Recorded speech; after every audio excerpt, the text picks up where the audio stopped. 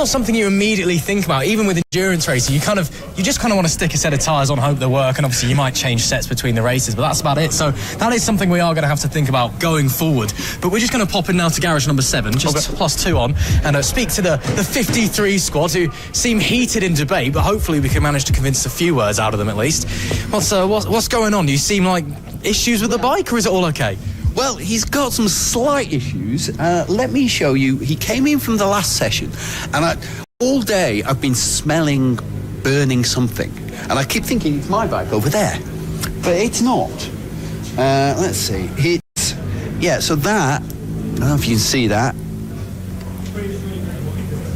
That's the colour of the inside of his exhaust as he came in on the last session. Red hot.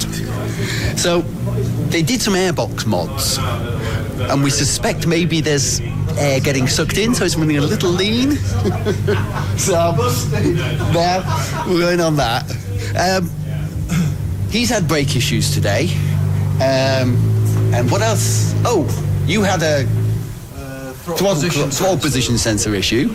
So it's good we had a test day. I had a chat. Yeah, it's been a pretty good day. You know, we've all stayed up late. But now we've got one to fix again. So, well, I mean, that's where you go testing to figure out what's going wrong and where, so you can fix it before the racing, I suppose. Well, exactly. You know, and George was saying it's always the last session of the day. But I'm like, it's only the last session that you're really, really pushing. So, well, if we find something, great. If we don't, that's a problem. Because we've got an endurance race tomorrow, and then George's got sprints on Saturday and Sunday, isn't it? Saturday and Sunday, yeah. So we've got a busy weekend. So.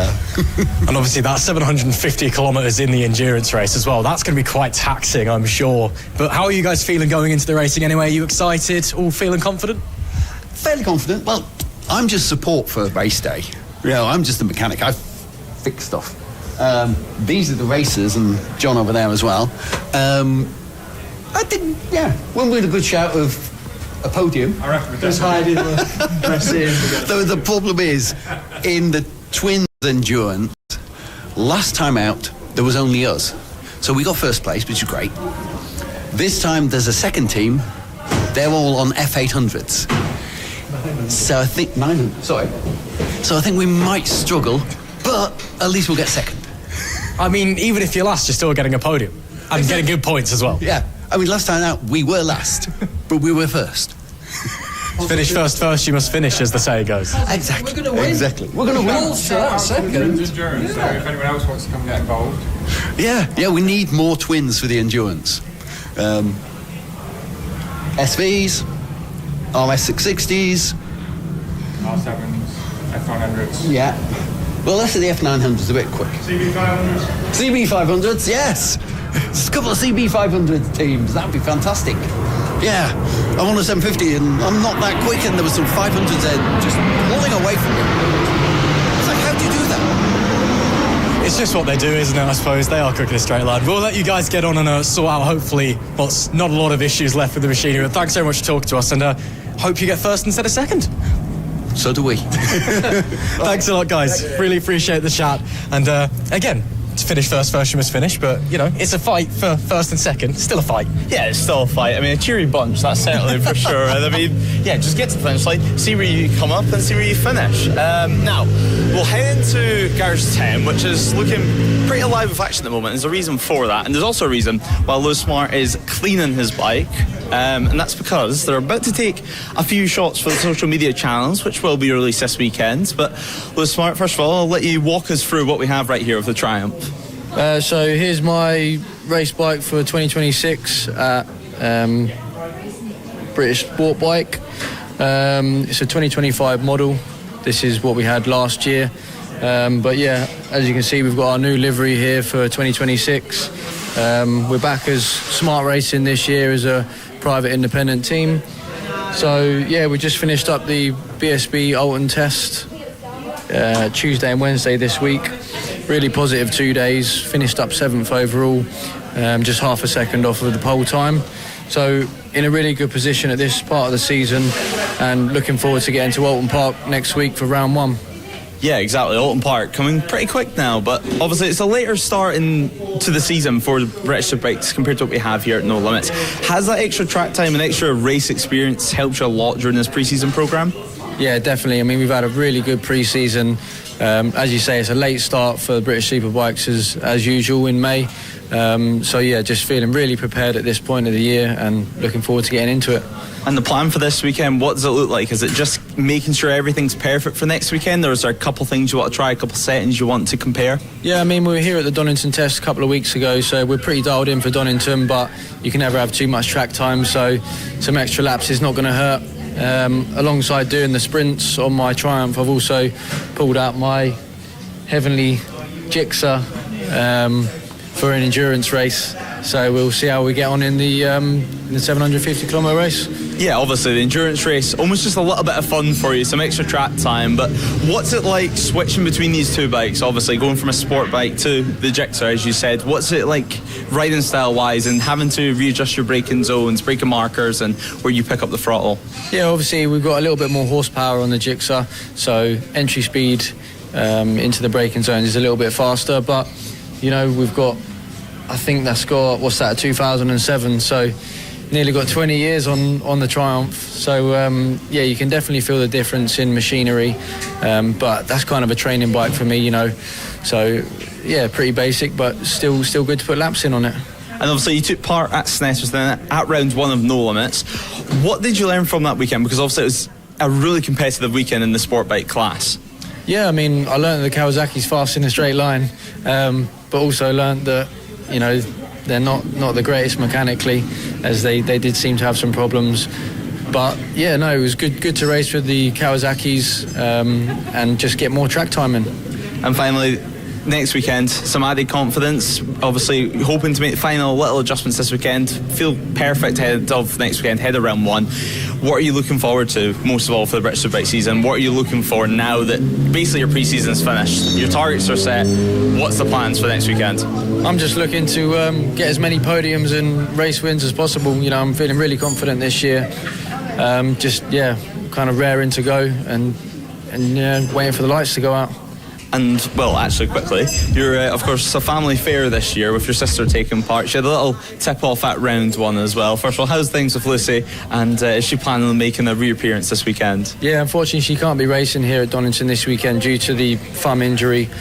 But she will be back at Croft in 3 or 4 weeks' time, whenever that is. She's not too happy about this weekend with no riding, but, you know, that's just how the racing game goes sometimes. But she's in full recovery and nearly there with the thumb. Yeah, well, we can't wait to see her back, and we can't wait to see you on track this weekend. Best of luck, and best of luck, of course, for the next weekend. And I'm sure you've got plenty of sponsors you want to shout out. Yeah, no, thank you to all my sponsors. I suppose the camera is probably showing around the bike, but, you know, big thank you to Alan from Bass, Paul from Amethyst, Ricky from Burn, Craig from On Point. You know, we've got all of our sponsors on the belly pan as well that also help us. But yeah, just a massive thank you to everyone that makes all of this possible.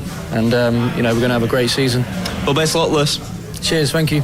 Well, we'll remain quickly in this garage before we head back over to Ross, because right at the back we do have Nicky Williams, who's all hands on deck at the moment. He's putting in a shift, it looks like, and comparing either some rear sets or maybe fixing a few things. But one thing we do know is that Nicky Williams, well, he's always up for a chat. I mean, his language sometimes is questionable, that's for sure. But where are you going to go? No, it's fine. But, well, Nicky, what are you up to right now? Looks like you're comparing some rear sets. Yeah, so these are adjustable, they're not.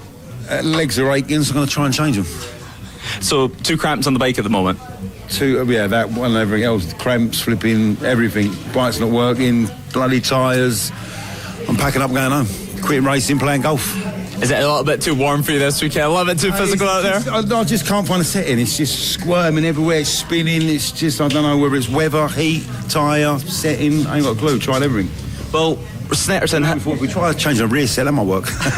Yeah, try everything that you got in the box. But Snetterton, how did that go for yourself? Of course, you took part in the endurance as well, had some fun out there, but setting wise at Snetterton, how was that? Well, considering it mainly down to Caden, but obviously, what was we, national fairs on a 600 in some fast boys.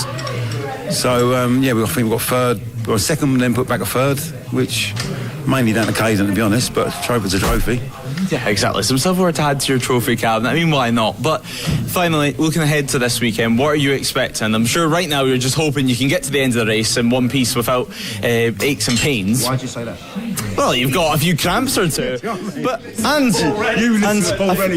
yeah, exactly. And, well, a little bit of marks inside of the bike. It's a big one. It's a big one. The weather last year we had the same thing. It was hot. Remember when it was really hot last year? Yeah, it was really hot last year at Donington. Yeah, so I think we've got same sort of thing. So we're a 4-man team. Try and stay on. I think hopefully not, but a few people are going to come off. So stay on, see where we end up, and hope for the best. I reckon. Yeah, take advantage of the situation you've got. Best of luck for this weekend, anyway. Thank you, buddy. And well, relatively clean language as well. I'll give you that. Paul Rennie. Well, we spoke too soon. Anyway, back to Ross, wherever he's wandered off to. Well, actually, Ross, I think you were just listening to that chat there. Nicky Williams being Nicky Williams, I think it's fair to say. Yeah, we'll leave that one there, shall we? Always great to hear from Nicky, and always great to see he's in good spirits as well. Yeah, doesn't really add on that one. Yeah, exactly. I don't think there's much else we need to add to that one. But yeah, I'm sure you've been having a little wander out pit lane yourself too. Yes, I have a little bit. We're going to see if we can just jump in here. The rider has unfortunately vanished because the rider wasn't interested. The mechanic said, all right, I can annoy you for a little bit. But there is a bit of a bike rebuild, unfortunately, going on with the number 24 machine. So I'm hoping we could just gain a bit of insight into that one and see how far along are we on said rebuild, what course says rebuild, is he still going to be fast after said rebuild? Yeah, it should be fine. We had an accident, or Evan had an accident yesterday at McLean's in the afternoon. So it went off for a new rear subframe and rebuild tank. His mum's been redoing the tank and paint and plastics as best as we can, and then we're just getting ready for scrutineering now, so swapping the wheels and tyres over, and then we'll take it up for scrutineering. Well, fingers crossed it's all okay. It looks pretty kosher to my eyes, at least, so you've done a solid job. But yeah, that's a shame to hear he's had an off. Hopefully he's all right as well. Yeah, he's fine. He bruised his hand, so he went over, and it was an ice pack last night, wasn't it? Yeah, he's got bruised knuckles, but apart from that, he's fine. Bruised ego, bruised knuckles, but yeah. He just turned 18, so they bounce better, don't they, at that age? Yeah, you can just kind of pick yourself straight back up sometimes at that age, can't you? Yeah, he's still very new to it. He only started when he was nearly 17, so he did his first year last year. And yeah, he's doing all right, but it's been a brilliant journey for us so far. So yeah, and the transition from Evan has been fabulous. So I mean, obviously motorsport is a sport where nowadays if you're not starting at 6 years old, sometimes you kind of get lost by the wayside. But again, it seems like he's come on such a long way in only such a short amount of time. We found in many ways he was too old, and in other areas he was too young. So like the ACU said, he couldn't do his ACU license on anything bigger than a 400. And he's never ridden motocross, never ridden bikes really until he was 16 3/4, wasn't it? Yeah. So it was a case of, okay, well, where did we start? And we're not from a family either that have raced, so it was like learn as we go along. And you've nicknamed yourself a Swiss Army knife. I am. I'm the Swiss Army knife. I do bike rebuilding, wrapping. Been rebuilding a tank cover last night. I had to take it home, rebuild that, and yeah, and then cooking and making sure everyone's looked after. Bit of everything, so I'm a Swiss Army knife. It's been interesting. It's because Evan was diagnosed with autism when he was 15, so he wouldn't talk to anybody, and he was really kind of managed to mask it really well, which is a terminology we're getting used to. But through this and through motorsport, it's brought him out a lot, and he'll be off talking to somebody now about bikes, and if he's talking about bikes, he's fine, isn't he? Yeah. And that's why we do it. It's been that. His happy place when he's out on the track. Definitely his happy place. And if he's happy, we're happy. So yeah, it's all good. Yeah, so I guess it's really helped draw you together as a family. Not only is he going on this great racing journey, but it's a journey for you guys as well, and you're all out here enjoying yourselves. Sometimes. Yeah, when he's not ripping the bike to shreds, but no, it is. It's been really good. So and we'll see where it takes us. We don't know yet. That's why the name came up with trying to tell the story, because everybody kept saying to us we should tell the story. So we're trying to tell the story from last year, because it has its ups and downs and lessons to learn. Like I said, we didn't grow up around the Paddock, so. And that was perfect timing, wasn't it? yeah, we'll let you guys get on. I know you've got screws there to go to, but thanks so much for speaking to us. I know he's shut off, but again, best of luck to Evan this weekend. You'll find him. Thank you very much. Thank you. Well, great to hear. Maybe not from the rider, but from the parents at least. And yeah, again, best of luck to it. Oh, he's actually just come back as well, but he's heading out scrutineering, I think, so we'll let him go. But yeah, great to hear from those guys. It's reached a bit of a point at the end. We're at the end of the day here, Lewis, so not a lot of people necessarily around, people heading off to scrutineering and things like that, but there's still a few. Yeah, exactly. There's still a few people, and well, I mean, why not? I mean, if you get straight near before, obviously you go racing for the weekend, and it's one of the most important parts of the weekend, although not the most fun, that's for sure.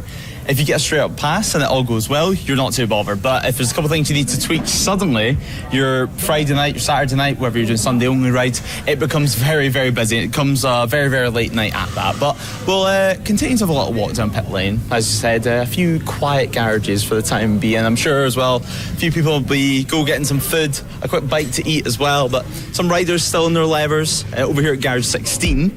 A nice looking R1 as well, I think it's fair to say. And well, as we have all year at No Limits, we're trying to put some faces to some of our riders, put some faces to some names. So just a quick reminder for everyone at home, what class you're racing this weekend and, well, who you are. Yeah, so my name's Alan Lane and I'm part of the Pack Endurance team. So there's me, Paul and Chris Taylor. We're doing the National 1000cc this year. And me and Chris Taylor are also doing some sprint races. And yeah, it's our first season with No Limits, so just been out today, getting to grips with the track and just enjoying the weather. Yeah, how have you found it so far? As you said, your first season with No Limits, are you enjoying it? Is it exactly what you expected? It's better than I expected, to be honest, yeah. It's everybody's been really friendly, it's just been a real... it's a steep learning curve, there's a lot of fast riders around and it's a lot of good fun. Yeah, you know, No Limits is probably the number one racing series for guys to progress, and there's a lot of younger guys that come through that will progress on. Maybe the likes of us, we're just going to enjoy ourselves and be part of it and just have some fun, isn't it, Paul? Really, you know, that's it. And well, yeah, as you said, fun be the main part. Yeah. What's this R1 like out on circuit? I mean, it looks like a good bit of fun. Yeah, it's amazing fun. I've been riding this bike a couple of seasons now. Did a season at Mallory Park on it with the East Midlands Racing, and yeah, it's really. I'm really enjoying stretching its legs because it's the first time I've kind of been out at different tracks. So just learning the capabilities of the bike. It's quite... It hasn't had a lot done to it. It's not far off stock, but it's more than capable. And as I say, we're running the F900 as well, which is Chris Taylor's bike. And Chris is riding the BMW 1000. Yeah, so a busy weekend for you guys. Yeah. Expectation-wise, I mean, you said you're just out there to have some fun, but, yeah. I mean, you're a racer at heart. What's the expectations? Expectation is do as well as we can, finish the race, and if anything comes our way, then we'll grab it with both hands, of course. Yeah. There's quite a lot of teams in our category. I think there's 11 teams in the endurance light, so there's a lot of fast guys out there. So, but we're realistic. We'll go as hard as we can and try our best. That's all we can do. Yeah, that's all you can do. Have some fun out there anyway, that's for sure. And best of luck. Thank you. We'll go along as well and have a quick chat to Paul. So, well, I'm sorry, but yeah, this is your introduction to camera, Paul. But you're riding the F900 this weekend. How are you enjoying it so far? Because I mean, F900s when they first came onto the scene, it basically just looked like CB500s on steroids to absolutely everyone. Well, it's not my bike. I've done 12 laps on it. I crashed my 660 on Thursday and I writ it off basically. So I was out of the team. Chris was riding his BMW, but he also does the F900. So he said to try this and use this in the endurance race. Yeah, so from the 660 to this, and I've done 12 laps on it, and I quite like it, to be honest with you. I think it's fair to say Chris has put in a good bit of faith in you this weekend. He really has, to be honest with you. I owe him a lot, to be honest with you. It's great of him. Like, I didn't really want to do it because riding somebody else's bike and stuff, but they were like, Chris is just great. He's like, yeah, just ride it, do what you can, basically. And you mentioned writing off the 660. Tell us exactly what happened. It's just stupidity, mate. Like, yeah, it was cold yesterday. And I went into the crane of curves on the second or third lap, and yeah, Yeah, and tumbled. I mean, on the bright side, silver lining, you have joined the Craner Club now. I mean, many people have done that. You're not the first, you're not the last. But what's been the biggest difference that you've noticed jumping from the 660 onto this BMW? What's been the biggest thing you've had to change in your riding? The riding position. Yeah. I've never rode anything like it, so yeah, it's different, but yeah, I quite like it, to be honest with you. So we'll see how we go on with it. Yeah, nice wide handlebars, not really a screen. Definitely comfier than the normal race bike. Well, that might help in the endurance race, mightn't it? We'll see. Well, best of luck, and enjoy the weekend. Cheers, mate. Thank you. And finally, we'll go to Chris Taylor, who's just round here next to his BMW S1000RR. And well, Chris, as you said, you've loaned one of your bikes this weekend. Yep. A nice bit of faith in Paul, but nonetheless, you're still going to have a good bit of fun this weekend. No, it's good. Paul's good. I know it's in good hands. I know it wasn't his first choice of bike to ride, but no, he's going well on it, considering he hasn't rode it much. So we'll just see how we go. Like I say, we started as a team, we want to finish as a team, so it just makes sense. Yeah, teamwork, dreamwork this weekend, I think it's fair to say. It looks like, especially with the endurance race, it's going to be a difficult weekend out on circuit with the conditions. Definitely. The length of it's going to play a big part. Tile there and stuff around Donington's quite harsh, so yeah, it'll be an interesting run. Yeah, already we've spoke to a couple riders on 1000cc machines. What's it like out on circuit though on this BMW? It's good. I like it. I normally ride that. We're going to be doing the BSB this year. This suits me a lot better. I enjoy riding this. Donington's local track for us. We're only from Coventry, so it's good. Flows well. It's nice. So.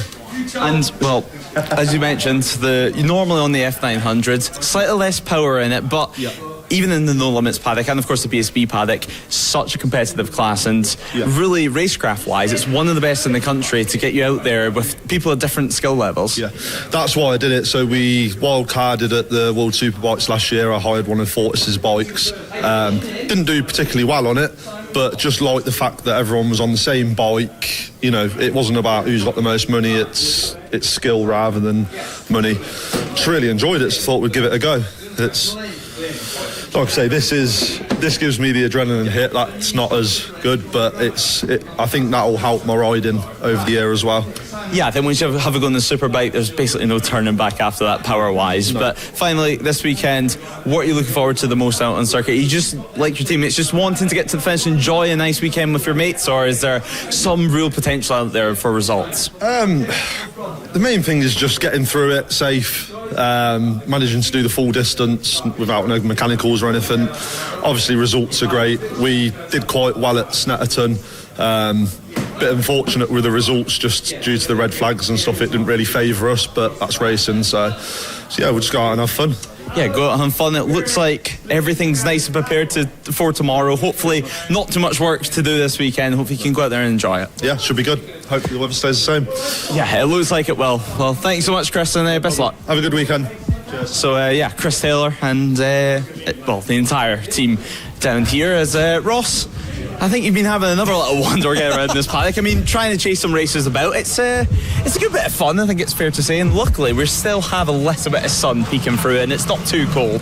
Yeah, no, it's still in the sun, as the top half of my face is currently. You can't see, and it's blazing. But outside of the sun, it's actually quite nice and decently temperature-wise. Yeah. I did run into somebody a couple of garages down. I just want to try and speak to everyone else. Is a bit because I think just trying to get prepped before scrutineering. Yeah. But I just want to try and speak to Aaron, because I don't know if you remember when I was in the pit lane last time at Snetterton and I tried to grab a rider as they came off the bike and they just go no. He's since apologised for that, and he said that he's happy to this time try and have a word with me at least. It's a little bit more relaxed for him. It's a little bit more relaxed. He's not stressed about having a bad stint. Yeah, we're all good. How are you doing? Not too bad. Yeah. It's been a bit of a difficult test in truth today, because the bike's been playing up, but I've got some parts coming this evening, so we should be all set for tomorrow, hopefully. My teammate's been going well though, so been good. Just a lot of traffic out there today, a lot of slow traffic. Yeah. Like some scary moments. But half an hour, it's been good. Sun's come out and warmed up, so we're going to go for the win tomorrow, so see how it goes really, and hope for the best. Yeah, fingers crossed for you guys, I suppose. One thing I will ask you, given we've got both of you here, two different bikes. Obviously, that's part of the joy of the endurance racing that we run here at No Limits. But how does that work between the pair? Obviously, you're riding your own bike. You don't need to worry about the other machinery. But are you working together in terms of lap time, in terms of setup and things like that? Or is it kind of you just test each on your own and then figure it out in the race? 100%. We help each other where we can with terms of setup. And yeah, some of us, obviously, one of us will be stronger at certain tracks, so we try to give the other one a toe. And yeah, just work it like that. I mean, in truth, I was meant to be on an R6 this year, but I just didn't gel with it, so I just jumped on my old girl, and hence why we got two different bikes. And hopefully the next round they'll both be in the same livery. So yeah, we look at the time. All time and money getting them all done and sorted, isn't it? That's the trouble. Yeah. So, but yeah, it'd be good to get them all up, matching and bits and pieces, and we'll get Aaron's levers as well, so we'll have matching levers, thanks to Jam Man. So yeah, that'll be good. I mean, even if you're not quite matching at the moment, you've still got the same number on the front of the bike, and that's all that matters, isn't it? That's it, yeah. The results at the end are still the same, aren't they? So that's the main thing. There's always going to be a quicker guy, isn't there? Always. So, but at the end of the day, we just work to our strengths. So when we're out there, if Paul's a bit quicker than me, he might do a longer stint, and vice versa, really. So we just play it as a team, because you know it changes at different tracks. Paul's going to do the start tomorrow because he's brilliant off the line. Yeah, so here we go. Hopefully we have a good result. Yeah, I mean, you said it's been a tough test day, but you also said you're going straight for the win. So how are we feeling overall? To be honest, comfortable on the bike. I was really comfortable on the bike, but the problem with the bike, the throttle was sticking. So, yeah, obviously that's in your head. So I've got new throttle coming this evening, and then tomorrow just go for it, really, you know. So, yeah, I mean, we both know this track pretty well, so hopefully we'll be all right. We did the round last year here, the endurance round, and we came second in that, and that was our first try of it, if you like, and that was mainly due to we got a pit lane penalty. We're slightly too quick through pit lane, so we know about that. Was that last round or this? No, that was the Snare team. Yeah, no, last year. Why did we come second last year? They just beat us. Beat us by 30 seconds after 6 hours. So it was a really, really close race. That was with GMJ, who's racing tomorrow as well. So they're going to be our competition this year. I think they are on par with us, aren't they? So but they're really nice guys, and it's good to race them. So looking forward to go out and see what we can do. Good. So, yeah. I mean, it'd probably get quite boring if you were just out there running around on your own. I mean, obviously it'd be great to win if you finish the race, but you're just kind of out there on your own. That'd be dull, wouldn't it? It's mad, you know, after, you know, a long endurance race that, you know, there's like 30 seconds in it at the end, you know, it's good competition, you know, and it drives you to go stronger, so... Keep pushing. Yeah. So, that's good. So, yeah. Well, we'll let you boys get back on with it, but hopefully your throttle fixes itself, or you fix it, should I say, and yeah, best of luck in the 750. Yeah, I'm sure we'll have a catch-up tomorrow, and yeah, hopefully with a pop. So. Wait and see. Thanks, guys. Cheers. See you later. Thank you very much. Nice little apology as well from you there.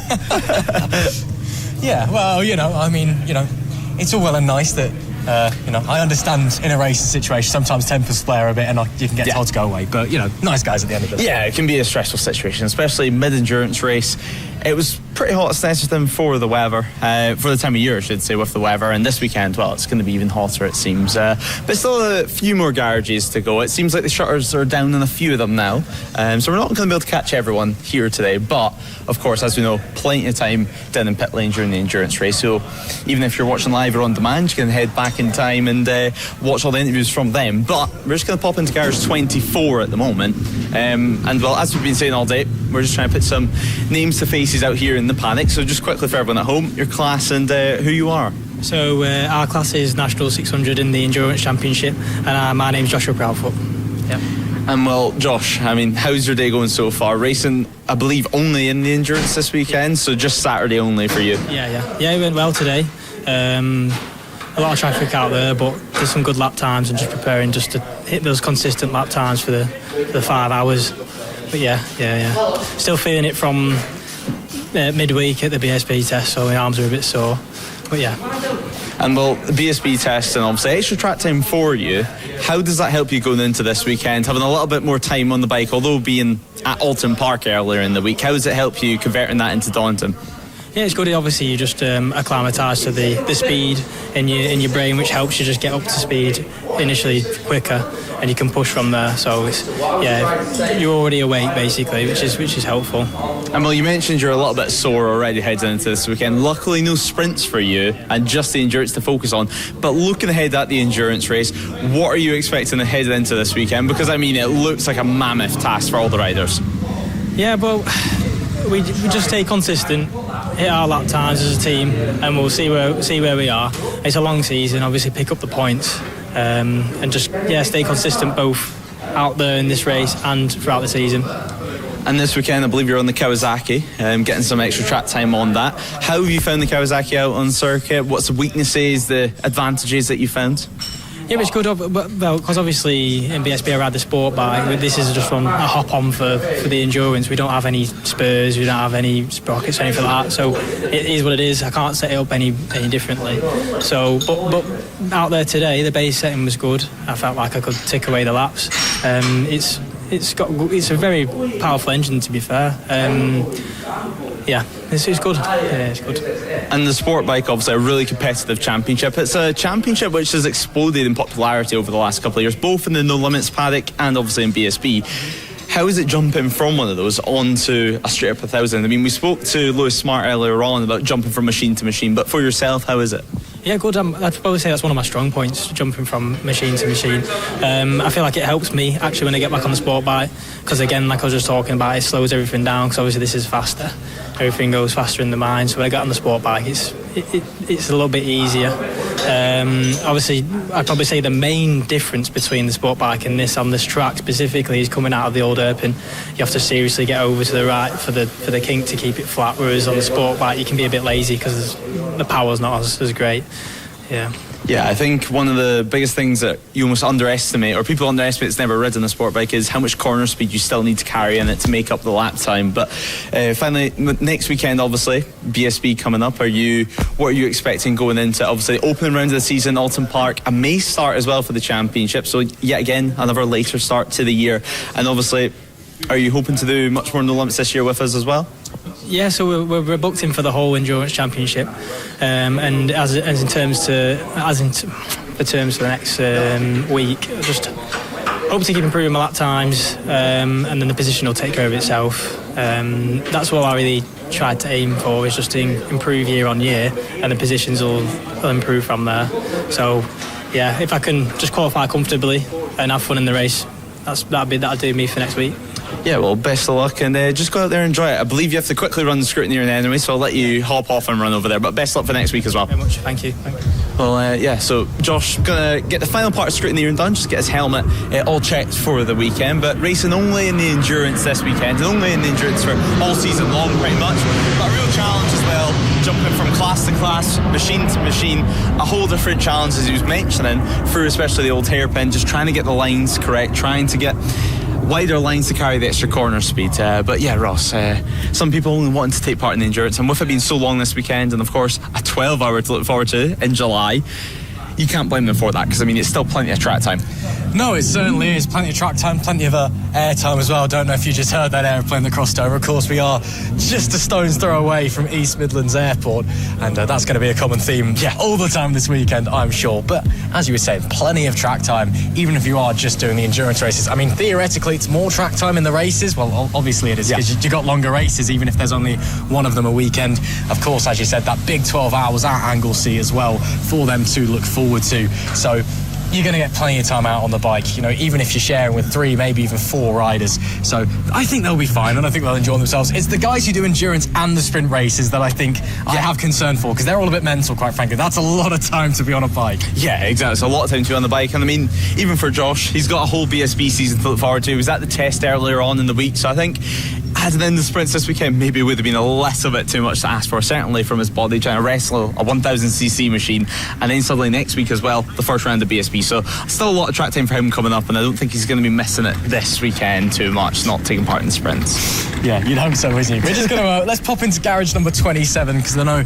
again, some people doing a lot of works on bikes, maybe just want to get their head down and focus. But there are a few guys down the back, even if they are working on the bike, that said that we can at least grab a couple of bits and pieces from them. So we'll see if we can dive in, see how we're going on. How are we doing, guys? We all okay? Yeah, good, thank you. And what's going on here then? The wheels off, is that a problem, or is that just fixing things or just adjusting things? Yeah, just getting it ready for tomorrow. Yeah, so just, again, has it been through scrutineering as well yet? Or it has, yeah. So just getting some fresh tyres on, ready for qualifying tomorrow. And then we're all good to go. Awesome stuff. And how are you feeling going into qualifying in the race? And you feeling confident? Well, it's my first race weekend, so I'm in good hands with my other two friends. We're doing, obviously, endurance and sprints all together, so it's good to have a bit of experience to assist me. But yeah, it should be good. Weather's good, so can't ask for it anymore, really. Well, you say it's your first race weekend. What's brought you down here to No Limits? Just mutual friends that have been involved in No Limits for a while. So I did a couple of races the end of last year just so I could stay on a litre bike that I managed to squeeze in October.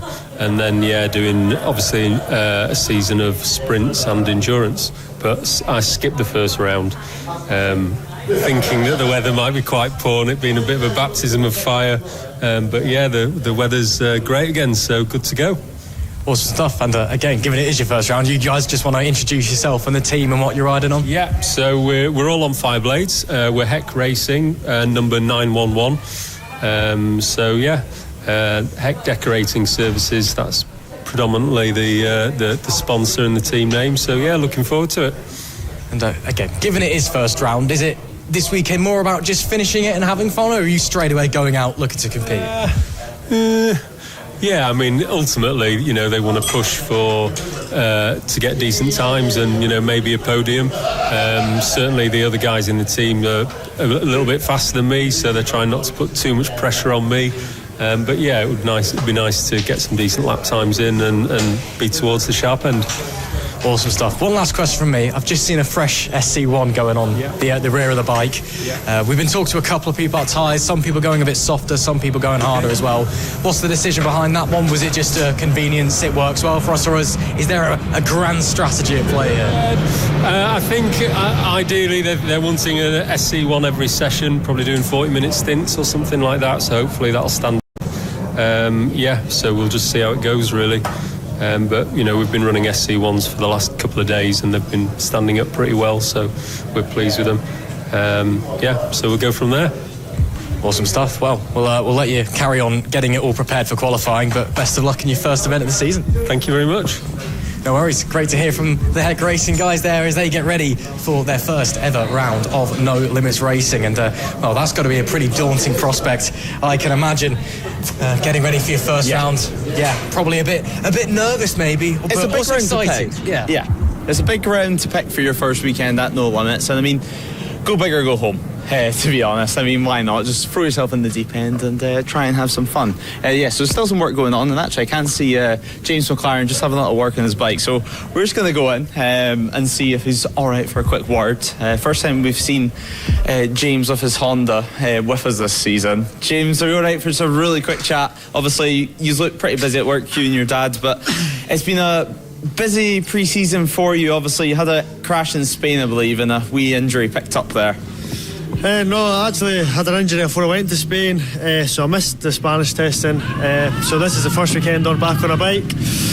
Had a couple of issues a day, try to get that sorted, but just teething issues, that's all. And last season, obviously, all season long, you and John, you had a great fight, start to finish, from round one all the way to the final round of the season. What are you looking forward to this year? What are you hoping for this year? Is this weekend just to assess yourself and assess your fitness on the bike? Yeah, basically just see how the hand copes. We're only doing the endurance this meeting, so we've got the Manx in August, so we're concentrating on that, getting things right. So. And the endurance, what are you looking forward to? I mean, it's a long old race for you to come back to. It is, I'm looking forward to getting some good track time. Like I say, make sure everything's alright, the body's healing fine, and hopefully we can fight for a win. And finally, adjustments on the bike at the moment, have you had to change handlebar positions, anything like that to make yourself a little bit comfier?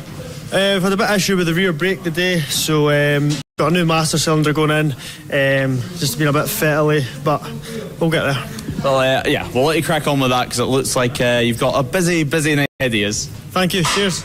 Yeah, James McLaren there, of course. A regular with us at No Limits as, well, one of the rounds, I think it's fair to say.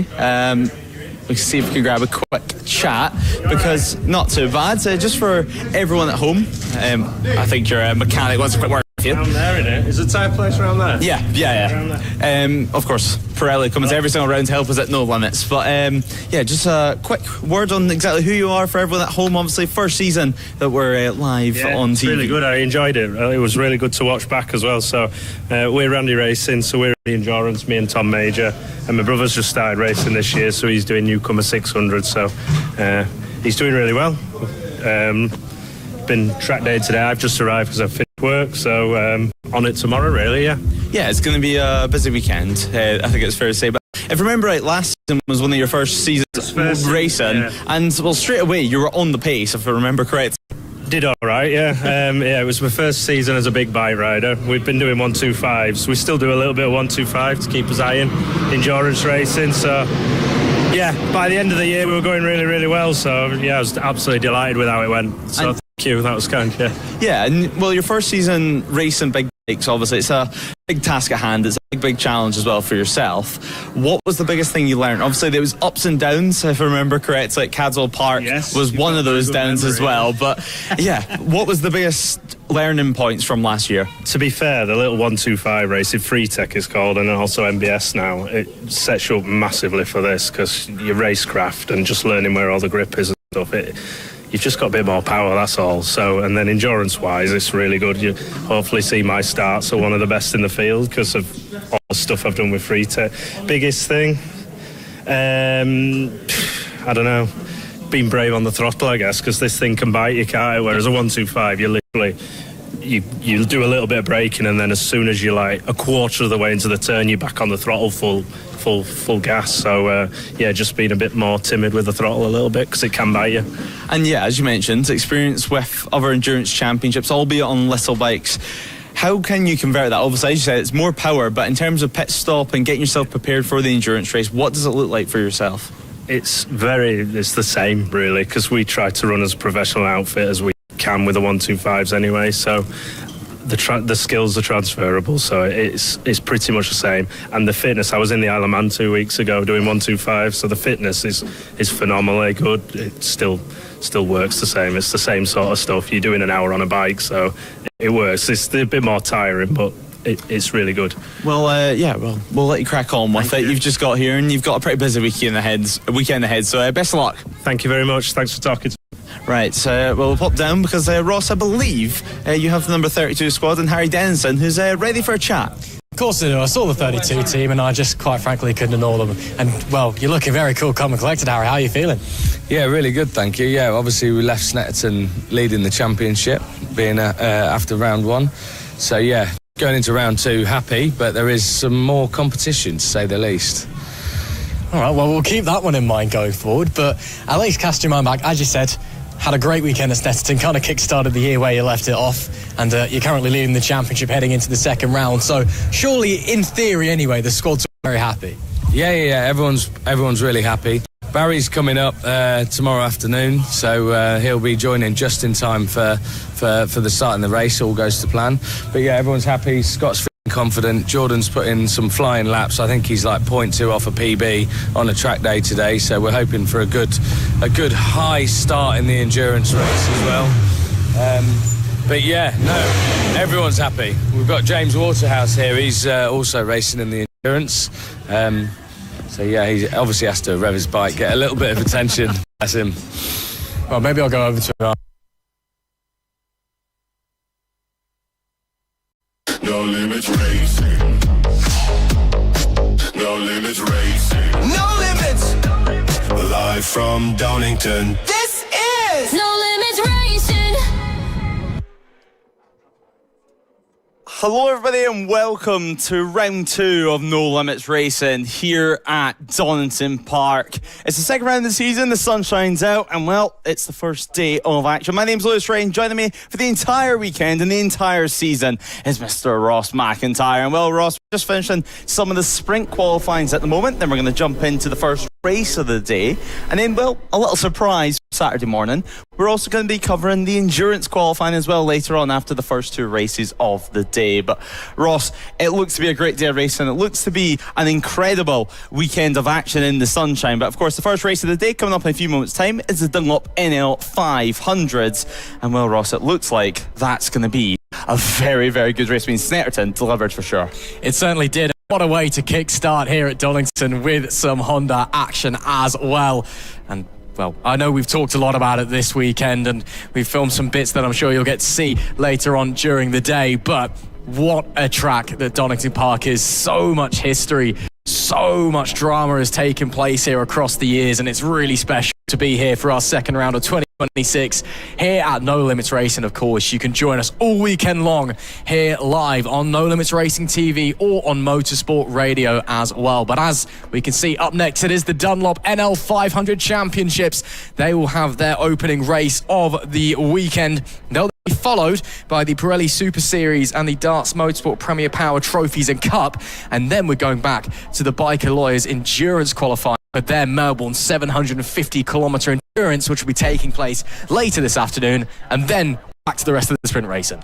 Yeah, we've got a busy day for sure. It's slightly jumbled up, but nonetheless, a few delays earlier on this morning, some crashes, some red flags, but nonetheless, we should get into things. We should enjoy today, of course. As we said, today it's going to be shorter sprint racing. That's so we can fit in the 750-kilometre race later on.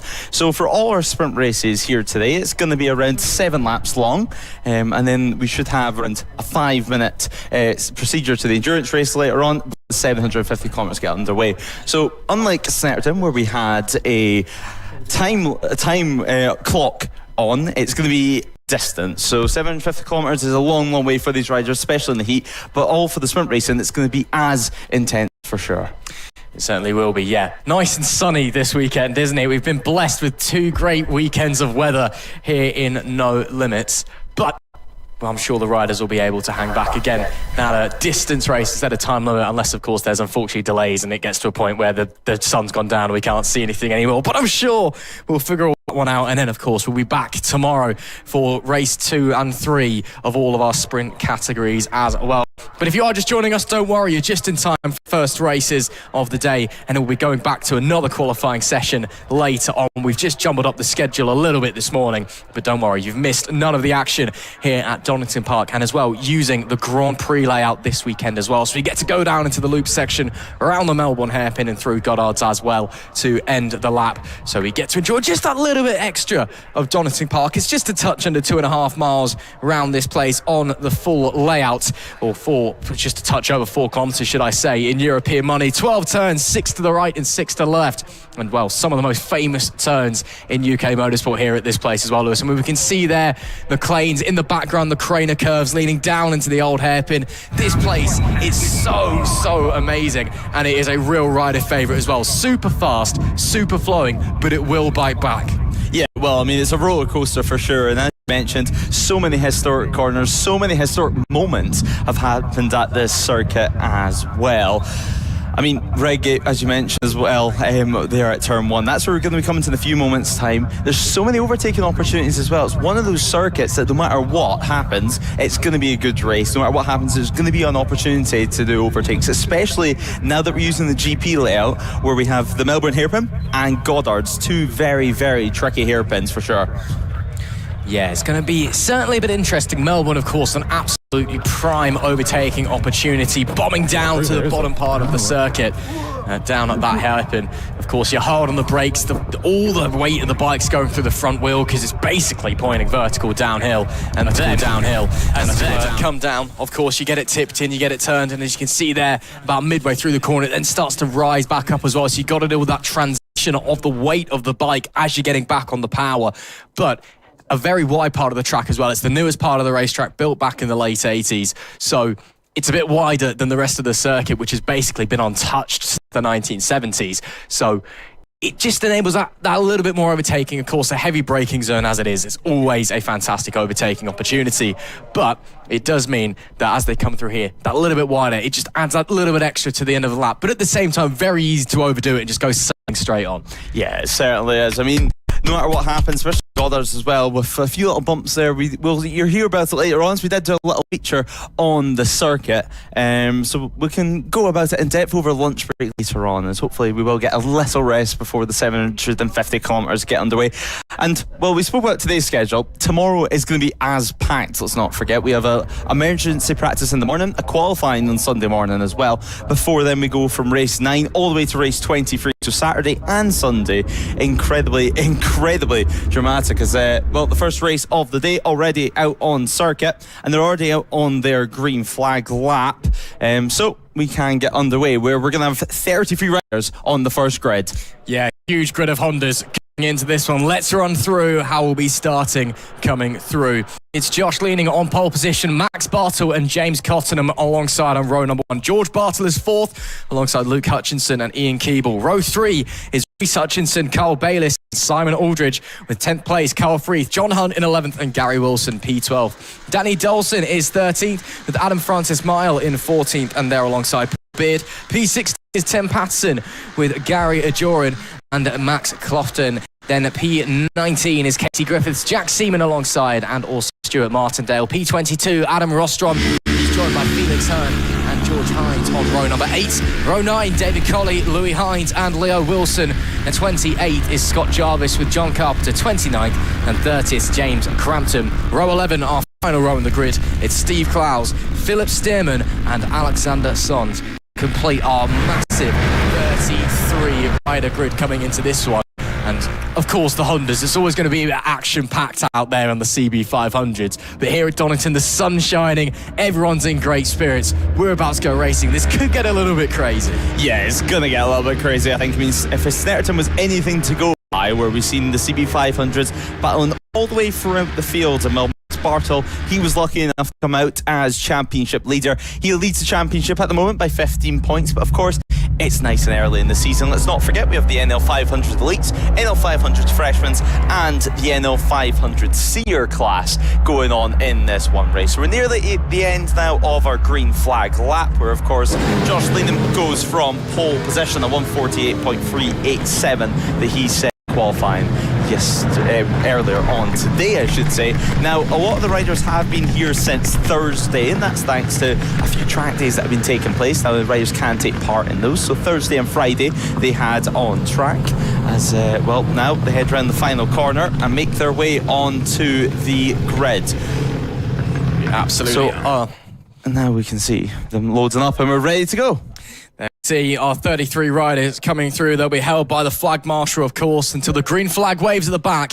Then it'll be the red lights going on, red lights going off as our starting procedure for then 7 laps here for the opening race of the weekend. And of course, the opening race in the Dunlop No Limits 500 Championship as well. Championship leaders for you quickly, or in the elites anyways, Max Bartle, who starts really strongly as well. Red lights get on and we are getting ready to go racing at Donington in 2026. Great start there from the pole sitters. They make their way down towards Redgate. It will be Josh Leaning that is going to hold on to that pole position. Look to the outside there.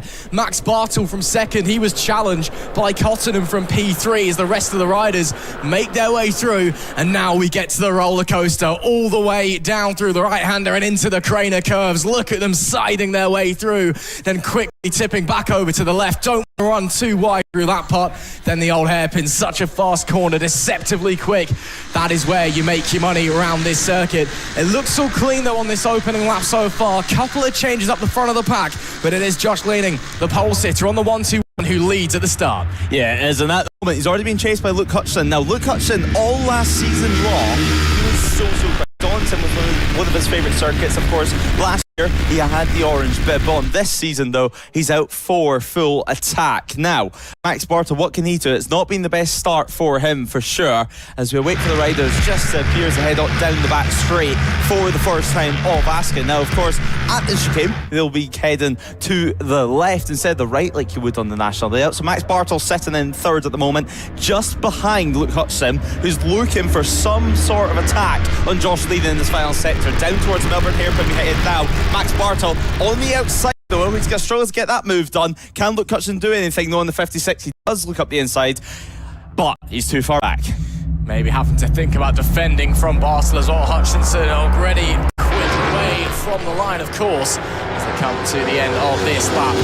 Still leading that holds on for the time being, making his way through Goddard's to complete the opening lap here in the opening race. So it will be leading, and that leads the way ahead of Hutchinson, ahead of Bartle in P3. Top three look like they're already starting to break away just a little bit as they come back into race. Look at how aggressive the 56 machine is into Redgate, getting all the way over the pit exit line to give himself the widest possible radius into Redgate.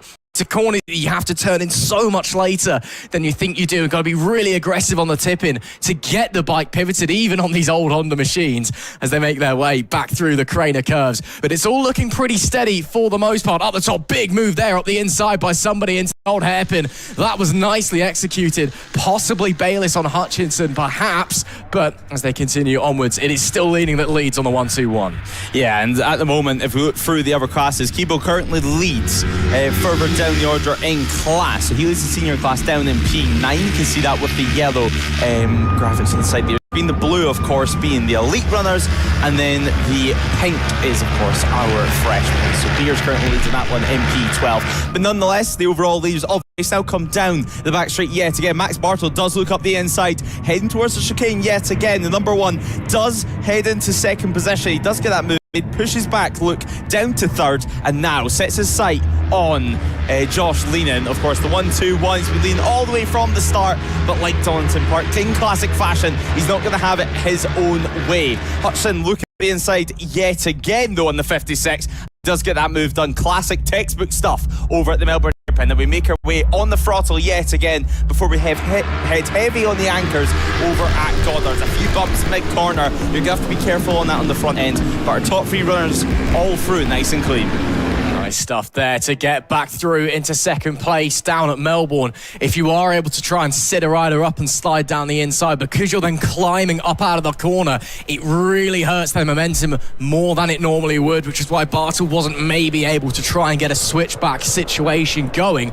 So these front three breaking away a little bit, although Cottenham on the number 83 and P4 not too far away as well, and P5 in Aldridge on the 111 machine. He's also just there or thereabouts in the picture on lap number 3 of 7, but it is this front pack that's breaking away in the elite class, of course. It is still Keeble that leads the way, and then Beard as well in the other respective classes on the 108 and the 178 respectively, as we come back up to McLean's. And now it looks like, to my eyes, that the 56 of Hutchison is getting a bit close, looking like he's maybe thinking about setting up a move there. Didn't try it into McLean's. It is a tricky corner to overtake, but it is possible. But if you look at where he's placing the bike and how he's trying to power out the corners, I think he's trying to line something up down into Melbourne again. Yeah, he's going to be lining a move up. And, well, as you mentioned, at Donington Park, it's one of these circuits that you can take the entire lap pretty much to size someone up and get the opportunity at the right place. As Luke Hutchinson down the inside, he goes nice and early this time around over at the chicane. So he does lead the race for the first time. Ask him, how can Josh Leadon respond, though? Because it's one of these corners, it's one of these sectors where you can trade positions 2 or 3 times over in one lap, over in one sector. So Hutchinson nice and defensive there in the inside line, and Luke Hutchinson just behind, Luke Hutchinson leading the race just behind is Josh Leenan, of course.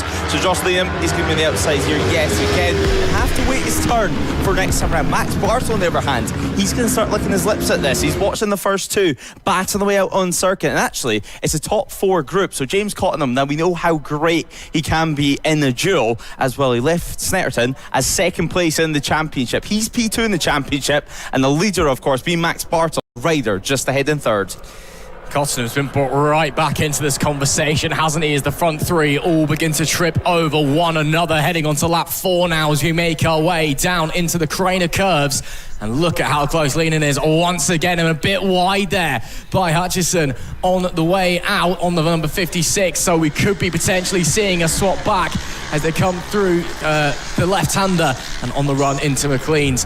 And look at how tight they are up there, almost nose to tail as they come through into McLean's, the right-hander that rises so much more than it looks like it does in your picture. And that looked like the 1-2-1, trying to get the drive out on the inside. Is he going to get it confirmed into Coppice? I think he will, and yes, he has.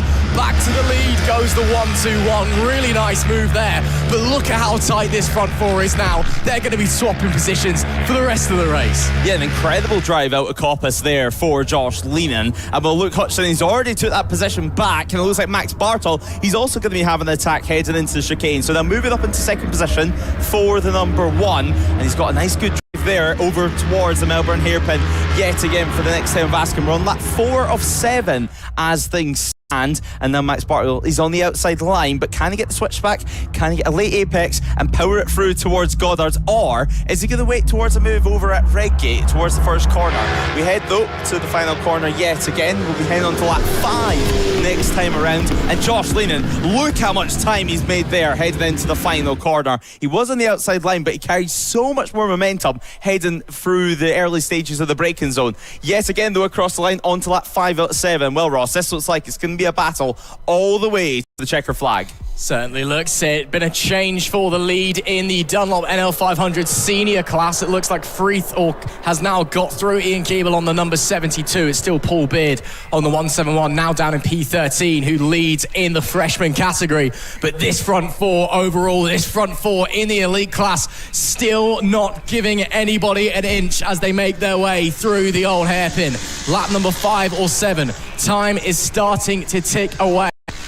Cottenham has been sat here the entire time, just patiently watching. He's been closing in, not been quite able to do anything. That's a look to the inside, coming up to McLean's from the 1-2-1 and back into the lead as well. Can Bartel try and follow him through the 56, maybe going from the race lead down into P3 and maybe dropping out of the podium as well if Cottenham can try and capitalize on that error from him.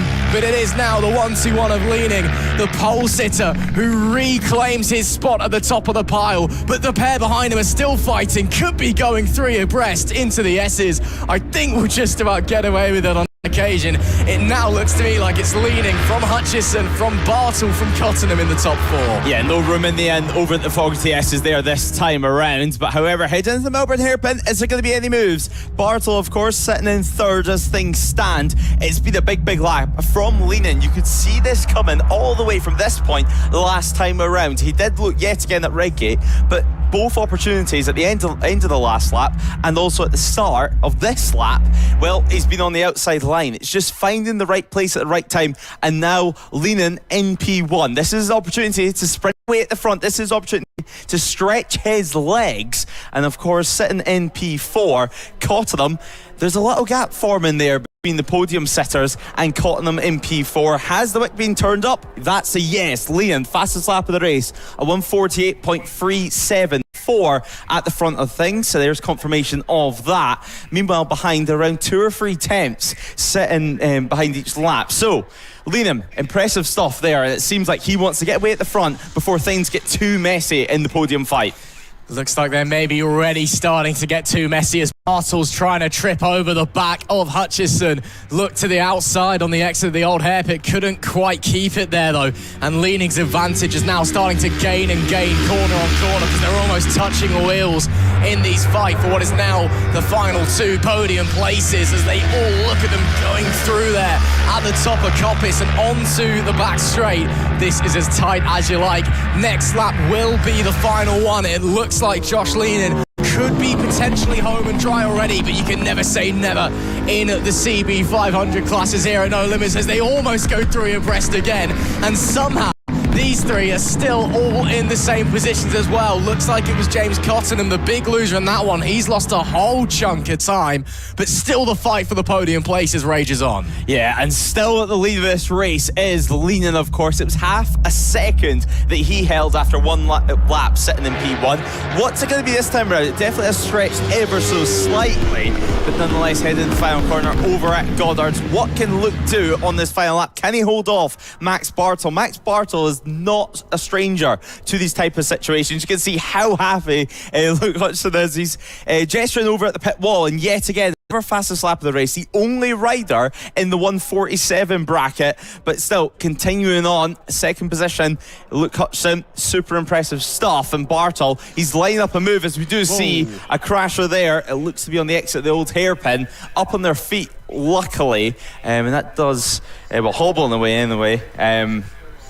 But yeah, crash there in the closing stage of the race. Hopefully everything's okay for them. That looked to be the 84 of Scott Jarvis. So hopefully everything's okay for him. But then we'll continue on over at Coppice as we await for the leaders to head on through their run-in. As they make their way to McLean, now our leaders, and make their way towards Coppice yet again, as we do see a battle further down the order heading into the final corner. So our leaders at the moment just making their way onto the back straight. Yeah, here we can see them here. That looks to be the front four, and indeed it is. Leaning still with that advantage. Bartel and Hutchison still tripping over one another, though. Is this last chance saloon for Max Bartel? Of course, swept the weekend at Snetterton, coming in this one as we see some of the back markers there. Someone from one of our freshman classes making their way through, a danger of being lapped potentially as the 535 makes his way through Melbourne's. There we go, there we see the leaders. Bartel still unable to find a way through, and the 56 now just needs to hold firm into Gollas to hold on to that second place as we come up to the final turn. Leaning from the pole, had to fight for it, but it's been a brilliant ride from himself. Who's going to hold on for that second place though? I think it will be the 56. It will be the 56. Josh Leaning takes the opening race of the weekend in the NL 500s. But what a battle that was between the overall top four. Leaning, Hutchison and Bartel round out the podium. Cottenham so unlucky just to miss out at the checkered flag.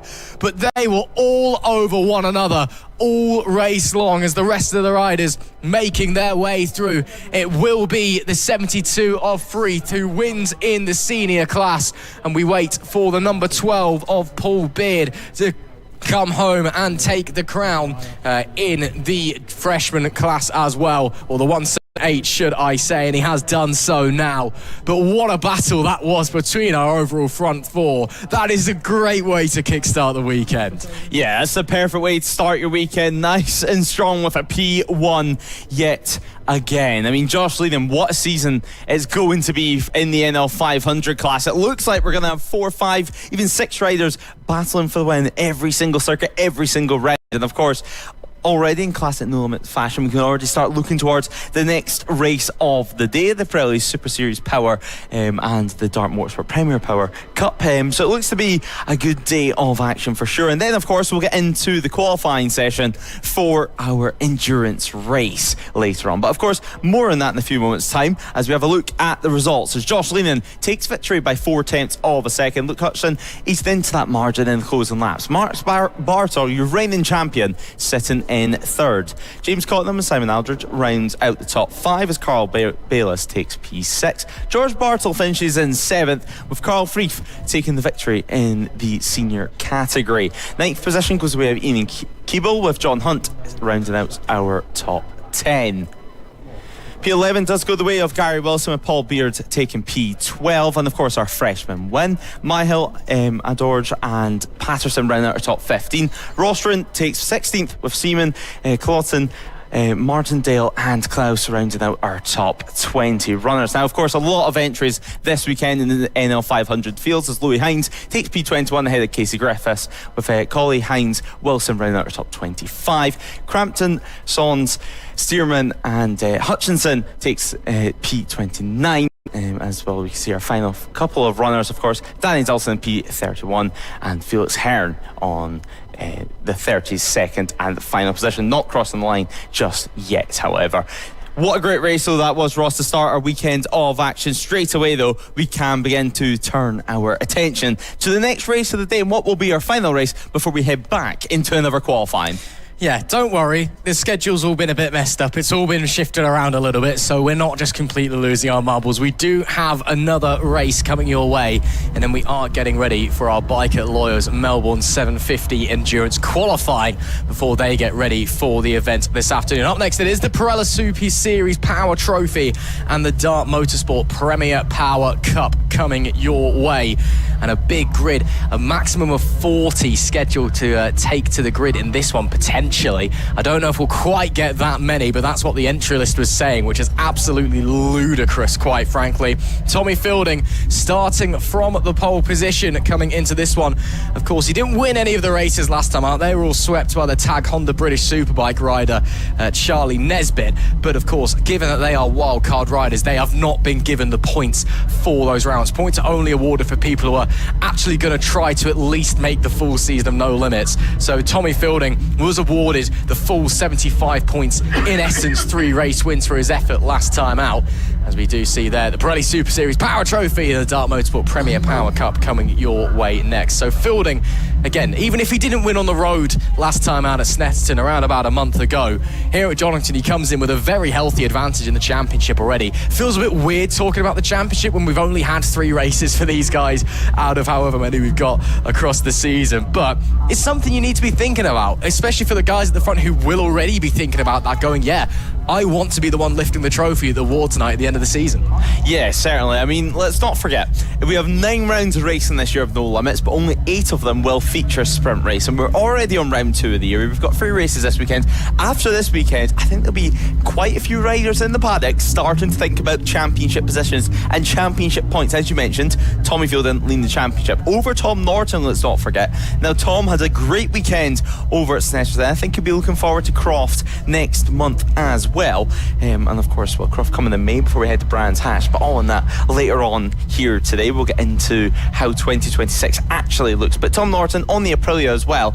It's not necessarily the most popular bike on the grid, but it seems season in, season out, he's able to make it work. He's a really experienced rider. And then, of course, the Premier Power Cup, we have the likes of Jamie Boyce and Brandon Petty with that. Nice and close still from them, only 6 points separating them in the championship. And really, we speak about championship gaps. It's one thing if you have, for example, like we've seen with Max Bart on the NL 500, a 15-point advantage. However, in the likes of the Premier Power Cup, a 6-point advantage when you're in round 2 of the season is essentially tied, let's be honest here. It's not much in it, and it's way too early to even start thinking about it. Yeah, it is a little bit. That is tight. But again, all it takes is one bad race. You have a crash and you have to repair the bike, or, you know, heaven forbid, you know, you maybe have to spend a bit of time away from the bike and the racing. Those can all add up, and they do add up. That's part of motorsport. You know, sometimes things go wrong. Sometimes, unfortunately, you do get hurt. It's the nature of the game we play and love. But again, you do just want to amass as much of an advantage early doors, just in case, A, if that does happen, but B, as well, just so you can almost control the championship. It's a lot easier to be the one who sat on top of the table and just kind of just be able to go out and do your own thing. And yes, there's the pressure on you being the championship leader, but you don't really need to worry about going out there, putting in performance after performance. You can just get consistent points. It's much more difficult to be the rider chasing and knowing you have to be out there on maximum attack. You have to be out there winning races as much as you can. And that is as well when you do start to see those mistakes coming in championships fight, where you do start to see people making crashes because they know they need to push, they override the bike and they end up on the floor. Yeah, exactly. And let's not forget, it's only a 7-lap race, this one. It's so short, it's so snappy, especially on these 1000cc machines. We did mention last round we had the likes of the Tag Honda boys out having a nice play out on circuit. This round, though, it's going to be all for Tommy Fielding. I think he'll be making the headlines of some sorts this time around, but there's some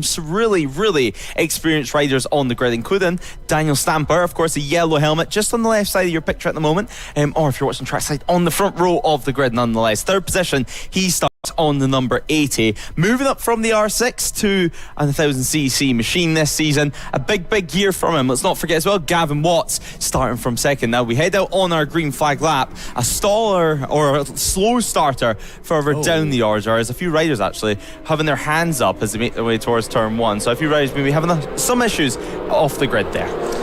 hopefully everyone's okay, and if there are things wrong, they are all able to fix themselves. We'll keep our eye on that one, but let's have a little run through the grid for you anyway. It is the Pirelli Super Series Power Trophy Championship leader. The 556 of Tommy Fielding starts from pole. Gavin Watts and Dan Stamper alongside. Row 2, Tom Norton, Luca Jennings and Brandon Petty. Robbie Gibbons is 7th with Liam Murter and Wilfred Turner P8 and 9. Then it's Stephen Duncan 10th, Scott Stone in 11th and Sean Crone in P12. Jack Morgan is 13th and Jamie Boyce, the 114, the Dark Motorsport Premier Power Cup champion leader, is P14. He's also alongside Tom Burbage. Row number 6, Ryan Cooper, Nico Cipriano and Gavin Parry. 19th is James Crowe with Shea Stewart and Ralph Laturco completing that one. And it's Robert Contreras in 22nd, Harry Dennis in 23rd and David Williams 24th. Michael Needham is 25th with Andy Buchanan 26th, Chris Taylor 27th, Phil Abel 28th, Kieran Nicholson is 29th and Michael Stansfield rounds out our top 30. Guy Wood is 31st, Jack Hughes 32nd and Paul Powerbank 33rd. Then it's Alan Lane P34, Callum O'Shea 35th, Steve Frizzle 36th, Craig Shispix 37th, Brad Mercer 38th, Yeardsley 39th and Callum Bain 40th. We do have a rider stop. Yeah, I was just about to say, we have Paul Bowerbank there stopped at the side of the circuit. Just as you mentioned him on the grid, it doesn't look like the Scotsman is going to be taking the start to this one. Hopefully he can get that nitrous competition, Yamaha for him. Of course, he'll be racing the endurance later on with David Williams himself, hopefully anyway, if there's no issues with that bike. Now, with that Yamaha, let's not forget they did have a few issues over at Snetterton. That was a battery issue for them in the endurance race. Let's hope that electrical issue is not continuing on here at Donington Park, and let's hope he can somewhat start this race in some sorts anyway. Well, it looks like he's got going again, but we'll have to wait and see if he is going to be pulling into pit lane. Of course, all the other riders will have to stop and wait for him to see what he's going to do. The flag marshal will hold them there, and of course any temp that's got into the tyres or brakes is going to disappear pretty quickly as a result of that one. Yeah, he is heading to the grid, so he is sliding his way in, so they'll just have to wait around for him for a second. But again, it's just those guys, especially on the front row, who have been putting that work through the brakes to get the tyres warm. It's going to be a little bit difficult going down into Redgate for those guys, given that they may not quite be up to the temperature that they would have wished. But we'll wait and see what's going to happen as we get ready for the opening race of the Pirelli Super Series Power Trophy and the Dark Motorsport Premier Power Cup here at Donington. Great start there from the pole sitter on the outside on the run into turn 1. Tommy Fielding looks like he won't be challenged. Couple of noses poked, but I think all the front wheels will stay out of the way of rear wheels for the most part. The rest of the riders trying to negotiate their way through this huge 40 bike grid. Look at how many of them there are coming down the crane of curves.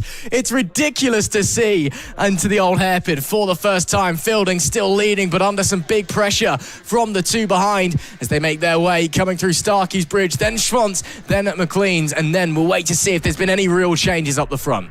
Yeah, exactly. Tommy Fielding at the moment leading the way from Gavin Watts. Now, Tom Norton, he's also got himself into the podium positions in this opening lap. And it looks like Luca Jennings as well. He's got himself ahead of Daniel Stamper. So Jennings ahead of Stamper in P4. And at the moment at the front, it's Fielding that leads the way from Watts. And of course, Tom Norton on board that Aprilia. So easy to spot out on circuit is the Aprilia. Of course, bright purple and yellow is the number 7. He does look down the inside over at the Fogarty S's. He had to think better of that one. The bike skipping and jumping in the braking zone. The rear wheel just sliding about as he tried to get that hooked up into the corner. Now towards the Melbourne hairpin for the first time of Askin. Line and stern for sure. Not too many moves getting made further back, but well, this is a 40 bike grid. I mean, no matter what sort of pace you're running around here at Donington Park, I think you're going to get yourself a race out in circuit. Yeah, you're certainly going to be getting the elbows out. Oh, write it down big time on the run out of Melbourne. Two, in fact, coming together, both immediately up to their feet, which is great to see. A gesture of what was that about? So no love lost there. Must have surely just been two lines converging into one. Couldn't quite make out who they were. Unfortunately, we'll wait to see who's dropping down the order on the timing screen. But the main thing is that they're both up and okay. Will be waved local yellows down into the loop section, of course, as the marshals get ready to clear the bikes out of the way. But at the end of lap number 1, it's Fielding from Watts from Norton, your top 3 here. Then it's Stamper 4th, Jennings in 5th, and Duncan in P6. He is currently your leader in the Dart Motorsport Premier Power Cup. Yeah, it looks like Brandon Petty and Gibbons there having a little altercation, I think it's fair to say, when after the crash happened. But nonetheless, the battle does continue at the front of things. And well, it's Tommy Fielden who continues to lead the way. A nice margin that he's got at the moment. We did see it snatched then. Now, let's not forget, as we mentioned, he is the championship leader, and that's because the Honda riders, they were wildcard riders, meaning they did score points. But even in one or two of the opening laps, Tommy Fielden was able to get his elbows out, able to get stuck in and fight with some of the fastest riders in this country. Now, we do continue on. Daniel Stamper ahead of Tom Norton's up into the podium places is Stamper. Impressive stuff from him. As you can see, we're on lap 2 out of 7. We have one more corner to go as you see Brandon Petty making his way back to the paddock, where I think he just needs a little breather ahead of more action this weekend. 3 races for them this weekend, only 1 sprint race today. In terms of tomorrow, however, we have 2 longer races, longer than these 7 lappers, because these 7 lappers, if you mess up on the opening lap, it's a lot of work to do in such a short space of time. It certainly is. We're set to have a 12-lap race number 2. That'll be race number 10 of the weekend. And then a 9-lap race number 3. That'll be race number 18. Both of those, of course, coming your way tomorrow, which you can catch all of live here on No Limits Racing TV or on Motorsport Radio as well. Lap 3 of 7 here then in the Premier Power Series Trophy Cup. Call it what you want. As looking to the inside there at McLean's, the 70 does try to slide his way through Norton and Stamper going toe-to-toe. Norton, of course, got his way through Dan Stamper on that opening lap. That's really brave to slam the door at Coppice like that and to reclaim that podium position on the Aprilia as well. Brilliant riding from the 70 of Tom Norton. Up the front, though, still Fielding, shooting away. 1.7 seconds is his gap back to Watts in second place. And once again, we saw it at Snetterton again. For a while at Snetterton, he was able to fight with those British Superbike riders on the race bikes that they had with them and was able even to get through them a couple of times. Of course, once the tyre wear started kicking, once that experience of the British Superbike riders started to emerge, they did start to pull away. Here, though, Tommy Fielding looks like he's in a class of his own. Look at the gap as he comes to the line. New fastest lap of a 1:31.772. In fact, it's just been updated, so even quicker than the one you just saw on your picture. Still massive fighting, though, going on for the final podium place. Watts isn't particularly far ahead of Norton and Stamper either. This could turn into a 3-way fight for 2 podium positions. Yeah, looks like it's gonna with just a couple laps remaining. Let's not forget as well, Tom Norton is the only rider within the top 5 that's not on board a Honda. So super impressive stuff. The Honda, the Fireblade, looks to be the bike of choice, certainly in the last couple of years for super stock riders and also here at No Limits. So the Honda's super popular. The Pirelli not so, but still really competitive, especially at that mid-corner point. It seems to be where it's fastest, and that's what we've seen last time around from Tom Norton. Up towards Coppice, though, we head yet again, and well, it's fair to say the number 70 already building towards yet another move. This time, though, on Watts. So the 84 against the 70. Will Watts go defensive? We'll even know that Tom Norton's going to be there. Down towards the 40Ss yet again. You can see your leader there, Tommy Fielding, just making his way into the final sector. Now in the 556.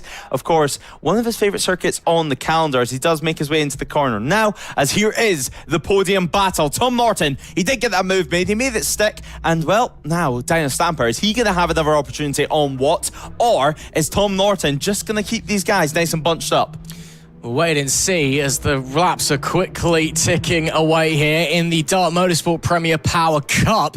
It is currently Duncan on the 78 that leads the way on the BMW. P2 is Jack Morgan on the 129. He's 9th overall, of course, took the pole and finished 2nd in the Inter-Services Championship race last time out. And then P3, in fact, looks like there's been a change. They may all be squabbling because it looks like Morgan's just got up into 8th and Boyce has gone down to 10th. And Duncan is dropping big time. So it looks like the race leader in the Power Cup may be having major issues as he plummets down the timing screen. So it is now Duncan that... Oh, no, is he back now? It looks like he may be back. Yes, he's back. Everyone take a breather, it's fine. So Duncan still leads from Morgan from Boyce in P3. The heart was in my mouth there for a minute there. But It's okay. It's fine. He still leads in the Premier Power Cup. Yeah, it's perhaps just a little transponder issue there for him. As we see, Tom Norton, actually, he has extended that gap quite comfortably over this last time around, this last circulation. Now it's going to be Daniel Stamper looking up the inside yet again. This time, though, on Watts. Into the 40Ss. He goes back in. He thinks better of it.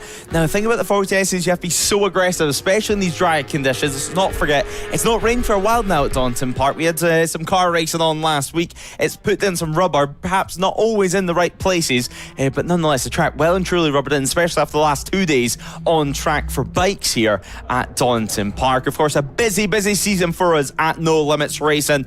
Croft next month before we head to Brands Hatch, and then of course the 12-hour endurance in July also at Anglesey, and then Cadwell doubleheader in July for us. It's going to be an exciting month for racing for sure, before a trip up north to Knockhill, and then of course Anglesey and Donington Park for round 8 and 9 to round off our incredible season as we head into turn 1. Luca Jennings, though, continuing in P5 at the moment with Cooper and Duncan just behind. So you can see Duncan out there on circuit. He still is out there circulating in P7 and leaned away quite comfortably in class by 4 seconds. He is, but Morgan has now separated the gap between them. There was another rider in another class that was in between them. So now we've got the three, I guess. They're not quite together on a track, but at least the podium places in the Premier Power Cup are all there in order. And Morgan and Boyce in the 144 are very, very tight. Only 2/10 separating them as they broke the beam to start this penultimate lap for them. As there we see them making their way through the 80 of Stamper, still trying to put the pressure on some of the other riders. Watts now is trying to make his way through with Norton up into second place. Looking to the outside there, looks the 84. Stamper just going to hold on though as they make their way through the S's. Tommy Fielding's gone. He's got 5.5 seconds to the good as he comes and will surely be starting his final lap very, very shortly. Another little look to the inside there from Watts. Maybe just trying to fill the mind a bit of Stamper, let him know he's there, try and force him wide into an error perhaps. But again, we're about to go into the final lap of the race. If the Army rider wants to get through, he's got to get through quickly or he's going to miss out on a podium. Yeah, it looks like he will. And I mean, Watts there pushing incredibly hard, I think it's fair to say. You see a little movement on the rear, just heading out of the Melbourne hairpin loop. Now, we are getting confirmation there is a transponder issue for Duncan, so I'm sure he can have a nice little relax, or certainly everyone in pit walls can be a little bit more relaxed about that situation, because you can see him dropping back down the order and then coming back up on the time screen yet again. So the guys and girls over at TSL working extremely hard this morning for Duncan. But nonetheless, on to the final lap of action. Watts is pushing hard. It was 1/10 of a second, just under 2/10 over the line last time around. He wants this podium position. I mean, there's nothing worse than missing out on a podium and missing out on a win, of course, but it looks like the win, it's going to be too much to ask for in this last lap. 5.995 seconds was the advantage over the line last time around, as we do see some back markers making their way through. It does look like that's going to be no issue this time around for Tommy Fielding, already making his way into the final sector. Just a couple corners left to navigate for the 556 to take the first victory of the weekend in class, of course, the Pirelli Super Series Power Trophy. He does make his way through nice and safe, luckily, because I mean, if you were in a fight on this last lap, you're just going to have to make a lunge. Luckily, he's got that gap. He'll know from his pit board he can be nice and relaxed, take his time and not make any silly mistakes. The checker flag is out though, and it is going to be Tommy Fielding who takes victory in race 1 of the weekend for the Pirelli Super Series Power Trophy and race 2 overall. Tom Norton does claim second, and of course Daniel Stamper third place. It is going to be Watts who misses out on the podium, and we're going to wait to see, is Duncan going to be able to hold on to victory in class for the Dart Premier Power Trophy? Yeah, great racing there from everybody involved in those podium fights. Fielding, of course, shooting away, but Norton, Stamper, Watts putting on a display, with Duncan holding on to take victory from Boyce. And then Morgan, unfortunately, dropping to third there. The 144 was able to slide his way through late in the day on the penultimate lap. So Jack Morgan maybe a little bit frustrated, but at least still on the podium in the Dart Motorsport Premier Power Cup. And now we just wait for everybody to get to the line. Again, we were scheduled to have 40 starting this race, which is just ludicrous, quite frankly. I think we only end up with 36 in the end, and a couple of retirements throughout. We lost Gibbons, Petty, Baubank and Parry as well. Paul Baubank was able to start the race, but I think it ended up giving up on him. A couple of laps later, we saw him pulling off on the sighting lap early doors with some sort of mechanical issue, and he ended up pulling into the pits to retire about 4 laps in. But that will be it then for the Pirelli Super Series Power Trophy and the Dart Motorsport Premier Power Cup, and their first race of the weekend. Of course, 2 more races to come your way tomorrow from those guys. They'll be slightly longer at 12 and 9 laps respectively, but let's have a little run through of the order with how they finished at the end of the opening race of the weekend. It's Tommy Fielding, who technically takes 4 wins out of 4 so far this season, even if he didn't do 3 of them on the road. He takes victory overall and in the the Super Series Power Trophy, with Norton in second, Dan Stamper in P3, Gavin Watts was 4th, Luca Jennings in P5, Steve Duncan, he's P6 and takes the win in the Dart Motorsport Premier Power Cup, with Ryan Cooper 7th, Jamie Boyce P8 and 2nd in the Power Cup, Wilfred Turner was 9th, and Jack Morgan rounds out the top 10, he's P3 in the Power Cup. Then it's Liam Mertes, Scott Stone, Nico Cipriano, David Williams, then Kieran Nicholson, Sean Crone, Harry Dennison, Ralph Laturco, Michael Needham and Chris Taylor rounding out your top 20. Further down the list, we've got Robert Contreras, Tom Burbage, James Crow, Andy Buchanan, Michael Stansfield, Steve Rizzle, Alan Lane, Phil Abel, Jack Hughes and Callum O'Shea in P30. Then P31 was Guy Wood, P32 was Craig Shishpeck, and we looks like we've lost the following riders throughout, even though some of them have been classified. Gavin Parry, Paul Baubank we saw coming to a halt on the sighting lap, as I said, and looks like those mechanical issues stayed with him. And then we had Petty and Gibbons, who came together early doors. Don't even think they got to the end of lap 1 before they had their instant. That's it then for race number 1 for the Pirelli Super Series Power Trophy and the Dart Motorsport Power Cup. And now we're going to take a breather. We're going to just step back a little bit because we're going to qualifying now. Quite a lengthy qualifying session, as well as we see somebody getting their bike recovered by the recovery van there. It is time for a 40-minute qualifying session for the Biker Lawyers Endurance and the ACU Endurance Championship. So we can take a step back and a breather here. Of course, you can as well at home. 2 very exciting races to kickstart the action. But yes, we've had 2 racing, and then we are qualifying, and then we'll be back for the rest of the sprint races, and then the Biker Lawyers Melbourne 750 endurance event this afternoon.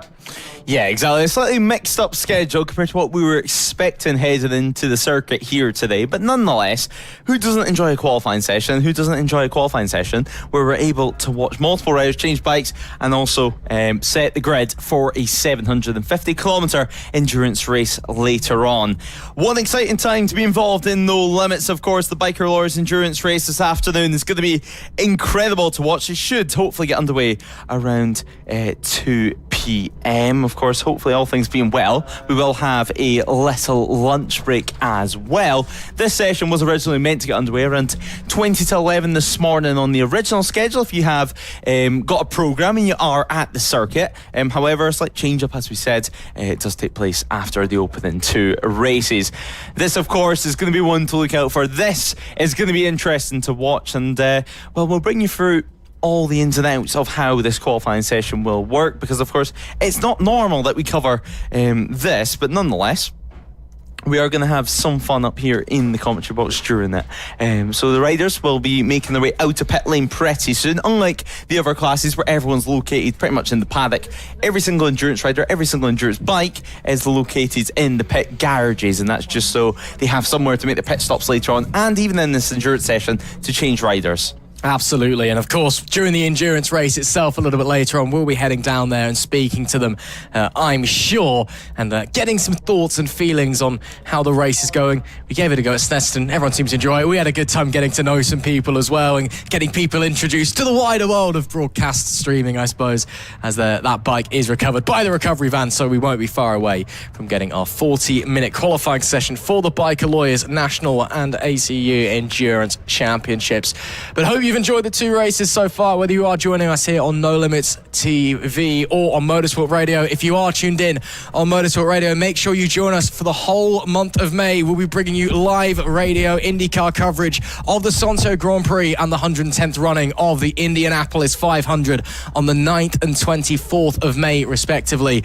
As it looks like there are still a couple of bikes set to be recovered from the previous race, stranded trackside. Well, at least those guys, well, unless they're in the endurance, aren't going back out later, I suppose. But they will be getting going, hopefully in not too long of a time break. As you can see, a fair bit of a crowd here on this wonderful April, had to do my maths there for a second. April, now afternoon as well, here at Donington. And it's rather hot for an April. It is. I think that's what's doing it. It's really, really warm. I'm still expecting it to be cold and miserable and wet. And we've had 2 back-to-back weekends here at No Limits of just glorious weather. And, we're getting up to 20 degrees here this weekend as well. This is proper summer stuff. Yeah, it is. And, well, hopefully the season continues like this. And even in August, where we head to Knockhill, we can have some nice, bright summer sunshine.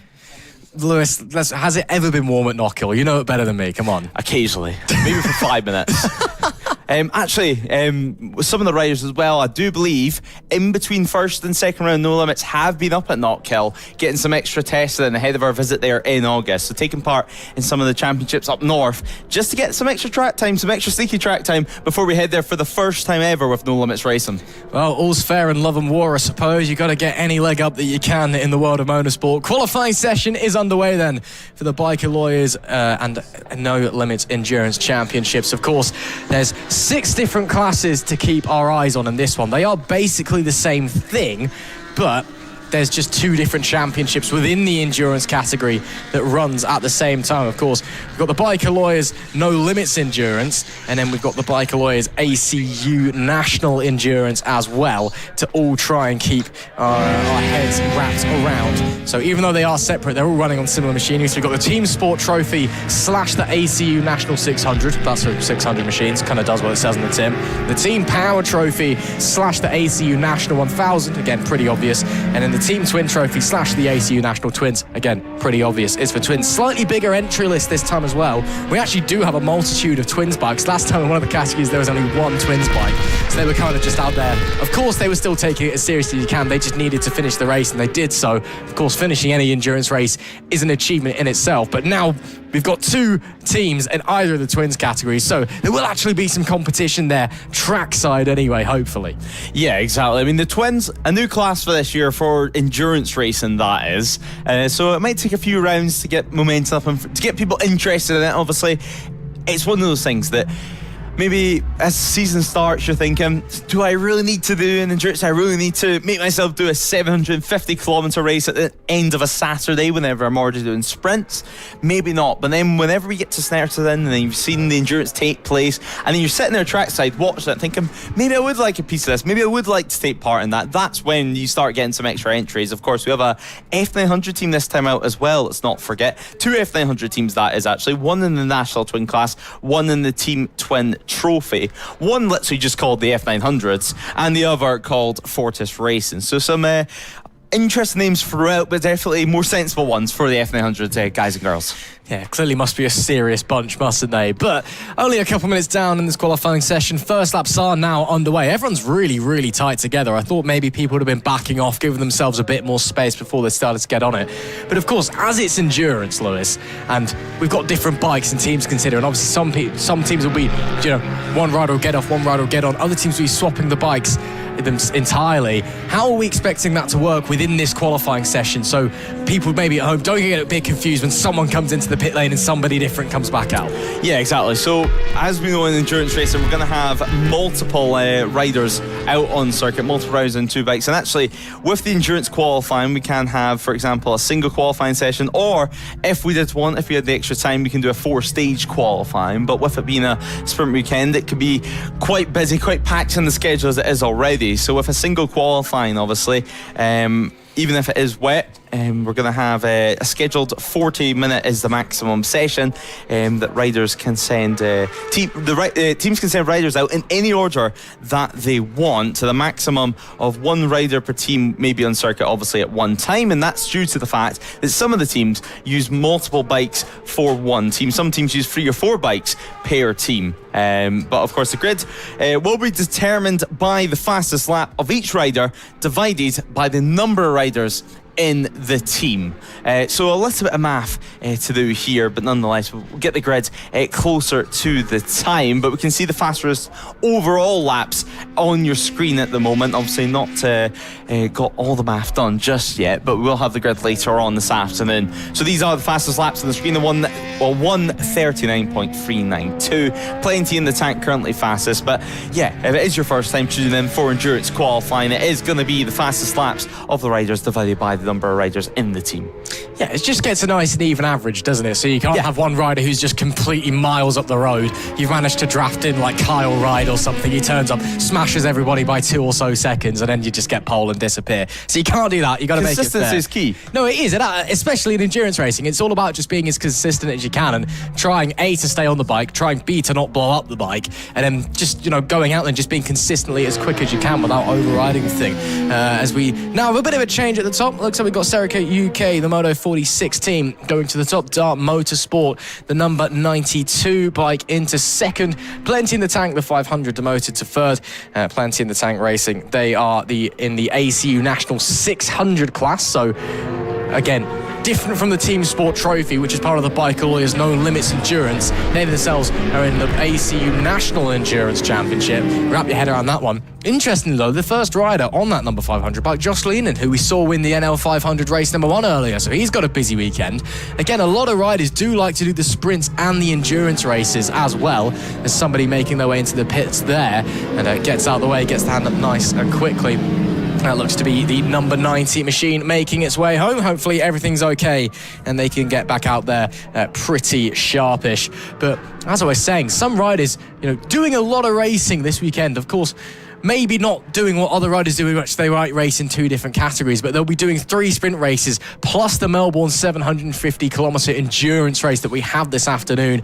Some of them obviously are doing it for fitness reasons. No, they just want as much time on the bike as possible to get their fitness levels up so they can compete at a higher standard. Others just want to go out and have fun, I guess, which I personally wouldn't find 750 kilometres particularly fun on top of 3 sprint races. But again, you do you, I guess. I mean, it's Donington Park in the sunshine. What more can you ask for? I mean, sure, a little bit long, a little bit tired. I think they'll be by the end of the day. I think right now, with this 40-minute session, let's keep in mind they have to swap riders. So in reality, it is still going to feel like a normal qualifying session in terms of the riders. Maybe if you're watching trackside or watching online, it feels slightly longer than the normal qualifying session. That's because, well, it's 4 times the length is what we normally have here at No Limits. But as a rider, you're only going to be on track for around 10 minutes or so as it is. But it does mean that later on this afternoon, when we're halfway through this endurance race, I think a couple of riders might be regretting their decisions because, of course, you still have minimum and maximum ride times to fulfill in the endurance race itself. And if you're not fulfilling that minimum ride time, well, you're going to cost your team a whole lot of time and potentially even a disqualification for that. So it's so important that you're locked into this and you're going to be dedicated when you're out on circuit and give it your all for all these laps. It's fine, the fine balance between 110% like you would in a sprint race and holding back just a little bit in the tank for yourself and for the bike. Certainly, it's all about managing that energy, really, at the end of the day. As much as obviously you want to have a quick bike, you want to be quick on said bike, it's about having the energy to stay consistent so that, when your arms are screaming at you as you're getting on the brakes and going, just give up, there's no point, this hurts, you need to be able to try and power through that. Ideally, you wouldn't get to that stage, but I think that's probably physically impossible after a little while. It's all about just staying as consistent as you possibly can. It is still the Moto 46 Serica UK squad in the ACU National 600 up the top. top of the table. At the moment, that number 6 machine, that lap time set by Paul Holden so far on his Triumph 765 there. Got 2 Triumphs, and then Ducati has that squad coming into this one. And interesting that the 600s do seem to be running really, really well. I was expecting this to be a track where the 1000s might have a little bit more of an advantage. Yes, there's lots of fast corners, but there's so much power needed to really be quick around here. But the 600s at the moment very much holding their own, so that could be an interesting dynamic to keep an eye out between the different classes as well. Yeah, I think it's always going to be surprised at how competitive you still can be on a 600s. I think the biggest surprise of the year is going to be especially a track like Knock Hill, where we could see some 600s taking some overall podiums. That's not even an overall win, but that's later on in the season, of course. Right now, looking at Donington Park, there is a few corners, there's a few corners out and try to put my teeth back in, where the midpoint of the corners, where you really need to carry the corner speed. And the 600s, just having that added confidence of riding one. A lot of riders, especially even the older riders, can start on a 600 doing track days and build into that, and then they come to racing and potentially even inspired by the antics of last week with the 24 Hours of Le Mans that took place, the Moto 24 Hours of Le Mans, and then they come to here at No Limits, and it's all about trying to get out on circuit and just trying to get some laps put in there on the board. I mean, 30 minutes left, already 10 minutes gone in this session, and we can see the number 6 team still leading the way by 3/10 of a second. Nitrous Plant as well, currently in second place. James McLaren, he's making his first No Limits appearance of the year, of course. He battled all last season long with the likes of John Harwood in sprint racing. No sprint action for him this time around, just an endurance race as he looks to recover from a hand injury in pre-season testing. But the 600s can be surprisingly competitive, especially with this final sector added into the mix as well. Let's not forget, I mean, these hairpins, they're so tight on camera, it never does them justice, especially the final corner over at Goddard's. That is very true. 2 very slow corners that I know it maybe not the most popular section with some, shall we say. I know some people much prefer the national layout. They feel it flows a little bit better, but I quite like it. Melbourne, for me, I think it's a great corner. It's a great overtaking opportunity, of course, and it's always just a bit chaotic when you've got a million bikes flying and they're all trying to find moves on the opening lap. First 10 minutes has just gone by in this qualifying session. It is still the number 6 squad up the top. That 600 holding on to pole position as it stands by 3/10 of a second, or the fastest time, should I say. Again, got that one wrong coming out of my mouth. Pole position and the grid, it will be calculated by the average lap time across the team. So you'll add all the fastest laps from each rider together, divide that by the number of riders. That is the lap time that decides where you start. So although what you see is maybe the fastest lap from each individual team out there, that may well not be where they're starting the race. It may well be that someone goes out there and is maybe someone else is quicker at the end of the day, but the overall times is more consistent from another team, and it could drop them down. So we'll just have to wait and confirm that for you once Race Control have done all their mathematics and smart thinking, and they've all put that together for us. And of course, the guys over at TSL as well, our timing partner here at No Limits Racing, who always do a fantastic job. If you are watching along and fancy getting some live timing for yourself, do head over to TSL Timing. You can find us under No Limits Round 2 Donington Park GP. Nice and easy, and you can get all the grids and stuff for yourself as well. It's really, really useful. Make sure you go and check it out. A big thank you to TSL once again. As the rest of the riders making their way in, fastest laps currently, it is still the Serico UK Moto 46 squad, then the Nitrous Plant 43 in second, the number 16 H&H Motorcycle team in P3, GB Moto Racing the 66 in P4, P5 is the 92 Dart Motorsport squad. Then we've got the 911, that's the leading bike in the Team Power Trophy. They're in P6, Heck Racing, that's their first weekend. P7 is the 500 squad, who are quick away at the gate. Unit 09 Racing, the number 90 in P8. Then we've got the 113 machine. That will be our leading twin bike. They're in the Team Twin Trophy, the F900 squad. And then P10, the 277 machine of GMJ Racing, should I say. They're in P10 in the Team Sport Trophy. As we'll continue to... that's brave up the inside there from the 277. That is GMJ Racing, as I say that, actually. And that is as tight as you like as they go through there. Really getting on it. Coming through McLean's and then round Coppice. That 277 bike looking pretty quick out there at the moment. as they make their way through. It's currently Matt Shisha on the R6 out there. It's not entirely sure if they've got 3 R6s, 2 R6s, or they are sharing the 1 R6. You can get teams as there's a rider down. That's the 617 RAF Dambusters squad who've gone down there. That's coming through the old hairpin. Hopefully everything is A-OK for them. Looks like they're trying to get the thing started. I believe that's Joe Collier on the Honda getting that thing out of there. But we'll wait and see if everything's okay. They are they're P15 on our live timing screens, but our live timing is getting updated with the different riders out there doing their thing. On the left of your picture, you'll just see the overall fastest lap from the session. Looks like the rider was up on their feet though, and okay. That's the main thing. That is the priority. It's of course safety, and that of course means that we need to, as always, extend a big hand to the marshals, the Orange Army here at No Limits, who ensure that we go racing as safely as possible and offer their assistance as they do so with the RAF Dambusters bike in this situation. A big thank you to the medics, of course. In an ideal world, we wouldn't need them, but they always do a fantastic service and make sure that if there is a serious incident here at No Limits, that everybody is in the safest hands possible. And of course, everybody here at No Limits who enables us to go racing, of course, all our partners, the guys in race control, of course, a big thank you to everybody working for MSV in Donington Park, who are also putting in a shift this weekend and helping us out and ensuring that we can run the event as smooth as possible. Of course, our clerk for the course this weekend, Giles Ollie, a big thank you to him for his efforts, and we can't wait to make this weekend, and the rest of this weekend, should I say, as successful as it can be. Of course, if you have just joined us, we are 2 races down and then back into a qualifying session. The schedule was changed pretty last minute this morning after a couple of delays during the qualifying session. We've got 2 races out of the way. We've got the No Limits 500 classes between you and me. That's the CB 500.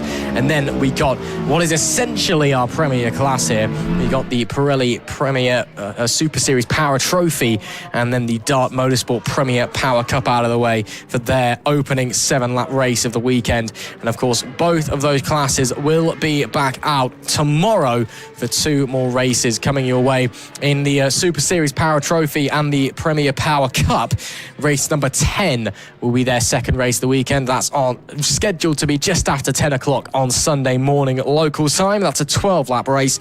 And then race 18 of the day, that is their race number 3. That's scheduled to be just before 3 o'clock. That's 9 laps. So there is the team with the fastest time at the moment.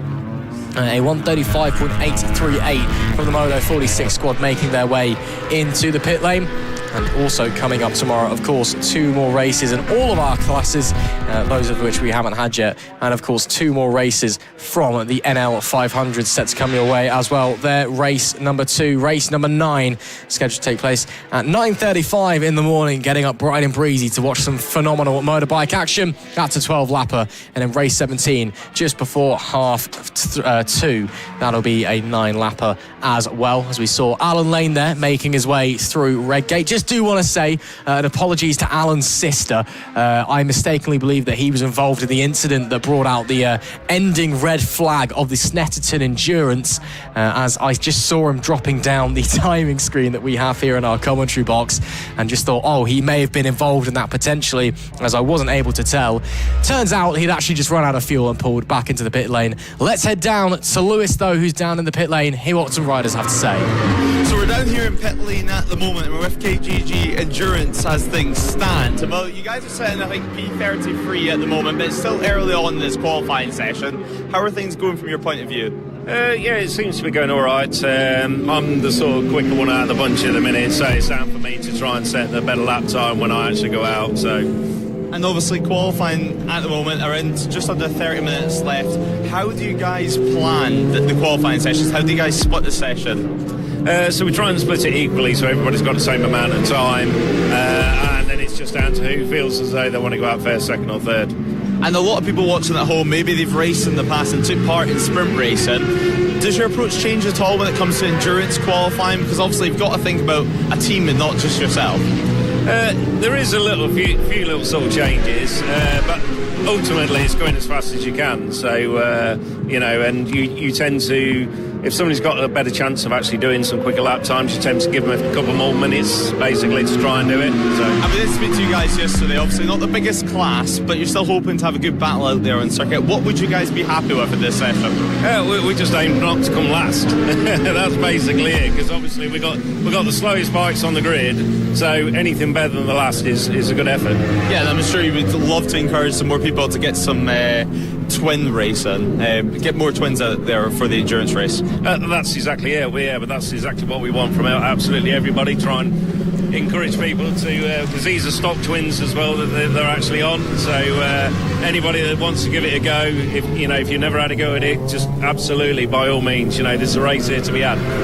Well, I'll let you get ready and let you get your helmet on. No problem at all. Cheers. Well, that was KGG Endurance, and down here in pit lane, we're luckily in the shade because it is absolutely scorching down here. So, Ross, we'll head back up to you, the commentary box, for the moment, and let's get on for the final 25 minutes or so of this session. Thanks very much, Lewis. Great to hear there from some of the teams and some of the riders down in the pit lane and get their thoughts and perspectives and takes on this qualifying session and how they're feeling going forward into the Melbourne 750-kilometre endurance that will be taking place this afternoon. That, of course, was the 53 squad of KGG Racing, who we were speaking to there in the Team Twin Trophy. Of course, the sister category to the Biker Lawyers ACU National Endurance National Twin. But both of those, of course, similar regulations. They're all running twin machinery and on stock twins for the most part as well, apart from the BMWs that have turned up now this weekend. As we continue to make our way around, there has been a change in the fastest lap of the session so far, and it's gone the way of the H&H Motorcycle Spin Arena team, the number 16 in the ACU National 1000 class. That was set by Nathan Harrison on a Fireblade.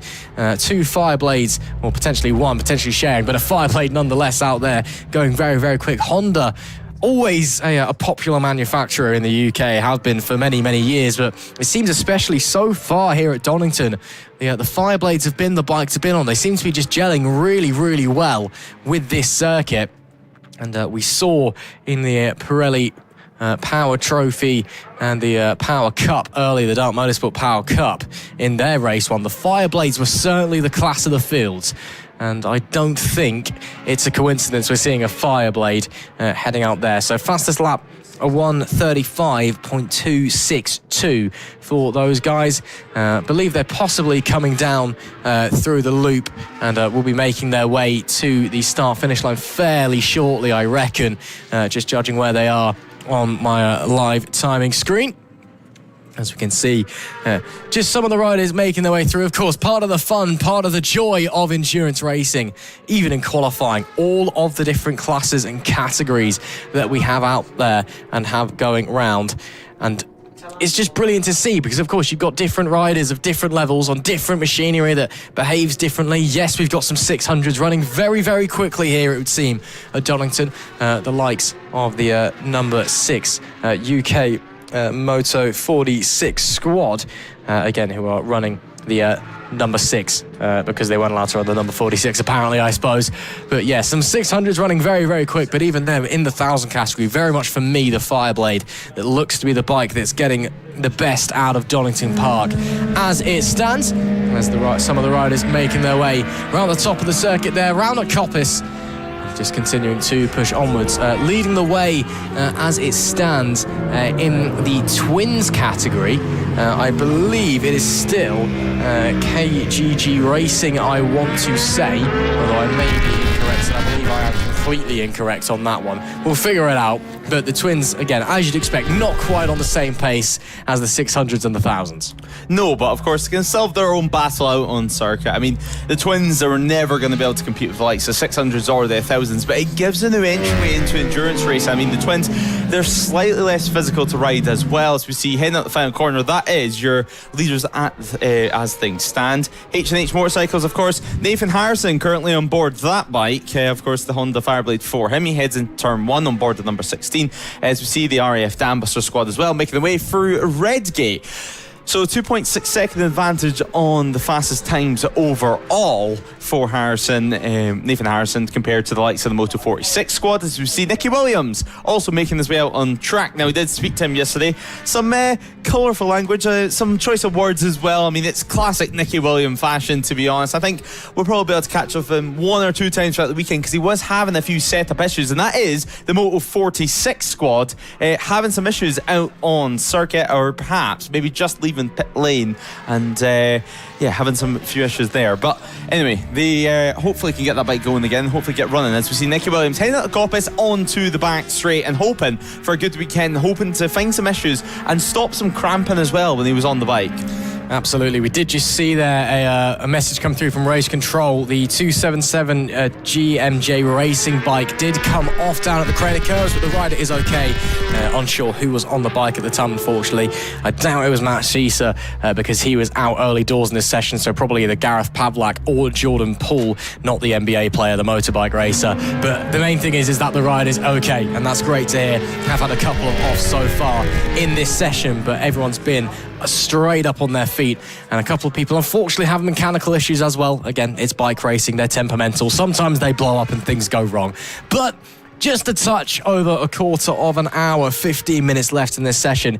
It is still the number 16 bike that you see on your picture now that is the fastest lap time. That does not necessarily mean that they have got pole position on lock, because of course it's all about the average. It's the average lap time that all of your riders set across the qualifying session. However, they are currently just a touch under 3 seconds quicker than the Moto 46 bike in second place. So I think they're looking pretty good at the moment, is the H&H team. And that number 16 bike is currently Harrison out there at the moment, making his way round on that Fireblade is Nathan Harrison. And I think that they're running pretty happy, sitting pretty well, and they're in for a very good chance of pole position here. A few more pitters as well as things stand. SD Racing, one of them, just making sure to get out the way over at the Melbourne hairpin. You can understand why, just don't want to ruin anyone else's lap, and a few more pit stops will take place. Now, one thing you will notice is it's far, far more relaxed down in pit lane compared to the endurance race later on. During qualifying, you can take a little breather, you can have a little chat as well with your teammate before they head out. While endurance racing, once you meet the minimum time spent in the pit lane, there's no more room for error, there's no more room to sit about and let your rivals catch up. Qualifying, you do have that luxury. So Nathan Harrison continuing to run out on circuit, continuing to do a couple more laps, and he's got a good marker in front of him actually at the moment, and that does look to be the 32 squad. Now, let's not forget, they are our championship leaders, and it was a great ride from them over at Snetterton. As things stand though, not the qualifying session that they would have hoped for just yet. They're down in P23 of the overall lap times, so certainly the 32 squad, they're going to be hoping for a little bit better in this qualifying. But it speaks to them earlier in the weekend, Lewis, and they were wary there was more competition here this weekend. They were wary that it was a much bigger grid, and that, you know, some teams had turned up that they were kind of looking at the machinery and looking at the lap times from the test day and going, oh, this could be a bit interesting. But yeah, the 32 squad, I think they won't be too impressed with themselves at the moment. I mean, it still puts them 6th in class.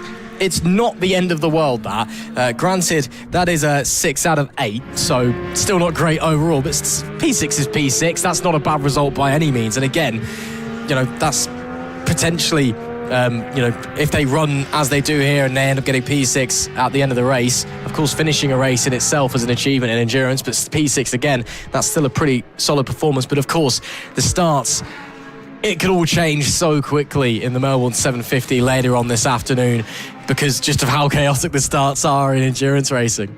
Yeah, let's not forget the starts in endurance racing. We do have an issue actually there for one of our riders. It does look to be Paul Bowerbank having some more issues with that Yamaha, so hopefully he can get that sorted. Whatever issues plaguing that bike. Now, we did see an issue on the formation lap a few moments ago in one of our earlier races, in race 2 of the day, and it looks like whatever that issue is, it's continuing to play havoc. Now, the start for endurance races is not like a conventional lights on, lights off procedure. It's going to be a Le Mans style start. So the riders starting from one side of the circuit, running to the bikes, which are located on the other side of the track. And most importantly, the race will be started through a flag and not through a red light procedure. a few more adjustments being made to the front wheel and to the brakes, as we do see one of the Jackson Racing bikes down in pit lane. Nathan Harrison, though, coming in, having a little chat, and it looks like doing a quick rear tyre change on board that Honda. Meanwhile, though, they're already getting ready to head out again on the 32 squad, actually. They've just went top. So we've been speaking about them having a few issues, having P6 in class. Now they went fastest overall, so that's the fastest lap set in this session so far.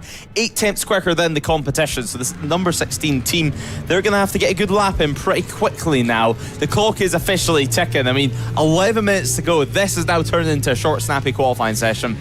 Yeah, this could get a bit aggressive, I'm sure, over these final few minutes here. That was Jordan Browse that set that lap time for the 32 team on his Honda. They're a team that's got 3 different riders with 3 different bikes. Also Harry Dennison on a BMW and Scott Kirkland on a Yamaha R1. Meanwhile, the H&H number 16, they've got 2 of the same Hondas out there. So I guess in terms of setup, that might help them. They can share information, telemetry data with each other that will help them directly with the setups. While the other riders, even though they are a team and all competing, when it comes to setting up the bike, you're just on your own. You can't really rely on what your teammate is saying because they're on different machinery. It's got to behave, react to everything differently here at Donington Park. So we'll see how that's going to have an effect later in the Melbourne 750 Biker Lawyers Endurance event, the second endurance of the season, of course. And right now, it's the 32 squad sitting pretty, but again, we also saw that some of their other riders maybe not quite on the pace. And again, it's an average lap time at the end of the qualifying session that decides the grid. So what you see on the left-hand side of your picture, that timing tower, that's just recording the fastest lap from each squad. That does not mean that that's where they're going to be starting. So the 32 squad, because there's, I think off the top of my head, about a 3-second difference between the lap time that stuck them there at the top of the timing tower and where they were previous. So they're going to be losing some time. I think they will likely slip a bit further back down the grid. But at the end of the day, you also want to say, I got the fastest lap time in qualifying. Look at me, I'm so special. So I'm sure that we're still going to see the 32 and the 16 squads going out there trying to get that top spot. Yeah, bragging rights for sure. Now you can see a lot of cleaning going on there and some of the Kawasaki's down in pit lane. So Dean Colilli doing a good job at the moment on the rags down in the pit box. But the good thing about this qualifying format, it does mean this is still going to be somewhat representative of what we're going to be seeing out on track later on. Because if you do have a faster rider out there, like we've just seen with Jordan Browse, setting the fast lap of the session, and maybe one teammate that's maybe slightly slower than a teammate that's in between, that's what it's going to be like when you're out on track during this 750-kilometre race. You're going to have changes of riders. You're going to have one rider that's quicker throughout one stint, and then another rider that's maybe a little bit slower, and then another rider again that picks up the pace. And it all levels out in the end. So that's what this qualifying format is able to do. Now with the H&H motorcycles, they've switched rider too, so Yeardsley now on board that machine, on board the number 16, it's 48 team. They also enter the pit lane. Randy Racing on your screen as well, exiting Coppice for them. We had a little catch up with Nicholas Round yesterday. He enters his second year of big bike racing, but most interestingly about Nicholas, he's got somewhat of a past in endurance racing on smaller category bikes. He's used to racing endurance races on 125cc machines, not a 600R Yamaha like he's on right now. However, he did say a lot of his techniques, a lot of his mindset, he's able to actually convert here at No Limits.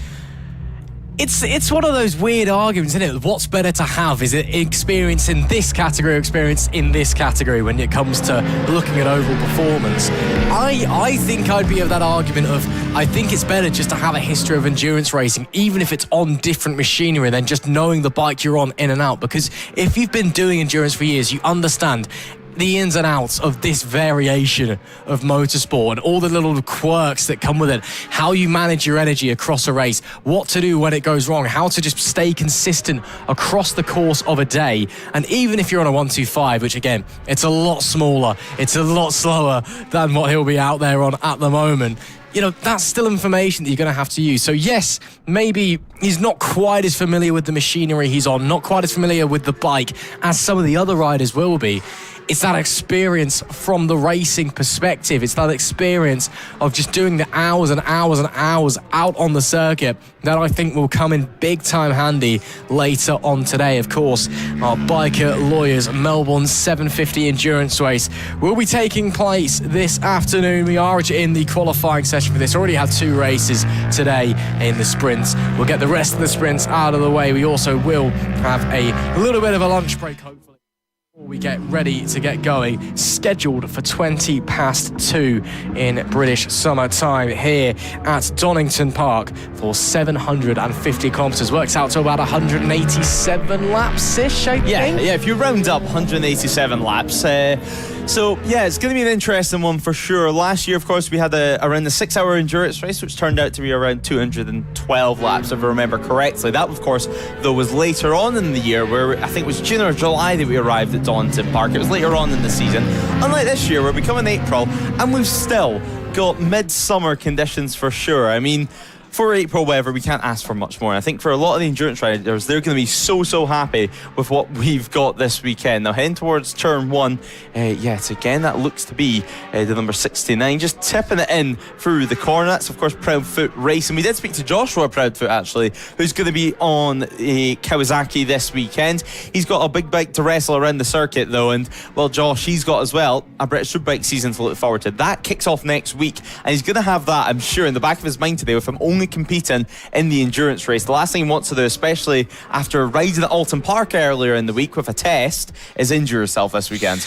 Yeah, it's probably not a great look, is it? Rocking up to Alton Park with something in a cast because you've smashed up doing an endurance race. I wouldn't want to be the one getting shouted at by the team boss for that one. But again, it's his decision to go racing. I mean, this is why you do it. You race because you love it, and you race because you want to. And a lot of times you race because you can't help to, because it's in your nature. All you want to do every waking moment is just swing your leg over a bike and get out there and just pump laps in. It's what these guys live for, and it's why they're out here doing this and subjecting themselves to these torturous 750 kilometres later on. And well, we'll wait to see what's going to happen in that one, but hopefully he's not going to come off the bike and smash everything up and have a very difficult phone call, I can imagine, with the team boss later on, explaining why he won't be racing at Alton Park because he got a bit silly at Donington the week before. Another rider as well that's not going to want to do that and let their BSB plans down is going to be Lewis Smart. Now, he's just behind Randy Racing on the screen, on board the Full Throttle Racing Suzuki as things stand. So into the final corner he heads, and well, Lewis Smart actually showed us and unveiled basically his livery to us yesterday for the 2026 season, racing of course in the Pirelli Sport Bike Championship across the BSB season, and he's going to be racing that later on here today throughout the sprint races. But he's got a Suzuki, I think it's a 2007 Gixxer that he's on board this weekend, so an older machine to say the least, and it is just a bike that he can go on and spin some laps and have a laugh on. Yeah, it certainly will be, and you know, even if it is a little bit older, there's nothing to say he still can't be quick in it. Of course, technology's come a long way, development's come a long way since then, and you know, obviously the newer bike will just naturally be quicker. It's got better bits on it out of the factory, but still not to say that, you know, you can do some tinkering on the machine, you can do some work on the bike, and of course, at the end of the day, the bike can be very quick, but if you've not got somebody good on it, you're not going to be very good, are you? Yeah. And, you know, I think that he'll be perfectly fine on that older Gixxer. I think he'll get straight out there and be doing A-OK. Currently out there on a lap at the moment on that number 22 machine. And he did just set a personal best lap time last time that put the squad into 15th place. This lap not looking quite as good, so maybe a little bit of a cool-off lap before he pushes again. Time is running out in this session, though, if they do want to make up any more places on the timing tower anyway, because again, it's probably going to be all very, very different from what you see on the screen when we come to the actual grid. But it's just over 3 minutes and 30 seconds left in this qualifying session for the Biker Lawyers endurance classes. And of course, they'll be back out later on for 750 kilometres. Yeah, big one ahead. Not too much longer left in this session, as you mentioned. 3 minutes and 20 seconds left on the clock as we continue to follow Full Throttle Racing out on circuit. They're having a good session so far. Don't think they'll mind picking up 1 or 2 places though as this session goes on. The 76 as well, just following them behind out on track. Through Redgate though, they go yet again. And while the 32 squad continuing to have their overall fastest lap, that of course was Jordan Browse who set that. Since then, they've returned to the pit lane, and well, it seems like they've got their feet up and just chilling for the time being. I mean, now with 2 minutes and 50 seconds left, I don't see them going back out on circuit, especially by the time they complete an out lap. They're only going to have 1 lap to throw at it, and the last thing you want to do with an endurance bike that's going to be racing later this afternoon in a couple hours time is to smash it into 2 pieces going down Craner curves. Yeah, again, that's going to be a very, very quick rebuild, and probably some very annoyed teammates and mechanics who are all going to have to probably skip lunch and do all of the above to get the thing back together. So that's probably mission number 1. Don't smash up the bike over anything. Yes, it's obviously great to be starting towards the front of the pack. That's going to help, but it's a long old race later on. There's plenty of time to make up for if maybe you didn't quite qualify where you wanted to be. I'd rather be a little bit further back and have to spend the rest of my day before the race frantically trying to put something back together. I don't know about you, but that does not seem appealing. And again, that's then going to hurt your mindset as well, because then when you do go back out there later on, you're thinking, I've already had a crash today, I'm tired and I'm stressed out because I've spent the rest of the day desperately trying to put things back together and fix things and find parts that I didn't realise I didn't have and whatnot. I'd much rather be a little bit further back, but just in a nice headspace, nice, calm and relaxed, so I can just get the race start done smoothly and then knuckle down, get focused in. Yeah, I mean, even if you're starting P8, P10, it's not going to be the end of the world. You have over 180 laps to try and make that right, and if you have the pace, there's no reason why you can't do that. And let's not forget, this is endurance race, and we have safety cars that can happen. We have red flags as well, and new for this year, if the red flag does come out, as we've seen at Snetterton for the first time, it's not like previous seasons in No Limits where we reshuffle the order into the race order. Now, however, it's the order that they come into the pit lane. So if you come into the pit lane first, but actually on circuit, you're sitting P8, you head back out and do the restart ahead of everyone else out on track. So it keeps things nice and level in that perspective as well. And even if you do start P8, P10, and get a bad start, a safety car can bring you into the next 2.5 hours into the race. It absolutely can. It can all change at the flip of a coin in endurance racing, and it's part of what makes it so brilliant to enjoy. About 30 seconds left before the checkered flag waves in this one, then I don't think there's too many people on a hot lap, although Lewis Smart, actually, who we are still following around, is on one. He's set 2 personal bests out there in sector 1 and 2, so we'll follow him through the loop section and down through Melbourne to see if he is going to improve. Bit of traffic up in front though, so it may hold him back just a little bit, but he will be coming to the checkered flag as he makes his way out of Goddard's, and still that traffic might be holding him up, so he may not bump himself up the timing tower just a little bit. Let's see if that 22 full throttle bike jumps up a couple of places as he crosses the line. No, does not improve. Got big time held up there in the final sector. Real shame for him. It was looking like it was shaping up to be a really, really solid lap.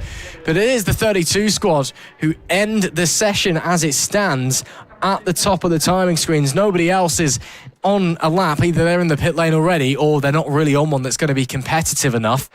But again, that is very likely to change due to the fact we're taking an average time. What we're seeing on screen at the moment is just the fastest time set by each individual team.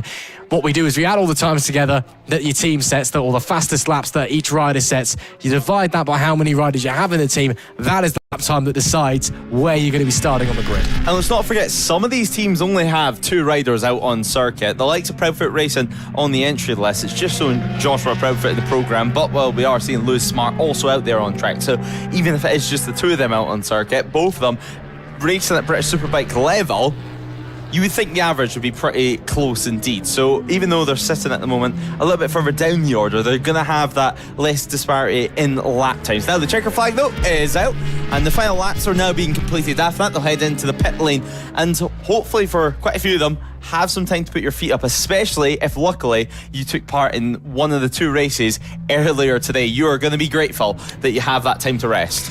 Yeah, I was surprised by how many people on the entry list were down for sprints and the endurance as well. I thought, in this temp, you're brave, but fair enough, go for it if you want. That does conclude our qualifying session for the Biker Lawyers No Limits Endurance.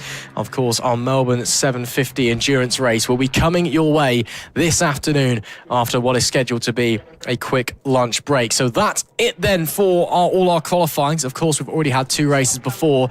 These are the fastest times that each team set, but again, that is not likely to be the final grid due to just how qualifying works in our endurance category. So it was the 32 squad that did end up setting the fastest time by just under 9/10 of a second. But again, their lap times from their other riders, their quickest lap times from their other riders, were not looking particularly strong. I'd be expecting it's probably that 16 H&H Motorcycle Spin Arena squad that will be going from the front of the grid.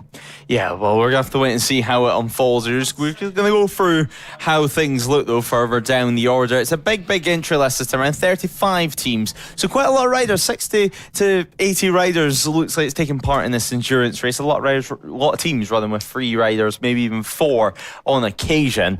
So certainly for these longer races, this is essentially the endurance race. It's going to be your test for the 12-hour later on in the year. It's the second longest endurance race that we have pretty much the entire season, certainly before we get to the likes of Anglesey. It's a good test, and it's a good track to do it at as well. I mean, whether you're a fan or whether you're a rider, almost everyone knows Donington Park like the back of their hand. You know exactly where everything is that you need in the paddock.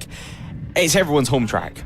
It's it literally is. I mean, it's in a great location for pretty much everyone. It's basically bang in the middle of the UK. It's kind of equidistant, just beneath Derby and Nottingham. And it's a track that's so famous. Of course, there's so much history here throughout motorsport. There was originally racing back from 1931 that was basically on the modern layout, just it was actual park roads instead of a proper racing circuit, hence the name Donington Park. And then after the war, fell into disrepair until the 70s, where the track was bought up and repurposed. Essentially what we see today, little has changed about Donington Park here. And of course, it was the long-time home of the Grand Prix, as we do see a bike that's not looking too healthy there, getting wheeled away from the crane of curves. Hopefully everything's okay.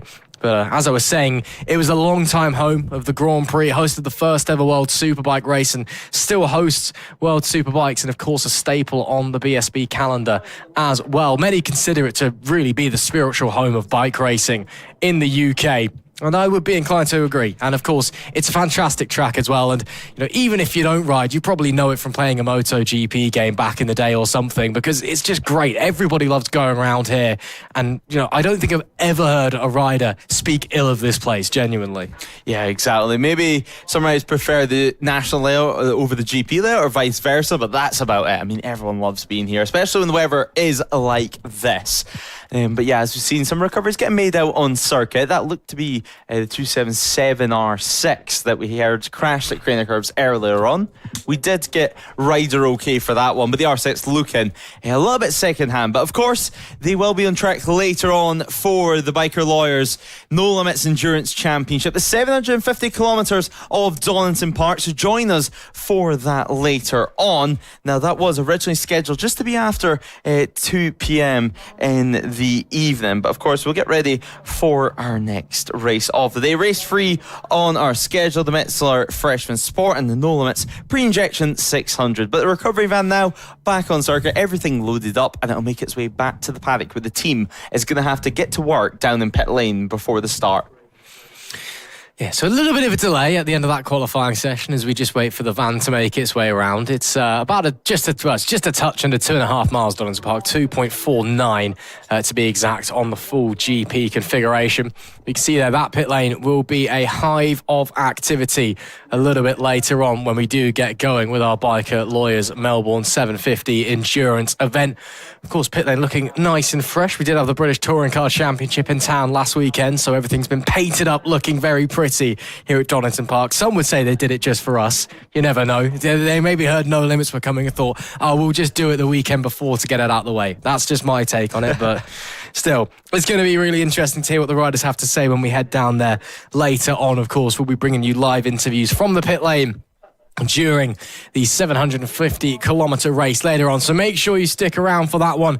Of course, wherever you're watching from around the world, whatever you're watching on, be it No Limits Racing TV or Motorsport Radio. We hope you're enjoying all of the action so far, and make sure you like, share, subscribe, and all of the above on all different platforms to help get No Limits out there, help show the very best of club racing in the UK.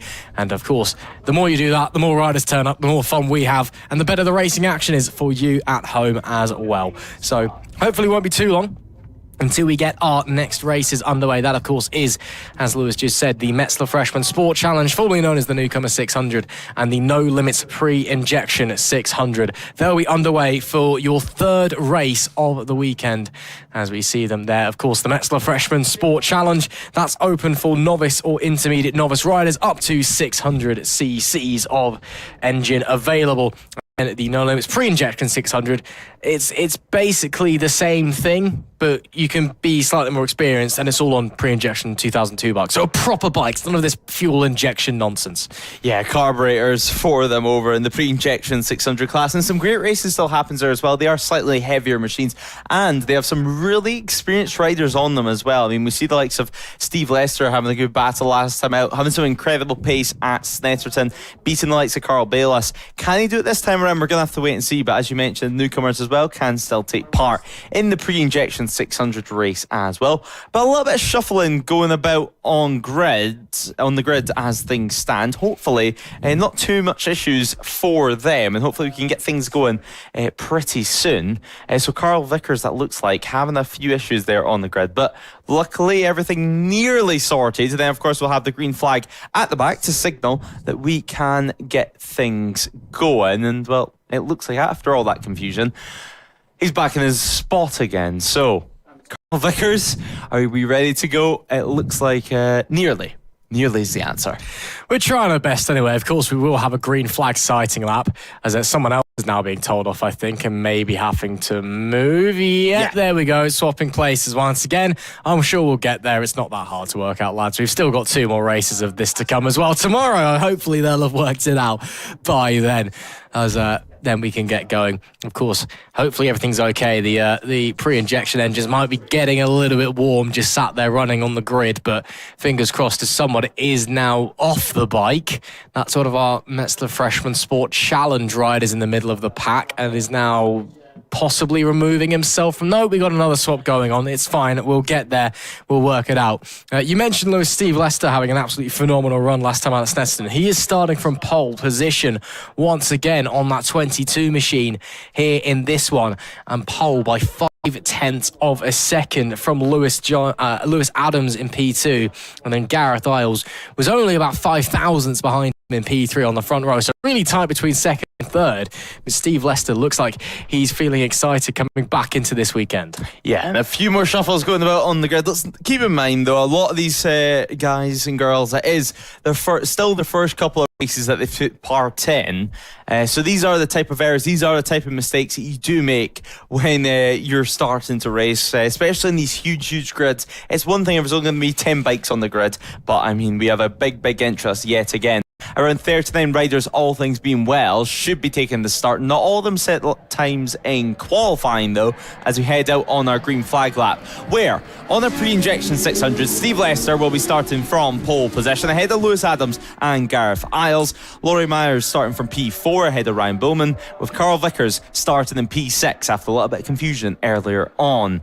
Jay Orchid James starts from P7 on the number 7, with Jake Hannonford starting from P8 and Grant Taylor from 9th, rounding out row 3. Fraser Lizachenko starting from P10, and good weekend for him at Snetterton. Can he repeat the same here at Donington Park? Paul Beard and Matthew Young goes alongside him, with Matthew Round, James McHugh and Josh Pickard starting from P15. Stephen Everett all starting from P16, with Josh Crawford starting from 17th and Daniel Isaac going from 18th position. Rounding out our top 20 is Jamie Cox and Simon Massey, as Ethan Hall starts from P21. Adam Ross and Jake Griffiths starts from P22 and P23, with Chris Nealon starting from P24. Thomas Brand rounds out our top 25 runners, as Matthew Smith starts from P26 and James Johnson goes from P27. Rounding out our top 20 is going to be Brandon McCormick, Liam Hansen and Natalie Crow in the 999, as Mark Boot goes from P31. Sismore and Crawford goes from 32nd and 33rd. And then the last of our riders who times 8 qualifying, that is going to be Stephen Burke. Now, he's P34, I should say, but our grid does go all the way back to P39, as we see Sean Dakin should be our final runner. But of course, we'll head to the grid in just a few moments' time to finish off our green flag lap. They're around in the final corner as things stand, and then hopefully we can get things going.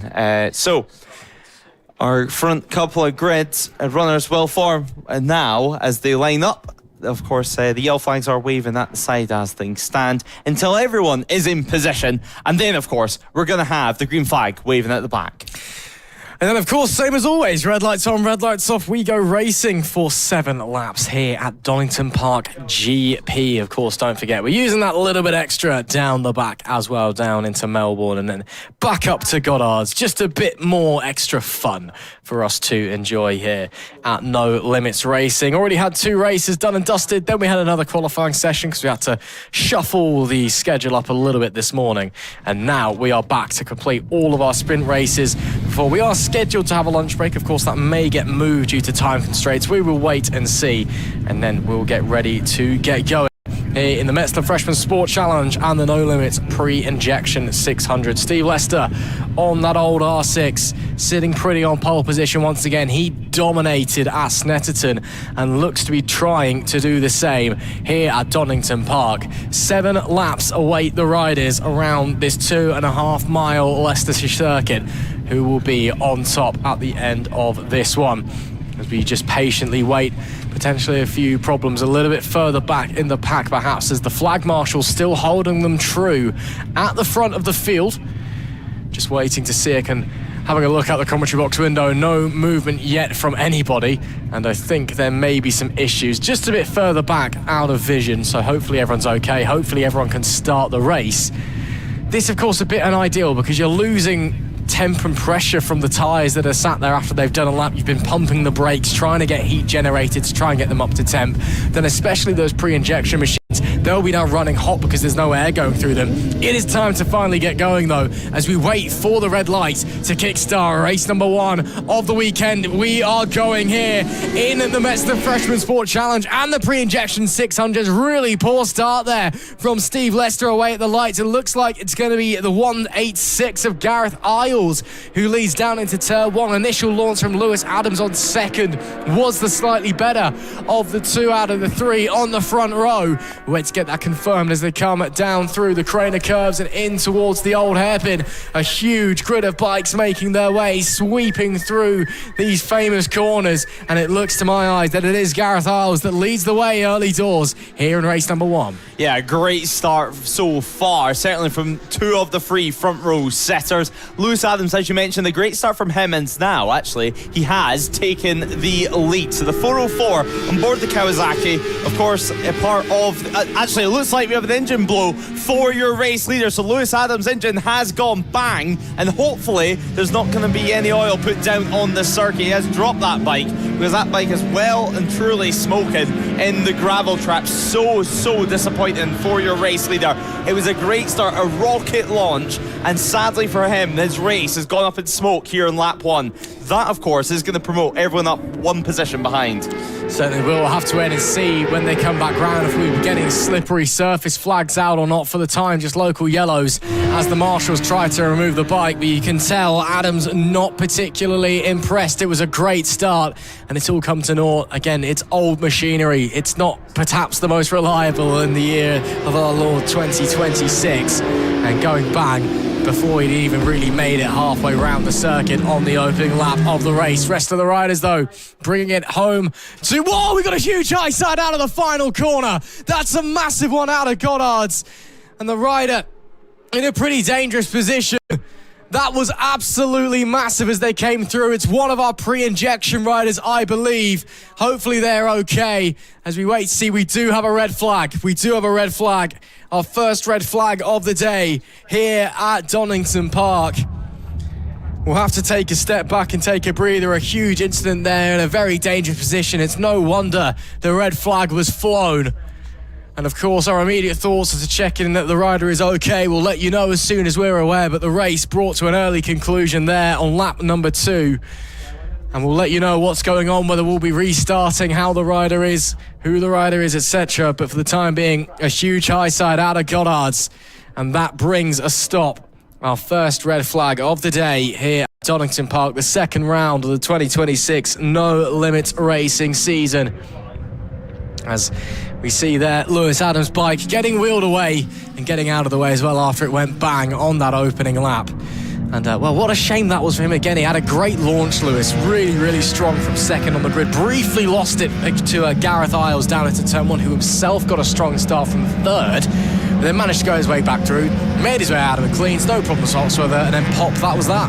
Yeah, exactly. I mean, after the start he made, that was the last thing you want. Luckily, it didn't look like there was at least any oil put in the circuit, or perhaps if there was, that red flag just came at the perfect time. It meant that everyone wasn't going to come through there at racing speeds. But nonetheless, the likes of Steve Lester, it means that he's also going to get a second opportunity at this once we get racing yet again. Obviously, the marshals, the medics have a job to do as things stand over on the main straight. But once hopefully we can get everything sorted there, then we can get going again. It's going to be another opportunity for your pole setters. So the marshals at the moment holding the riders at the final corner, and that's just because obviously the main straight is blocked as things stand, and they don't want to quite send them into pit lane just yet. If they can hold them here and get the situation sorted onto the main straight, and then of course they can just load them up onto the grid if it can get done quick enough. This, of course, is the time though to turn off the bikes and just have a little rest. It looked like actually Steve Lester spotting a little bit of debris there on the side of the circuit, so he's got some eyes on him for sure. I think it's fair to say it was our pole sitter, but hopefully his reaction times can be a little bit better next time around. Yeah, you'd hope so. Really didn't get away well there at all, did Steve Lester on the first attempt at it anyway. I think, yes, they've been sat there for a little while. Maybe it was a combination of lost that focus and then also just struggled to drop the clutch a little bit. Maybe clutch was starting to overheat just being sat there or whatever, I'm not sure. But the main thing is that he's starting from pole, did not get away well. Hopefully we'll be able to restart this race. I'm presuming it'll be a whole race restart before we get going again. But again, we'll wait to confirm that. We'll wait to hear what race control have in store for us. And of course, as soon as we're aware that the rider is okay, we will let you know. But for the time being, we'll just have to sit back and wait. Again, it's a bit of an awkward situation to be in for the riders, especially with a very early red flag, because you spent all that time building up that adrenaline, getting your focus in, and then you just get to the end of lap number 1 and it all comes to naught basically, and then you've got to go through that whole process again. And some riders are able to do that, some will potentially struggle just trying to get back into that mindset. Yeah, exactly. And it's nearly a slightly different mindset as well from this first start. It all depends on how you actually assess this situation that's happened. I mean, it depends, A, you know what's happened, or B, you think it's just a red flag for the sake of red flags, especially after what you've seen that open lap with, of course, Lewis Adams' bike going bang. It might just be a case, if you didn't see any crash, if you were in the leading couple, you might just think it's a case of track conditions, and that isn't going to affect your mind too much. Perhaps you maybe take it easier on the warm-up laps, just see what the track's like over there. The marshals, though, they are going to get a good time to assess the situation at this corner too, and just triple check everything and get a few things out the gravel trap as well.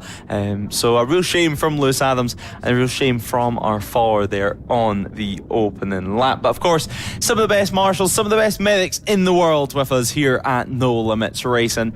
We're lucky enough to have them all season long, but you can just see the entire grid there held up at the final sector over at the Melbourne Hairpin. They were told to turn off their machines. It looks like they're being sent back into the paddock through the gate over at the Melbourne Hairpin. So they're going into the back entrance of the paddock as things stand, which means, which usually would mean, we're not going to get a restart for this race anytime soon. Yeah, it's unfortunate to see that one. Again, hopefully everybody is okay. We'll let you know as soon as we're aware in the commentary box, but looks like we may be looking at a bit of a delay here at Donington Park as the bikes are sent back into the paddock area. And of course, hopefully it's a relatively quick break. Hopefully they're able to make their way back out quite soon. But then again, we've got to sit and go, okay, well, we've just sent them back in. Do we send them straight back out? Do we then, do we shift it around again on the schedule, get a class that was maybe getting ready now, just send them out and give those guys a bit of time to cool off? Of course, we've left Lewis Adams stranded up at Coppice as well, so we need to go and pick him up somehow with a bike that's gone bang. I think it'd be quite rude if he had to trudge the whole way back on his own. That's quite a trek from up there. It'll take you a fair amount of time. And racing levers too in this heat. In the end, this heat, that's probably not going to be very fun. Just standing there in the boiling heat. It is really warm in the sun, to say the least. And it looks like some marshals going out with some sweeps as well. So potentially there was fluid left down by Adam's bike as well. So that could potentially be a bucket of concrete dust or whatever the preferred absorbent of choices here at Donington Park. Yeah, it looks to me like they're definitely going to go try and lay something down on the track and get it cleared up. So we'll wait to see what's going to be said and wait to see what's going to unfold. But yeah, it looks to me like there's definitely something down on the circuit at least, Lewis. Yeah, exactly. I mean, it's some time for the marshals anyway, just to be able to double check everything. And well, we've seen just there getting the cement dust down on the circuit, and it's time for them anyway just to assess the situation. It's one thing whenever you've got bikes out on circuit, you're looking trackside. It's a whole other thing whenever you've got the time to step onto the circuit and look at it with your own eyes at feet level and just check everything's good. And that's when they've managed to spot maybe one or two bits of fluid down out on circuit. Yeah, absolutely. So hopefully everyone's okay, and of course we'll let you know at home as well as soon as we're aware that when the red flag's ending, who was involved in that incident and if they're okay as well. But the current update is that the bikes have been sent back into the paddock after the start of that previous race. But we hope you're enjoying the action nonetheless. Still plenty more action to come your way, of course, across not just today but this weekend. Myself, Ross McIntyre, Lewis Ray alongside you, bringing you all of the action from the second round of the 2026 No Limits Racing season here at Donington Park and the full GP layout as well. But it's been a fantastic day of racing so far. Of course, we've got our massive 750-kilometre Melbourne endurance event on later today.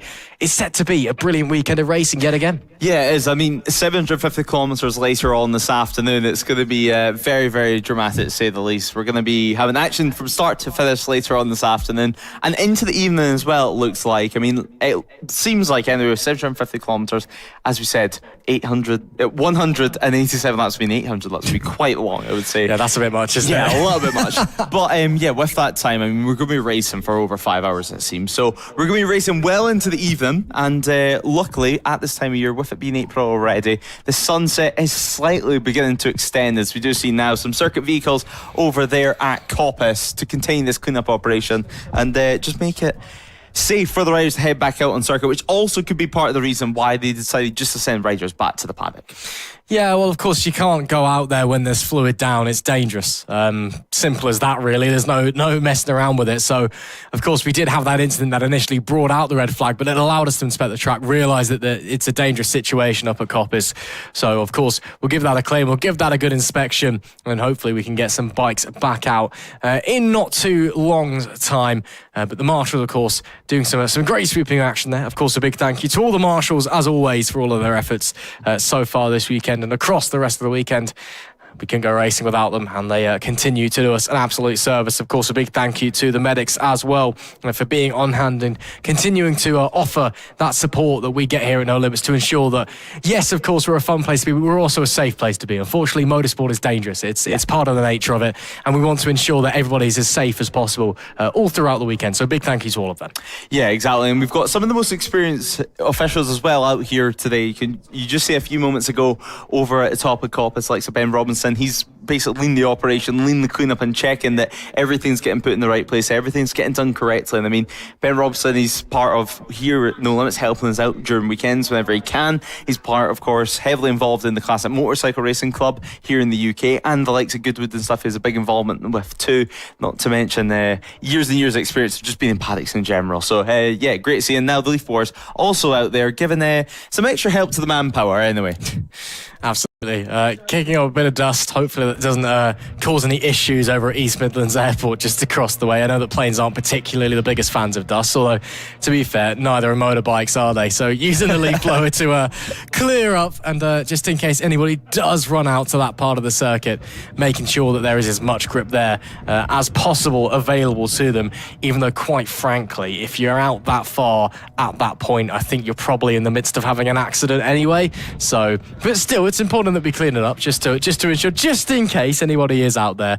Looks like the marshals, though, pretty much done for the most part, so it'll just be up for a quick circuit inspection just so we can ensure that it is okay, and then hopefully we'll be able to get some bikes back out on track shortly. I think as well, at the moment where we're seeing the dust getting put down, I think we do have to praise Lewis Adams quite a bit, because he did notice really quickly, and the first thing he did was just set up the bike straight away and didn't even attempt to tip into Coppice. It was just a case of get that bike off track, get it stopped, and then, well, he threw it down in the grass. But nonetheless, that bike, I would say, is done for the day, unless somehow, luckily, he either has a ZX6 engine in the back of his van, or someone else does in the paddock that's happy enough to give him it or sell him it for the rest of the weekend. Well, you never know what people bring to a racetrack. He could have like multiple engines for multiple different races. We know, going back to the 90s, new motor every single session if he really wanted to.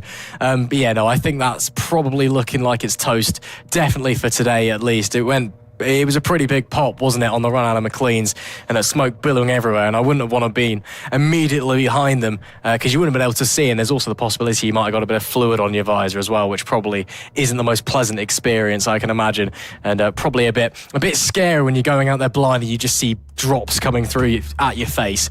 Yeah, don't particularly want to imagine that one, but looks like we're done leaf blowing for the time being, anyway. Or at least leaf blowing further down the corner. Yes, I think we are leaf blowing further down, actually. So yeah, could still be on for a bit more of a delay here, unfortunately. Again, though, as you said, he did the exact right thing. Saw, obviously, the bike went bang. That was pretty obvious. He probably realised that quite quickly. But also then clearly identified, there's fluid going down. He did the exact same thing, kept it out wide, kept it straight, put it down the second he went off, got straight up. Obviously he was frustrated, but then immediately went over to the marshal's post to be like, look, I'm sure you've just seen me having that problem. There's stuff down. We should probably get the race stopped so we can make sure it's safe out there. Yeah, it's time just to take a chillax. I mean, as a rider anyway out on circuit, when you enter these type of situations, when you're maybe not the rider that's on the bike that's just pulling up, but a rider that's behind it, you've got it in your head, or you just need to have the faith that the circuit is going to be safe next time you come to it. So a little delay at the moment as things stand, but hopefully we can get things going. It does sound like this race will not be restarted today, and instead it will be pushed back to tomorrow's schedule. So the Metzler Freshman Sport Challenge and the No Limits Pre-Injection 600s, it looks like they're going to have a busy Sunday in store. Yeah, looks it. 3 races during a single day. That's pretty tough, it must be said. But yeah, that's what we're hearing from race control just now, is that the race will be restarted tomorrow. It will not be restarted today. So a real shame there. But of course, they'll still get their 3 races. We'll see them tomorrow, as we can see somebody coming into East Midlands Airport. Quite a common sight here at Donington Park. You do get a fair few planes coming in overhead. And that one looks a bit more like a smaller plane rather than a properly domestic or vaguely international. I don't think they've got any properly international flights that come in here. I don't know. I'm not really an expert on East Midlands Airport, to be honest with you. I don't spend my time scouring, like flight logs and things. I actually have a life. I know it's shocking to reveal that one, but apologies if I offended anybody with that one. But yeah, as we get the rest of the clearing underway down at McLean's and on the run up to Coppice. So still looking like we might be a little while, but again, we've had that confirmation that Metzler Freshman Sport Challenge and No Limits Pre-Injection 600 race will be restarted tomorrow. If you are just joining us, we had some oil dumped down by a blowing up Lewis. Lewis coming through there on the 404 Lewis Adams, and then unfortunately we did have a big high side as well coming out of Goddard's by another rider, which immediately brought out the red flag. Then we realised that there was fluid down.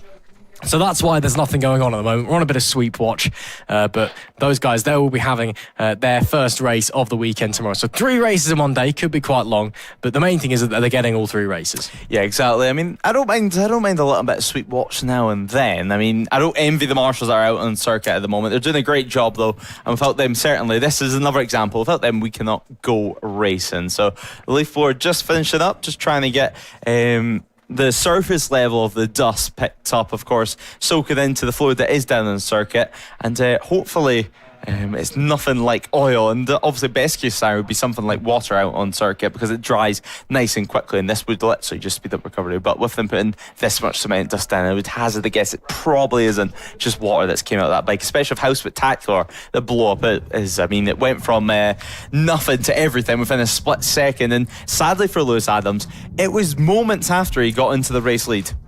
Yeah, it was literally just made the move and then bang, pop goes the weasel or something like that. And yeah, real shame for him with that one.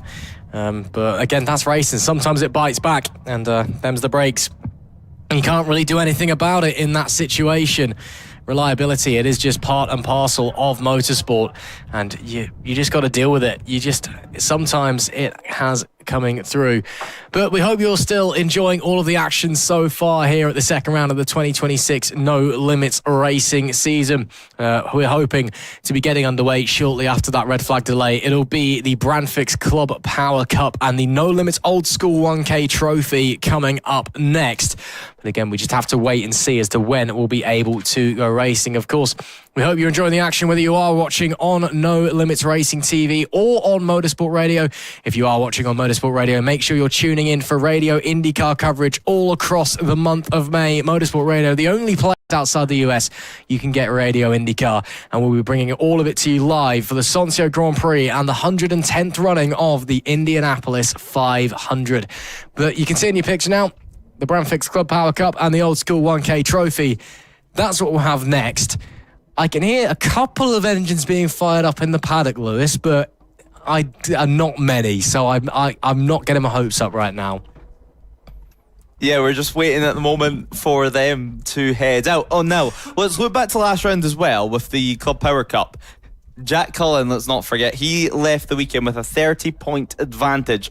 And Jack Cullen, he was one of the standouts, I think it's fair to say, of Snetterton. From start to finish, he led pretty much every single lap on offer on board the BMW. Meanwhile, in the Old School 1K Trophy, another standout, Dean Turner. Now, Dean Turner was able to compete with the likes of the Club Power Cup riders on an older bike, on board his Honda Fireblade, and still be competitive on board the RAF machine. So at the moment, we're just waiting for things to finish up over at Coppice, and then hopefully we can see the bikes power up yet again. And we see some interesting forms of clothes for some of the marshals out there, keeping it fun with us at No Limits, and a nice cone hat, I think it's fair to say, keeping the sunshine off their head in this bright summer's day. Near 20 degrees Celsius expected today.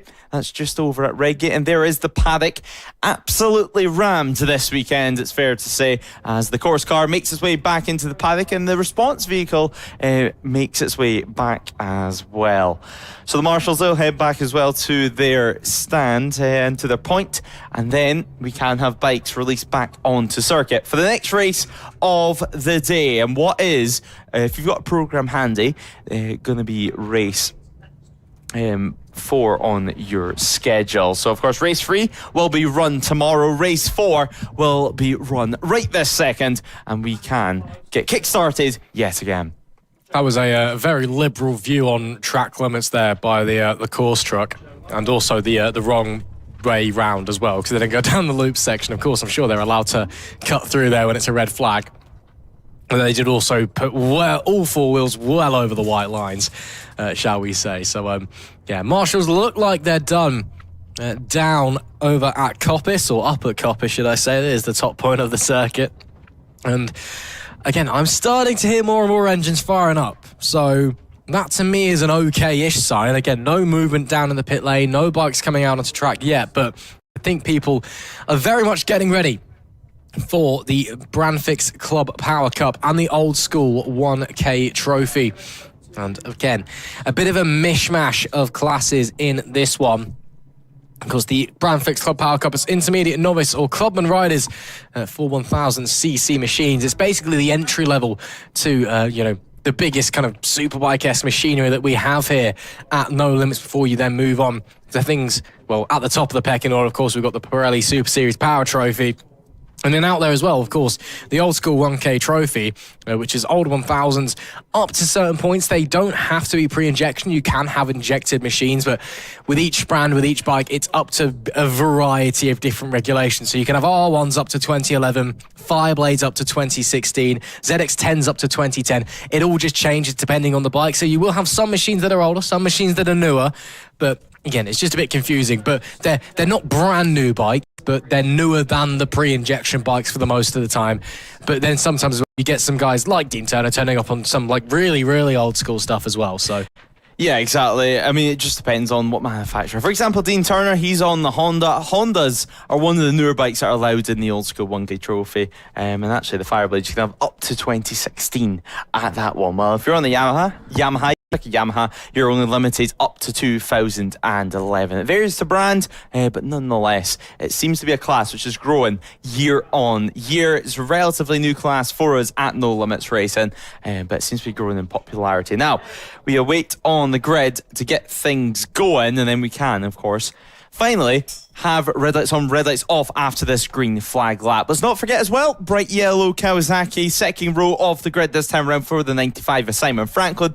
He took a podium last time out, and well, he was absolutely delighted with it, to say the very least, after how many injuries he's been through while he's been trying his racing with us here at No Limits and other championships. Finally, to get a podium to start off 2026 was the perfect way to do it. But now we head out on our formation lap, where Jack Cullen starts from pole position ahead of Perry Matterface and Kieran Wood on the front row of the grid. As we said, though, Simon Franklin will get another podium today. He's starting from a good position in P4, with Dean Turner, the top of your No Limit Old School 1K trophy runners, in P5. The 94 does start in P6, headed at 88 of Gareth Evans in 7th. Matthew Whitney on the 89 goes from P8, with Dale Hill starting from 9th. Adam Southwell rounds out the top 10, with James Logan and John Hugh rounding out the top 12 runners. Anthony Snowball in the number 8 goes from P13, alongside Mitch Baines and Jeremy Page on row 5 of the grid. James Gerald starts from P16, with Sam Foster and Lee Rollins rounding out our top 18 runners. The top 20 is taken up by Paul Spencer and Ian Tune, with Martin McClatchy starting from P21 and Dean Bednarek starting from 22nd. Philip Whitby starting from P23, with the top 25 runners being rounded up by Simon Anderson and Chris Edmondson. Jamie Harris, though, does take up P26 of the grid, to the top 30 being rounded out by Ryan Marriott, Neil Stevenson and Golich rounded out the top 29. Now, this grid overall, we're going to have 39 runners out on circuit. Sadly, only 36 of them set times in qualifying. The last of those being Vincent Gibbon on the 278 machine. The likes of Brookman, Nunn and Macon didn't set laps in qualifying earlier on today. It was scheduled, of course, to be a 7-lap race. Luckily, it still is going to be that after all these delays. So again, Ross, a nice short, snappy race, and yet again, another huge field, nearly 40 riders.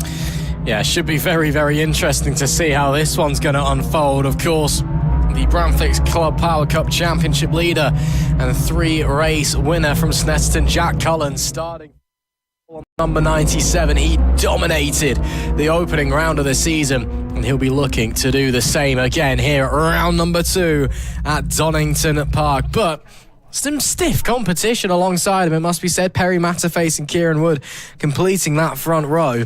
Could be quite interesting to see if they're able to somewhat stick with him anyway, as we wait for the riders to, well, the final few riders anyway, to make their way out onto the grid and see what's going to be happening here, as we see the final few getting formed up, the final few getting ready. Cullen sat on that pole position spot. The 97 looks relaxed, looks comfortable. He knows what he's capable of. Another pole position here at No Limits Racing in 2026. The visors go down, the riders hunker over. We're ready to get going.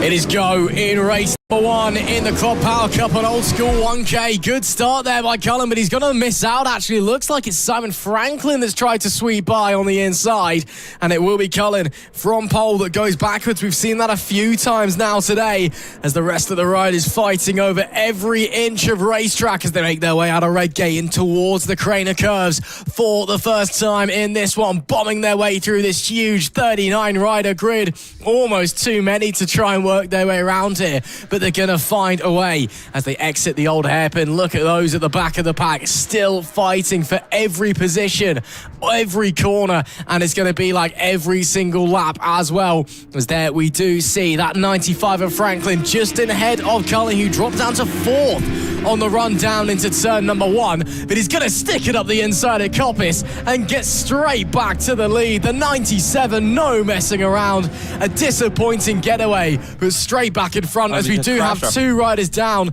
That is coming to the run into Coppice on the exit of McLean's, and we got one rider up on their feet. Hopefully the other one's okay as well. We'll continue onwards anyway. It's set to be Jack Cullen to complete the first lap. Yeah, as he's going to continue on in the lead this race, of course. He did start from pole position, lost out on the launch off the line. It's also nice to see that BMW nice and stickered up as Simon Franklin briefly pushed back down to 3rd. He's managed to get the cut back as red flag does come out, and I think that's from that crash that we've seen a few moments ago.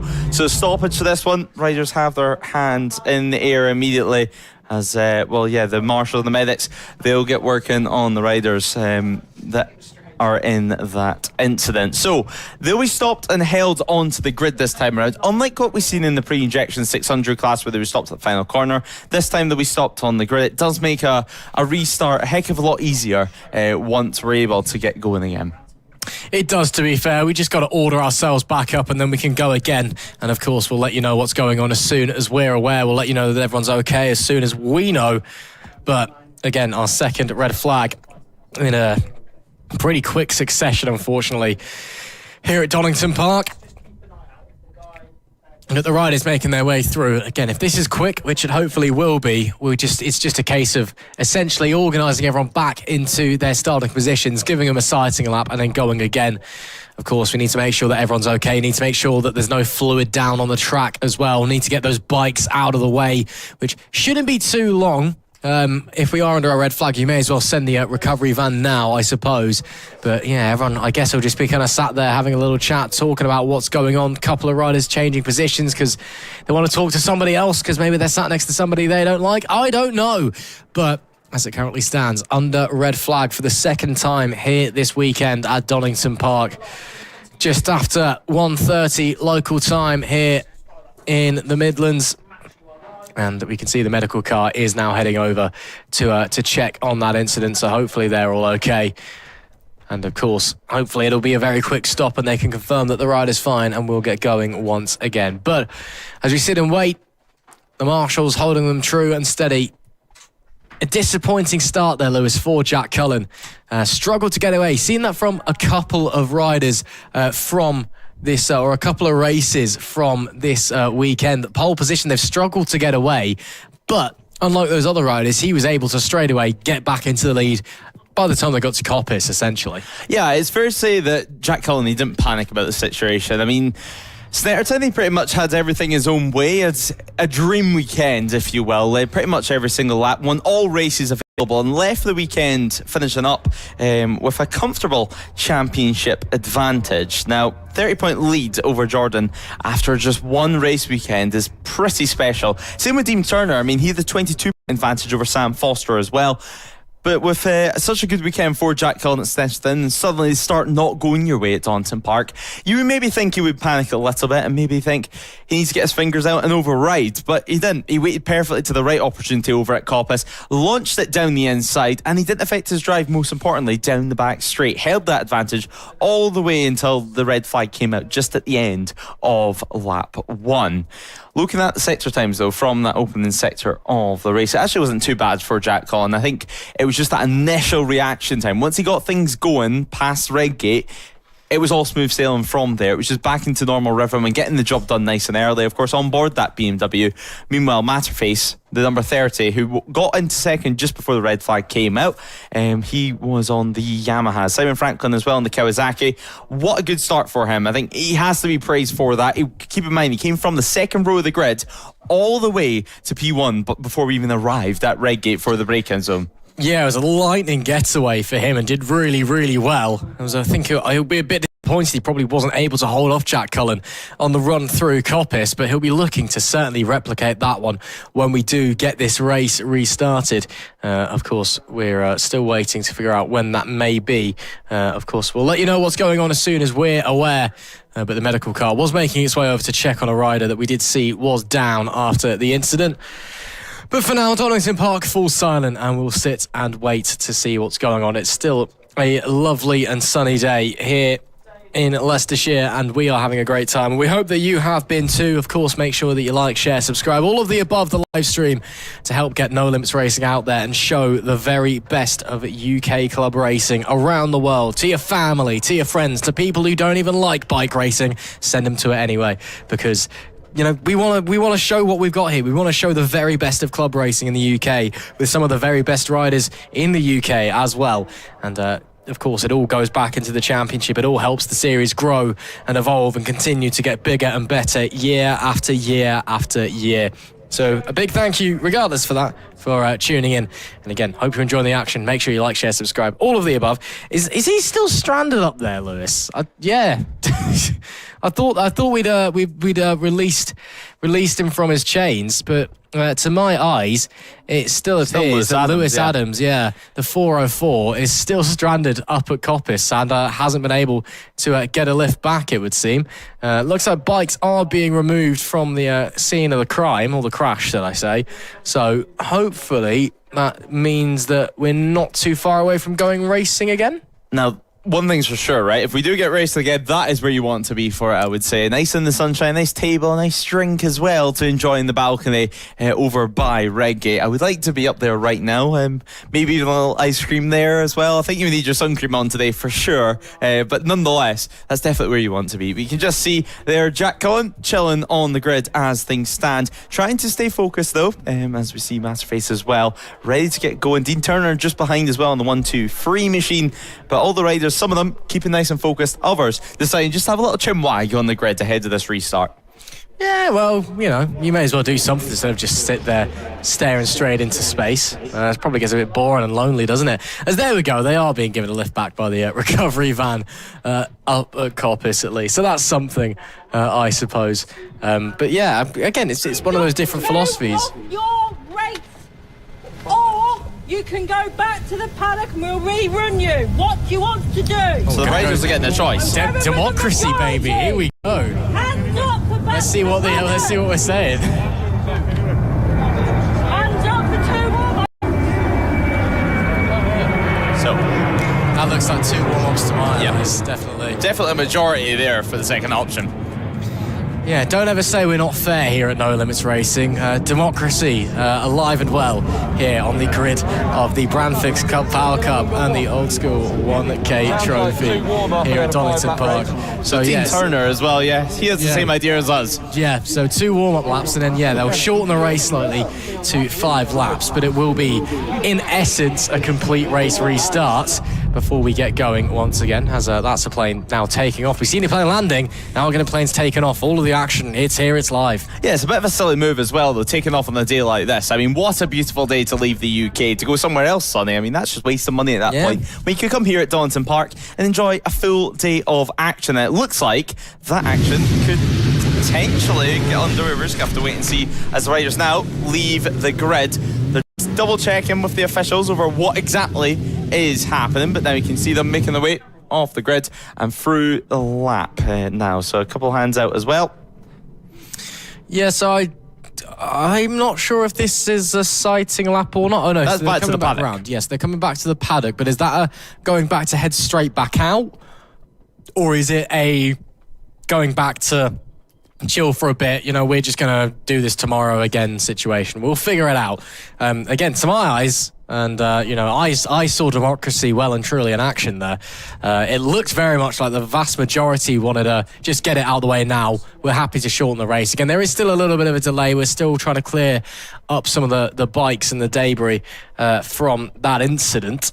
But we'll wait and see. Maybe they are going to head back out in a second. Who knows? There you go. That was by pure chance we had a camera operator down there with a camera. We got first-hand point of view what happens in these situations at low limits racing. There you go. We let democracy thrive and survive. Yeah, exactly. As we see the leaf blower actually getting started up yet again. Our good friend from earlier on, back on leaf blower, so he's certainly earning his money here today, part of the circuit response team. And you can just see one of the bikes getting brought to the side of the circuit. That does look to be number 59 that's getting brought to the side of the track. So that's Pepper on board the 59 machine. So a little bar to put through the rear wheel, because obviously they can't get that bike into neutral, it seems, and it's easier anyway in the gravel trap just to lift up the rear wheel and drag it through, because it's surprising how deep that gravel actually is till either you're tumbling through it or you're rolling through it. Yeah, very true. It's one of those things, I suppose, isn't it? As they've looks like they've given up on that bar, then they're just going to drag it straight off, and looks like I'm not entirely sure if we're going to get going with the same class, because we've had from the announcement from race control, they are calling to arms the next class over. But does that mean just get ready to be summoned in a little bit, or is that you guys are now going out? We'll figure that one out, I think, in a few moments' time. They are referring to the No Limits Club, the No Limits Street Bike Cup, and the Fortis F900R Cup. Again, maybe the delay's a little bit longer than they were expecting. Maybe they've decided, let's just take a step back in a moment. You guys can either run again tomorrow or run again later, and we'll just stick the next class out there. Of course, we do have a very, very long endurance race we need to get done later on. Although it's not a timed race, we are constrained by time. We can only run as long as there's sunlight, and of course 750 kilometers is a long way, so maybe there's a little bit of worry about the ability to complete that one. Maybe it's a case of, we can run you tomorrow, we want to get this whole 750 kilometers out of the way as well. We'll wait and see, but there's definitely been a call to arms for the next class. It may well be that we'll either be seeing the Brandfix Club Power Cup and Old School 1Ks out later for their race 1 restart, or out tomorrow. Yeah, let's wait and see what happens with this one. Obviously, we can only run till around 8 p.m. in the evening here at Donington Park. And that's all things being well in terms of sunlight too. But we'll see as pit lane a little bit quiet for the time being. As, we await for more announcements from race control about what's going to happen next time out. Obviously, that was race 4 of the day. It's 20-2 in the afternoon. And, hopefully we can get things running pretty soon ahead of the endurance race, because we have race 1 to 7 in terms of sprint racing on the schedule to run today before race 8 in the schedule, which is the Biker Lawyers endurance race, of course. But of course, if you are joining us at trackside, make sure you grab yourself a programme for the weekend and get involved at the circuit. We're a really friendly paddock here at No Limits Racing. Or if you're watching online, join us on social media, whether that be YouTube, Facebook, NLR TV or Motorsport Radio, and join the conversation. Like, subscribe and keep up to date for all the latest No Limits comments. Obviously, social media channels also there on Facebook in terms of Sheepy running them too, with some funny posts that gets put up in between and post rounds as well. So leaf blowing continuing track side for the time being, just getting some of the stones off the curbs while we have the time. I mean, why not? Makes things a lot easier as well, because we did see on the opening lap a couple of riders just running off the circuit and running on to the green. So hopefully we're not too far away and we can hear the sound of engines roaring once more here at Donington Park. So thumbs up there from the guys with the leaf blowers, meaning they're happy enough with the state of the circuit. So hopefully with that we can get that circuit response vehicle back to the paddock, where it will hopefully not be seen for the rest of the weekend, all things being well. And then then we can have bikes back on track, because, well, funnily enough, this is not a pickup truck race, this is a motorcycle racing event. So bike, certainly. I can hear them start and fire up in pit lane yet again, meaning we shouldn't be too far away, as it seems like our timing screens have been updated, and that is an F900 that, as you see, heading its way to the Holden area. So the Club Sport Cup, the Street Bike Cup, and the Fortis F900 Cup will be out on track next. For the next race of the day, race 5 on our schedule. So, of course, we'll get confirmation on when that next race will be run, but nonetheless, we're heading on to race 5 of the day and carrying on with our schedule here at Donington Park. We are indeed. I unfortunately lied. I thought it looked to me like it was a democratic vote to have the 2 sighting laps. In fact, the democratic vote was to go back to the paddock and go again later. But, you know, the power of democracy, it speaks true and well. So, yeah, we'll be getting that one going later at some point. It could well be tomorrow. It could be later on today. We'll figure it out as we go. But that's an unfortunate end to the initial running, at least, of the Brandflix Club Power Cup and the No Limits Old School 1K Trophy. But once these course cars have made their way back in, we'll get ready to get going with our next class on the schedule. We are still sticking very much to the schedule from this point onwards, even with the occasional shenanigans earlier on that we saw with the qualifying switcheroo and all of that, as he got some races out of the way before we'd completed some of our qualifying. Up next, though, it will be the No Limits Club Sports Cup, the No Limits Street Bike Cup with Metzler, and the Fortis F900R Cup. That'll be coming your way, so we'll have some BMW action to enjoy as well. 40 entries into this one, but not everybody setting a lap time in qualifying, so not potentially everybody that we're expecting to see out there, or today anyway. It could well be that some people entered, then decided or couldn't make the round, or had an incident earlier in the weekend and have had to drop out through other reasons for whatever thing. But as you can see there on your screen, as I've just mentioned about 30 times in the last 30 seconds, it is the No Limits Club Sport Cup up next, as well as the No Limits Street Bike Cup in association with Metzler, and the Fortis F900R Cup in association with Pirelli. Of course, those guys all out there at the same time, and they are now making their way onto the grid as well. So 3 different classes. On 3 different championships, should I say, as well, even if some of them are relatively similar machinery. But we'll wait and see. We'll figure it out as we go along. Let's have a little run through, we'll get a run through of the grid for you when they pull up to the, or get the go-ahead to go on their sizing lap, but that does definitely not look like 40 motorbikes out there.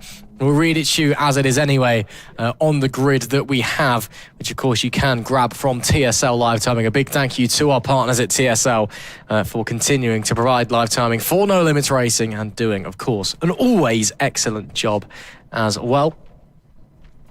And we're just waiting for them to be sent out on their sighting lap. Of course, as the No Limits Club Sport Cup, it's intermediate, novice or clubman riders for 600s. The next gen sport bike is novice and up on sport bikes. No, it's the street bikes, not the sport bikes up now anyway. The street bike cups is 900 nakeds or street middleweights, and then the Fortis F900R does what it says on the tin. Let's have a little run through the grid for you on this one. It's Paul Holden with Nicky Coates on pole, with Nicky Coates and Luke Stanley on row number 1. Row 2, Paul Pridmore, Stephen Muller and Andrew Williams. Row 3, Jack Hughes, James Plummer and Callum Hurst.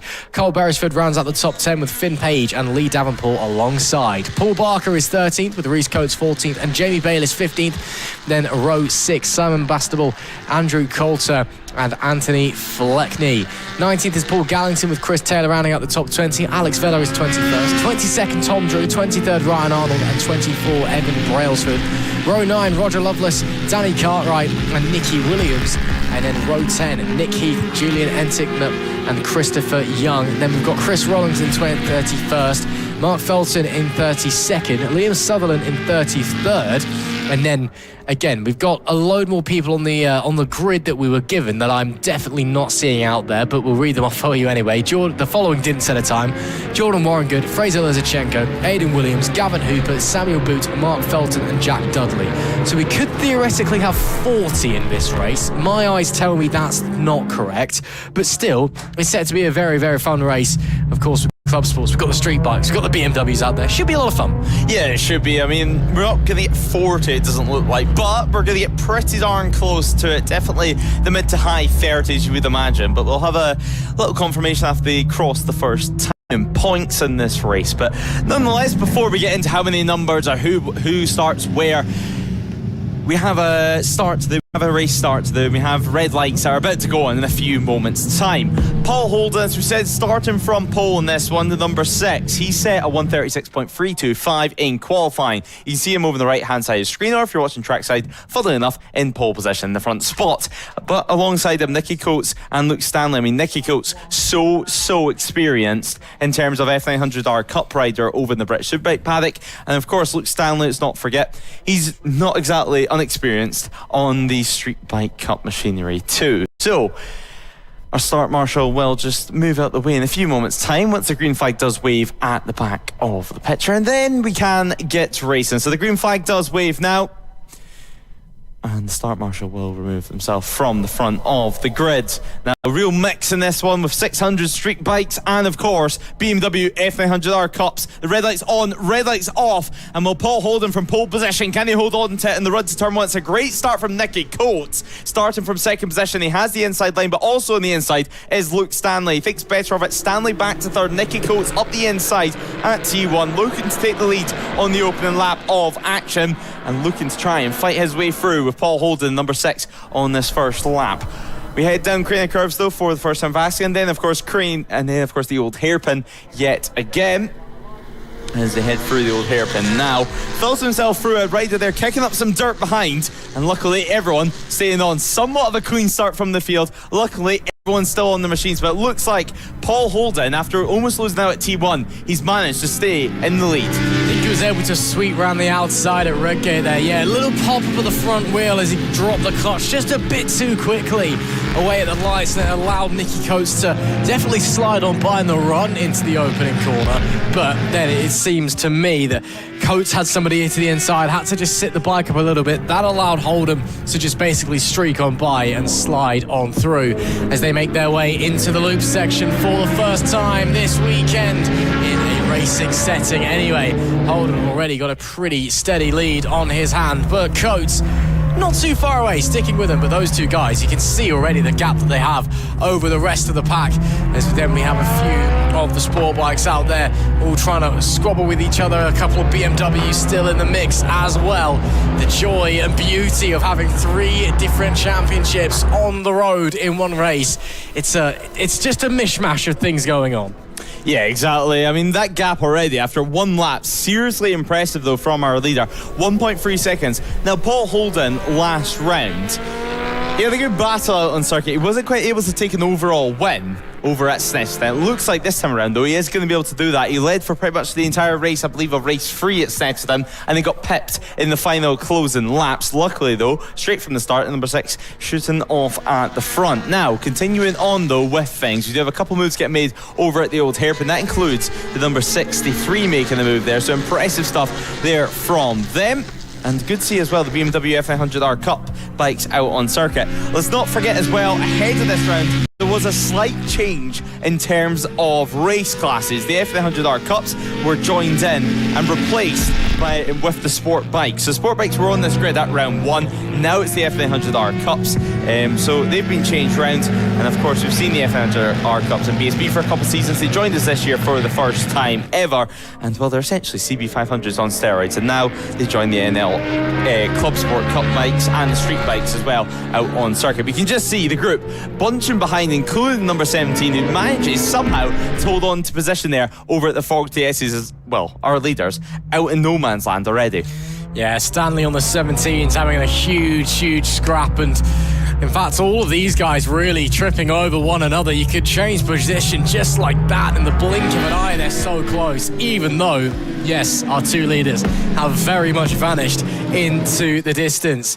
Up the top, Holden has a 1.7 second advantage over Coates, who himself now has a 4.3 second advantage over Muller. Hurst is up to 4th place, Stanley dropping down into 5th. And we've also got a couple of big losers. Williams on the number 63. Oh, the rider down there, making contact there with the rear wheel of the bike in front. And well, front wheel versus back wheel. seems like the back wheel definitely won in that one. But that's over at Redgate there. So the rider down on the deck, and looks like, luckily, walking away from the scene of the accident. So disappointing for him, and hopefully he can get that bike fixed for race 2. That looked to be potentially number 43 having that incident there in the entry to Redgate, but luckily up on his feet and walking away from the collision.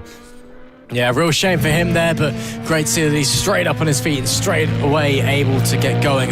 Hopefully not too many repairs needed on his machinery, and he can go again in any other classes he's in later today or indeed tomorrow as well. Lap 3 of 7 then, the front two continuing to vanish off into the distance.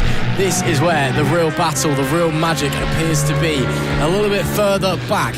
Though they themselves, third place Muller starting to pull away a little bit. Hurst is starting to pull away, and from 4th to Stanley in 5th is that group from 5th, 6th downwards. That's where they're all fighting. That's where those guys are really, really tied together. You can see them here coming into Melbourne. The 4-1 looks to have made a move. That's Hughes back into the lead of this group, or in fact he's dropped down into second, should I say, because it looks like Williams has managed to work his way through on the 63. Then a bit of a gap, then another big train of bikes behind them, but those guys in that P5 down, really, really tight, and I'm sure they're going to be scrapping all the way to the end of the race. Yeah, Luke Stanley losing out of position there as the 411 of Hughes does get through, and yeah, it does look to be the 43 of Pridmore that had that collision last time around over at Redgate in the middle of this group. Let's not forget as well, we have the likes of Finlay Page in that group, the middle of that picture. On board the R6, he's P4 in this picture at the moment, but he's P8 out on track.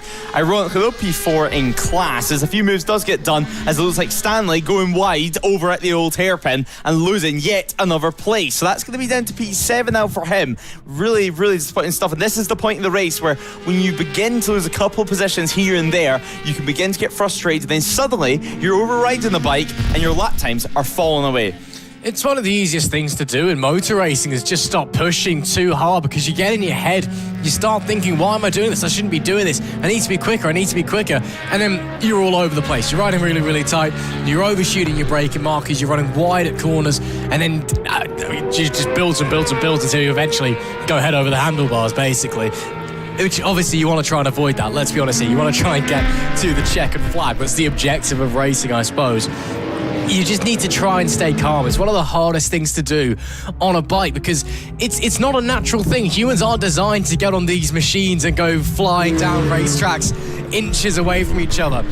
Our brains can't really handle it that well, because we haven't evolved to be able to handle it that well in the 100 or so years, maybe a bit more, of motorbikes existing. So as there is a move there into Goddard's, nicely done. So it's so easy for the adrenaline to get going, for you to just lose that focus, lose sight, lose that clear space of mind. That's what really separates the really, really great riders from everybody else, is that mindset, that ability to just stay calm and focused all throughout a race, no matter what happens, no matter how much abuse and elbows they take from other riders out on the track. They can just keep pushing and keep going onwards. Side by side there, a couple of other riders on the way through the Craner curves. Looks like they're all okay though. Think that was Stanley and Plummer on the 17 and 41 respectively, as up the front our leaders continue to shoot away. Yeah, they do, and well, a big shout out actually further down the order. P15 at the moment overall out on track. Jordan Warren, good. He started all the way down in P34 out on circuit. P34, no time set in qualifying, and now on lap 5 of the race, not exactly a long race, he's inside the top 15 overall in the 58 Army Team machine. Great stuff from Jordan. Hopefully that could be a sign of things to come for later on this weekend. And the same as well with this man right here, Paul Holden. I mean, nearly 2 seconds on Nicky Coates. Seriously impressive stuff. Let's not forget though, they are in separate classes, as are the top 3 runners out on circuit. So even if there is any overtakes, they're still going to be getting P1 in class. Paul Holden in the street bikes, Nicky Coates in the F900s, and Stephen Muller out racing in the No Limits Club Sport Cup. Yeah, so technically our podium finishes are all winners at the same time. Wrap your head around that one at home. Everyone's happy. Yeah, there you go. Everyone gets the winner's trophy. We can all go home. That'd be great. No, I mean, that's great. See, because what we do want, of course, even though you're in different classes, we want them to be able to mix and match. And although, yes, they're maybe not quite together out there at the same time, the fact that 1, 2 and 3 are all in the 3 different classes we have in this race, I think that's really great to see. And it shows that this format works. It shows that you can take 3 fairly different styles of bikes, stick them together, and they'll be able to race and compete with each other, which is great to see. Second place in the sport bike class is Stanley in P9, and then Warren Good in P13 now is on the podium as well. Of course, a very strong rider. He was the winner of the Inter-Services Championship race at round 1 at Snetterton with a great ride on his number 58 bike.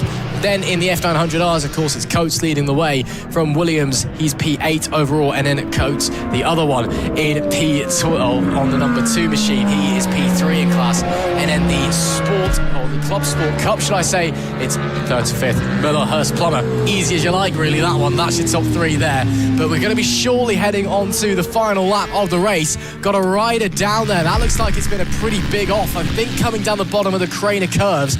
Rider straight up, though, which is great to see. Yeah, it looks like actually that's over by Schwantz's curve just before the likes of McLean's. So the fast sweeping left-hander. So a really quick place to go off there. But nonetheless, especially this late in the race, but nonetheless, we just see a few moments ago from Stephen Miller as they were heading down the back straight. He had a big loop behind him, a little gesture behind to Callum Hurst, who is actually catching up fairly quickly, and it looks like we're going to have a class battle and an overall podium battle on our hands on this final lap. So 1 lap to go, and it's going to be the 23 versus the 14 out on circuit. They make their way through Redgate now and build up the momentum yet again all the way through Hollywood and then down the Craner curves. There, though, is your race leader, and there is just also coming through shots some of our back markers further behind as Paul Holden, he's got to have to deal with them on this circulation around as he makes his way up Coppice.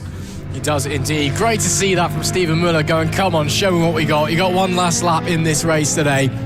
Let's at least have some fun there. But up the front, I mean, it's been another spectacular ride from Paul Holden. Yes, lost it going into turn 1, managed to get back that lead before the end of lap number 1, and then just hasn't looked back since. It was 3.2 seconds between himself and Nicky Coates at the line last time.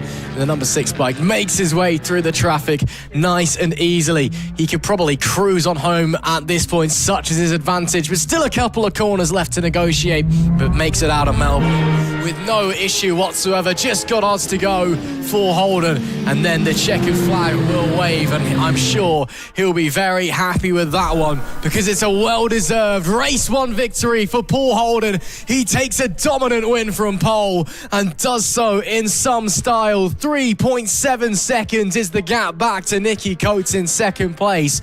And now we wait for Stephen Miller and Hurst. Who's going to get on top of it? Miller's just going to hold on with a big wheelie across the line. Our top 3 overall winners, all of them in their different classes. A fascinating race there to kickstart the weekend for the Club Sport Cup, the Street Bike Cup, and the F900Rs as well. Paul Holden takes the overall win, takes the street bike win. P2, Coates takes the F900R, and then P3, it was Muller who took the Club Sport Cup. Great stuff there for them, and there is actually your BMW classifications. Nicky Coates from Andrew Williams and Reese Coates as well. Nicky Coates as well, finishing as runner-up. I mean, such a quick rider, and proving actually the F900 is getting introduced into this race this time around. It clearly is working, especially when you have 3 classes across the top 3 positions. I mean, what more can you ask for in terms of competitiveness as we wait for a few more riders, just to checker flag, and well, actually, which you can't see just yet, but they don't actually complete a full cool-down lap after these races to keep things going nice and quick. Once they cross the checker flag, once they cross the finish line, they then peel off to the left at Redgate and immediately go back into the paddock. It keeps things running nice and fresh and nice and quickly for everyone watching trackside, and of course us watching up here in the comment shots, and everyone back home. But just having a look at the race that's happened there, it was a great ride from Paul Holden from start to finish, a 3.7 second advantage over Nicky Coates and Stephen Miller. Of course, the top three run in three different classes. Club Sport victory for, Street Bike victory for Paul Holden, F900 victory for Nicky Coates, and Club Sport victory for Stephen Miller. Callum Hurst and James Plummer round at top 5 as we now come down the order, where Jamie Bayliss just misses out in top 10. Jordan Warren Good, after starting from outside the top 30, finishes P12. Reece Coates, though, does take P13 ahead of Paul Barker and Lee Devonport.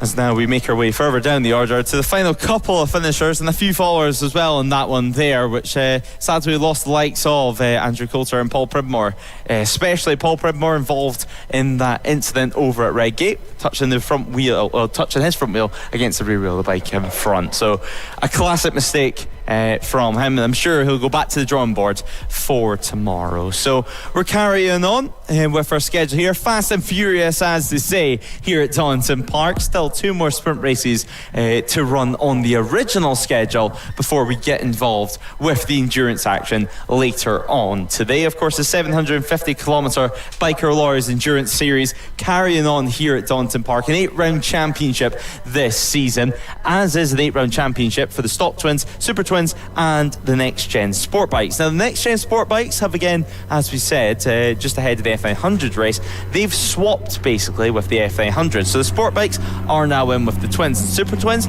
just like 2025. The Sport Bikes, of course, was introduced to No Limits in 2025, and you can have a few different machines, I think it's fair to say, the likes of the Pirelli RS660, the Yamaha R7, the Kawasaki Ninja 650, Honda Hornet 750 if you really want, the Triumph Daytona 660, and of course the Suzuki J6R 8R. A few more other bikes here and there.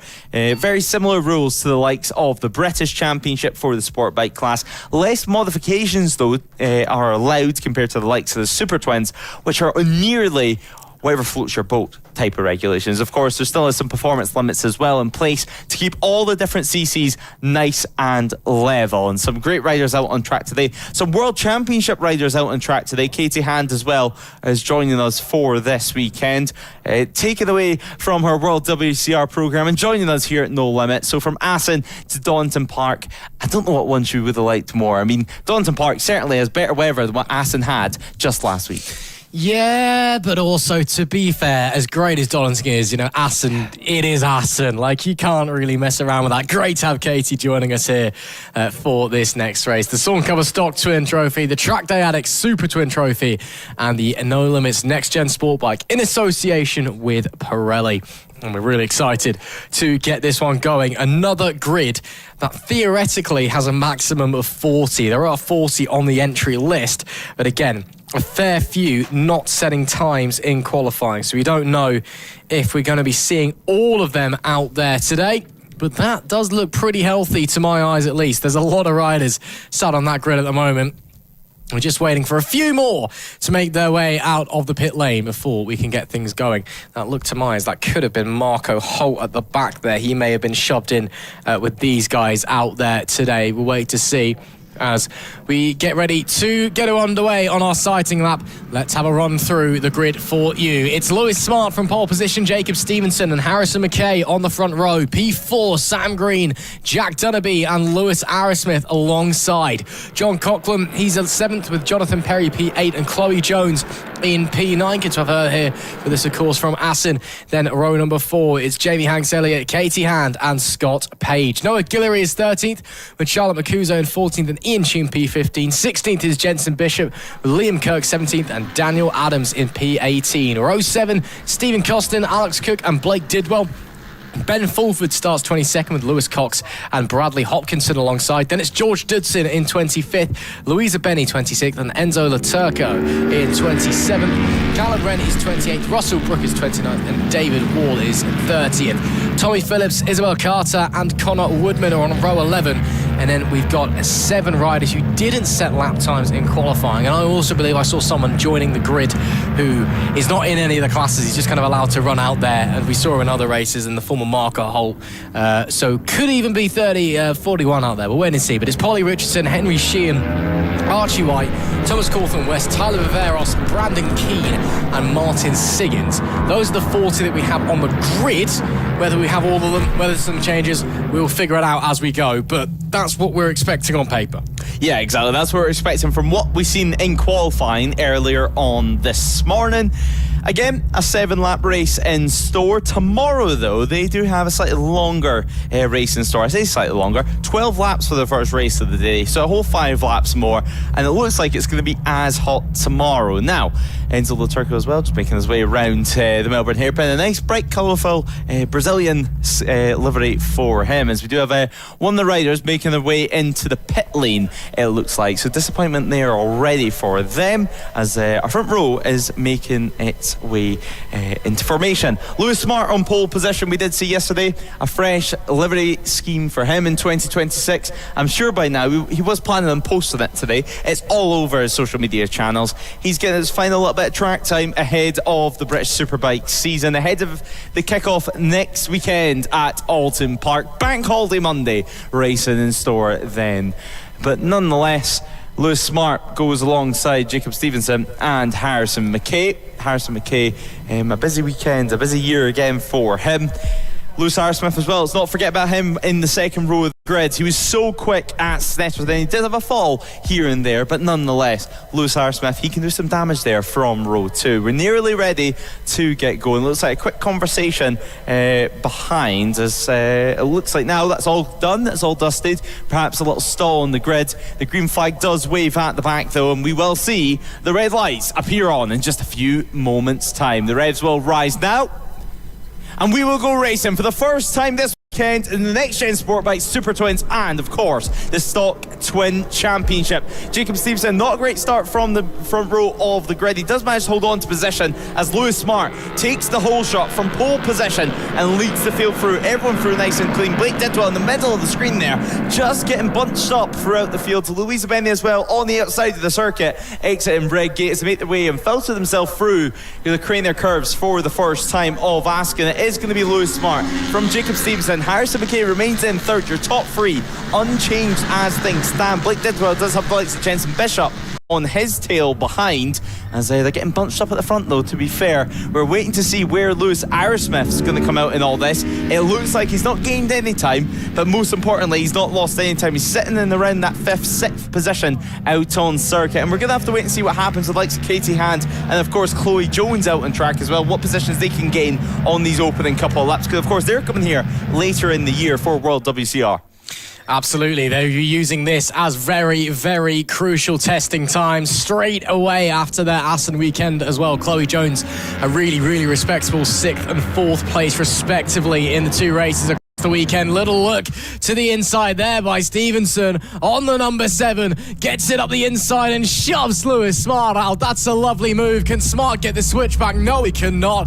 It is Stevenson on the 7 who goes to the lead of the race, and really smart racing there by Jacob. Yes, it's textbook, but really got the elbows out to muscle his way through up into the lead. So it is now Stevenson from Smart, from Harrison McKay in P3. We wait to see who about as well. Looks like Lewis Smith has held on to that P6. Chloe Jones P8, Katie Hand in P9. So they're right next to each other as well. Again, bit of trading, I suppose. Fight against the people going to be fighting against in the World Championship, as these front 3 make their way down the Craner curves and starting to break away here. Are they starting to push very, very hard? That was wide through the old hairpin by Stevenson, but I think he just about got away with it. You can run a bit deeper there and just carry the speed through. Then on the run up through Starkey's Bridge and into Schwantz, and I think, yeah, that's what he tried to do there. The 7 will hold firm for the time being. Nice and bunched up at the front of this field. We do have an R7 at the head of it, the Triumph Daytona 660, a triple cylinder machine as well, let's keep in mind, on board the sport bike, sitting in 2nd position. Now Lewis Smart, you looking to use some slipstream going down the back straight here. Can he make any moves work? It looks like he swapped out his new livery that he was using yesterday for just some black fairings, so perhaps he only has 1 set of fairings stickered up for the time being and doesn't want to get them dirty. As we do have a rider down and that looks to be over by McLean's. So disappointing stuff from them. Luckily up on their feet, it looks like frustration is the biggest emotion for them, and not necessarily pain as they do walk away to safety out of the gravel trap. So the top three remain bunched together. We head towards Goddard yet again for the next time of asking. So tricky, so demanding on the front end at this corner, and we don't have the 22 coming through the next sector point, so it does look like it was Fulford that had that incident over at McLean's. Yeah, real shame for them. You could see the frustration as well as they threw an arm to the ground, but the main thing, of course, is that they're up and okay, which is always great to see as these guys make their way through Redgate once more. Stevenson with a bit of breathing room. Lewis Smart maybe thinking about potentially defending into somewhere like the old hairpin, as we got another rider going slowly now as well. That's the number 91 who's coming to a halt, and looks like that thing's just given up, so hopefully they're A-OK, but a real shame for the number 91 rider out there. Yeah, so Phillips having some issues there out on circuit, so yeah, a big issue there for them. It looks like the bike's cut out, trying to click it back into gear, trying to find neutral anyway to roll it and get the bike back to the paddock. Luckily when it does stop there, you can just sprint straight back into the paddock through the gate over at the Melbourne hairpin, as the marshal's still trying to get that bike to safety. I think they're going to have to leave it for the time being until they have the next safe opportunity and safe gap from bikes out on circuit. But the top three at the moment still remain lying in stern. No real positions changed and no real moves made over the last couple of laps, as Stevenson holds a half a second advantage, which, let's keep in mind, these are two really quick riders behind as well. It's not easy to defend. They're all really experienced, and they all have a lot of experience as well racing with each other out on track. They certainly do, and they're certainly trying to give to each other here as well at Donington. Stevenson with that bit of breathing room, but it's not enough to be comfortable, I'm certain, as they all three of them running a lot of curb on the way out of Goddard's. But again, if that's the line they want to take, I've got no issue with it. Tipping their way into Redgate, lap 4 of 7 here at the second round of the No Limits Racing 2026 season. This, of course, race number 1 in the Sawn Cover Stock Twins, the Track Day Addict Super Twins, and the No Limits Next Gen Sport Bike category. Bit of a wobble there on the front end from Stevenson as he picked the bike back up on the run into the old hairpin, but again, nothing to concern him. Has cost him a chunk of time though, as he had to get the bike to settle down before he made the corner. Suddenly now back under attack from Lewis Smart. Smart not close enough really to have a go there. Maybe thinks about it into Coppice, but I think he'll be too far back. Certainly is too far back, but he'll be trying to duck into that toe, get into that slipstream, down Starkey Straight, see if he can have a go into the S's, if not down into Melbourne. Yeah, a few more opportunities coming up. I think it's fair to say now into the Focus Day S's. Lewis Smart down the inside, and that is job done. It looks like he's going to hold on to that position, but what sort of drive is the likes of Jacob Stevenson going to get ahead of the Melbourne hairpin loop? He looks up the inside into the braking zone yet again. He thinks better of it though, so number 7 settles back down. The R7 goes into second, and of course third place still at the moment is Harrison McKay on board the Aprilia RS660 into Goddard's, into the final corner, headed onto lap 5. It's now Lewis Smart that leads Jacob Stevenson. The corner speed that these guys are able to take on the run into the hairpins, it's ridiculous. They come in with so much pace and still they're able to get the bike down, still they're able to get the bike turned and somehow not just dropping the front and sliding away. It's amazing to see. Lap 5 of 7 here at Donington Park, as Marshall's now trying to recover the 22 machine. Yeah. That is the same bike that went down earlier. They've just managed to recruit a friend from somewhere else, shall we say. Yeah, it's the rider that's helping them out get the bike away. Well, at least the bike's out of the way now. That's the main thing. We can get rid of the yellow flags in that area and go racing again. Going back to that move from Lewis Smart, we saw down at the S's, should I say. What I was really impressed is how you saw him set that move up down at the old hairpin. We saw the mistake from Stevenson as we got a rider down coming out of the final corner. Marshall's desperately waving for the riders to come to a stop, and the red flag will be flying. The red flag is flying, I believe, and yes, it is. You can see there on the Digi flag. A fantastic race brought to a halt, and given we're so close to the end, I fear it may be called. Lewis Smart was in the lead at the time of the stoppage, with Stevenson second and Harrison McKay in P3. But a big incident once again coming out of the final corner. We've seen a couple of those already And I fear if it was a high side once again. And our third red flag of the day here at Donington Park, and it brings to an end what was shaping up to be an absolute barnstormer of an ending there in the stock twins, the super twins, and the sport bikes. And of course, we'll let you know as soon as we're aware who was involved. We'll let you know that they're okay as soon as we know that they're okay. For the time being, all we can say is another big incident and another red flag bring an end to the twins and the sport bikes here at the second round of the 2026 No Limits racing season. Yeah, so the marshals at the moment holding the riders down here at the final corner, although I think there are already a couple of riders that managed to sneak their way back into pit lane before we could finally take control of the situation. So they're being held down there over in the final sector, but obviously now all work around the officials and the medics will be on the rider on the exit of the final corner.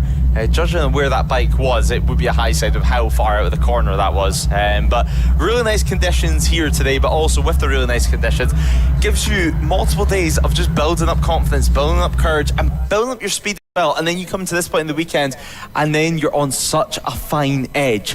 Everything's 100% dialed in. Your body, your bike, your mind, everything's nearly perfect at this point of the weekend. And just when you're in the racing situation trying to get that extra 10%, suddenly maybe there's only 5% room for error. Absolutely. And again, Donington, it is a track that just bites back as well. There's lots of undulation, there's lots of bumps.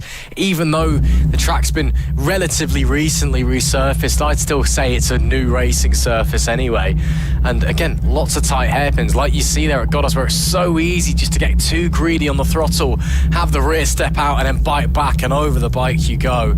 So hopefully whoever that is that's gone down is okay, but riders are making their way back into the paddock. I'm going to go on a whim and say that race will probably be called there, given it was lap 5 of 7. Of course, we won't confirm anything until race control have said so, but that would be my assumption, and I would assume that it will be the 32 of Lewis Smart, who was leading the race both at the time of the red flag and the previous lap as well. Typically when there's a red flag, you'll take the results from the timing being when they crossed the line the previous lap to ensure it's fair, and Smart was in front of Jacob Stevenson and Harrison McKay, making up your podium riders there.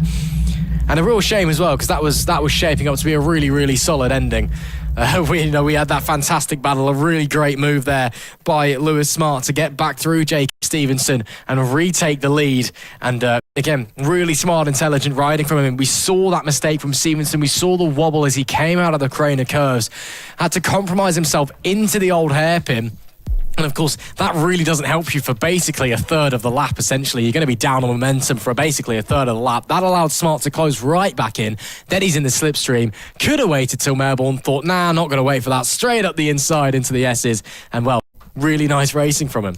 I think as well that red flag just proves how important it is to make those moves, make those opportunities and grab them whenever they're available, because if Lewis Smart didn't make that move and the red flag did come out and the race does get called a result, then suddenly you're getting the P2 trophy instead of a P1 trophy for the opening race of the weekend. This of course being race 6 on our schedule. With the schedule we still have planned to do at least one more sprint on the original list. We are meant to have 7 sprints today, and then of course race 8 being the Biker Lawyers Endurance 750km race. That was originally due to start around 20 past 2. A minute ago. Which was 1 minute ago, but we've got a little bit of running to do before we can get to that, and then get to the mammoth task at hand later on today. But of course the medics and the officials, they've got a job to do at the moment, and then we can hopefully get some action going as well. For all the spectators that have came out to watch here at Donington Park, so great to see so many people watching trackside, a couple of people in the stands as well. I'm sure they'll be enjoying their day out in the sunshine. Whether you've dragged the whole family along, maybe not all of them even like bike racing, they can still have a nice day sunbathing here at Donington Park, and hopefully we can pick up 1 or 2 new race fans there, as it looks like there's a few families that have joined us out on track. So yeah, great stuff to see, and hopefully not too much longer before bikes can battle here at the Melbourne Hairpin Loop yet again. Absolutely. And again, hopefully everybody is enjoying a lovely day here at Donington Park. I hope you are too, whether you're watching at home, watching, down out somewhere, whatever it is, and whether, of course, you're watching either on No Limits Racing TV or on Motorsport Radio. And, of course, make sure you like, share, subscribe the stream, all of the above. Help get the best club racing in the UK out there. Even more exposure, of course. This is only our second ever live broadcasted weekend. We'll be bringing you every single round this season, including the 12 hours of Anglesey live to you, both here on Motorsport Radio and No Limits Racing TV. And, of course, as I've said a couple of times, if you are watching along on Motorsport Radio, make sure you join us for Radio IndyCar coverage of the month of May. Motorsport Radio, the only place outside the United States with Radio IndyCar coverage. Join us for the Soncio Grand Prix on the 9th of May and on May 24th, the 110th running of the Indianapolis 500. Looks like there's been some more dust going down, some fluid once again being spilled, but looks like the bike and the rider are both out of the way and no longer on the circuit, which tells me we're probably not very far away from going again. Up next is theoretically the Pirelli Super Series Sport and the No Limits Premier Sport Cup. We also do have one race which is being rerun tomorrow anyway, so that's fine. Another race which might get rerun today, we're not sure yet. We'll figure it out. But we're supposed to have one more race. We might have two more races. We'll get there, but there's definitely one more race, sprint race, before we get to the 750 endurance bike alloys race anyway. So we'll get there. Yeah, we'll get there in the end. And I think with any more cement dust down on track, the circuit's going to start looking like a Dalmatian. But nonetheless, it's good to see the rider and the bike has been moved. And once again, the leaf blower is out on the circuit. So, yeah, I mean, hopefully they can get a pay rise by the end of today anyway. But nonetheless, they're going to have to get to work before we can get going with our racing action yet again. But yeah, if you are just joining us, hello and welcome. We still have a full season to look forward to. This, of course, just being round 2, 9 race weekends this season, 8 of them featuring sprint races, 8 of them featuring endurance. Let's not forget, in July we're going to have a 12-hour endurance race over at Anglesey. But all that to look forward to in the future. And then, well, that's not to forget that May, as you were mentioning, very, very busy month. May Madness. The big event in that is going to be Croft.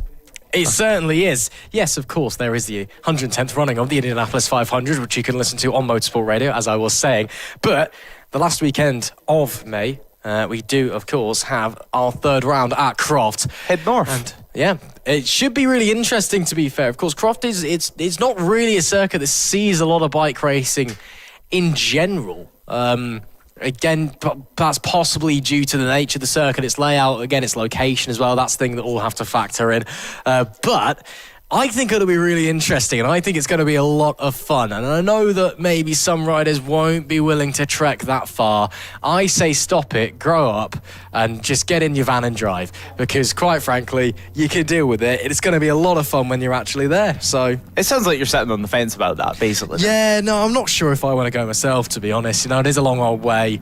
But no, come on. I think it's going to be a really, really fun round. Again, the last weekend of May, join us for round 3 of the 2026 No Limits Racing season at Croft. And yeah, again, should be a lot of fun. I think it's going to create some really interesting racing there. Again, you've got some very, very fast bits and then some very, very slow and technical bits as well. So you get a good blend of both. And I think it'll lend itself very well to a multitude of riding styles, a multitude of different bikes as well. Not just in terms of, manufacturers, but different classes.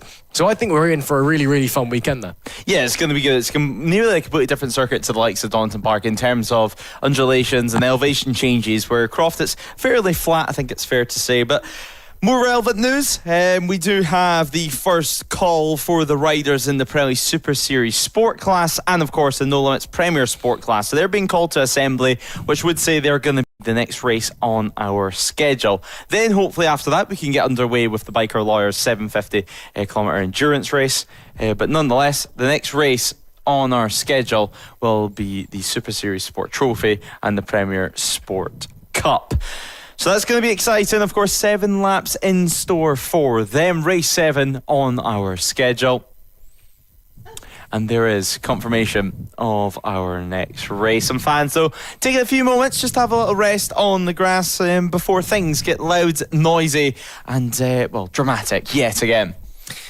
Certainly will be getting a bit mental out there, I can imagine, but really excited to, well, hopefully not wait too much longer, especially if the call for the next race is going out. That does mean that the previous race has been called then, and we won't be going back to that one again. Provisional results currently having Lewis Smart ahead of Jacob Stevenson and Harrison McKay in P3. We'll get those confirmed for you, of course, as soon as we can. But you can do that yourself if you head over to our time partner TSL's website, head over to the bit where it says live timing, no limits, and then you can find the grids, you can find all the results, you can find everything for all of the races this weekend at Snetterton, or Donington should I say, too many tons. And indeed, you can catch all of the results, all the live timing, all of the grids and stuff for across the season as well. So a big thank you to TSL for their support and their live timing expertise. Make sure, if you do fancy following along, head over there as we have a crowd loving this April sun here at Donington Park and just basking away in the glory. Of course, you know, there's plenty of nice sunbathing spots around this part, to be fair. It is, although there's lots of hills there, it is actually quite a flat piece of land. Just across the way is for some reason, I don't know why it's hosted here, but it's the Download Festival, which is the largest rock and metal festival in the UK, and I've always found that really amusing as to why that's here, because you know, as someone who is into metal and motorsport, it's really not a massive overlap in that Venn diagram. But so that's just completely flat over there, and then you've got the hills over here. So there's lots of different areas to do sunbathing, basically, is the tangent I've just gone on. But so some people enjoying themselves at least, I guess. Yeah, exactly. As you said, Dunlop Festival takes place here. It's right next to the airport. Motorcycle racing takes place here. I mean, Donington Park is a very, very loud place throughout the entire year. Even at 3 in the morning when you're getting woken up by a DHL plane coming to land at East Midlands Airport. Nonetheless, it seems like noise goes on here 24/7, and well, the locals seem to love it. Yeah, none of that pesky noise control, none of that you're not allowed to start until 11 o'clock on a Sunday so you can let the churches finish up. No, you can just go for it and it's all great and fun. It's great, and I love this place, and I think everybody else does too. It's a proper racing circuit, and again, there's just always so much fun to be had around here. I can hear some engines getting fired up in the paddock once again. So I'm hoping, and we've already had the call, of course, for the next class. I'm hoping that means that we can get going fairly shortly. Well, of course, we'll have to wait for them to make their way out onto the grid, but hopefully that won't be too long. Of course, it will be the Pirelli Super Series Sport Trophy and the No Limits Premier Sport Cup. And then that'll be our last sprint races. Then we are heading straight into the Biker Lawyers Melbourne 750-kilometre endurance race. Of course, that's not timed. That is run to a lap distance, so that's, we think, around about 187 laps or so, roughly calculating it. Could be 186 maybe if they round down. We'll wait and see. But that'll be coming up straight afterwards. I'm also going to presume, because of the delays, we're probably going to launch pretty quickly into that one. I doubt there'll be much of a break, so hang around with us. Any features that we may or may not have recorded for you to enjoy over the lunch break that was possibly going to happen, I'm sure you can catch them tomorrow. But we do have some bikes now making their way out onto the circuit for what is possibly our final sprint race of the day, unless they decide to do the Bramford Club Power Cup again. We'll get there. Yeah, we'll get there at the end. Now the next grid's loading up and ready to go. And then, of course, as we mentioned, 7 laps in distance for them. And, already loading themselves up. It's going to be a big grid for this one, you would imagine. We've seen yet again, time and time again here at the limits, close to 40 bikes in each grid. 28 are set to line up in this one. Eddie Wormald planning on going for pole position. So, a few more checks to be done on the grid, and then we can head out on to the warm-up lap for the start of things. It looks like everything is nice and happy. Everyone's nice and happy to get things going. And now we can head out for the formation lap for what's going to be race 7 of the day.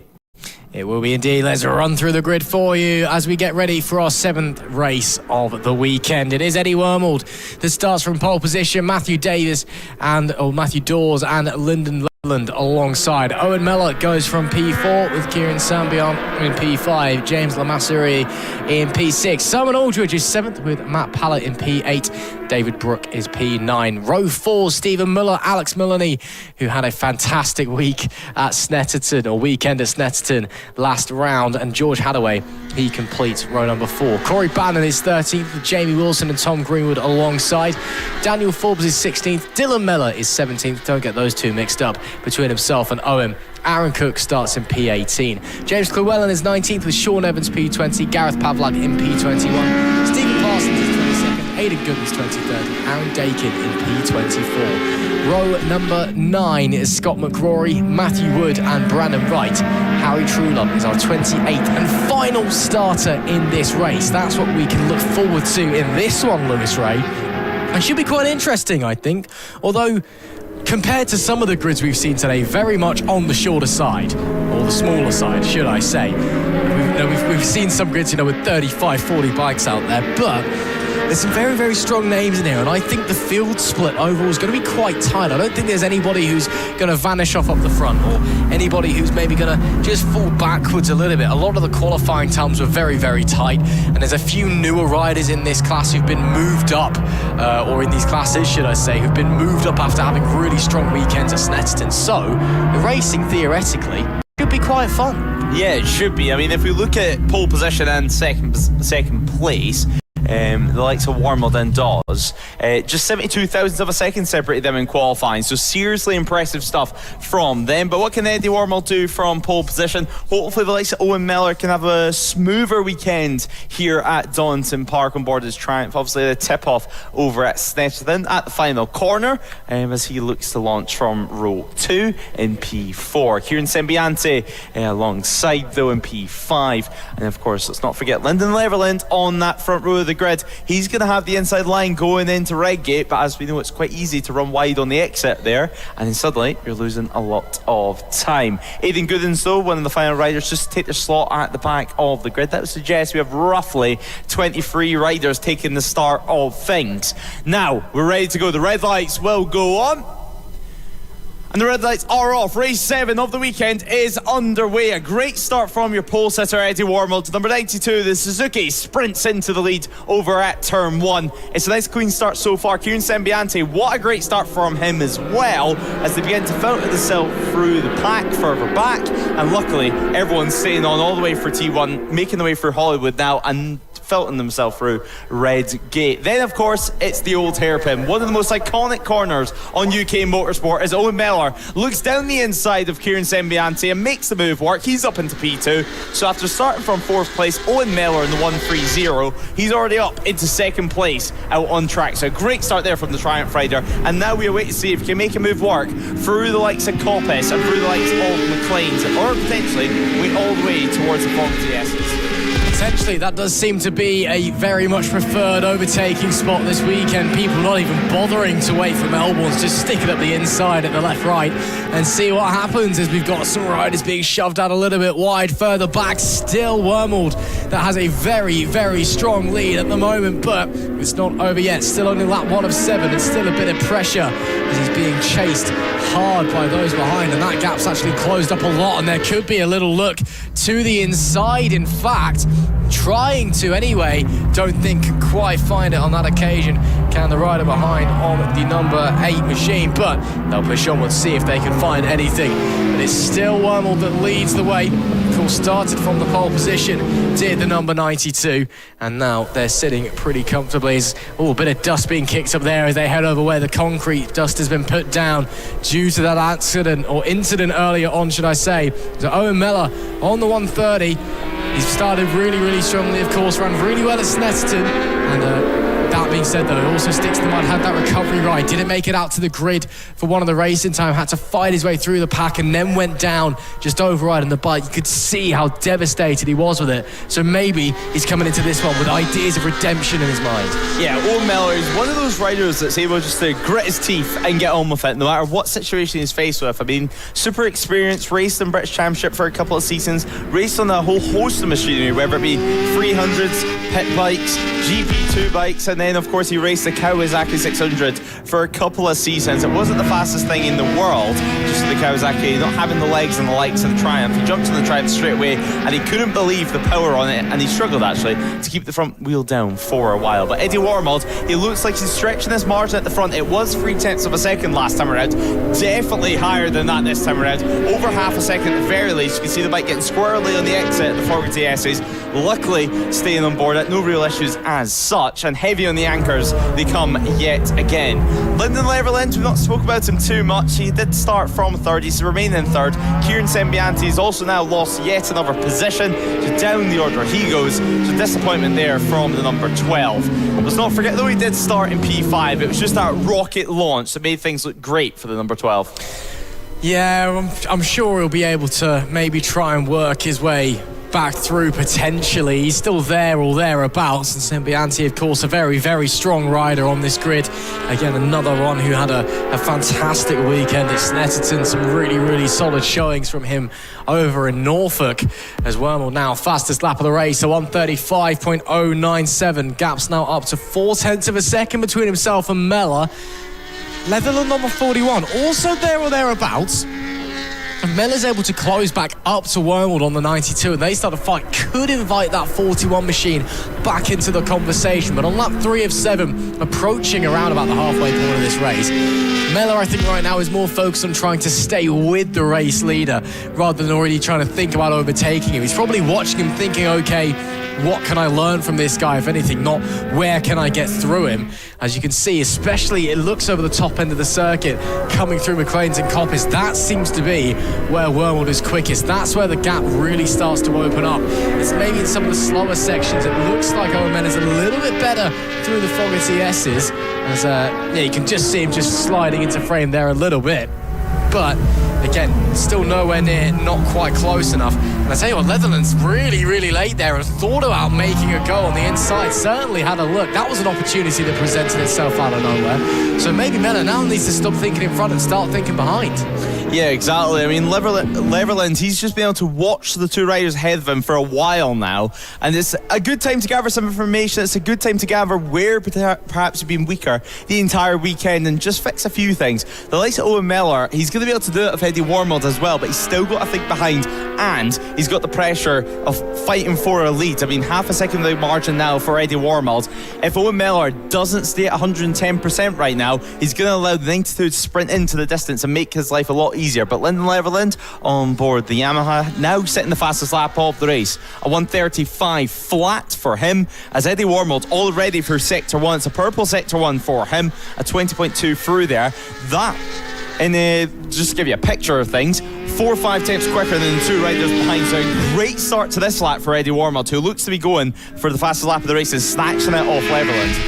Yeah, it could be that he's trying to extend that gap as well, maybe wary of the quick charging Leatherland behind and thinking, okay, I need to put my stamp on this race, I need to start to extend so I can manage the gap from the front. That is clearly what he's trying to do, to me anyway, and we'll continue onwards. And especially as it gets later into the race, you start to get a little bit tired, your arms start to hurt a little bit maybe, and he's just thinking, okay, maybe I might make a mistake or something I don't want to get capitalised on if that happens. Down the Another inside. look to the inside there from Leatherland. Mellor does well to sweep it around the outside and was brave as well. I think Leatherland was thinking he was going to relent there, but Owen Mellor was having one of it. The 1:30 holds on as we go onto lap number 5. Leverland, a big look over at the Melbourne hairpin, and perhaps the wake-up call that Owen Mellor is going to need in this one. 7 tenths on margin back from Eddie Warmold as Dylan Mellor crashes over at the Melbourne hairpin. So while it's great, well, it's a great race so far from Owen Mellor, nearly had his own incident in the Melbourne hairpin. His younger brother Dylan, he's gone down, so he's have to walk away, trudge away, and back to the paddock he goes to try and get that bike repaired. Well, it was disappointment and heartbreak for Owen Mellor last time. Dylan looks a little bit less disappointed. He looks more annoyed than anything that he's dropped the bike. And again, at the same time, at least it's not a particularly long sludge back into the paddock, is it? He's crashed at probably the best place to do it if you want to head back. Lap 5 of 7, though. We'll continue on with his brother Owen, still trying to fight for the lead of this race, but not quite close enough to launch an attack at the moment. And again, Leatherland behind, especially down through the loop section into Melbourne's looks really, really dangerous on the brakes. If there's going to be a move, that's where it's going to be from the number 41 rider. You can see already he's trying to set it up, coming into Goddard's just in front, not Goddard's, the S's should I say, just in front. Further back, here we see Dawes and Sembion having this scrap over 4th place. Dawes, of course, leading the way for the No Limits Sport Power Series as they come down into the Melbourne section, and all running okay. The 8 of Dawes just about holding on there for the time being in the No Limits Premier Sport Cup. His nearest competition is Wilson on the 224 in P13. He's second in class. Hadaway in the number 59 in 15th place. He is P3 in class, but they'll still fight on with those around because, again, it's about the glory of finishing ahead of your opponents on the racetrack. I think the wake-up call has certainly worked for Owen Miller. Now, under less than half a second, this was up at around 7.5 tenths last time around. Now it's less than half a second, and certainly push it on board that triumph. Whether he's going to be able to hold on to actually catch the likes of Eddie Ormond and hold on to the back of him for this entire race, yet to be seen. But one thing we can see is he's able to stretch a gap, most importantly to Lyndon Leverland behind. Now, Leverland, he was opportunistic, I think it's fair to say, over at the Melbourne hairpin. It was a very, very difficult move to make. It was very, very far back, and apart from that, we haven't actually seen him close enough to make a realistic move, a realistic opportunity, and it looks like that's what he's trying to build to right now in the exit of Coppice. He's going to have some slipstream as well as they head towards the Fogarty S's. Will he pull out onto the inside as they make their way onto the brakes? Yes, he will. Lyndon Leverland down the inside he does go. We were just talking about how he's not had a great opportunity so far, and well, he's went and created one. A great drive out of Coppice and job done over at the Fogarty S's. How long will it take now for Owen Miller to respond? You can't say no to opportunities like that, can you? Especially on the penultimate lap of the race as the 130 tries to look to the inside, coming through Melbourne. But that was a lovely move by Leverland. Set up well in advance, got the drive and got it done on the brakes. It does mean that Wormald does have a very now healthy advantage as we go on to the final tour of Donington Park. Owen Miller's got a great exit out of the final corner though. Can't quite make it happen down into Redgate. But these guys are going to fight all the way to the end. Anything potentially on the run into the crane has got to be brave if you're going to make a move there. But it is doable. The 130 of Owen Miller too far back on this occasion. Now into the old hairpin once again. Miller looking left, looking right, runs a slightly different line to see if he can get anything out of it, but it may be too little too late. He may just have to wait for a last chance gasp down at Melbourne hairpin. Yeah, he's going to have to find something special. He's going to have to do something pretty bold on this final half a lap. It looks like Eddie Wormald, providing there's no issues, the 92 will take victory, but the battle for second position is well and truly on. It's not decided just yet. Can Owen do what Lyndon did just one lap ago? He's going to try and use any sort of slipstream he can possibly get on board his Triumph and try and slip his way into second position. This is Owen Miller we're talking about. I don't think he's going to take this one standing down as Eddie Wormald makes his way into the final sector. 2 more corners to navigate around this Donington GP circuit. Before then, of course, we can head and see the checker flag yet again. Is it going to go down to the run to the line, or is Owen Miller going to launch an attack at Goddard's? It doesn't matter if he runs a little bit wide. Nobody's really behind him. The 130 on the anchors yet again. He does close the gap, but it doesn't look like it's going to be enough. Eddie Wormald does take victory. Who's going to claim second position? It does look like Lyndon Leverland holds on to it from Owen Miller, who looks so disappointed with that podium. But what a ride from Eddie Wormald. That was brilliant stuff. Loads of pressure onto the back of the 92, and he held firm. Didn't bolt away like we've seen a fair amount. It was only really steadily extending at the gap as the Leverland and Miller fought behind, but still a really fine ride from him and Leverland and Miller. What a battle that was between them over the last couple of races. It was Matthew Dawes that held on for that P4 and does take class victory as well as the rest of the riders coming down, as there's still a few riders yet to complete the race. But it is Dawes who finished 4th that does take the win then in the No Limits Premier Sport Cup. So a huge congratulations to him. Did really well to hold on to that 4th place from the hard charging Kieran Sembian. And then elsewhere it's a few other riders still trying to come to the line. Sembian's Door's nearest challenger, should I say, was down in P12. That was the 2-2-4 of Jamie Wilson, who did make up 2 positions. At the end of it all, though, it is Eddie Wormold who takes the race win. Lyndon Leatherland in P2. Owen Mellor rounds out the podium places. Dawes is 4th and takes the class victory in the No Limits Premier Sport Cup, with Kieran Sembian in 5th, James Lamasseri in 6th, David Brook in 7th, Simon Aldridge in 8th, Corey Barron in P9, got there in the end, and Matt Pallett in P10. Stephen Muller is 11th, with Jamie Wilson 12th and 2nd in class, George Hadaway 13th and 3rd in class, and then Daniel Forbes just misses out on a class podium. He's 14th. Aaron Cook is 15th, with Stephen Parsons 16th, Sean Evans 17th, Gareth Pavlak in P18, Tom Greenwood was 19th, and Alex Mullaney was in P20. In fact, it looks like Greenwood and Mullaney actually did not quite make the end. They came into the pits with mechanical issues. Also saw Dylan Mellor crashing out. James Llewellyn also had a mechanical issue that meant he was unable to finish the race. That, I believe, is it for the sprint races, potentially. Yes, it is. We've had confirmation. Coming up next, in hopefully not too long of a moment's time, we have the Biker Lawyers National and ACU National or Endurance Championships. So it's time to get going for... In fact, we got all our calculations wrong. It's 174 laps. So... That's we can't do maths apparently. Sorry about that, Lewis. But yeah, there's a reason why we're talking behind the microphone instead of sitting there making the regulations and calculations for this one. Still though, whatever the case, whether it be 187 laps or whether it be 174 laps, that in my head is a pretty darn long race. Yeah, I mean, given all of the races today have been 7, you know, that's a fair few. It's a couple more.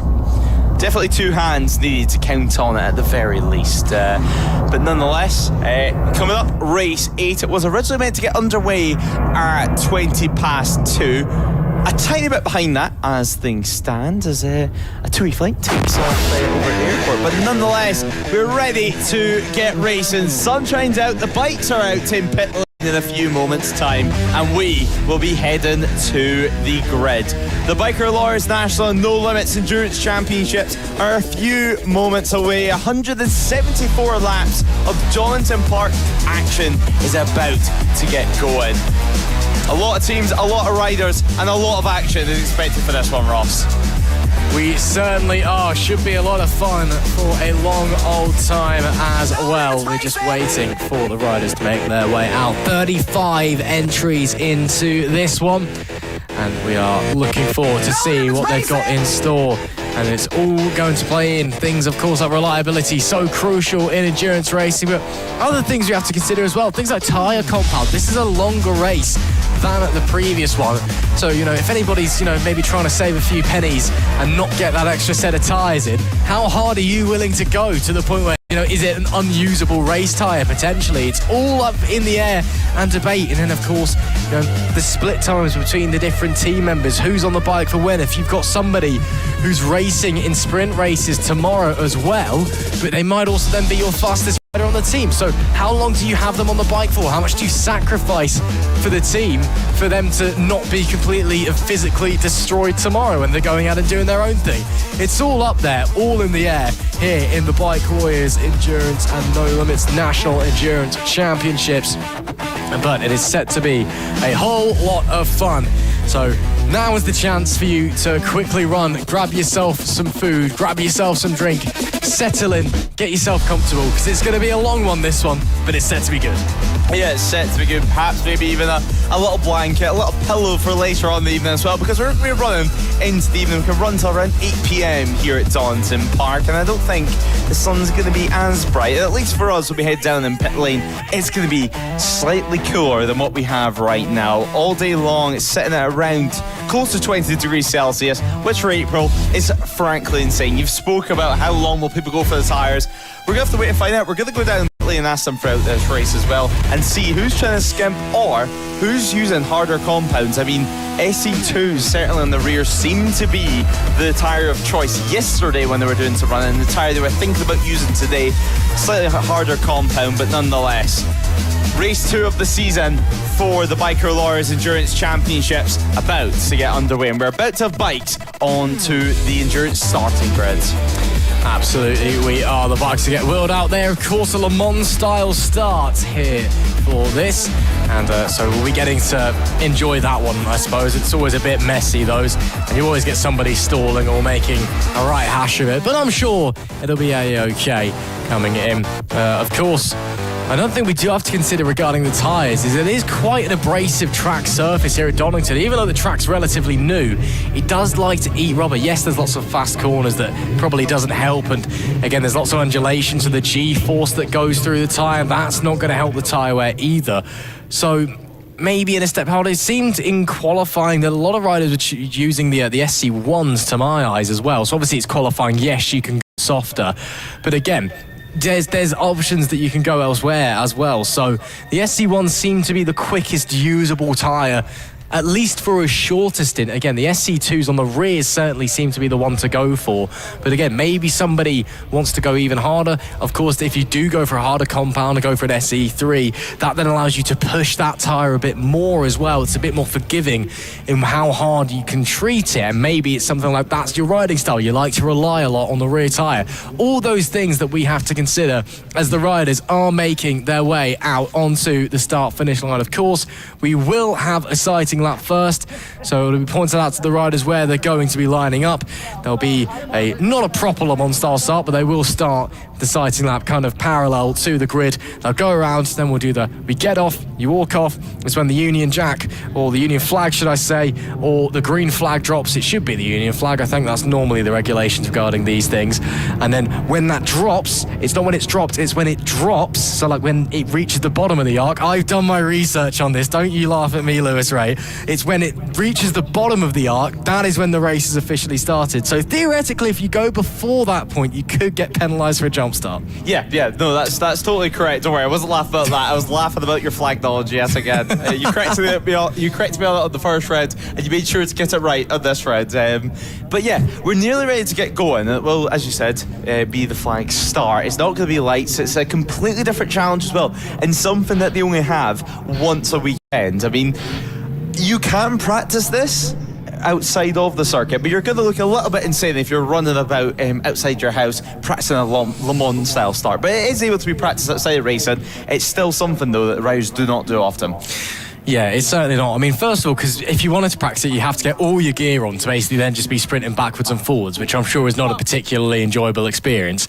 And then as well, you're probably going to have some sort of authority called on you because your neighbour's going to see you sprinting up and down the road outside your house in your leathers, just jumping off a bike, and probably not be too happy with that one because, let's be honest, we live in 2026. There's always a neighbour who's like that. So yeah, it's a bit of a weird one, but it also doesn't matter that much. There's, of course, the phrase of, the classic phrase of you can't win a race at the start, but you can certainly lose it.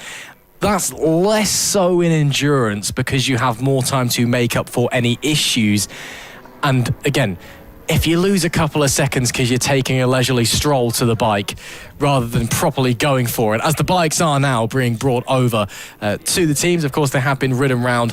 They'll be assisted by somebody, of course. They'll have a teammate, a mechanic, whatever, who will hold on to the bike so it doesn't fall over while they hop. And that's, of course, before the sighting and before the start proper. And then, you'll see it again. If you didn't catch last round at Sneston, if you've never seen an endurance race before, it's a bit of a weird concept, the Le Mans style start, but it works, it's fun, it's tradition. You just kind of do it because you can. Yeah, exactly. We do it because we can. I mean, why not? We seen it last week as well, the 24 Hours of Le Mans, the Moto edition that took place, fun enough, at Le Mans. And the likes of Mark Berry as well, obviously heavily involved here at No Limits, deputy clerk of the course as well this weekend. He was at the race himself and watched all the action unfold as well. And who knows, maybe get some ideas for the future of No Limits. But bikes now onto the grid. You can see everyone taking their slot, meaning we're nearly ready to go. It is going to be on pole position, the number 32 squad, judging by the grid graphic that was on TSL. As you can see, though, race 2 of the season, the Melbourne 750 kilometres. What a weekend it's been so far, and I mean, this is going to cap off Saturday's action in style. It certainly will be. We're just waiting for the rest of the bikes to make their way round. Then, of course, we'll swap over and get the correct riders on it if they are not on it, and then we'll get out there and get ready to do our sighting lap, and then, we'll go racing once again. But yeah, should be a lot of fun at this one. Donington, of course, it's a great circuit for racing, whether that's sprint or endurance, and I think it's going to be pretty chaotic, but I think it's going to be really enjoyable, these 750 kilometres coming our way in hopefully a few short moments' time. And of course, this isn't the only endurance race we've got this season. We've got endurance racing at every round bar one. That's the sprint-only round at Anglesey, but that's because if you've been living under a rock and missed it, that's because we're first going to Anglesey for an endurance-only event. We're having a 12-hour race. If I'm correct saying that's the longest endurance race we'll have ever had at No Limits. Yeah, we've previously done the likes of 6 hour, of course, last year at Donington Park. We've done, I believe, an 8 hour previously at Brands Hatch as well. But I mean, a 12 hour is a real mammoth test, and it's going to be interesting to see as well how teams, riders and everyone else responds to that, and who knows, we can still go even longer in the future seasons, but more on that later in future years. You can see though how many entries there is for this weekend, all the way back to row 35. KGG Endurance in the twin class rounding out the grid for this one, but 35 teams, a heck of a lot more riders, and 750 kilometres of Donington Park to navigate. Should be a lot of fun. As we get underway on our sighting lap, let's run through who will be starting where in the order. It was, to my surprise, the 32 squad that did take the pole position, of course. In our endurance events, it's not decided by the fastest lap. It's decided by what squad has the best average lap time across all of their riders. So it was the 32 squad that ended up taking that pole position from the number 16 H&H Motorcycles Spirina, as somebody gets very excited there as a bike is trying not to work. That I believe that may be the 53 kg bike at the back of the field. No, is it going now? It is going now. We'll figure out who that is. We'll figure out who that is as they get going anyway. P3, that was Unit 09 Racing. P4, 93 SD bike. P5, the 50 Pack Racing. P6, the 76 Donkey Box Racing. P7, the number 6 Cerakote Moto 46. P8, the 92 Dart Motorsport. P9, the Nitrous Plant Racing 43. P10, the 31 Full On Racing. P11, the 25 Fireworks Squad. P12, the 49 PP Racing.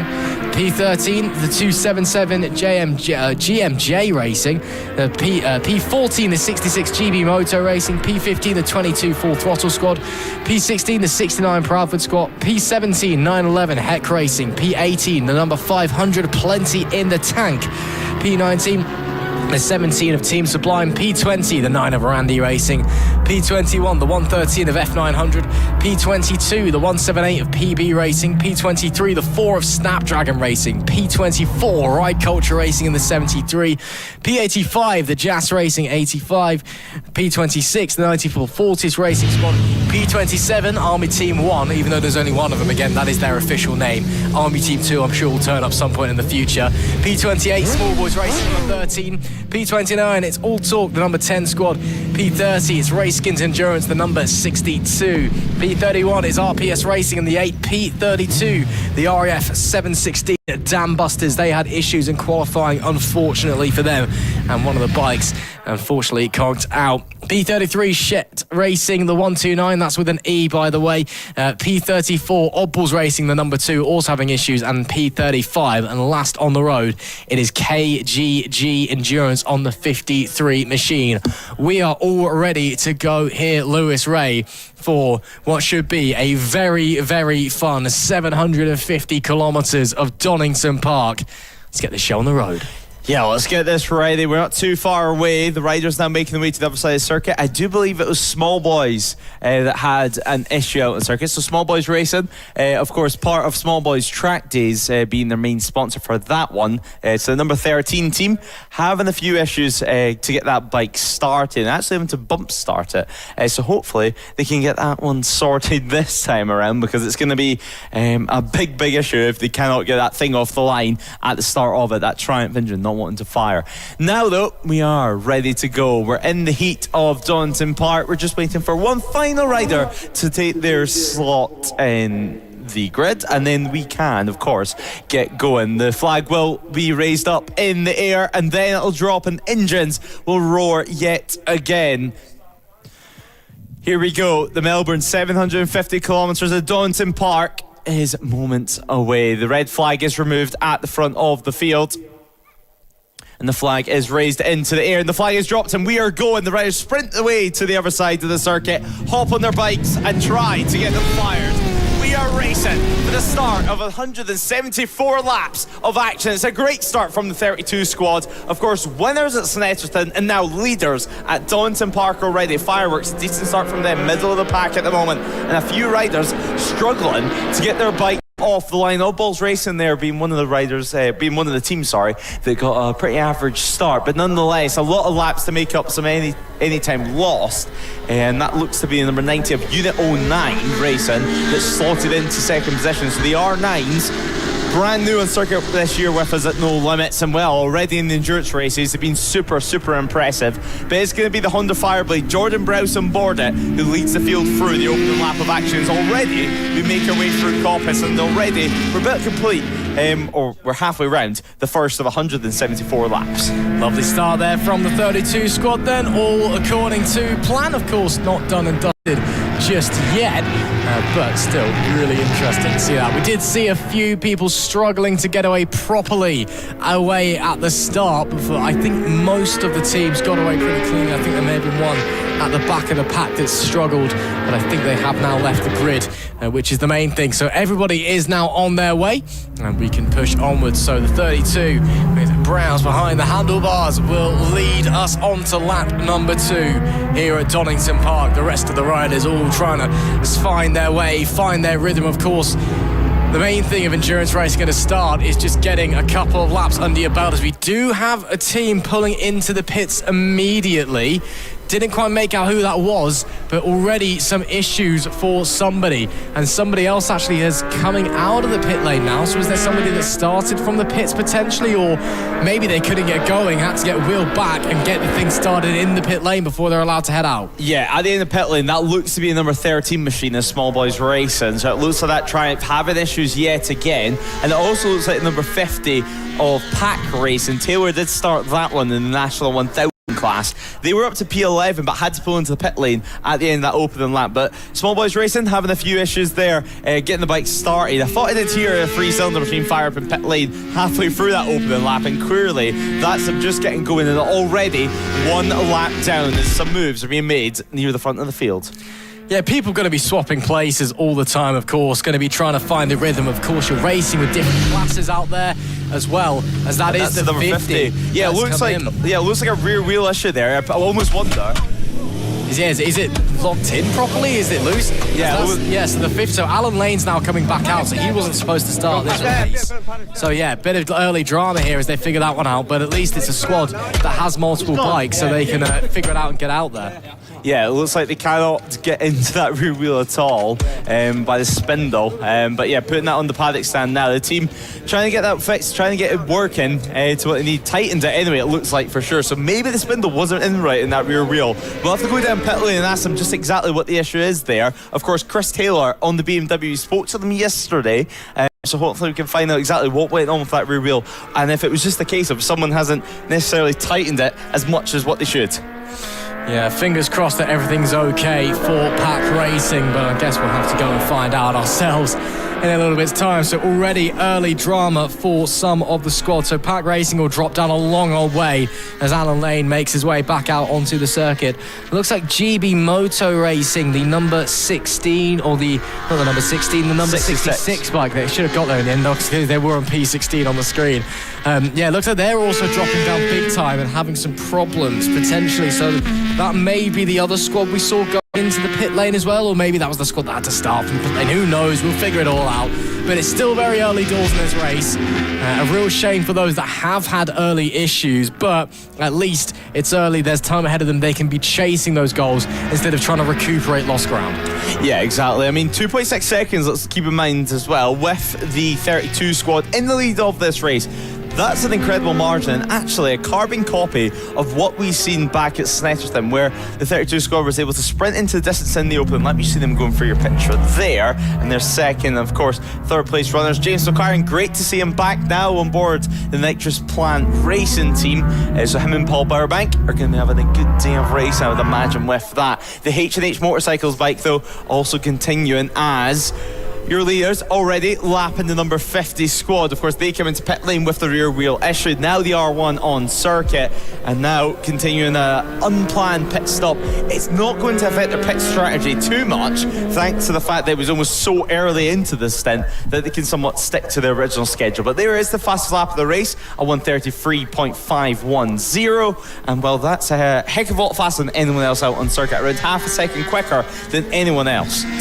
Flying at the moment is Browse on that Fireblade. The way he rides it is so gorgeous as well. He just kind of sails around. It's so smooth in an era of almost hyper-aggressive riders, and sort of how quickly can you get down to the floor. It's just nice and smooth, nice and easy. And of course, that's going to be lovely for the bike on the tyres and the brakes as well going forward. So really nice to see that from him. And he's quick with it as well, and he's able to continue pushing onwards and extending that gap. So it is the 32 squad that leads the way overall. In second place, the number 90 of Unit 09 Racing. They're in P2 at the moment.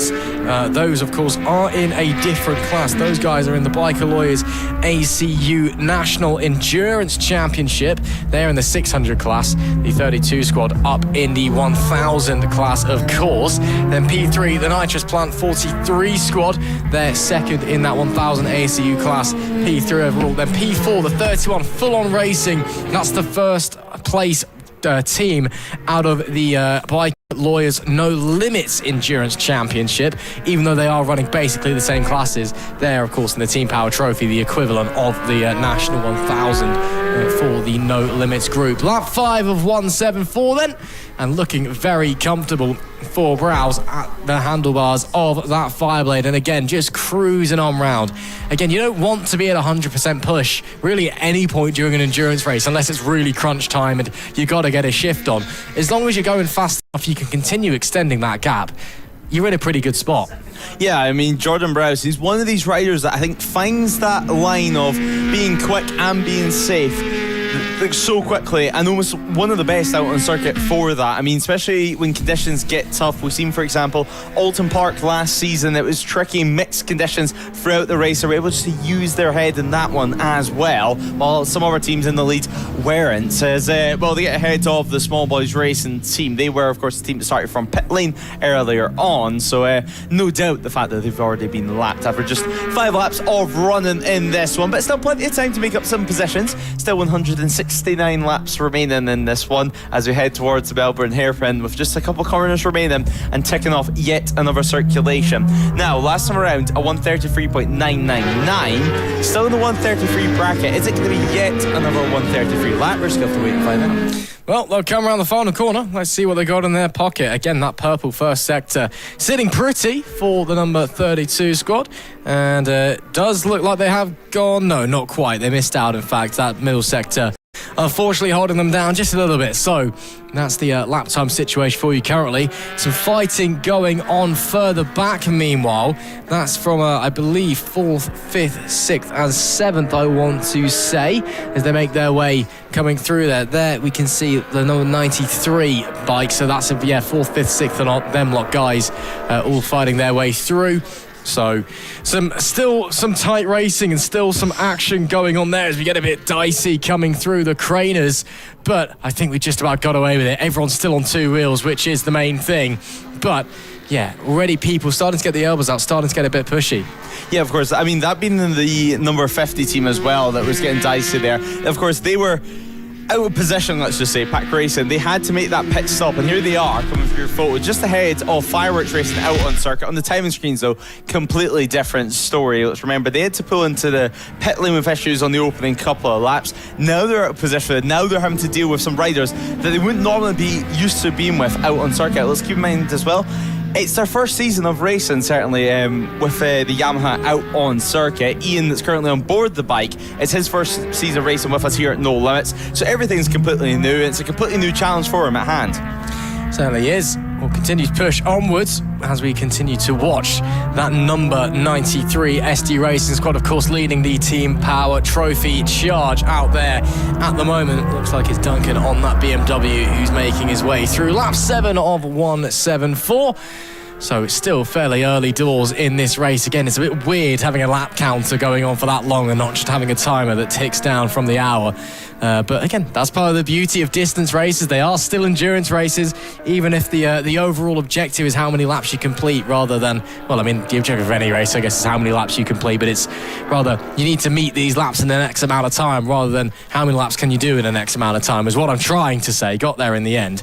But it's still pretty calm at the moment. It's been a lot calmer start to the race than I was expecting. I'm not saying I was expecting people to be throwing hands or whatever, but I was thinking that it was going to be pretty chaotic out there from the get-go, and lots of swapping positions, people going to be pretty close, but everyone seems to have spread out quite nicely. Again, Donington is a long circuit. It's a little bit shorter than Snetterton was last time, but Snetterton, of course, a lot of it's all packed into that infield section, the 300 section, so I think it's very easy to kind of just keep track of where everyone is, and it all looks quite small in comparison. Although Donington is shorter, it feels a lot bigger because it covers a lot more land, so everyone feels a bit more spread out as well.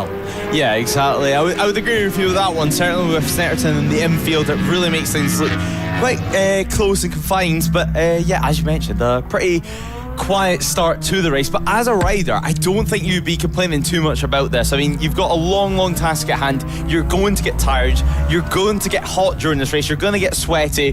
Why not just have a nice 15-20 laps or so where you can just get into a rhythm, build into things, not only for you but also for your team, for the bike, for the tyres, just feel how everything is, because obviously this is the first time they've been back on these bikes, quite a lot of the riders anyway, since qualifying earlier on this afternoon. Now they're jumping back on it, having to go hell for leather out there on track, and then suddenly have to push to 95%. So a nice way to get into your rhythm is this spread out pace, because as we know, pit stops, it's going to jumble things up yet again.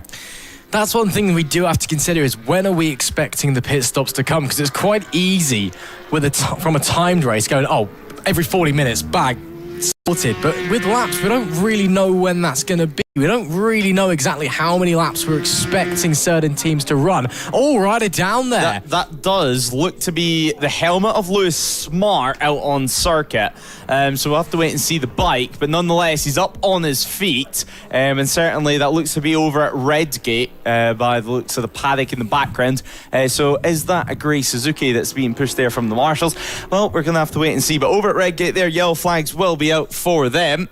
And disappointment for sure from them, as looking at the tracking through Sector 1, number 22 squad, that was the team that Lewis Smart was racing with for this round. They've not came through that point, so Full Throttle Racing and Smart running into issues over at Redgate.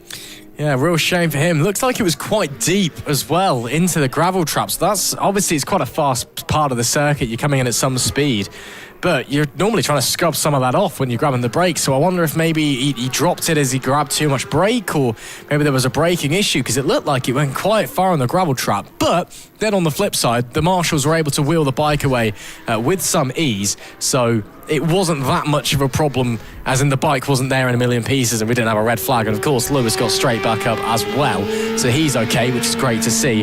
Hopefully, of course, they're able to manage to fix that bike. Of course, the rules and regulations require that if you have an accident or an incident or whatever, with a bike and you do have another bike in your team, you are allowed to rejoin the race once the bike makes it back to the pit lane or after 15 minutes have elapsed. Now, I'm not sure, to be fair, and you're probably someone who knows a bit better than me on this, Lewis, does going back to the pit lane include like round the back of the circuit on a truck or being pushed through the pit garage from the back because you've had to carry it through the paddock? Is that allowed? Okay. Yeah. So even if it's a case that it's a case for Lewis Smart, luckily, that he's over at turn 1, it's not too far to get back from there. It's not going to be too complicated, but as long as they can get that bike somehow into the pit garages, even if they need the outside assistance, but at that point, probably the 15 minutes is going to elapse by the time you get someone out there, get it loaded up, and then get it back.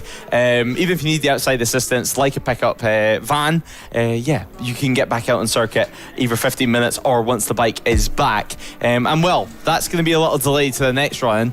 And let's not forget as well, that's going to completely change up their next stints now for the next couple of laps. So Joshua, who's racing with out on circuit, he's going to have a busy task at hand, but hopefully they can fix Lewis's machine. Yeah, fingers crossed. If not, at least send somebody else out there as soon as he's back in the pit lane. As there we see the 32 of Prowse making his way through a little bit of traffic. His gap up the front up to 8.5 seconds now. So running really nicely on that thing. As there we see some of the riders down in the pit lane just discussing, getting ready to head back out. Of course, leathers on just in case they need to make a quick exit in case there's a problem for somebody else. But hopefully that's not going to be the case. Everyone relaxing, keeping nice and chill down in the shadow of the pit lane. I'm sure we'll head down there later and speak to some of the riders. Of course, even when there's chaos going on track and there's all these things going on track, sometimes you just got to sit down and chill and just wait for your turn, haven't you? Yeah, exactly. You've just got to stay relaxed. There's no point in staying intense for the entire race, but although you are relaxed, you need to be ready. You need to be on the ball and ready to go at any opportunity. So, lap 10 are running so far. And the number 32 heading into the final corner yet again over at Goddard's. He's going to tick off yet another lap to get it by. He heads on to lap 12 of 174 for this one. And then we can hopefully have a quick chat with a few runners down in pit lane. I think Ross will be speaking to some of the stars of the show, some of the riders, some of the mechanics, some of the helpers. Who knows, maybe a few people on pit wall as well. But we're coming up to around halfway through these stints, I would say. Now, the race started just after 3 p.m. in the afternoon, 1 past 3, if you want to be precise about that one. So we expect roughly 40 minutes or so of running out of a stint. Before then, of course, they'll head into pit lane, change rider or change bike. Now, of course, we can have riders and we can have different riders and different bikes in the team. Some teams prefer to have one rider per bike, or some teams prefer to have every rider using the exact same bike. Obviously, the tag team style race is much more common, and nearly the entire field is doing that. However, the likes of Fireworks out on circuit notoriously are known for using one bike for all their riders, but if something does go wrong then, like we've seen previously with other teams too, then suddenly your endurance race took a big hit. Now, if you're wondering how that's still all fair, with the fact that when pit stops arrive, all the likes of number 32 squad are going to have to do is change a transponder over, change a rider over, and leave pit lane. Meanwhile, Fireworks, they're going to have to refuel and potentially even do a tyre change during the stint. Well, here at No Limits, we have a pit stop intervention time with a 35.3 second advantage, 35.3 second interval time, I should say, down in pit lane. So if you do go under that, then your penalty will be times by 5 seconds. So if you do 34.3 seconds down in pit lane, you're 1 second under the minimum time spent. You'll receive a 5 second time penalty for that one. So that's for safety, and that's to keep things fair for the tag team style runners to out on track. Otherwise, they would have a huge advantage where simply they could change over 5 seconds and leave pit lane yet again. So we're seeing the small boys racing team, the team that started from pit lane, they're continuing to circulate out on track. All the way down the order, however, P33 for them, full throttle racing, still yet to return to circuit. So we'll give you an update when they do. Obviously, they're sitting last for the time being, 4 laps behind the likes of the closest bike ahead. As going down the main straight yet again, a couple Kawasaki's, a couple of Yamahas, a big mix of machinery out on circuit. Of course, this year we have the addition of the twin category, and actually this round we have an addition of 2 BMW F900R Cup teams. So they're going to be racing both in the national category out on circuit, and of course the Team Twin Trophy. So the Team Twin Trophy have the F900 team, literally just called the F900, so not too creative with that one, but it's quite easy to understand exactly what it is. Meanwhile, the National Twin has Fortis Racing. So coming through towards the 40TSs now is the 76 team, heading into the final sector of action, as pit stops aren't going to be too far away, 10-15 minutes or so I would imagine, until we head into pit lane, and hopefully in a few moments time we can hear from some of the stars. It's a really hot day out on circuit, and it's really hot down in pit lane. Fireworks trying to make up a few positions to some of the bikes ahead. Now they sit P8 out on circuit, 1.2 seconds behind Dart Motorsport, as Oddballs Racing makes its way through Redgate now. We're on lap 13 of 174 as things stand. A 12.9 second advantage for the number 32 squad over Unit 09 Racing, as we are ready to continue this action on. Now though, we can head down to pit lane, where I believe Ross is speaking to some of the riders. And we're down here in the Pack Racing garage. You guys, you're going out, or you had enough? No, we're going out. Oh, we're going out. Oh, we got a changeover here, early doors then. So, changeover early doors then. We're going to be trying to interview them, but they're now sending out another 50 bikes, so we'll give them a second. I was going to ask them what was going on before they left, but I'm assuming that Alan Lane will be coming back in. We should probably get out of the way a little bit. Maybe let's head next door and see what's going on down here, see how we're all enjoying the action. How are we enjoying the action so far today, gents? All right? Good. Got out there yet? Well, how's the team running at least? Yeah, we're all right at the minute. I think we're third in National 6. 4 seconds behind second, yeah, by the looks of it. So, yeah, happy days. Yeah, so it's all going all right, at least for the main part. What's your strategy plan? All going according to plan at the moment, or are you guys just kind of taking it as it goes? We're just going to do a stint and then see where we're at. So, yeah. When are you next coming in, roughly? Do we know? I don't know. When are we next in? Not a clue yet. We'll give him 30 minutes and then he'll let us know when it's nearly out of fuel, I guess. So, when he starts coming in going, I've got nothing left, that's when one of you will jump on and go back out. The light comes on, so... Yeah, that makes sense. Still, though, enjoying the sunshine. Well, we're in the shade, but enjoying the sunshine at least. Yeah, it's nice tonight, isn't it? Yeah, it's not too bad. Right, we'll let you guys get on with it, but thanks very much for talking to us. Cheers, mate. See ya. We'll wait to see if Alan Lane is coming back in for the 50 squad, because I would definitely like to ask one of them what was going on with that issue. They should be coming back in a moment's time. But again, I don't know how long we're going to be waiting for the time being. It's the number 50 machine just getting ready to head back out, but still down here in the pit lane. It looks like here he is now, so Alan Lane is coming back in. Just going to have to move our camera operator out of the way a little bit. Of course, there is a minimum pit stop time here at No Limits, so we do just have to wait a little bit before that 50 can go back out and getting timed as well, and then we'll dive straight in. Once that's done, we'll just get a few words out of Alan to see how he's feeling. You can see really, really out of breath as we do get our bike back out there. Let's just quickly dive in and speak to Alan. Alan, bit of an unplanned stint there, that one for you. What happened? So we was waiting for Chris to go through after the start, because I gave him the shove-off light. Sat here relaxing, thinking I've got like half an hour. And then he just came in. Oh, sorry. He came in. And we just literally I said I'll throw my stuff on, and that was it. So tried to get a few sensible laps under the belt, and hopefully we can build from that. Well, still, not the ideal start for the squad, but you've done out there and done your self-service. I guess you guys just got to claw your way back now. Exactly. It's not over yet. Plenty of time left. All stuff. Thanks, Alan. Thank you. Have a good one, lads. Well, Alan Lane in Park Racing with a bit of an unplanned stint there after some drama. Let's head back upstairs to the commentary box. Hopefully those guys can crawl it back.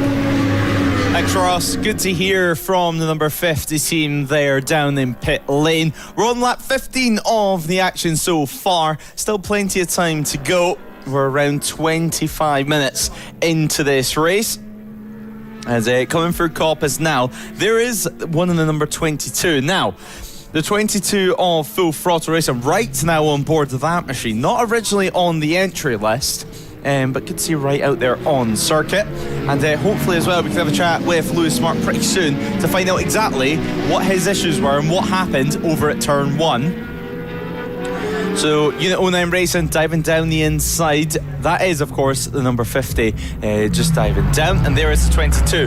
So P34 from them, and actually coming back into pit lane potentially, or not yet, is going to be number 50. So I almost wonder if Chris Taylor still has a few issues with that BMW, or if he's just double checking that everything is 100% before he has to complete an entire stint. He's looking behind him, and I would say that number 50 is coming back into the pit. So we've just spoke to them down in pit lane, and I think we're going to be talking to them again pretty soon, because that BMW S1000RR having some issues out there on circuit. Is it another rear wheel problem? He's looking down at it, and you would imagine so.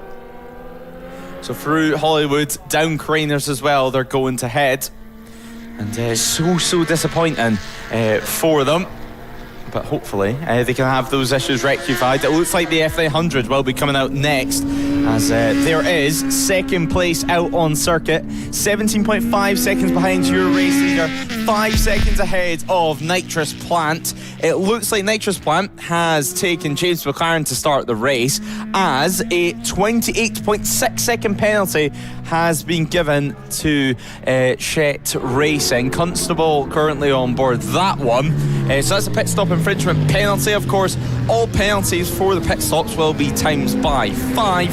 So 28.62 seconds they've been given. That's due to a 5.7 second breach of pit stop intervention time. So real disappointing stuff for them. That's going to put them right down the order, potentially outside of the top 30. So the 129, so disappointing for them. 5.7 seconds, as we said, that they went under the pit stop intervention time. So they've been given a 28 second penalty for that infringement. So that's going to promote them a couple of positions anyway, at the very least. So the number 90 heading towards turn 1 yet again. And heading out of Redgate to start yet another lap, yet another circulation. That's now up to 19 seconds, I should say, out on circuit. As into the pit lane is the number 50 yet again. So Chris Taylor back into the pits. So disappointing for them. Hopefully, whatever that issue is, it's going to be interesting to see if that's down at the rear wheel yet again. If they've got some kind of axle, some kind of spindle issue with that bike. As we thought, the F900 is next. Paul's going to be heading out on track for them. Let's keep in mind, he smashed up his bike down at the Craner curves earlier in the weekend, and now he's having to use Chris Taylor's bike for the entire weekend. So he's heading out on what is Chris Taylor's bike usually, but Chris, well, he says he normally suits the BMW that's now back in the pit box. So it'd be interesting to see if we could see exactly what's happening in that box and see exactly what they're having to work on, as there is your race leader. There is the 32 down into the final corner over at Goddard's yet again, nice and safe. KGG Endurance is going to be the next team that they're going to have to lap, ticking it off yet again. Lap 18 of 174 for this race. A nice little warm-up for the Anglesey 12-hour later on in the year. But the Biker Lawyers National and No Limits Endurance Championships, super busy season ahead for all the riders this year. And actually, it looks like maybe something a little bit offline there going down Craner curves. So hopefully nothing to worry about as this race goes on. I mean, it is well and truly offline. But KGG Endurance, let's keep in mind that they are running in the twin category. And actually, Jordan Browse, he's taking his time to catch them up here, perhaps using his head, not wanting to make too many mistakes, and he knows using the power of that Fireblade, he's going to be able to get by both of them before they even arrive over at Coppice. But at the moment, the closest battle, certainly inside the top 10, sits around Fireworks, 4/10 of a second separating himself and Dart Motorsport. So the 25 Yamaha out on track, a close battle behind. But Ross, as we were just saying, you've just spoke to the number 50 squad, and Chris Taylor already back into pit lane. Yeah, big problems for those guys out there, unfortunately. Again, I was trying to speak to them, then they were coming back out, so I managed to grab a few words out of Alan at the end of his stint. Alan's always up for a chat, to be fair, which is why I was kind of happy just going over to him, given he was bright red and had just come back in. but it didn't go into much detail on what the problem was. Just there was a problem and suddenly he was going out, and I was hoping to find out what the actual issue was. And now just my luck, just as I've come back into the commentary box, they've come straight back in. But yeah, shame there for Pack Racing and the 50 squad. Hopefully they can sort out those issues. Hopefully everything is okay. Of course, I'm sure when we venture back down, we can go and speak to some of the other teams a little bit later on about some of the issues they've been experiencing so far in this race. The likes of Full Throttle Racing, Small Boys Racing. I'll be interested to hear what their issues have been so far. Race control, investigation into the number 22. That is Full Throttle Racing, who I've already talked about. They're really down in the wars at the moment, and it looks like that their bike may have left their pit box or the pit lane too quickly, should I say. Of course, there is a minimum pit time here in endurance racing at No Limits Racing, which, to be fair, kind of goes against the name, I guess, when you have a limit on... anyway, ignore my terrible puns.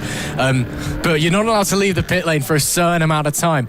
So, of course, that's why you see riders sat there with a timer so they can time it, so they leave the pit lane, bang on the money, and if you come out too soon, it's a slam dunk penalty. Now, we've seen that from the 100 2019, but I think the key word on this investigation is restart time. Now, let's keep in mind, they had issues at turn 1, so I'm almost wondering if they've not got the bike back and head out on circuit before the 15 minutes is up. So I think that's maybe what the Stewarts are looking at with that one. Absolutely. Yeah, still, again, No Limits Racing and there's rules. What is this? Come on, guys, sort that out. Joking aside, that's really disappointing for those guys if that is the situation. Again, you have to either get the bike back to the pit lane. Again, this is if you're a multi-bike team, of course. I don't think there are many squads here today that are on a singular bike. Most of them are either multi-bike teams with either different bikes or all the same bike. It's just, you're on what you brung, or if you're a really professional outfit, you all buy the same bike or whatever, I guess.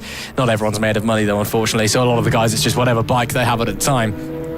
But if you do have that incident and you are in a multi-bike team, you are allowed to rejoin the race when you get the bike back to the pits. So obviously if you've had to pull over, it's as soon as you can get it back, or it's after 15 minutes have elapsed. Of course, if you're a single bike team and you have a problem, then, well, like actual endurance racing, you're kind of on your own and you've got to figure it out. And then, of course, if you've got a problem but you're able to make it back to the pits without having to stop, then you're free reign to change over. You just have to do your regular pit stop with that minimum pit stop time. So that's definitely what's happened there. I'm sure we'll hear through race control what the outcome's going to be. Also got a loose fairing for the number 2 bike. Been told they're under observation. So hopefully everything's okay for Oddballs Racing. Don't want to be getting a meatball on lap 20 of 174. Also interesting, it's worked its way loose that quickly. So I wonder if there's been a bit of contact potentially somewhere, or if everything's okay. But yeah, don't want to be getting a meatball. Team advised to pit current rider. So the team's been told you should tell your rider to come into the pit. So they haven't officially thrown the meatball at them yet. But if they don't come in soon, they will be getting the mechanical flag. Yeah, exactly. I think it's a nice little hint for the team anyway to bring them into the pit lane. So under observation. Otherwise, they're going to be losing a lot of time down in the pit lane. So the number 2 squad at the moment, they were running P21 out on circuit. They're a very happy-go-lucky team. They're happy just to compete out on circuit and enjoy themselves. But yeah. As things stand, Unit 09 Racing, they've been continuing P4 out on track. And actually, Dart Motorsport, only 4 tenths behind. So a nice big battle that we're watching on the screen at the moment. So number 90, having a good scrap with Fireworks, now ahead of them. And actually, Fireworks now ahead of Unit 09 Racing. I'm beginning to wonder if either that bike's in some kind of limp home mode, as we see Fireworks on our screen at the moment, just a few places ahead of the number 90. Yeah. But the number 90, they were a couple positions ahead. Now Fireworks ahead of them, so we're going to have to wait and see who comes into the pit lane. Nitrous Plant have entered the pit lane. H&H have entered the pit lane. Are Unit 09 Racing going to enter the pit lane as well? The answer to that one, well, we'll find out in just a couple seconds' time. Not quite yet, because they're circulating yet again. Fireworks have crossed the line, and there is the number 90 of Unit 09. They've lost a few positions, but they'll pick a few up now as well due to pit stops, as the 85 looks to leave the pit lane as well, further down the order. Absolutely. I'd like to apologise for my heinous crimes of calling it a meatball flag when it's actually a mechanical failure flag. I do apologise so much for that one. But you know what I meant. We'll continue onwards anyway. Who doesn't like meatballs? Yeah, who doesn't like meatballs? I mean, the flag looks like a meatball. It's what it's called. That's always what I called it anyway. So there we see the Army Team 1 on the 91. Those guys running okay at the moment. Again, they are officially Army Team 1, even though they're the only Army, indeed the only service team that we have in this endurance. No, that's a lie. We've also got the RAF Downbusters. What am I talking about? But of course, we only had Army Team 1 out last time as well. We are expecting there to be more Army teams later in the season. I'm sure at the Anglesey 12 Hours there'll probably be 2 or 3 teams you'd expect. So I'm expecting a fair amount of teams to be entering into what will be our marquee endurance event at Anglesey and our longest ever race in the history of No Limits and the Biker Lawyers No Limits Endurance Championships. So I'm sure we'll see more of the Army teams there, but they are officially Army Team 1. That's why they're the number 1. I'm assuming it's similar with the RAF squad, while they're RAF 617 Dambusters, because they'll probably have a 618 or a 616 or something like that. Well, yeah, what we've seen in the past couple of years is consistently in the endurance races, the Army teams have entered multiple bikes, 2, 3, sometimes even up to 4 or 5 bikes and teams out in the endurance races. However, after, I think it was Jordan Warren Good that we spoke to about this, he basically said that the reason why they've only got one team out in circuit so far this year is that they made a collective decision, it sounds like, at the start of the year to focus on the sprint races instead of the endurance. I mean, it's a busy weekend, let's not forget, with the Inter-Service Championship still to take place tomorrow. You're guaranteed at least 4 sprint races across the weekend, and then that's not to mention the fact that there's a 174 lap race here today. So a busy one on the schedule anyway for the Army team. And it seems like majority of the season, certainly, they're only going to be running one endurance bike. But as you mentioned, maybe Anglesey 12 Hour, they could switch things up because there is no sprint racing on that weekend.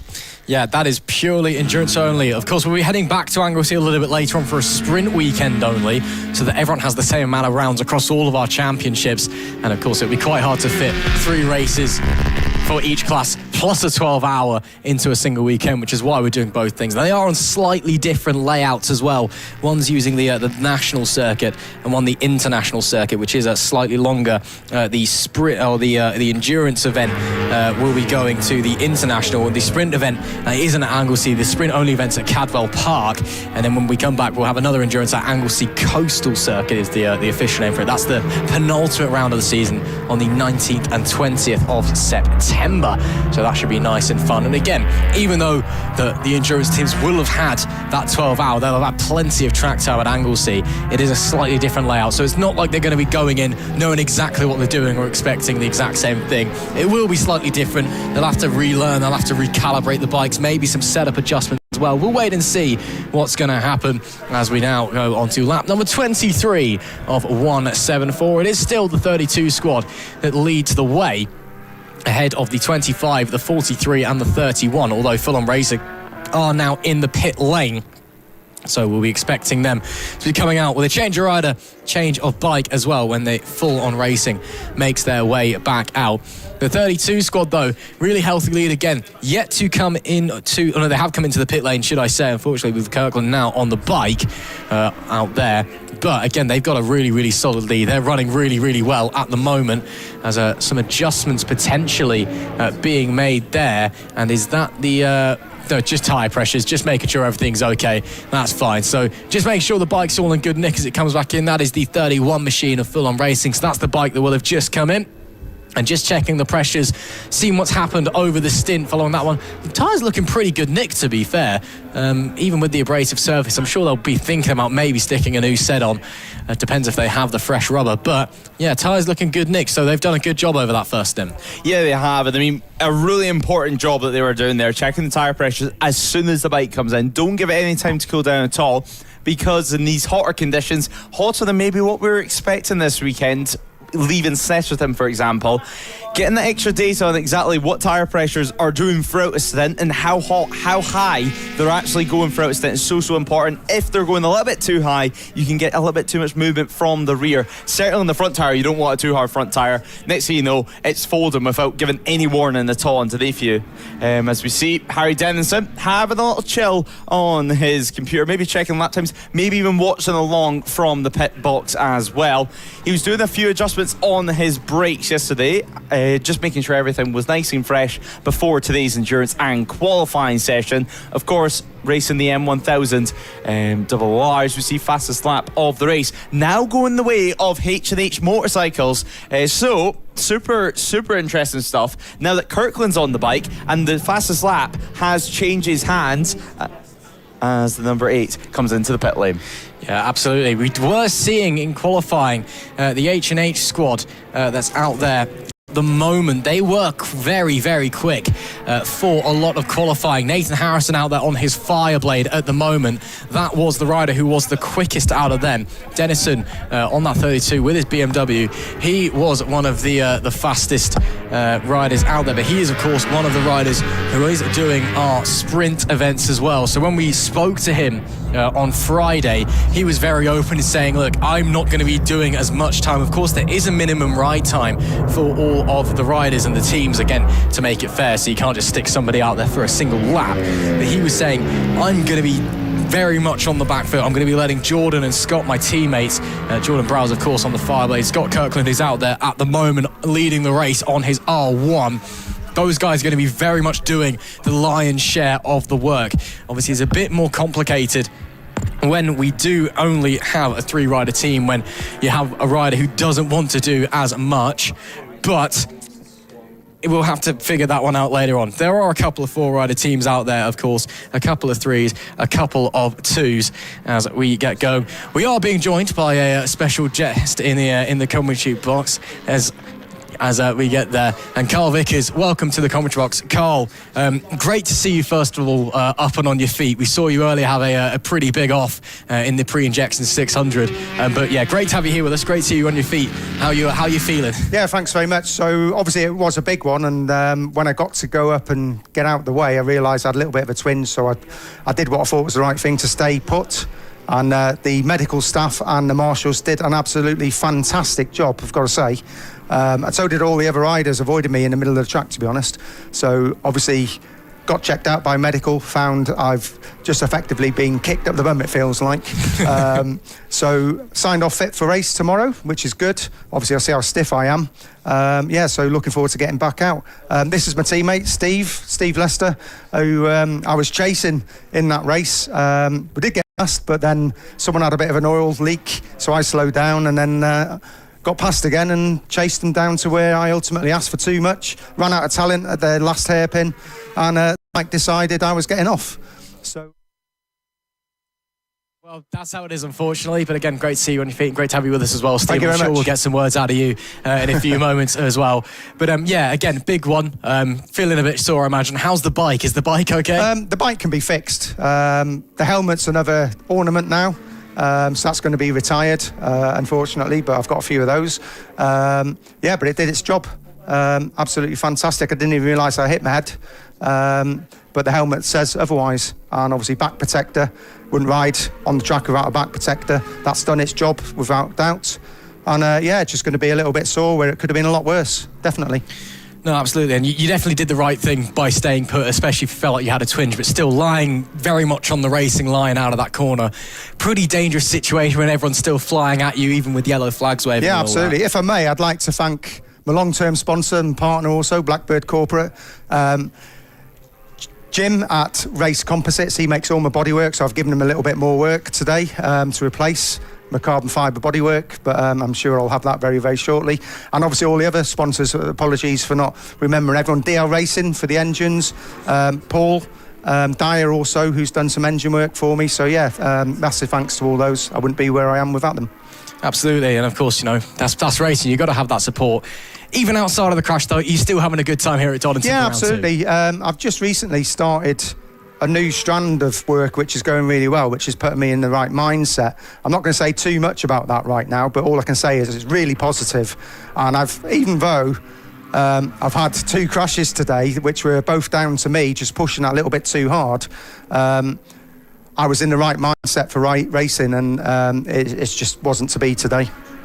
Are we expecting to see you back out tomorrow at least? Hopefully so. If not too sore, then the bike's ready already, and we'll be out. Yeah, absolutely. Awesome stuff. Thanks very much, Carl. If you want to just pass over the headset to sure. Steve, we'll get a few words out of Steve. You're welcome to loiter around for the studio camera if you want. Steve, great to have you with us as well.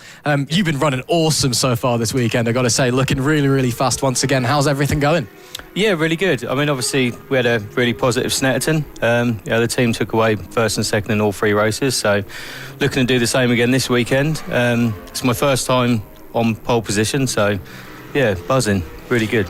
Yeah, obviously, unfortunately, couldn't quite convert that pole position immediately due to aforementioned crashes, shall we say. But still, it was a really solid start to the race from you, and you managed to hold on that far. So you're clearly riding with confidence at the moment. Yeah, definitely, yeah. Donington's probably my bogey track, to be fair. Really? So, yeah, a top 3 here I'd be happy, but I think now I'm, pushing for the win. So it's your bogey track and you've stuck it on pole and had a great start to race 1. Are you sure it's your bogey track? Yeah, it is, yeah. But. Well, sorry that we're coming here twice, I guess, at the back end of the season as well. But still, sounds like you guys are in good spirits and, you're both riding well. What is the game plan going into it tomorrow? Again, just attack, hit straight away, just try and get back on it? Yeah, absolutely. Get back on, head down, back on track, and certainly for me. Yeah. And Steve carry on doing what he's doing. So yeah, 100%. Team on 2 again. Yeah, well, fingers crossed for you guys. Thank you. And again, you guys have been running well, had a really good weekend at Snetterton, gone okay for the most part so far here this weekend as well. And then, so you're already thinking about, just trying to continue that performance over the season, or is it still early doors? You're just out here having fun, the good performances are just a bonus? No, the idea is there. I mean, we've finished second and third the last 2 seasons, so ideally we want to be first and second at the end of the year. So what way round it is we've got to fight that out between us. No team orders. Whoever gets best gets the top step. I mean, that's what we like to hear. We want to see you going out there and having a fight on track. That's what racing's all about, I suppose. So really interested to hear that. So again, I will ask again, Donington, your bogey track, you're running this quick here, Steve. So then when we come back, is it going to be a similar story at the national layout, or are you maybe a little bit not sure yet? I've only done the national layout once, so yeah, it's going to be a hard one to tell, if I'm honest with you. For me as well, Steve's running 2 CV racing bikes, which are tuned by DL Racing. So maybe that's not taking anything away from Steve, but Steve's hopefully got a competitive bike. So we're doing good. Yeah, definitely. Awesome stuff. Well, Carl, Steve, thanks very much for joining us. Great to hear from you both again. Carl, great to see that you're on your feet as well after a pretty scary crash. Excellent. Thank you very much. Thank you very much, guys. Yeah, do you want to just pass that over here? That'd be great. And great to have those guys with us in the commentary box. Great to hear from Carl after that big accident earlier on, and Steve as well. They'll be back out for 3 races tomorrow, it must be said, after some pretty scary incidents from Carl, it must be said, in that race 1 attempt earlier on, but running really, really well regardless, which is always great to see.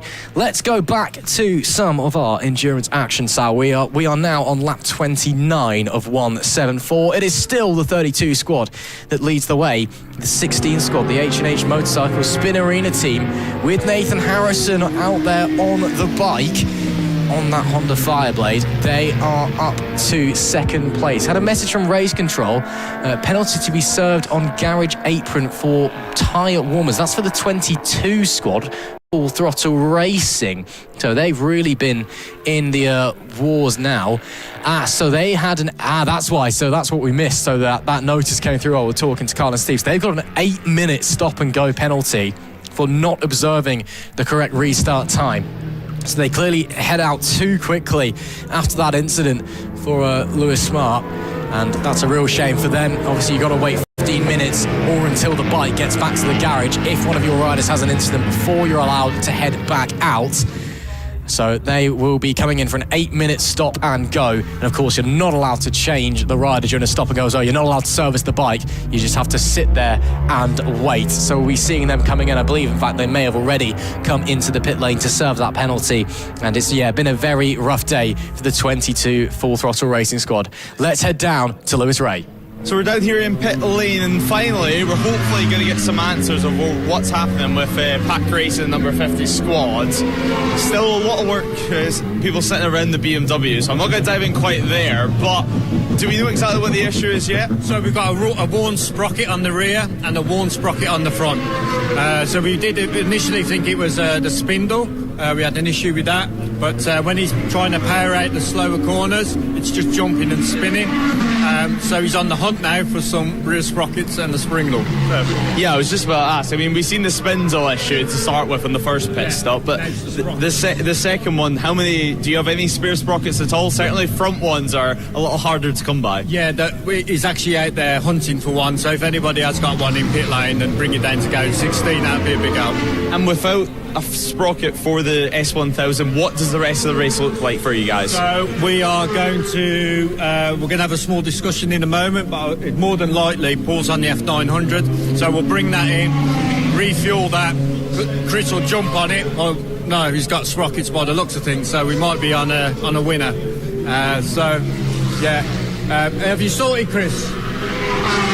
Yeah, maybe. There's a front sprocket and a rear sprocket there. Let's just hope it fits. We could redo getting Chris out on the 1000, as I say, because he's quick on that. And just try and bring us, we want to get to the end of the race now and just enjoy it. Worst case scenario, Chris can either jump on my bike or the F900 when it comes in. Well, let's hope they'll have 3 bikes to finish the endurance race with for this one as well. Head up the pit lane. Fireworks just coming into the pit lane as things stand, and actually we'll quickly, just while they're coming to pit lane, we'll get a shot of this pit stop, because of course they're just using one bike. It's not like the usual swap strategy that most teams are using here today, so they have to refuel. No rear tyre put in this time around, obviously no front tyre because it has only been one stint or so, maybe a new rear tyre next time around. So the refuel, of course, all safety equipment aboard, check the transponders all right, change the transponder for the next rider, and then the next rider will hop on, and it's not until the bike's off the paddock stand on the ground that the bike can be started and they can leave pit lane. So Fireworks now head out onto track yet again, and actually we'll grab a quick word if we can with the 25 squad. So we'll let them take off their gloves and helmets, and then they can have a little breather, and then we'll go right in as soon as they got the helmet off and they can actually hear what we're saying to them. Obviously really hot out here, Donington Park. I'm probably going to need some sun cream by the end of this one. I mean, it's a long race, over 170 laps, and now that your helmet's off, how did that stint go for Fireworks? Lovely. Donington in the sunshine with you lot. It's brilliant. Yeah, I mean, it's April and we've got summer weather. What's this all about? Costadale, Donington. We have been blessed with the weather. But seriously, with the hotter weather conditions, how does it feel out on circuit for you? Is it more physical than maybe what you're expecting for this weekend? Oh, I'm trying to play a long game. I'm not busting for the last 10th. Play the long game, get a bit of cool air, conserve fuel. And obviously we spoke to quite a lot of teams. So a lot of teams just changed bikes. You guys have the extra challenge of doing it like a proper endurance race where you refuel, change tyres. Just let people know at home the added challenges that you have with that. Yeah, I get in trouble if I bend it. Oops. No, endurance racing is one bike. Endurance racing was always the same crankcases with the same frame as to finish the race. Yep. After that, you can cartwheel it to destruction every hour if you want. One frame, one pair of crankcases. So basically doing it how you think it should be done. Yeah, but we are as old as the hills. And finally, rest of the race, obviously a long way to go. What are you guys expecting to pick up here at Donington, result-wise? I'm not answering that out loud. Yeah, still too much to go. You don't want to jinx it? If we get to the end and we have a cold beer at about 8 o'clock tonight, in one bit, I'd be very, very happy. Yeah, I think you're going to deserve that beer by the end of this race. Best of luck anyway. Cracking commentary, by the way. Well, a nice little compliment as well to go with that one. And just before we finish up down here in pit lane, we're going to head to the 22 up here and see exactly what's going on out on track, and hopefully we can grab a quick word, because obviously we did see a few issues for them. We've seen some issues throughout the race, quite early on actually, over at Red Gate, and yeah, hopefully we can grab a real quick word. You can see some of the no-limits officials down there as well, so potentially serving a penalty. Whichever the case, we should be able to get an official word right just about head out. It looks like, just watch yourself, Anne, as they're just about to leave track and head straight back into the fast lane to hopefully get this next stint underway. I don't see too many people from this squad, but I do see Nicky Williams that we can grab a quick chat to over exactly what went on there, and hopefully a little bit cleaner language. And actually, 5 more seconds to go in this penalty, and then they can head back out onto track. And just to be under pressure in front of a camera, exactly explain the penalty to everyone at home for the 22 team and exactly how long they had to serve. So that particular bike went out before the 15-minute rule, so we had to obviously go with Graham on timing to work out the lap times, so we had to come in and have an 8-minute penalty because obviously the size of the bike and the fact that it's endurance, we couldn't do the usual penalty box, hence we brought him down here, got the tyre warmers on, made sure that the tyre kept the heat in, made sure when he went back out he was safe. Yeah, so a rule on penalty for them, but yeah, 15-minute rule. Obviously, if you don't get the bike back before that, then you can head back out. They still haven't got the bike back yet, so 8-minute penalty for that. Yeah.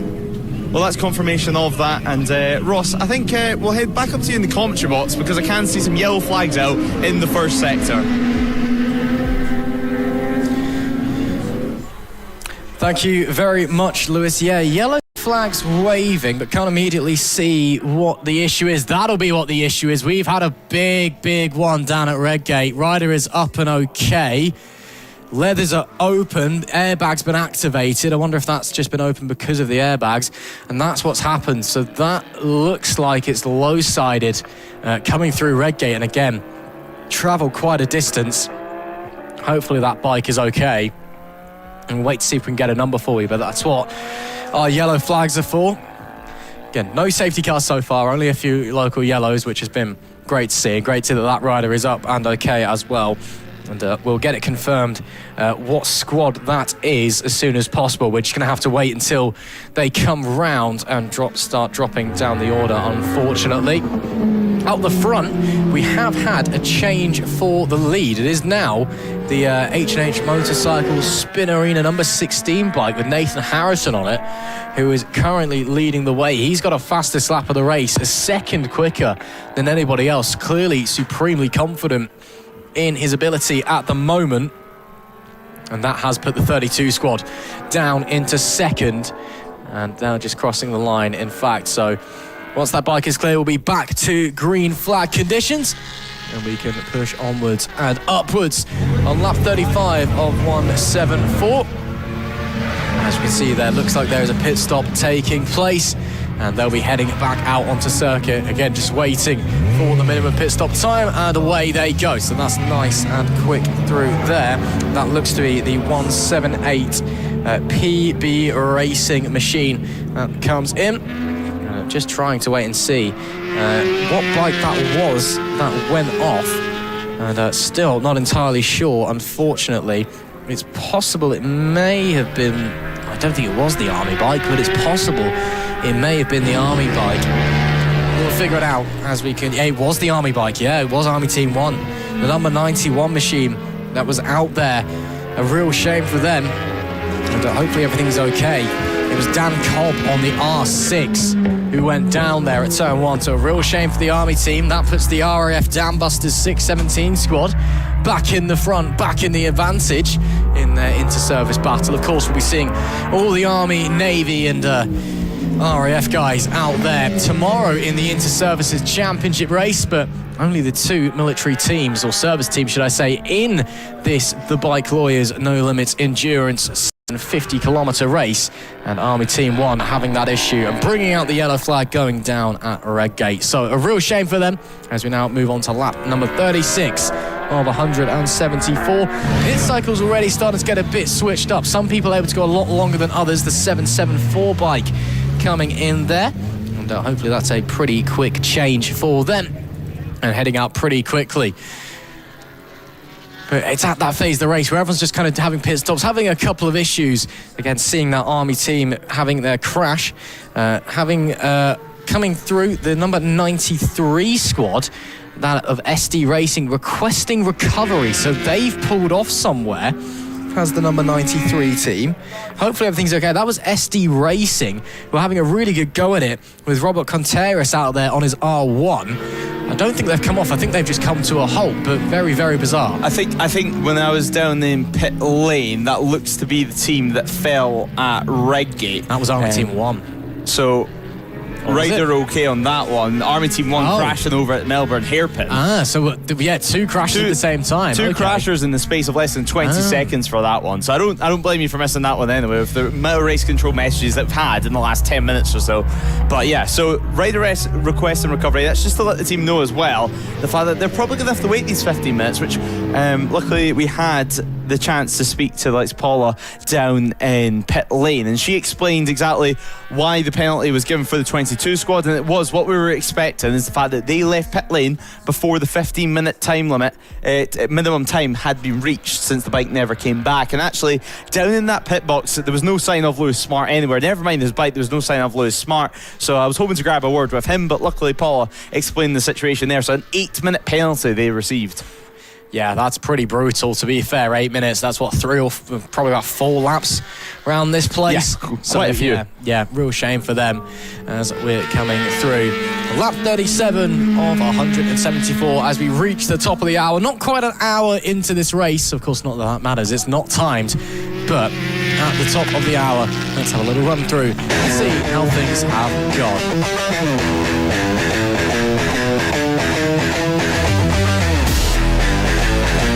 Hello everyone and welcome. If you are just joining us to the Melbourne 750, our endurance event this weekend in the Biker Lawyers No Limits Endurance Championships.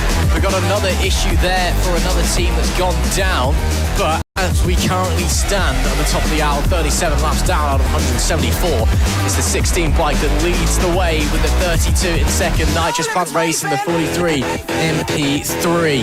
Then Unit 09 Racing on the number 90. They're P4 at the moment and leading the way in the ACU National 600 class. Then it's Dart Motorsport number 92, P5.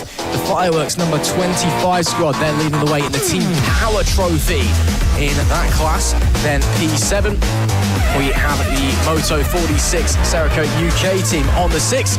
Then Full On Racing, the number 31 in P8, PP Racing, the number 49 is 9th, and PB Racing, the 178 in P10. They're leading in the Team Sport Trophy class. Then we've got Team Sublime, the number 11, Randy Racing, number 9, P12. The Heck Racing 911 is P13, Proudfoot Racing, the 69 is 14th.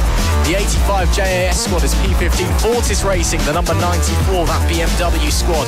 They are leading in the ACU National Twin class. It is GB Moto, the 66 in 17th.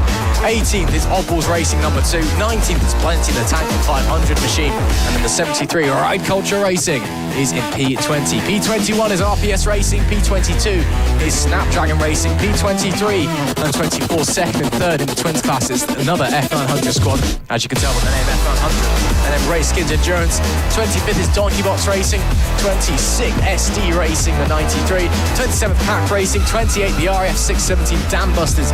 29 is the 129 squad, and 30th is Small Boys Endurance. Then another Small Boys team in 31st. 32nd is KGG Endurance. 33rd Army Team 1, and 34th is the 22 Full Throttle Racing. So people already having a lot of issues in this race. Of course, a big thank you to our endurance partner here at No Limits Racing, the Biker Lawyers. Make sure you head to them for any legal claims you may have that involve you or your motorcycle queries. So a big thank you to those guys for their support. Once again, now back on lap 39 of 174, and there has been once again a change at the front as Nathan Harrison got on his R1, the number 16 H&H Motorcycles Spin Arena squad, getting through the 32 squad and taking the lead of the race. So all change up the front. There's a couple of pit lanes. We can see one of the BMWs leaving there, but for the time being, it's been pretty calm and collected. No real major incidents, a couple of offs here and there. Obviously, we've seen the 22 squad down and in the walls with penalties and crashes galore, but for the most part, everybody running fairly well. Yeah, everyone's running nice and well out on circuit, and well, just looking at the timing screens for the classifications, it looks like a little exclamation point is next to PP Racing MP11. Now, no official word just yet on what that penalty is going to look like, but that usually does mean there's a penalty or something went wrong with that bike, similar to what we've seen with the 129 machine, but nonetheless it does look like that's going to be a 0.33 second penalty, so just over 0.3 of a second penalty, which is absolutely nothing on the surface of things, but when you look at that, and yeah, that's less than That's 66,000 of a second they've been given a penalty for being under the pit stop intervention time. That's cutting it close, is the point I'm trying to make here. As we see Nitrous Plant Racing heading out, David Williams in, Paul Bowerbank out. So Ducati from Yamaha for them. But it does look like, another penalty for PP Racing, although not a big one. Yeah, no, that's really fine margins, isn't it, for those guys? So I'm not sure they'll be too fussed about the whole 3/10 they're going to lose at the end of this race. As there's that issues for Bowerbank already. And that issue my word. is continuing to plague that Yamaha. Now, Bowerbank's issues with this bike so far, we've seen at Snetterton they were having issues throughout the Friday testing, and they needed just to check things over. Then it came round to race day on the Saturday. They continued to have issues there as well, where actually the bike wouldn't start when they went to leave the pit lane, and then had to send another rider out, which then later on the race, sadly, the rider that got sent out ended up crashing and brought out the red flag. Now this weekend we've seen Bowerbank have issues on the formation lap of things of his sprint race earlier on today, and now as he leaves pit lane, yet another what looks to be an electrical issue of that bike, because I struggle to believe they haven't put fuel in it. I mean, you saw him grabbing the throttle and nothing going, so yeah, clearly something electrical going on there. We believe it was a battery issue at Snetterton, wasn't it, that prevented him from going out of the pits for his final stint. But that thing's just cursed, isn't it? Sometimes you get a machine, be it a bike, a car, whatever. It can be road, it can be racing. It just doesn't work. It's almost like they're just cursed. The soul of the thing is almost dead. And I think that might be what's affecting Paul Bowerbank right now. It's just that thing does not want to go out and race at all. I mean, he made it around half of a green flag lap earlier on the sprint. This time he's come out of the pits on lap 40 and hasn't even made it to turn 1 before there's an issue. And your heart has to go out to the guy. I mean, obviously it's going to be so frustrating for him and the team. He's going to feel like he's letting the team down, even though it's no real fault of his own. It's all mechanical issues. But you just can't believe it, can you? I was going to say as he was coming out, let's see how far he can get this time. He made it out of the pits. Like, it's unbelievable. Yeah, it's so disappointing for them, for the team, for David Williams, for James McLaren, who looks like they're going to have a bigger task at hand. Obviously, James used this weekend just to check his hand and see how he's getting on with his recovery. And now it looks like either they're going to have to start sharing bikes, because, well, clearly they are one, not playing ball today, or they're going to have to start doing some longer stints, which I don't know if it's going to help James McLaren too much. Hopefully we can catch up with him at some point just to find out how he's feeling as we head into the final corner. That, of course, being the Unit 09 Racing. Now, they've dropped to 7th. Let's keep in mind, they were running second at one point. Now that's went to the 32 squad, who's sitting around a minute or so behind H&H Motorcycles, as James McLaren does leave the pit lane. Now, Paul Bowerbank run into that issue only a few moments ago, so I'm hoping that bike has somehow started again. He's managed to get back, or he's managed to get back very quickly through the paddock, and not a case that they've just sent James out there while Paul tries to get back, because as we've seen, that does have a big penalty occur with it. Yeah, fingers crossed that that thing got back to the pit lane and they were able to send it out straight away. I'm sure the team saw that and thought, right, okay, let's just get the other bike ready for when he gets back, and hopefully that is the case, and he has been able to get back as well. Well, pyjamas there, we see some of the teams making their way through down at McLean's, then up into Coppice. Again, everybody taking it fairly easy at this point of the day. It's getting very warm here at Snetterton, or Donington. I've done it again. Too many tons in this country, I tell you, Lewis. It's getting very warm here at Donington Park. And again, endurance racing, people have been out for a while. Tiredness starting to set in maybe for the guys who are at the ends of their stint. And again, endurance racing, to be fair, you don't always want to be at 100% push. Is that Paul Bowerbank's No, bike? that's H&H. It looks like Nathan Harrison's bike, obviously, just coming back in from that stint. Yeah, he's had an absolutely fantastic stint, to be fair, getting them back up into the lead of the race after trailing the 32 squad early doors. And Harrison, again, we saw how quick he was looking in qualifying earlier on. And when he's out there, he is absolutely rapid. So he is very much ace up the sleeve of H&H Racing, and clearly the fastest rider and the fastest bike that squad has got, and could very much be putting them in contention for race victories. So that gap between the front pair now down to 25 seconds. The 32 squad still with Scott Kirkland out there on his R1 at the moment. They're still yet to come back in and have another change. I'd be expecting Harry Dennison to be heading out on the BMW when they do, and in a couple of laps presumably as well. because he has not been out yet. Again, Harry Dennison is going to be doing the least amount of riding out of the team, as he is taking part in the sprint races this weekend as well. A fair few of the riders out there are also doing that, and we're expecting similar things where they're letting their teammates have the lion's share of the portion. As long as they reach the minimum ride time, they're okay really to kind of pick and choose your strategy as you want. Yeah, having that luxury, especially during these longer races, I don't think it's going to be necessarily a bad thing for them. And as you said, also taking part in the sprint races, it does put a little bit of emphasis on just saving your body, saving the bike, and not wanting to put too many kilometres on it as well, especially with the brakes, etc. But the sun well and truly out here at Donington Park, and well, that is another pit stop infringement penalty, this time for the 113 team. So disappointment for them. That, of course, going to be the F900 team. So a 64.24 second penalty from them, from the race shirts. That, of course, means that they've spent 12.8 seconds less in pit lane than what they were supposed to, which is quite a sizable margin. And that could just be a case of maybe they were expecting the riders to go a little bit slower down pit lane in and a little slower down pit lane on exit. Yeah, absolutely. You don't have to nail it down pit lane at all when there's a minimum pit stop time. You can kind of cruise on. Of course, you are welcome to, but then you've got to time the actual pit stop, and sometimes riders are sat there getting bored, getting waiting. We've also had one of those for the 129 squad, where they've got a 28.62 second penalty as a result of their pit stop infringement. So, again, it's a shame for them. Hopefully they'll learn and go forward. Rules are rules, and minimum pit stop times are there to make sure that it's fair for everybody and nobody's sprinting around pit lane like a nutter and getting themselves hurt. That's not what we want to see at all. We're currently following around, looks to be the 178 PB racing bike. Indeed, it is out there at the moment. Currently second in class is the 178 machine in the Team Sport Trophy. That is the Bike Alloys No Limits Endurance Championships equivalent of the ACU National 600 that's out there. Currently Jordan Poole out there on the bike. I believe not Jordan Poole, I'm looking at the wrong person. No, it is Jordan Poole apparently swapped teams or something, I guess.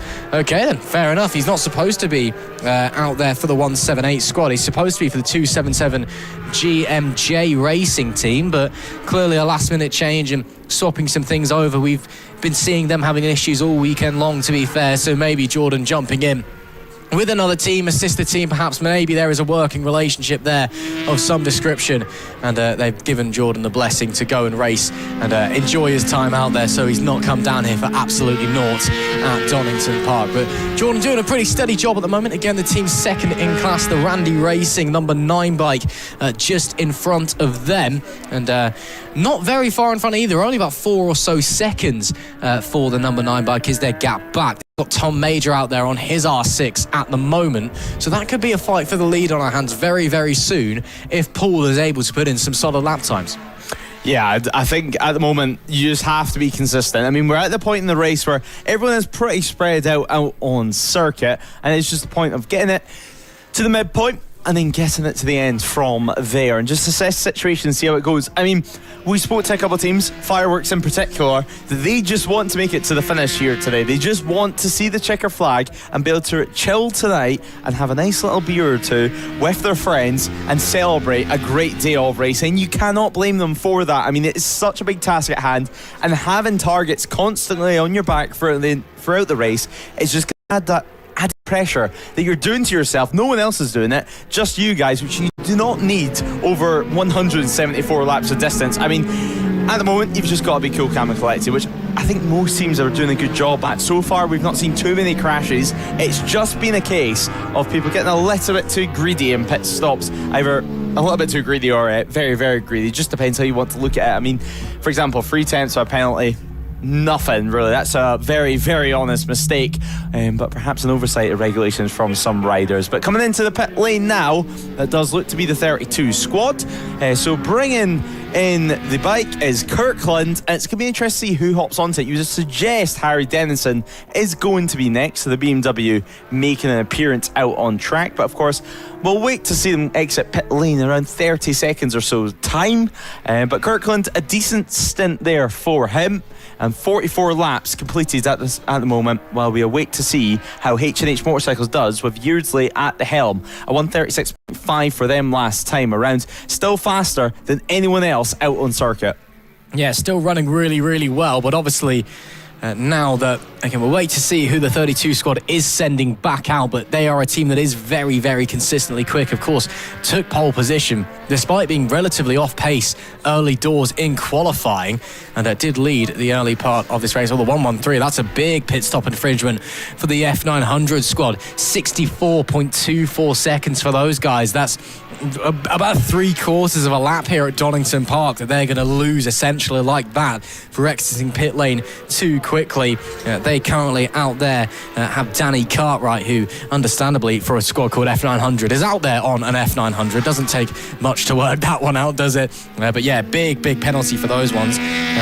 But apart from that, we've seen a couple of pit stop infringements. We've got a lost transponder for the number 10 squad, we've just been told there. That's really interesting. So apparently they've been told they need to come back into the pits and have another transponder put on the bikes. That's the all-talk squad that's out there at the moment, making their way round. So hopefully they're able to sort that out. It looks like it may have just fallen off heading down one of these straights here. So hopefully, and we have an issue now for the Army team, it looks like, looking down at the bike there going into the Melbourne hairpin and going very, very slow on the exit. You would suggest, pit stop for them. Yeah, it's really not gone very well, unfortunately, for the Army team today. They've been really, really struggling, and this to me looks like it could be some other sort of mechanical issue. We've already seen one incident for them so far this weekend, one of their riders going down. And in comes the number 91 bike once again into the pit lane. Currently Gareth Isles on the R6 out there. 3 R6s and a Kawasaki 636 for Army Team 1 at their disposal this weekend. So, they've at least got similar machinery. If that bike's dead and buried, he can at least jump on one of the other R6s. He's on something familiar, something similar that he can get out there and ride straight away with immediate confidence, instead of having to jump on a new machine, maybe spend a lap or two getting to grips with how it responds and behaves to the circuit. But at least there's that there. Hopefully, though, that issue can be fixed, as it does look like the 32 squad is back out onto the circuit meanwhile, and it is indeed Harry Dennison who is there, although he himself has now got a pit stop infringement penalty. 4.45 seconds is what will be added to their race time, so not disastrous, but the 32 team, again, when they're dropping back and back from that 16 squad that leads this race, not what they wanted. They knew there was some stiff competition here this weekend. They knew that there were some newer teams turning up that missed Snetterton that were going to be right there with them, but they still want to be fighting for this win. So Dennison now has a bit of a job to do on his hands to try and claw that time. They're about 30 or they'll be about a minute over behind, actually, I want to say, with that penalty added in and the pit stops factored in, because they're a lap down. That's because Dennison hasn't crossed the timing beam yet. He's just coming through Melbourne now, as we can see, taking it nice and easy through there, no issues. So he'll be heading onto lap 47 when he comes round Goddard's, and we'll see how big that gap is going to be as he emerges out there. And let's see, when it comes to the time being, how big is that gap going to be with the penalty applied? 1 minute 15, nearly 1 minute 16. So it's not quite a lap down, but he needs to put in a good stint here to get that gap back down, because that's not the position you want to be in, even early doors in the race. Yes, things could go wrong. There could be incidents, safety cars. The 16 team could encounter reliability issues, but you still want to stay with that team, keep putting pressure on them throughout the entirety of the race, so that when it comes down to crunch time, you've got a bit of an ace up your sleeve, and that they've been worn down by you basically hounding them, and then you can try and just kind of up the wick, unwind and go for it. Yeah, as you mentioned, not a big penalty, but a huge penalty in terms of storylines for the race. Just over 0.8 of a second they were under the pit stop intervention time, so around a second if we're honest here in real-time money. But the number 10 stopped at the S's, we're getting confirmation of, as the 178 having issues at Redgate, it looks like. So the 178 having some issues, and hopefully they can get that bike out the gravel. Yeah. So ran on at turn 1, they've got it stopped, but the gravel is so deep, and now they're going to need to spend a lap or two cleaning the gravel off the tyres before they can actually start doing some good laps yet again. But number 10, so disappointing for them. That's all torque, of course. Their bike's landlocked. Now, of course, with it being landlocked, I think they're going to have to just wait the 15 minutes now and maybe even be down the rider for the remainder of this race. So disappointing for them, as Harry Dennison heads into the final corner now and tries to set his sights on to Yeardsley. And well, Ross, we spoke about it earlier on. You did manage to catch up with them yesterday, and they did say that they were expecting more competition. And I think it's fair to say so far they've got that.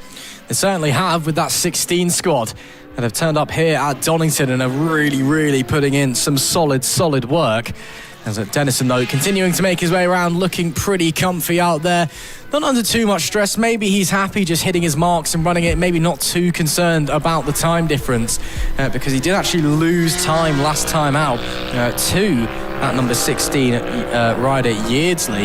He put in a 136.7. Dennison could only manage a 137.6. Now, of course, there's many things that could come into that. Could be things like traffic. You get held up in a bit of an awkward situation. Or it could be that Yeardsley just happy to push, happy to use a bit more tyre before they change over. All these things that we have to think about.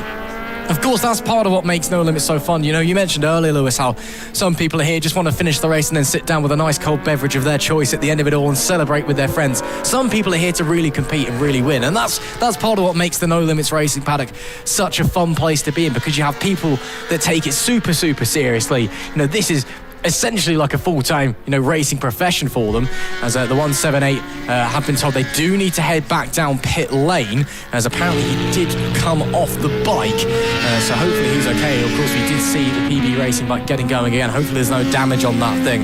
Hopefully no gravels managed to get into the internals and punching in holes as well. As I was saying, though, you get some teams here that, again, this is basically a full-time racing season for them. They train for this. They take it as seriously as they can. They're looking at telemetry data, whatever. You get some people that just turn up, just want to go racing, want to have a good time with their mates, get out there, have some fun on a bike, and then chill at the end of it all, and then just do it across the year. Yeah, they do. And I mean, even if they're doing that, they're still going to give it 110% when they're on circuit. Everyone's a racer at heart.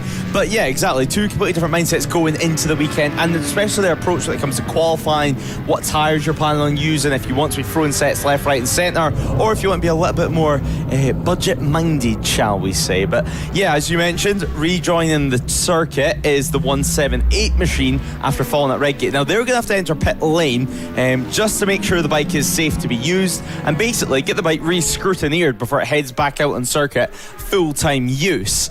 So until then, I would imagine they would just do an unplanned pit stop, change the bike and rider, and then they can hopefully get that bike scrutineered, pass safe yet again, and use it for the remainder of the race. Obviously, we did manage to speak to Tom from Scrutineering earlier this weekend. You'll hear that interview later on in the weekend. Looks like it's going to be tomorrow with the way the schedule has went this weekend, but nonetheless, such an important job that they have, and this is another example of that.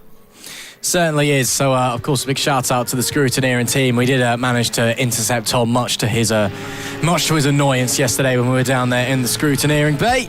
And you can hear more about that. So make sure, of course, that you do tune in for all of the action tomorrow. We do have a couple of extra races now. Of course, we had a couple of races that were red flagged early doors and elected not to be restarted, and they're going to go again tomorrow. So we'll have 2 extra races, both race ones, coming your way all across Sunday. And of course, you can catch that live here on No Limits Racing TV or on Motorsport Radio as well. We hope you are enjoying the action. If you are tuning on either one of those, wherever in the world you're watching, let us know who you're here cheering on. Let us know who you're supporting. Let us know who you think's going to be on top in this Biker Lawyers No Limits Endurance Melbourne 750-kilometre race. And of course, make sure you like, share, subscribe, all of the above to help get the very best club racing in the UK out there as far and wide as possible.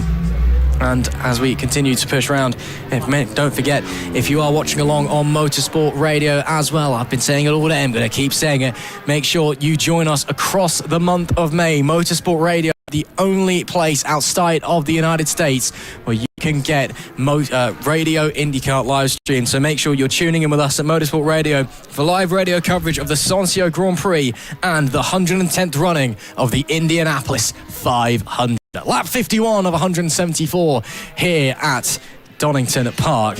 And again, it's all been fairly relaxed for the most part. Couple of offs, couple of incidences, a lot of pit lane infringements, but everybody just mainly enjoying themselves. It's a lovely day for a motor race, isn't it? Everyone, I'm sure, is out there having a great time. The sun's shining.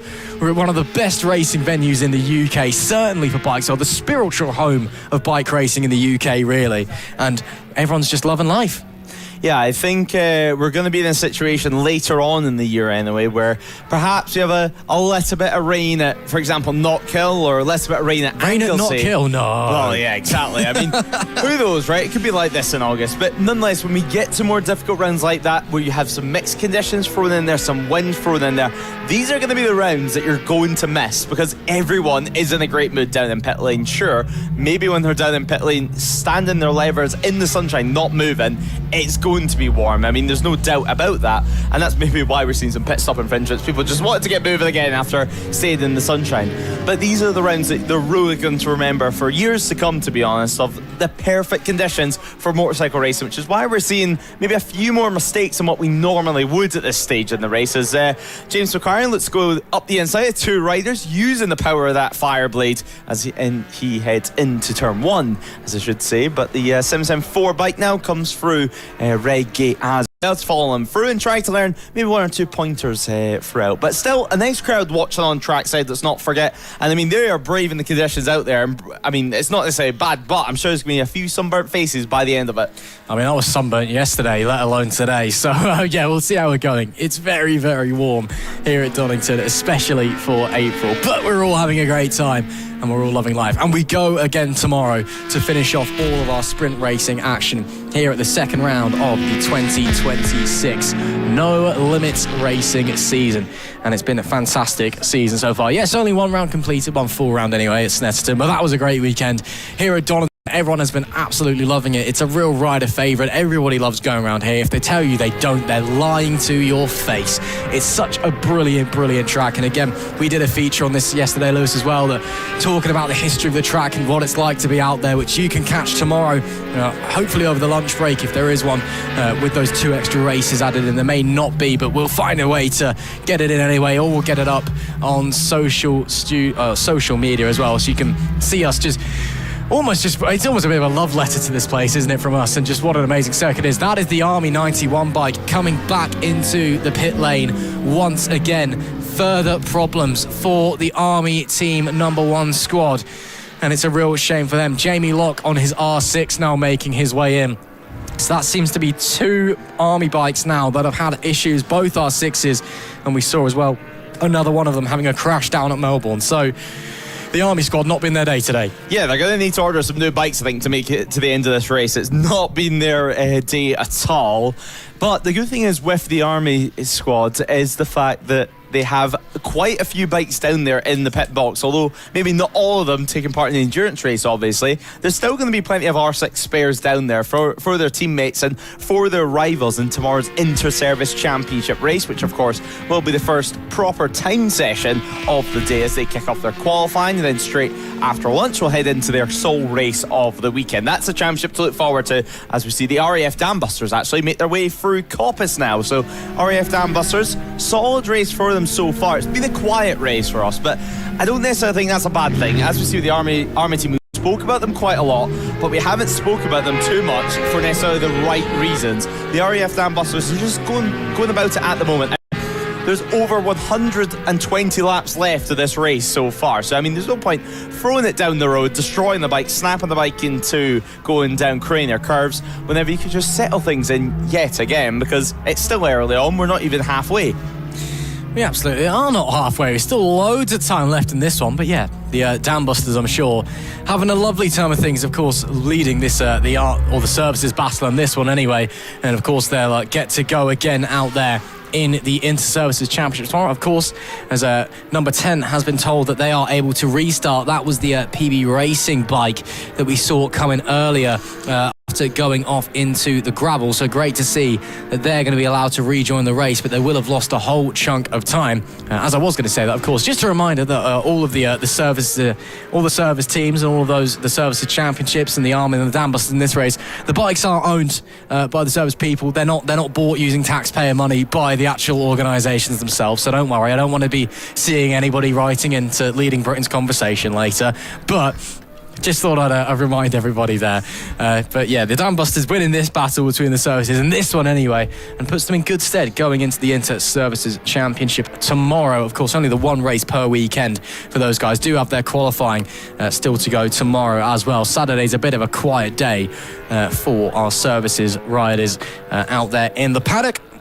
I'm sure they'll continue to work their way around. There we see making his way down the front stretch and into rigor is the 32 squad, with Dennison at the wheel, behind the handlebars, should I say. That gap's now opened up to 1 minute 26 seconds. They are at real threat now of being lapped by the number 16 squad. So I'm sure next time we head down to the pit lane, we'll see if we can get a few words out of them, see what the mood in the camp is from the 32 team. But they're still running second at the moment. It's not the end of the world. They're well ahead of third place, the 92 Dart Motorsport bike. So I guess it's fine. There's not really any major issues, but it's not the race lead they would have wanted. Yeah, it's not a race lead they would have wanted at all, and especially after the last round, I think it's going to set standards up quite high. But we've been speaking about teams that We've been speaking about teams that we spoke about quite a lot, but not necessarily for the right reasons. But finally, a team that we have spoke about quite a lot, not for the right reasons, is Small Boy Racing. Now we can, though, because for the first time, I was about to say for the first time this race, we could see them in the top 25 on our scoreboard. Just as I say that, they drop back again. So yeah, they're back down to 26th in that. So hopefully we can see them back in their graphics in a few laps' time if they can pick up a few more places. But nonetheless, Small Boy Racing, good to see, as a 60-second stop-go penalty has been given now for the 178 team. So they've been given a penalty that they're going to have taken. That is a sizable pit lane for sure, and that's because they passed the pit lane after crashing out of the race. So obviously they've rode around the entire lap. It's the same if you get given a mechanical warning flag out there on circuit and continue to ride around and ignore orders from that. Again, it's one of those things that when you crash and you be given the complete okay, you can go back to pit lane, it's safe, it's not going to drop anything from the marshals, you should know the first thing you need to do is go back to the pit lane and get it checked again. If you pass pit lane again, this is your reward, essentially. A 60-second stop go penalty. There you go, enjoy. Yep, and them's the breaks. That's racing. Rules are there for a reason, so a real shame there for the 178 squad. I'm sure they'll live, though. Again, 60 seconds. It's a decent chunk of time for now, but in the grand scheme of things, not a huge amount, so they'll lose about a lap, I'd estimate, on that pit lane tour. Maybe just under, but what can you really do? You've broken the rules, you have to come in and serve it. The stewards are cruel, but they're cruel out of love and respect for the rules and regulations, I suppose.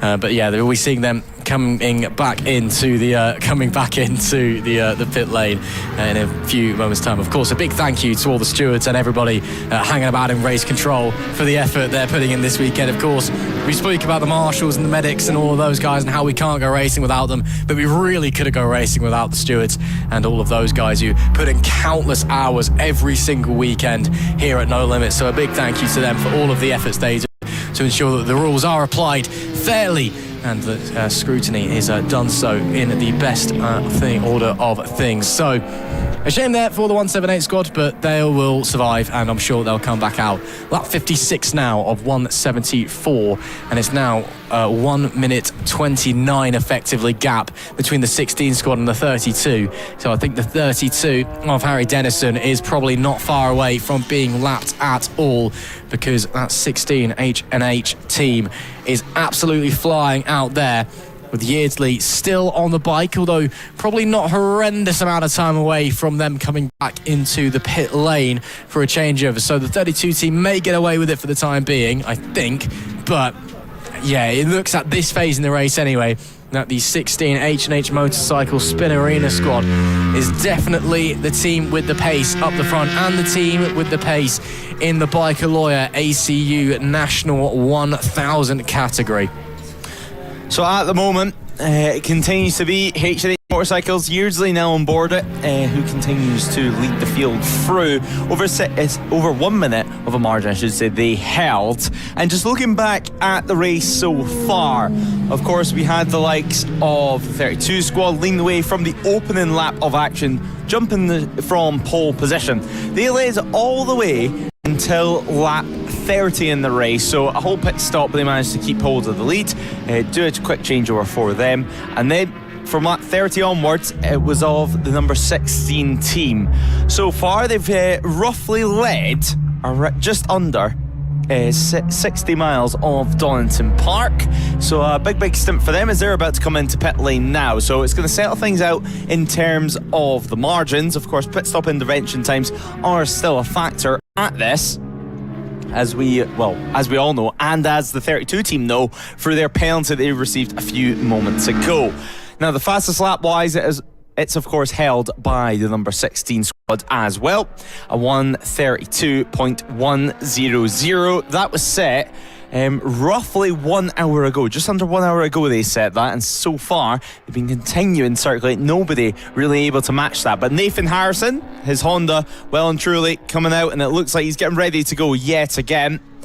Of course, Nathan, long-time road racer, super impressive on the roads, raced at No Limits now with us for quite a while, and obviously he was involved in an incident at Donington Park last year in the Superbike ground, and good to see him back on the bike, and good to see, of course, Callum Grieger, who was also involved in that, doing well. Actually, I believe he's on a kilt walk today in Glasgow to raise money for charity. So yeah, great to see, and hopefully he's watching along at home as the likes of James McCarran and his friends continue running out on track.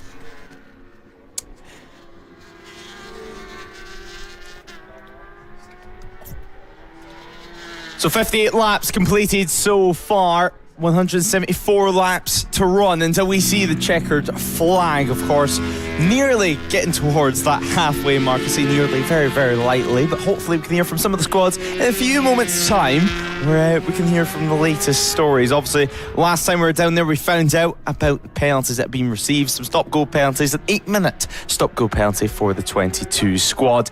But everything looking nice and close on circuit in terms of track action. Maybe not on the timing screens just yet, but now we're in the midst of some pit stop changes, so I'm sure give it a few more laps and things hopefully should begin to settle out yet again. But Nathan Harrison, this is his outlap, remember, and look how quick he's on it straight away. Obviously used to racing on the roads, and now, well, he's straight on the money here at Donington Park. He knows how to find that fine line of riding on the limit, riding on the ragged edge, and then reining it back ever so slightly just to have that safety net in, as after the pit stops, a 1 minute 28 second lead. Sizable lead at that, I think it's fair to say, between them, as we wait for the 32 to cross the line yet again. So the number 90 out on circuit still, Unit 09 Racing continuing their run out on track. Ahead of them though, being Randy Racing out on circuit. Now we did catch up with Nicholas Round yesterday, of course, a part of that number that P7 team, that number 9 team out on track. And Team Sublime as well, just sitting behind them, as we see some of the BMWs and street bikes out on circuit. They're just going to make their way around the final corner now to complete yet another lap of action. And over the start finish line they go now. Just at the back of that is going to be the 113. So they're on track. That is the F100 name team, let's keep in mind. But yeah, so they're going to continue. They're running out on circuit. A good fight so far in this race, as we're close to ticking by 60 laps to go. Plenty in the tank race, and they're continuing their running as well. A few pit stops made for them. Hopefully they still have plenty in the tank, pun intended. But what a race we've had so far. The sunshine definitely has cheered everyone up here. A little bit of track limits there, I think it's fair to say, from one of the BMWs, but hopefully a better line next time around, because you don't want to be copping some penalties for some track limits and going over the curb onto the green. Going back towards Coppice though yet again. We're just about to come to lap 60 as some pit stops are underway. But a 53-second lead for your race leader. The number 16 continues to lead the field through, as we do continue on. Dart Motorsport, though, in third as things stand.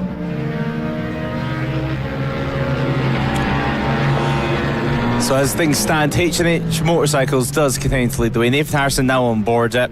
Going through the chicane further down the order. That's one of our Ducatis, as we are ready to head thick into the action as we mark off lap 60 of the action here in the 750 kilometre race here on Saturday afternoon. Now we're going to head back down into pit lane and hear from Ross.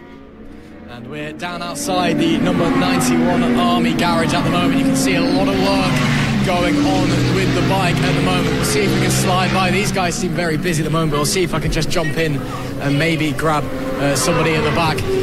What's going on with the team at the moment? Is everything okay, or? Yeah, just doing slight adjustments and resets. What's going on with the bike over here, though? Is everything all right, or? I'm not in the loop with that. You best not asking them guys. I believe it's the alternator. See if we can dive in and see what's going on. So, guys, trying to see if we can see what's going on with you guys. Hold on. We're on the phone. Give us a second. Just my daughter trying to cut the grass. No worries, yeah, no. You guys seem to have been in the wars a little bit today. What's going on? Unfortunately, hastily got out, had one guy go down, excited to get out on track, and then the gremlins of nasty noises popped up. So, yeah, unfortunately, this is the result. We've got metal shavings and broken pieces, so there's going to be a significant amount of engine work that we need to do. It's just that decision: do we take a crack at it now, or do we take it home? So if anybody's got a kit stator for an R6, please do let me know. That'd be very helpful. We'll see if we can have an ask around, but you know, you're not the only bike from the team that's having issues as well. You guys in general in the wars. What's the current feeling in the camp? No, the feeling was good. I mean, we've had the time to do the work. We've all done the work in the off-season. Bikes should be reliable. I think it's more crashes rather than mechanicals. But no, the feeling's good in the camp. The fast guys are fast. The new guys are enjoying it. So things like this are going to happen in racing. It's just how we deal with it now. Whether we do it today or do we take it away, strip it down a little bit more, and get stuck in at home. Fair enough. Well, we'll let you get back on with it, but thanks for talking to us. Thanks very much. I'll get back to my daughter cutting the grass. Yeah, enjoy it. Yeah, shame to hear about the number 91 squad. Let's see if we can head down, see if there's anybody else around. No, we're down the end of the pit lane at the moment, so let's just grab a quick turn around. There's a hive of activity down here at the moment. Let's see if we can maybe grab the 32 squad. I was quite keen to grab a few words out of them. It's just that when we went in earlier, they were a little bit busy potentially prepping for a pit stop. Looks like they are still waiting and preparing. Maybe see if we can come in. No, we're about to go out, so we'll leave those guys for the time being.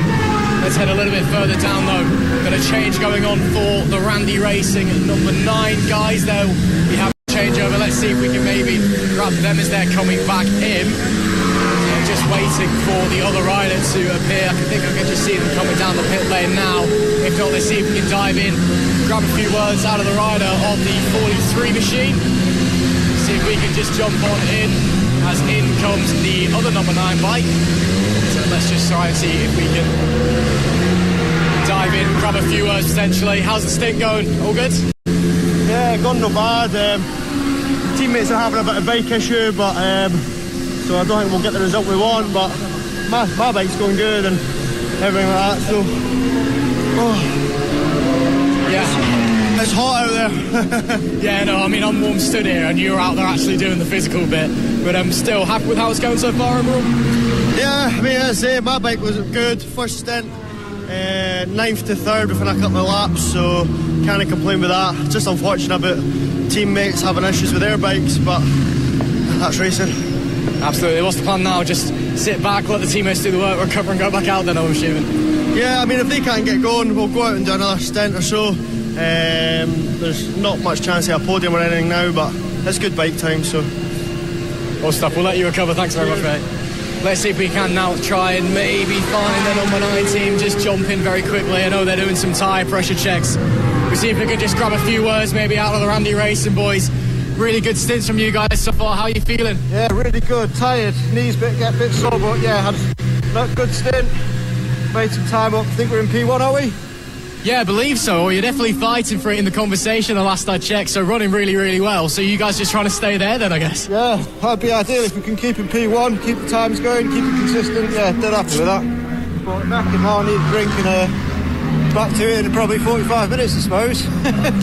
How's all the bikes going mechanical-wise? A lot of mechanical issues up and down the grid at the moment. Is everyone feeling okay?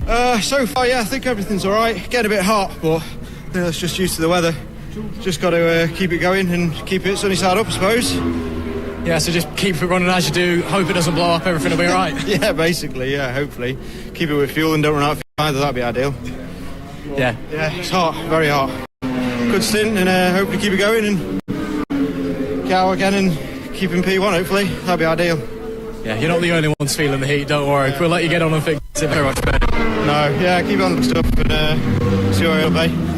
Awesome stuff, thank you. Well, clearly everyone feeling the heat a little bit down here in pit lane and on the track. Let's head back up to an equally warm commentary box. Thanks, Ross. Yeah, it's definitely warm up here, but I'm sure it's a little bit warmer down there in the sun, or certainly trying to wrestle around a superbike around this Donington Park circuit.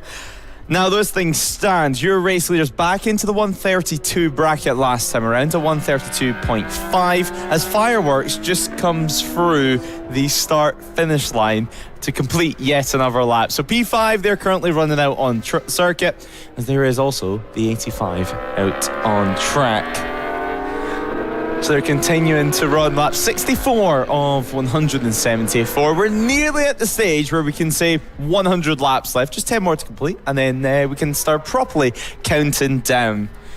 But at the moment, your race leader, obviously, 132 being their best lap race, 132.1, but still running a 132.5 out on track, and not too far from completing yet another lap. So nice clear track ahead of them as well, as the 85 makes their way through Coppice. BMW F900 just behind, lurking away behind them as well. Fortis Racing running P15 overall out on track, and of course that is going to be your race leader in category in the National Twin class. So Fortis Racing, Barker currently on board that and chasing down, I think it's fair to say, a superbike. So having to work that BMW hard. Round Racing over the line, they come as well, as RAF Dambuster does also kind of run. But you can see some chill faces down in pit lane, some sweaty faces as well at that, as we're continuing down in pit lane. There is your race leader though, Nathan Harrison. What a great race has been so far from them. They've led from around lap 30 onwards. So 35 laps in the books, 35 laps as a safety car is coming out. So safety car out on track, according to our timing screens, that is. So that's going to neutralise things in this race and going to settle everything down yet again. So Nathan Harrison still continuing running because his safety car at the end of pit lane, ready to be activated. Now, let's remember yet again, the safety car, unlike in previous years, it's not going to pick up the leader of the race. It's going to come out at the first available opportunity, at the first safe opportunity, meaning that we can get the situation and get the race neutralised as soon as possible. As soon as we know why we have a safety car, of course, we'll let you know straight away. Hopefully something does pop up on the TSL timing monitors. But until then, we'll wait for the safety car to actually exit the pit lane and collect the riders. Now, of course, under safety car conditions, obviously you can't overtake the safety car. Just the same as yellow flags. Do is 60-second penalty, unless obviously permitted. It could even be a disqualification at that, but safety car regulations, it does usually neutralise the race nicely. But here is your race leader, just coming around the Melbourne hairpin as we await for the safety car to hopefully leave pit lane. So perhaps lack of adhesion out there on circuit. Obviously not confirmed over what exactly the issue is out on track yet, Ross, but shaking things up on lap 65 of 174. Yeah, a bit of confusion here, I think. But safety car is now out on track. We'll be seeing Glyn in the Hyundai. You can see him there at the end of the pit lane, just waiting to get a bit of clear air before he can make his way out onto the circuit. But riders will be slowing down. Of course, no overtaking allowed, even though, that's why we've got a slippery flag out there. So someone must have dropped something, surely. Or drop something. Yeah, drop something fluid-wise, or also drops a part off their bike. Yeah. So there is the safety car now making its way out onto the circuit. We'll figure out where that is on the circuit, that there is hazardous material. First safety car of the race, though, on lap 66 of 174. What this is really good for is for the 32 squad, because unless they have been put a lap down, which I don't think they have, I think they've just about got away with it, that's going to mean that they're going to be able to catch up right to the back of the pack. Well, I say the back of the pack, but it's going to enable them to close in massively on that number 16 bike. So really, really helpful for them, certainly, as at the nitrous plant teams, the 43 coming into the pit lane. Do you think maybe we'll get a few more boxing under the safety car, Lewis, or is it just going to be people happy just to let things cool down, just follow, take a breather? Yeah, it's just going to be people taking a breather out there on circuit, obviously. If anyone does want to stop under safety car, they're going to have to wait at the end of pit lane for a while, and they can just do a simple fuel up. They can't get the same advantage from changing tyres. They're not allowed to out on circuit under safety car conditions. So it's just going to have to be a case of following the safety car around the circuit. And we don't know how long the safety car is going to last for. Now, lack of adhesion flag could be a case of someone's being dropped to the circuit in terms of fluid, or it could simply be a case of there's some debris on circuit, some bodyworks came off, maybe even another lost transponder in a very dodgy place in circuit that they don't want it to be sitting for the remainder of this race, which in that case, it's going to be a very short safety car period once the field all catches up to the back of it. But until then, we don't know, and hopefully we're not going to see a return of leaf blowers this afternoon. I think we've seen enough of them to last the entire day. But yeah, I don't think there'll be many pit stops heading into this one. With the lack of adhesion, it looks like it's over at Goddard's. It's not the type of corner that you're going to want some fluid or some slippiness anyway on the surface. No, well, I mean, it's a full tipping corner that you're going relatively slowly at. So very, very easy. Touch a wet patch. The laws of physics aren't probably working in your favour at that point, and then you find yourself on the floor, which is why the safety car has been called. But we'll wait to see if anyone is going to be able to come through and come forward. But we'll wait to see how it's going to unfold over the remainder of this safety car period anyway. But for the time being, we are in a safety car on lap number 67 out of 174. And should be interesting to see how this one goes, Lewis. Yeah, exactly. I mean, at the moment, safety car being out, we're going to have to just let things chill and let everyone catch up.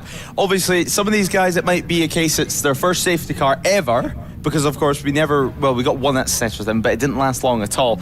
So with some new runners as well with the endurance race, if it is their first safety car, they need to know you need to catch up. It's not a case of you sit there slowing down, and actually after 10 minutes you're still waiting to catch up to the safety car queue. That's not what we want at No Limits. We want everyone to be able to catch up to the safety car in a reasonable time, and that means that once the situation is clear over at Goddard's, then we can get things going again.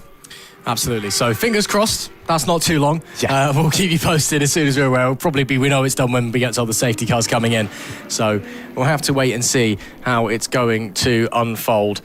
But for the time being, we are under safety car conditions here in the Biker Lawyers No Limits Endurance round here at Donington Park, the second round of the 2026 No Limits racing season. We hope you've enjoyed all of the action so far, and hope you're probably not enjoying as much that four-wheel thing slowing everybody down at the front of the pack. But of course, it's the lights are out. Oh, the lights are already out. Oh, well, that was a very short safety car then. Oh, so we're ready to go. Wow, okay. Well, that was a load of hype over nothing, but it has closed the field up a big time, or a lot, should I say. So that is going to change the dynamics, the complexity of the race, and the story that we were being told up to that point. Only a short safety car, but it has very much neutralised the field, of course. And now it's a case of, okay, who's out where? I think the 32 squad are a lap down now. So I think they may have caught the safety car just at the wrong time. So they are now a lap down. They've not benefited from that one as they would have hoped. And it will now be the number 16 team that leads the way. H&H Motorcycles Spin Arena, the sole riding, or the sole team, should I say, on lap number 67, soon to be 68. Yep, just about to get underway with this safety car restart. Just about to head on to lap 69 of this race. Of course, into the pit lane we go now. The green flag is waved and Fireworks is going to lead the field off. Of course, not your race leader, but the first rider to reach the safety car once it finally found a safe place to pull out. Now we will continue on as we look for the number 16 somewhere yet to cross the line. But hopefully all's going to be okay with them, and they are right at the back of this queue, it looks like. So H&H Motorcycles Spin Arena continuing on out on track. So Nathan Harrison on board that one. Obviously a few slow laps in the safety car, but with it being so hot outside, I don't think it's going to be too much of a concern about losing temperature in tyres. Maybe when we come back in, for example, September, it might be a whole different story, and just trying to keep things nice and warm, trying to keep things nice up to temperature. Actually, I say September, it's even October this year. It's even later than last season. So October at Donington Park, I think we're going to be very, very lucky. I think it's going to be near impossible to think about this kind of weather conditions then. Well, you never know what the racing gods and the weather gods have in store for us. We'll have to just wait and see as we get down to that part of the year. But for the time being, it's very, very warm, and of course it's not nice for the tyres, it's certainly not nice for the engines, and it's really not nice for the riders out there as well. Again, every time we speak to them down in the pit lane, they are really feeling the heat in those leathers and out there on the bikes, and probably losing a fair few kilos in sweat, I can imagine, as well. So brutally hot are the conditions. Looking to the outside there, the number 90 bike trying to work its way through some of the traffic. Don't believe that this is a move for position. Of course, the Unit 09 Racing squad on that 90 in P9. In fact, the first of our bikes that we have that are 4 laps down. So this is just a case of trying to get through, potentially trying to unlap themselves before they continue onwards. As we now go on to lap 69 of 174 and continue to push our way round. It is still, actually that is the 32 squad have just come into the pit lane, I believe. So Harry Dennison on the BMW has made his way into the pits, as there we see the number 16 bike carving its way through the field. So that's now going to put the 32 2 laps down. So that safety car has actually really hurt them in their chances. They were teetering on almost being a lap down when the safety car came out. They must have just gone a lap down as it came out, and now they've come straight into the pits. So it's come out a bad time for them, and it's realistically cost them 2 laps. Yeah, and another team actually that's in the pit lane, and well, they've been in the pit lane for a while now.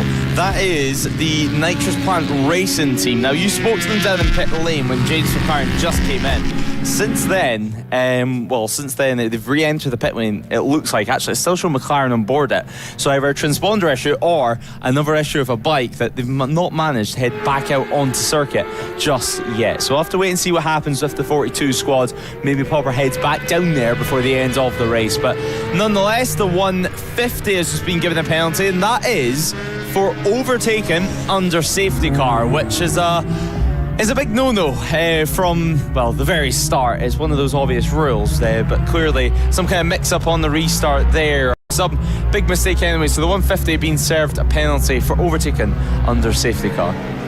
Yeah, that's not a good look for those guys, unfortunately. Overtaking under the safety car, as you said, one of the golden rules of motorsport. You cannot do that. So I think that'll be a pretty hefty stop-go given to those guys, unfortunately. As there we do see the 16 still making his way through the pack. Well, yeah, exactly. And I was just about to say, I'm not actually seeing a 150 out there on the timing screen, so perhaps a little error there in the penalties, or at least in the racing number. So wait and see if there is any update on that and what type of penalty they will be given, whichever team or bike that was. But currently, timing not showing as any 150 out on circuit. By the way, H&H Motorcycles continuing their running through some back markers now, and that is going to be number 22 that's next up on their hit list. The R6 through they go on that towards Coppice yet again. But there we go, the 69 on to the power and continuing to complete the laps. 71 laps of 174. Couple more laps time, and then, we can soon start to exit the 3 digits, as we do have a crash out on circuit. So disappointment there for them. Hopefully everything's okay with them. If not, we might need to bring out another safety car for this one at the very least. But the rider on the deck. But hopefully everything okay with them, and perhaps another shake-up to the race yet to come. Yeah, hopefully they're all okay. We'll get that confirmed for who that is as soon as we're aware. It'll be the waved local yellows for the time being.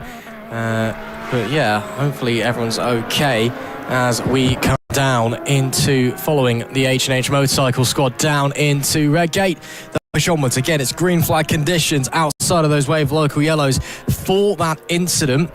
Few teams still in the pits. In the meanwhile, safety car called once again. Okay, so we do have another safety car in quick succession. First one was for a substance of mystery what it was, but fluid of some description being down at Goddard's. Now we've had an incident and the safety car is quickly back out. Good to see that the rider is up and on their feet. Looks like it's one of the BMWs that's gone down to my eyes. So hopefully they're all okay. Could be the 94 Fortis Racing, perhaps, or am I? We're not sure yet. We'll confirm for that as soon as we're aware, but definitely one of the BMWs, I fear. And the safety car will be coming back out on. You can see their frustration as well in the pit lane behind from one of the teams that had just come into the pits. Obviously done some work on the bike and then being sent out right as the safety car was called. They've now got to sit there and wait a long time. It's the nature of the game, unfortunately. Sometimes Lady Luck giveth and Lady Luck taketh away. But in that circumstance, you're losing positions, losing a lot of time through no real fault of your own, and you can't really do anything about it, unfortunately. It looks to me like it may well be the 113 squad. Yeah, the F900 team. That was Nick Heath on the bike at the time on that BMW who went down. So good to see that he's up and okay for the most part. A little bit of a limp, but at least he's up on his feet. That's the main thing that we want to see.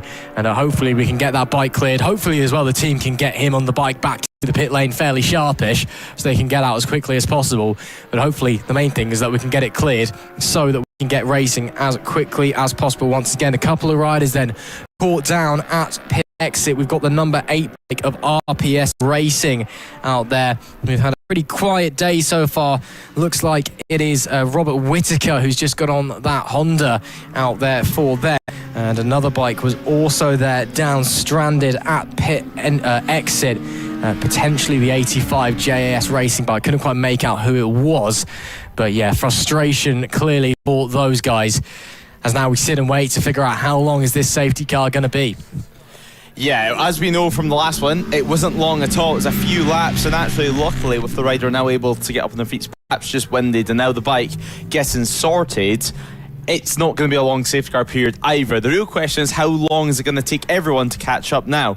Glenn, of course, driving the safety car at the moment, going nice and slow, giving the riders a chance to catch up down the back straight, and hoping that we can get this going again. But yeah, still a little limp from the rider, but nonetheless, up on his own 2 feet, unaided. That's good to see at the very least. And it looks like we will be hitting 100 laps to go under safety car. Not the way that we want to do it, but I guess we will take that indeed. So we're just hitting 5 o'clock in the evening, and once again, 1 hour since we last went over how things stand, and of course under safety car conditions, no better time than to bring you through exactly what's happened in the last hour of running. So 101 laps remaining in this endurance race just after 5 o'clock in the evening, and well, what better way can we celebrate this endurance race than the final 100 laps under the sun?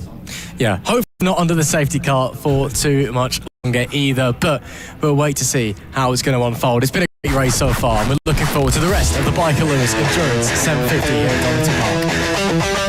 So now we will continue on the action on circuit once the safety car stops, but until then we will look at how things stand for the Biker Lures Endurance Round 2, of course. Race 2 of the season, 750 kilometres of Donington Park. What a race has been so far, 100 laps left, a couple hours left on the clock too. It's just after 5 o'clock in the evening, and H&H Motorcycle Spin Arena leads the way on the number 16. Over Dart Motorsport in the 32 squad, getting caught out with the recent safety cars. Moto 46 do sit in P4 ahead of Fireworks, Full On Racing, Team Sublime, Randy Racing, and Unit 09 Racing. PP Racing rounds out the top 10 runners, 5 laps down as things stand, as GB Motor Racing sits in P11. PB Racing, dramatic race for them, they sit P12. GAS Racing, Poutroot Racing, and Donkey Box Racing rounding out our top 15. Fortis Racing is the top national twin runners, while P17 sits Heck Racing, as Oddball Racing, Dragon Snap Racing, and Ride Culture rounds out our top 20. Plenty in the tank race. Hopefully they've got plenty of fuel left for this safety car. They sit P21 with SD Racing in P22. Racekins Endurance, Small Boys Racing P23 and P24, as RAF Dambuster sits in P25. Meanwhile, the fan spots inside the top 30 are taken up by RPS Racing, Pack Racing, Shrets Racing, KGG Endurance, and F900. So we've just seen go down there a few moments ago. Yeah, a few other teams there as well. We've got Full Throttle Racing, Nitrous Plant Racing, Army T1, and All Talk. Those guys have been in the pits a little while. What was the name of that 129 squad, Lewis? I think it's just like Scottish accent, gotta be honest there. But now, we will continue on now. Just after 5 o'clock in the evening, of course, as we mentioned, this being the big one, this is the Biker Lawyers Endurance, 750 kilometres of Donington Park. Round 2, race 2. We're under safety car at the moment, but we're not too far away from getting the action going. We're going to crank it up for the next 100 laps. Race 8, though, of course, of the day. It's been a busy day, Ross, and, well, not everything has gone to plan today. A few red flags, a few safety cars in this one as well. But nonetheless, everyone's having a good time and nobody's complaining. Well, not that we're aware of anyway. You never know. There's us. Yeah, it's motorsport. Someone's always going to be upset at somebody for something, isn't it? Let's be honest. As nice as everybody is here at No Limits Racing. But, yeah, no, it's been a great weekend so far in the second round of the 2026 No Limits Racing season. And looking to hopefully bring Saturday's action to a close with a bang over the remaining 100 or so laps in this 750-kilometre endurance event. Can't wait to see how it's going. Safety car lights are now off, so we will be getting going again pretty shortly. Of course, it came out for an incident involving the F900 team. Of course, one of the, funnily enough, the BMW F900 squads that we had up here that are competing in the twins class this weekend in the Endurance Series. And well, hopefully they're okay. Good to see, though, that the rider was up to his feet straight away. He was with a little bit of a limp, but he got up on his own accord. That is the main thing. Safety car lights, though, once again are now off. We are ready to go racing, and we will be starting lap 76 under full green flag conditions. So we'll wait to see what's going to unfold, who's going to be where again. The looks like actually the 32 squad lost the place to the 92 during all of that debacle. Again, they were running first earlier on, then second, and lost the lap under the previous safety car, and then have now dropped down to P3. So, unfortunately, not going too well for the 32 team. But as the riders come round to Goddard's, there is a rider who's being held at the end of the pit lane. But they are now making their way down towards Redgate. We are racing once again here at Donington Park in the Biker Lawyers No Limit Endurance Melbourne 750 in the second round of the 2026 series. And then everybody coasting their way down towards turn number 1. No real moves being made. Everybody just taking it nice and easy. Again, tyres still probably quite warm, engines quite warm, riders certainly warm out there in this ridiculous April heat here in Leicestershire. As we now head down out of the old hairpin, coming to a couple of left-handers, of course, and then it'll be into McLean's. Seen a couple of moves being made here earlier today, but no one really close enough to try at the moment for the time being, as they make their way through up to Coppice. All looks pretty steady away for the time being. There are your race leaders overall, and of course race leaders in the ACU National 1000 class, the H&H Motorcycles number 16 squad.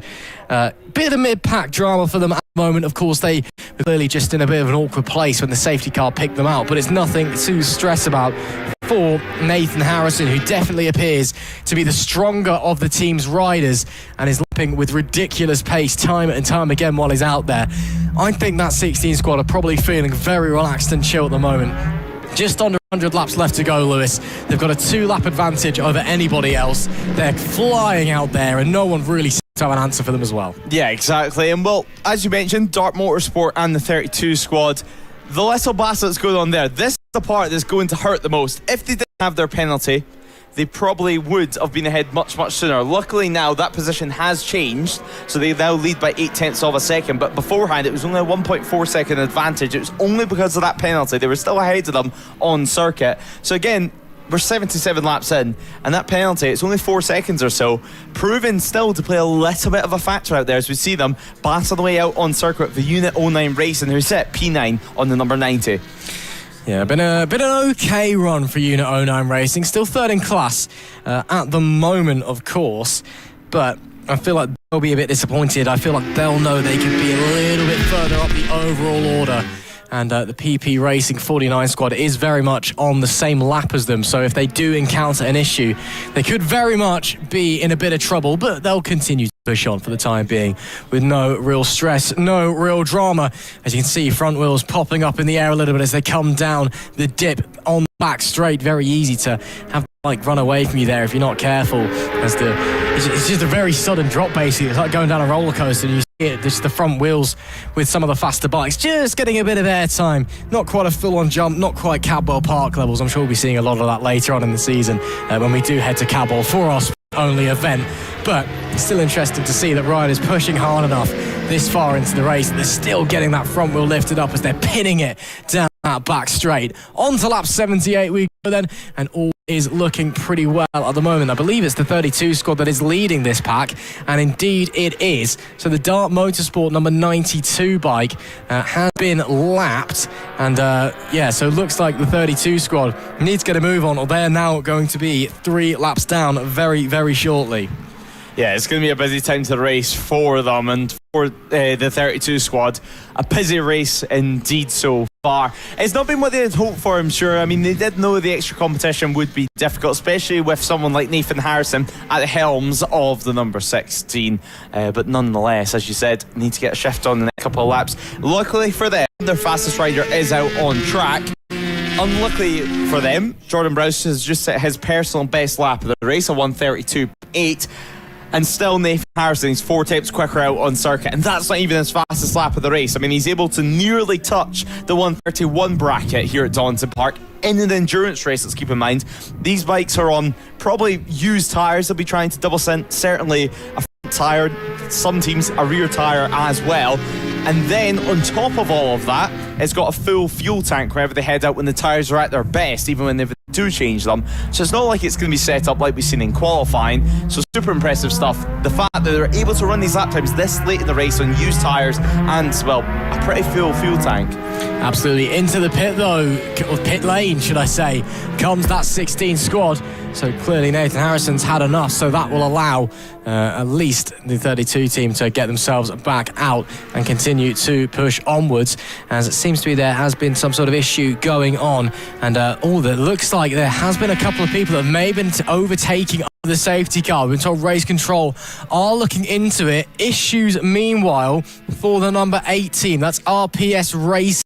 Hand is up well in advance for them. Robert Whittaker currently on his Honda out there at the moment, so issues for Whittaker as it stands. A real shame for them. I think that bike might be a little bit thirsty out there in circuit. I think that's signs of a bike that maybe need to top up a fuel after a stint of racing. They've just tried to eke out that extra lap. Well, you can try, can't you? Obviously you'll get the fuel light coming up and you think, okay, I should probably be coming in, but you try its best and you try to at least get every last little drop out of it. But yeah, I think that's very much something that needs to come on home and bring it through to get some get a fresh tank, shall we say, before they head back out. So at least they're able to make it back and it's not a major issue. But the number 8 does now come into the pit lane. They're currently running in 26th position. We'll wait to see where they emerge as they now box on lap 79 of 174 here at Donington Park, as the sun starting to get lower and lower into the sky. It's just coming up to 5:15 local time here, British summertime in the UK, and then reaches the point of them when starting to think maybe a little bit about sun glare perhaps, and the issues that could cause. Of course, all of the riders have got tinted visors out there on, try and negate that fact and to make sure that there's no distractions from sudden sun glare. But as the sun gets lower and lower, it's harder and harder to keep it out of your eyes. So you got to wonder, as that's brave up the inside there by that rider. That's it's one of those things that you can't really avoid as you're pushing your way around, is that sun setting. Yeah, exactly. And well, a big moment in the race over the last couple of laps, because it seems like Jordan Browse has just set the fastest lap of the race. We're speaking about the fact that they were trying to respond to the number 16, and now, well, they've went and responded truly, setting a 1:32.053. So, well, 8 tenths last time around, his personal best. He's managed to gain nearly a second on that last lap there. So Jordan Browse is well and truly pushing on, and well, We said they need to get a shift on, and it looks like they've either listened to us or they've listened to their pit board with how close the number 16 is in for them to go another lap down. Because, I mean, 1 or 2 laps down, all it takes is for H&H to either get a big penalty or run into a bike issue here or there. And the extra lap down on top of that, suddenly you're needing a team to be out there for about 5 or 6 minutes.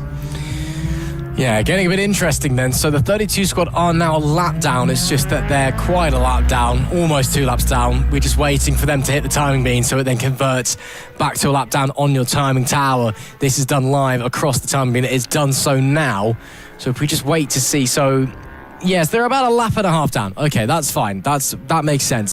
So they are starting to chop back in. Last lap was a 1:33.6, so a little bit slower. May have been some traffic on that lap. Looks like it's Yeardsley who's got back onto the 16 as well. He's still very, very quick, but definitely the weaker of the two H&H motorcycle riders between himself and Nathan Harrison.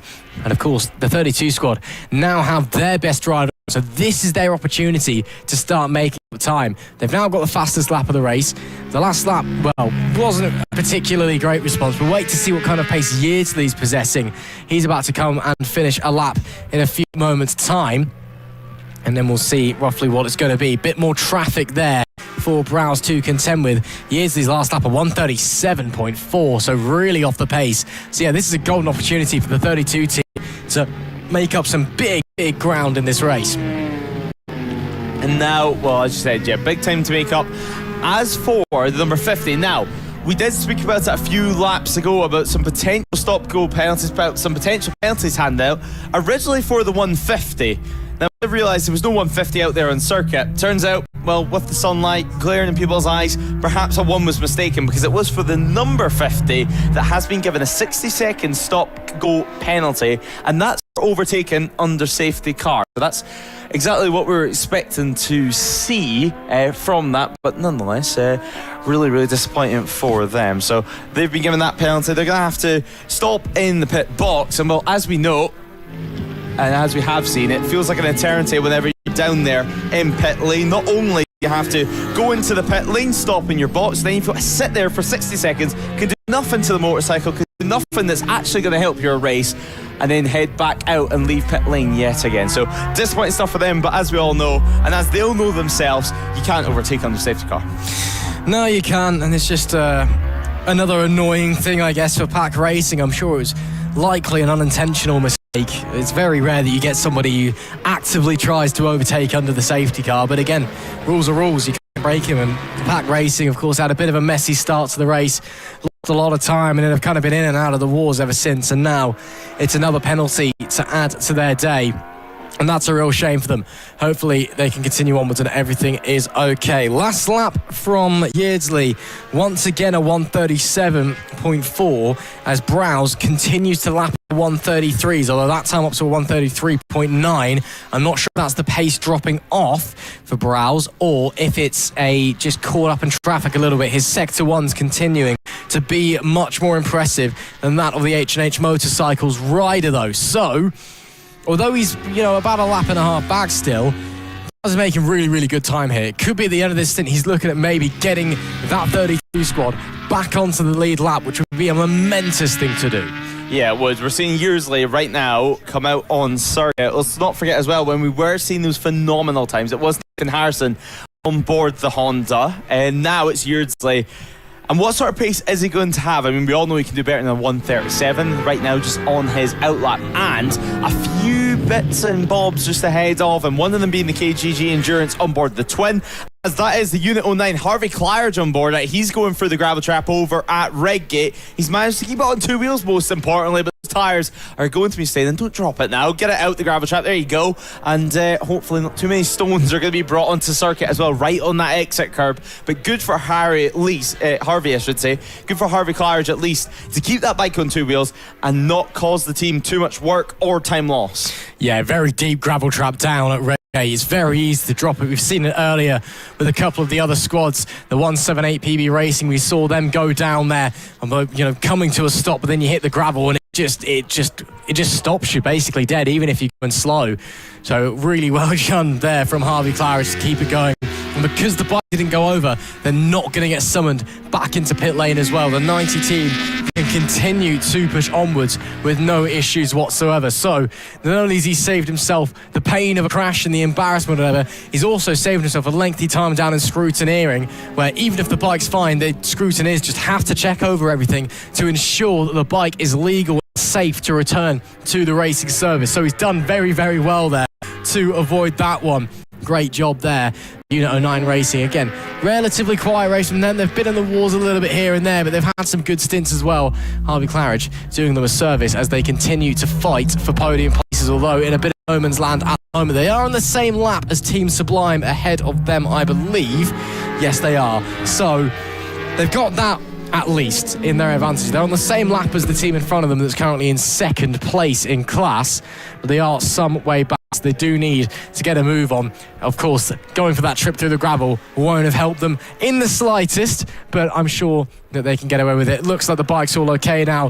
The dirt and the gravel and the dust on the tyres looks like it's all been scrubbed away. Visually anyway, at least. Of course, there could still be a little bit lingering here and there, but he can just push onwards. Again, put it to the back of his mind. Don't worry about it. Mistakes happen. Long way to go still. Onwards and upwards for the rest of this race. Put it to the back of his mind. I mean, he's a really experienced rider. He's not going to focus on that one for too long indeed. But Donington, it might sound weird. It's almost one of those circuits where you would, if you're going to do it, you'd rather have a quick trip through the gravel, and it's one of these tracks that has some long sweeping corners. It can really clean your tyres nice and quickly. It's not a real stop and go track where it might take a little bit longer just to get the dust, get the gravel off the tyres and actually get some feeling back in it again. Because when you ride through the gravel trap on the motorcycle and come straight back onto the circuit, it feels like you're riding on ice. You have no feeling at all from the tyres, apart from the fact there is no grip at all. And it's amazing how quick a track like Donington, where you have some long sweeping handers, that you can just crack open that throttle, can clean it. We're watching fireworks at the moment. Head into the Melbourne hairpin, tipping it in to the right. They'll stand it back on to the fat part of the tyre and then head towards Goddard's yet again. I mean, they only use one bike. They're one of the few teams that still do it, and well, their reason simply is just because that's the spirit of endurance racing. One bike, one frame, one engine, and a couple of riders all trying to make it to the end of the race. GB Motor Racing, they've entered the pit lane as well, so number 66 they're now in the pits. Talking about our pit lane setters, Nitrous Plant Racing, they've still not exited the pit lane since they entered quite some time ago. They're 24 laps down. They were hoping for a good race here today, but it looks like it could be day done. You would imagine they wouldn't be scoring much points from that. We'll find out exactly what's happened though later on when we head back down to the pit lane. At the moment though, we're watching the 500 to some laps out on circuit. Plenty in the tank racing out on track. Josh Lingham currently on board that one. He's had a good day so far, continuing just to do some mindless laps at the moment. During an endurance race, sometimes you just need to let your mind not necessarily wander, but not stay on that 100% focus and attack mode that you have during the sprint race. It's just about getting the laps done and being nice and safe out on circuit. Using a little bit of curb over there at the Fogarty S's. Not using too much, not trying to get too greedy on things. But luckily, Ross, I mean, there's not been any rain at all recently here at Donington, so the curb's well and truly dry and plenty of grip out there. Absolutely, of course. Nicely done up as well for the recent national championship that was here last weekend, so it all looks nice and pretty for here at No Limits. Got the full-on racing number 31 bike coming into the pit lane. On it at the time was James Waterhouse. Not sure what machinery he was on, unfortunately. But wait to see who's coming back out of the pit lane after that one, as there is the number 500 machine making their way around. Plenty in the tank. All of those guys on Triumph 765s, of course. And what a bike that is. What a noise those things make. Really amazing to listen to as they fire their way around Donington Park here. Still waiting for full-on racing to emerge from the pit lane. Also got Pack Racing in, potentially to serve their penalty. Of course, they were given that 60-second stop-go for overtaking under the safety car. And then, of course, Nitrous Plant Racing, they've been in the pits for some 26 laps now, I think, or maybe not quite long, but they're 26 laps down. All talk as well. The number 10 bike, they've been in the pits for a long old time. They're now 41 laps down. So, yeah, that could be day done potentially. as another penalty for overtaking the safety car. This time it's the 17 squad. So even more drama here. That's Team Sublime as well with Downs on the bike. So what has gone on there? Crazy stuff. Fulham Racing have rejoined with Kieran Hatton on a Honda Fireblade out on track. So they've come in, they've dropped a position to, they've dropped 2 positions actually. One of those is to Team Sublime though, and they will be therefore getting that back pretty quickly when they come in to serve that penalty. There's the 92 Dart Motorsport bike, currently with Lewis Mason out there, of course, a pair of Aprilias for that team. Again, running pretty well at the moment, up in 3rd place, a lap down on the 32 squad. On the same lap, though, as a fair few teams around them as well, as they make their way through the Redgate there, as another rider that we're currently watching. But yeah, so it's still pretty tight overall at the top. The gap between the H&H Motorcycle 16 and the 32 squad, it's still getting shorter and shorter. The lap time still considerably faster from Browse out there for the number 32 team. Italy, his last lap that he's just said, he's just crossed the line now on 38.393. Wait to see how long it takes Browse to cross the line, but it shouldn't be too much longer because he was not far behind him at all. As we'll just wait to see. His last lap was a 1:33.454, so nearly 5 seconds faster. And now this lap a 1:33.647. So time's starting to drop away as the tyres start to get a bit warm. He starts to get a bit tired. But again, Browse is very much reeling easily in. It may not be particularly long until we see that 32 team back on the lead lap. Yeah, and if we can get onto the lead lap, that's going to do a big job for their motivation for the end of this race. I mean, being 1 lap down is not necessarily the most motivational thing in the world, but then slowly chipping away at that, especially when Yearsley on board the machine is continuing to run 1:38, so continuing to be about 5 seconds per lap quicker are the 32 squad, so they're eking that in. Of course, though, Jordan Browse, their fastest rider, is currently on board that machine. I think next up it's probably going to be Halliday, because, well, we haven't seen the R1 out in quite some time here at Donington Park. Still though, a few fans watching trackside. If you are watching trackside, and of course listening here at the circuit, or even watching while you're at the circuit as well, just to know what's happening at the other side of the track, thanks for joining us. Make sure you grab yourself a programme and join us again tomorrow, because we're expecting yet again some incredible weather, and we're going to be going all the way from race 9 to 23, plus a couple of races that we couldn't run here today. But we do have a rider going through the gravel at the top of Coppice there, so yellow flags are out. The marshal trying to give the rider a little budge just to get out of the gravel trap itself, as we wait to see exactly who that is and who has actually ran into issues over there. So they managed to get the bike going again and get it out of the gravel trap, so they should be able to rejoin quite nice. And is that the number?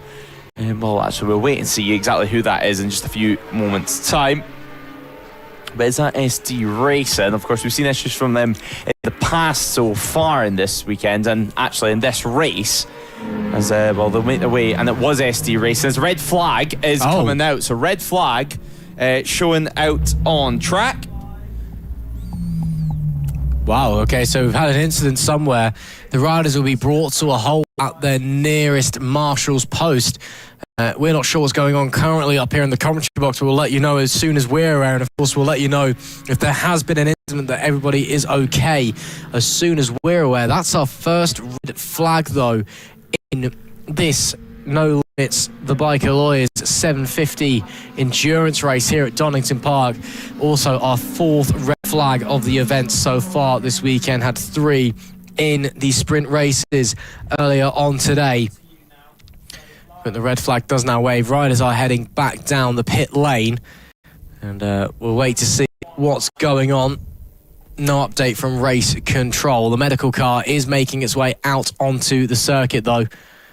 So, of course, we're hoping that everyone is okay for the time being. Looks like, yeah, there's been a crash there. That's coming down out of Melbourne hairpin. You can just see it in the back of your picture, in fact. So that's where the incident is. Coming through the penultimate corner. So the medical car will be off to assist and make sure they're okay, as the rest of the riders bring it back down pit lane. But that is our first red flag of the day so far in this race. 4th of the day. And hopefully everyone is all okay. Didn't see what happened with the incident, but given where it is, I'm going to assume where the bike's lying as well, there was some sort of a high side of some description. Maybe getting a bit greedy on the throttle or something along those lines. But everybody making their way into the pit lane, bikes will be switched off, can cool down for a little bit. I think that's crucial because everyone's been feeling the heat. Everyone can just get into the shade, calm down, cool down, and then hopefully once we've confirmed everyone's okay, we can get back racing pretty soon. Yeah, exactly. And well, actually, as we had that snatched them new red flag rules for 2026, instead of like previous years, we sort them into their race order in pit lane before we get restarted, of course, once it's safe to do so. Instead, this time around, this season and from now onwards, we will simply be lining the bikes up down in pit lane in the order that they come into pit lane, and then they'll be put into the fast lane in the order that they come in and sat there. Now, of course, they can put the likes of tyre warmers onto the tyres themselves, but they're not allowed to switch them on unless a certain amount of time has passed. So you can see quite a few tyre blankets coming out straight away. That's simply just to stop the likes of wind getting the tyres and cooling them down.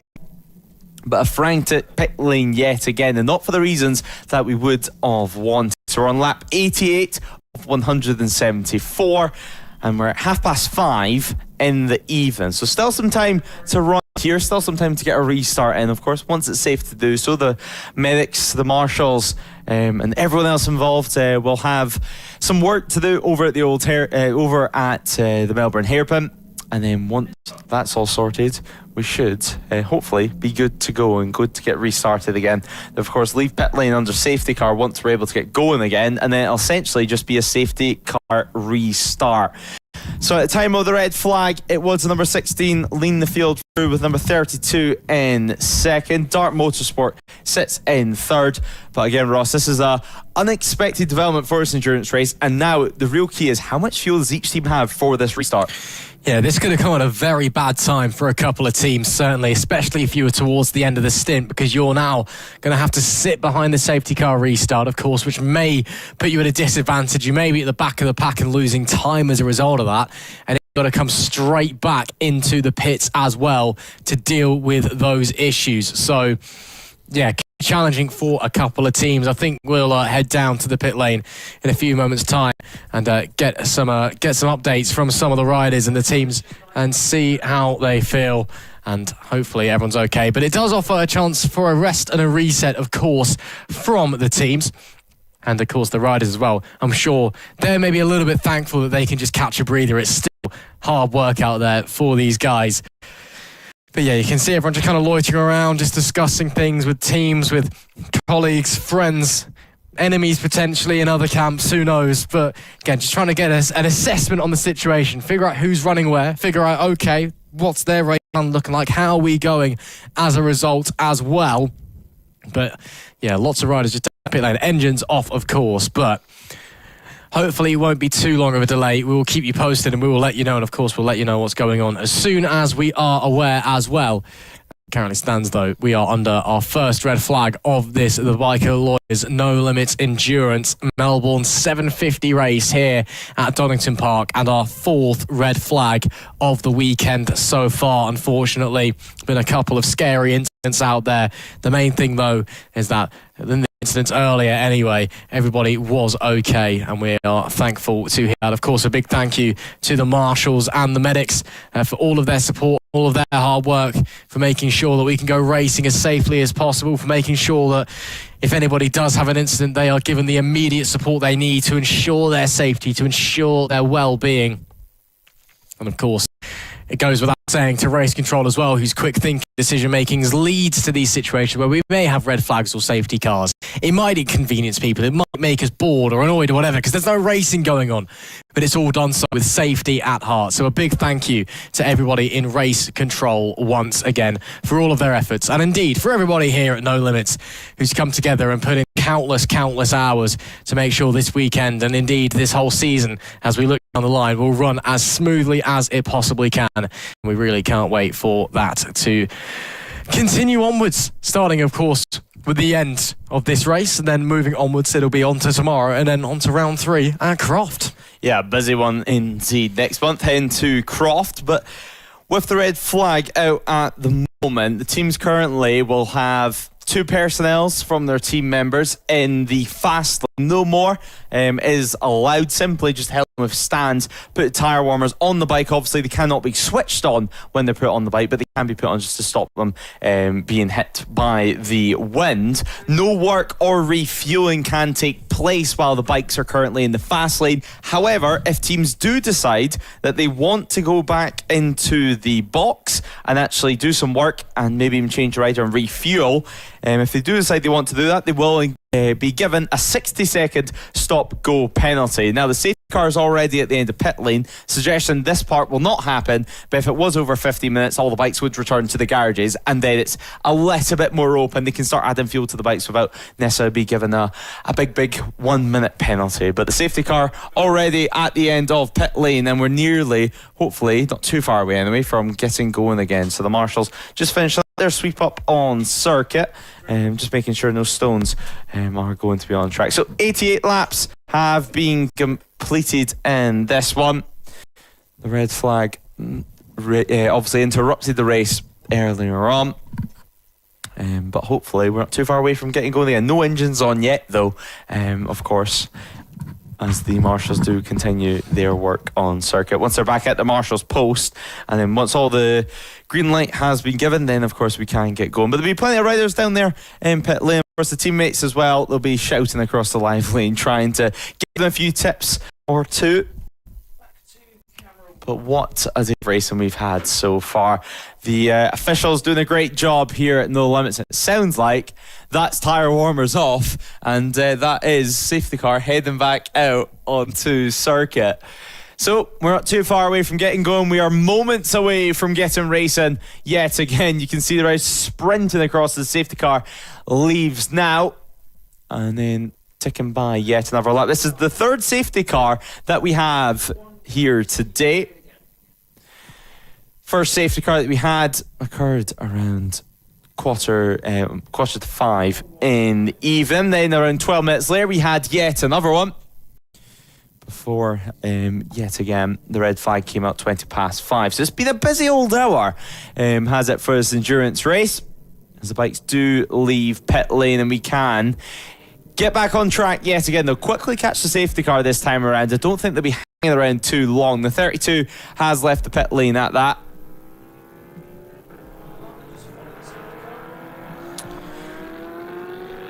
Of course, we'll wait for all the teams, all the bikes to head back in onto circuit before we close off pit lane. But hopefully we can hear from some of the teams down in pit lane, which are going to be with Ross on this restart. Just while we're still under safety car conditions, we're down at the garage of our overall race leaders at the moment. Thought we'd grab a couple of words from the guys. Well, it's going all right then so far, isn't it? Yeah, it's all right. It's our first one, so we're just trying to work out what you do and how long you go out for. But yeah, no, it's good prep. I'm doing it with Joe Yearsley, so we're both TT riders, so it's perfect practice for the TT. Obviously, long stints, good for biking at fitness. And obviously, I had an accident here last September at Donington Park where I unfortunately got wiped out at the last turn. So obviously, it's building me back to fitness, and it's probably the best thing. And obviously, the sun's shining and everyone's having fun. Yeah, that's the main thing. Everyone's having fun, but you guys are having a lot of fun out there. You are really flying away at the front. Especially yourself, you're absolutely flying out there. You're setting lap times. I think your fastest lap has now been beaten now, to be fair, by somebody else, but still, your consistency out there on the bike's been incredible. Are you not feeling tired at all, or? No, all good. Like you say, I could, if I needed to, I could go quicker again, but there's no need to. I can constantly set them lap times over 20 odd laps. So, we'll keep doing what we're doing, keep staying at that thing. Like you say, the fastest lap of the race doesn't win you the race, but consistency does. So yeah, we'll keep chipping away, and hopefully have a good result between the pair of us. Well, I mean, yeah, again, as we said, yes, obviously you guys have experienced before, but it's your first time here at No Limits, your first endurance race, and you're sitting pretty up the top of the table. So overall, not bad. Yeah, exactly that. Definitely. Like you say, we can't complain. Obviously all the guys, both Joe's team and my team, are having a, like I say, it's obviously testing for them as well, obviously, especially with the heat and stuff. So no, it's good. We can never complain it's too hot though. We're always complaining it's too cold. So we've got to take the most of it. But yeah, no, I'd just like to say a big thanks to obviously all the marshals and all the No Limits team for putting on a great event. We're really enjoying it from the Isle of Man. Yeah, well, we're enjoying having you here as well. Best luck for the rest of it. Cheers, thank you. Great to hear from our race leaders so far. Let's head back up to the commentary boxes. We're probably not that far away from getting going.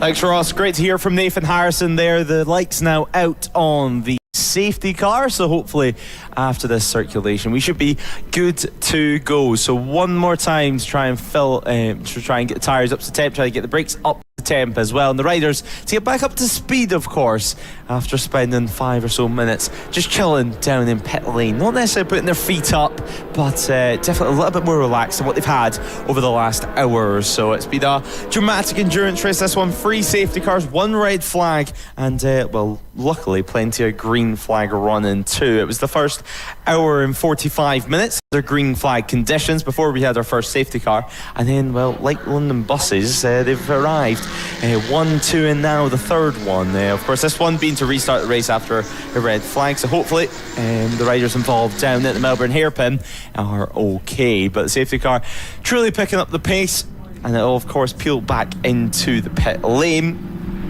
and then they can get this race action back underway. You can just see now through Cop as we go. Glentor, of course, driving the safety car as is usual here at No Limits. And good to hear there from our race leaders. It's going to be interesting to see how they take this safety car restart.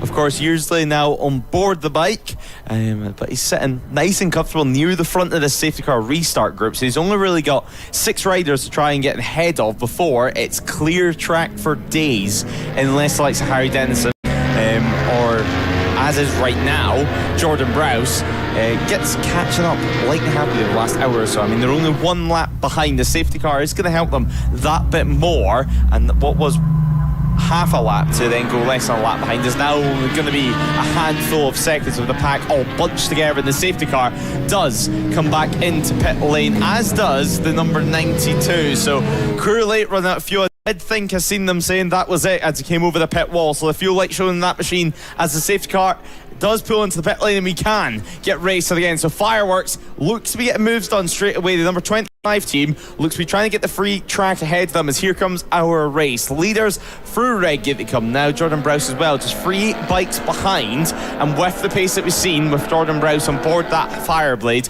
I don't think it's going to be too much longer until they're under 1 lap behind for second position, and under 1 lap behind to try and take the race lead, with just under 100 laps remaining in this endurance race. Of course, this is the Biker Lawyers 750 kilometre of Donington Park. It's been an incredible day of action here at Donington Park. Not necessarily went our own way throughout every single race, as we have a slightly more packed schedule tomorrow, but it does mean if you do like vocally, you're watching online or at the circuit, why not come back tomorrow where even more racing is going to get underway. No endurance tomorrow, of course, just sprint action at that. But a pretty spread out field on the safety car restart. Here comes a key overtake from the 32 team. Now, under 1 lap is the race lead. So H&H Motorcycles, they've got a task at hand, but Yeardsley, can he learn a thing or two? Because of course he's continuing to run, probably within the high 38 bracket, but we'll have to wait and see whenever they cross the line next time around and how that's going to look. Jordan Browse, you'd imagine, is going to be straight near the 132, 133 bracket on this open lap, although he has had some work to do, has had some traffic ahead of him, so it's not been easy sailing for them as they head over to break the timing beam yet again. Fireworks over the line they come, as does your race leader. 137, so slightly quicker than what we're expecting, but Jordan Browse in second place, 2 seconds quicker, 2.5 seconds quicker. And one thing we do know about Browse, he can go even faster than that. But a big overtake there as we do continue on out front, and well, some incredible pace at the moment from Jordan Browse, and this safety car restart could play key for the rest of their race. Certainly could be, and again, it's a prime opportunity to try and claw themselves back onto that lead lap as well.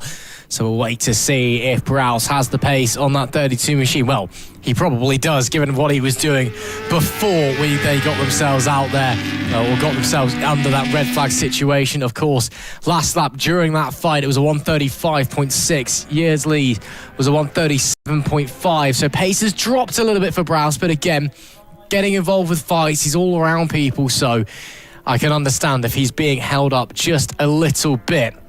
very much closing in on the race leaders at the moment is he, as we just wait to see where they will be crossing the line. There they are now, in fact.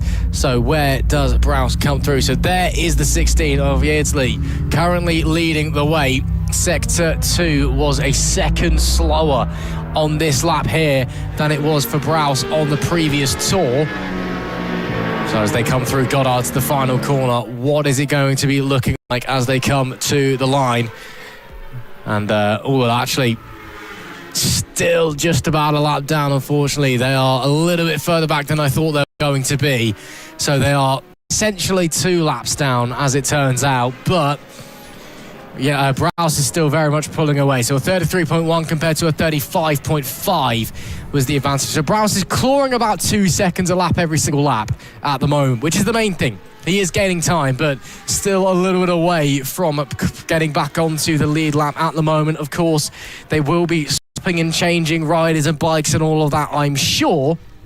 But as it currently stands, it is still H&8 Motorcycles, that number 16 team that holds all of the cards here. Lap 92 of 174, over halfway through this race at the Bike Lawyers, or the Biker Lawyers, should I say, No Limits Endurance, Melbourne 750 here at Donington Park, the second round of the season. And it's been a fascinating race so far. A little bit of drama, of course, unfortunately, that red flag and a couple of safety cars as well. Who knows what the remaining second half of this race has in store.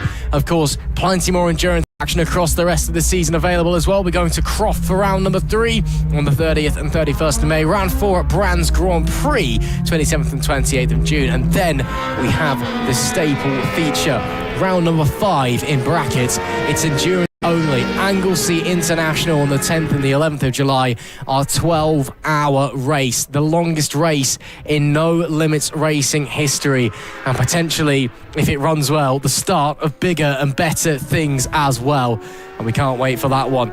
Let's see how it goes for starters. You know, if it turns up and no one likes it and was like, 12 hours is a bit too long for everybody, then, you know, maybe we stick to 12. But who knows, maybe in the future we could be seeing longer things, Lewis Ray. Yeah, exactly. I mean, we spoke to Mark Neate at the first round of the season, and well, he did say the end goal is to have a 24-hour race eventually. Who knows where? He also said one of the other end goals is to have No Limits racing at Le Mans at some point as well. I mean, we caught up with him at Snetterton. Those are just goals for the future. No time frame with that, of course, but still would be an interesting prospect for sure, as we do see the number 19 making their way through the final sector now.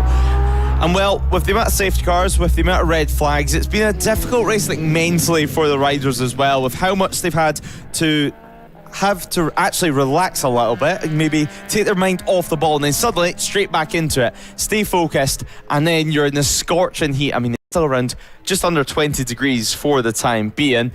Super impressive stuff as we continue to circulate around this Donington Park circuit. Through Redgate we go now, before, of course, sweeping it through towards Hollywood and then down one of the most iconic sections in UK motorsport, Craner Curves. It's just beautiful looking at it like that, so fast, and it leads into the old hairpin where you can make up a move. It's about 3, 4, 5 different lines through the old hairpin, and where Starkey's Bridge used to be, you can just see the remnants of it there. Of course, doesn't go over the track now, but still there in spirit. And then, of course, Schwantz's Curve before McLean's, and then through McLean's, up the rise yet again to Coppice and down this long back straight. We did see a couple front wheels popping up over the left-hand side of the circuit. The right side does seem to be a little bit more flat through the 40. And then, of course, the GP layout of the circuit over at the Melbourne hairpin. You come over the rise, try to find your braking marker, heavy on the anchors, then tip it in. This is one of the easier hairpins that we have here at Donington Park, because next up, it's Goddard's. It's tricky, it's slightly downhill, the camber doesn't necessarily help you either, and then, of course, you've completed the whole lap around this iconic circuit. Yeah, indeed. What a circuit it is. I'm sure you'll see tomorrow in our feature where myself and Lewis discuss the circuit and its history, its story, and also what it's like as a racetrack itself, what it's like to ride. This is a really special place for motorsport in the UK. And again, it is very much the spiritual home of bike racing in the UK. Of course, hosted the Grand Prix for many, many years, and some people still very much calling for that to be an arrangement to return one day in the future, although I think you may be getting your hopes up, unfortunately, for the time being. Of course, the first ever World Superbike race continues to be a staple of the World Superbike and British Superbike calendar, and as well, so many other forms of motorsport, not just bike racing as well, has been here and done something historic. This tarmac, if it could speak, would have a hell of a story to tell us, and it's a real privilege for us to be here with No Limits in 2026, not just once but twice, because we're coming back for the national layout as well for our season finale, round number 9 on the 10th and 11th of October, and really looking forward to that one as well. I know a lot of riders, even though they love this circuit in general, do prefer the national layout. It's a little bit shorter, that final chicane at the S's going to the right instead of the left, it's a little bit tighter, a little bit sharper, but if you nail it, it's a lot of fun. It can be quite liberal how you're taking the curbs there as well, get away with quite a lot, so really looking forward to coming back later on down the line at the start of October for our final race of the season, as we see some of the riders going 3 abreast there down into the Melbourne hairpin, and that's the number 8 machine making their way up the inside of the number 92, but that's not the number 92 bike, unfortunately. Another one of the riders further back in the pack. Lap 95 of 174, very much into the second half of this race now, and we hope you are enjoying all of the action here at round number 2 of the 2026 No Limits racing season, and this is the Biker Lawyers No Limits Melbourne 750 endurance event. Whether you're watching on No Limits Racing TV or Motorsport Radio, hello and welcome. We hope you have enjoyed all of the fun so far, and please make sure you stay with us for the rest of the weekend as well. We'll be bringing you all the rest of this race and all of tomorrow's action, and indeed all the rest of the season live as well, now that on No Limits Racing TV or Motorsport Radio. Make sure that you're liking, sharing, subscribing, all of the above, to help get No Limits out there, help promote the best club racing in the UK. And of course, if you are watching on Motorsport Radio as well, make sure you join us across the month of May. Motorsport Radio, the only place where you can listen in to Radio IndyCar outside of the States. We'll be bringing you, of course, live coverage of the Soncio Grand Prix and the 110th running of the Indianapolis 500 on May the 24th. Make sure you join us on Motorsport Radio for that one. But enough about cars going around in circles. We're talking about bikes going around in circles, except sometimes they turn right as well. It is still the 16 H&H crew that leads the way here, the 32 squad in P2 and the Dart Motorsport squad, the number 92 in P3 as it currently stands out there. And still, there has been a pit stop actually for the number 32 squad. It's now Kirkland out there as it stands, going around on his R1. So Browse has come in off his Fireblade. Be interesting to see what the lap times will be from Kirkland. May have a new rear tyre on, to be fair, which will help. Yardley is still hovering around the high 36s, low 37 bracket at the moment. Kirkland's initial outlap, it was a 134 was the lap before coming into the pit lane. He's on an outlap at the moment, so we need to wait and see what the pace is looking like. Caldwell on the Dart Motorsport number 92, running very much in the high 36, low 37s as well. So wait to see how that's going to unfold. The number 6 Moto 46 class currently leading the way, P4 overall in the National 600 category, and doing a very good job out there as well. And continuing to push onwards on that number 6 machine, then P5, the 25 Fireworks squad in the Team Power Trophy have just come into the pit lane. So Fireworks Racing have coming in for their next stop, but they're still quite a way ahead of Full On Racing, the 31, and that is actually them coming out of the pit lane now. So Fireworks will be heading back out. It is a ride change as well. Andy Carlisle getting onto that R1 machinery and still holding on. Actually, they've dropped down to P6, but still holding on to their class lead. Still holding on, and that's a new rear tyre in the back of that bike. You can see the remnants of the sticker still on the back of it, but nonetheless, a change of tyre for Fireworks. I don't think they're going to be complaining too much about that. And a little bit of grip now with nearly 100 laps completed. Is going to serve that Yamaha very, very nicely.